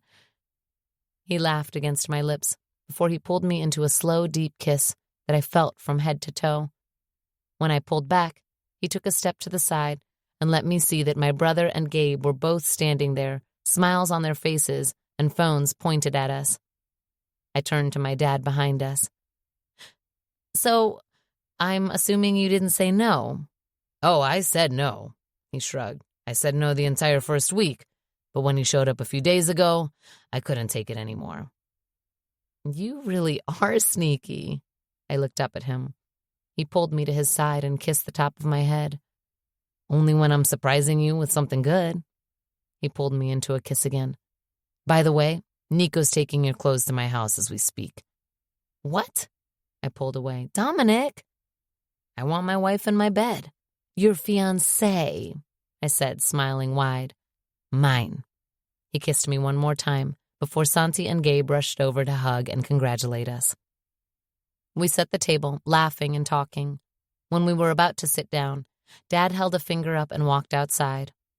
I leaned over to see what he was doing and saw Adio and Marco wiping their shoes on the rug and brushing the snow off their jackets. Dad gave them plates and told them to pull up whatever chair they could find, and we all sat around the table like that. A family, for the first time in a long time. I felt happy and free and loved and safe. Epilogue. Dominic. 4 months later. You know Rosie's going to kill you, right? Rocco set the other side of the couch down in my new living room. Our new living room. She might. I hadn't exactly told her that I bought us a house, so I wasn't sure what her reaction to this surprise was going to be. Kat and Isabel were bringing her over here after their girls' night out. Kat had her pack a bag under the guise that they'd be staying at her and Lauren's house. I told her to start sneakily recording Rosie's face when they drove past their house and parked 2 houses down in our driveway. I'm thinking she's going to be upset for 2 minutes and then freak out because the house is nice as hell, Jimmy said, bringing in a lamp. I smiled.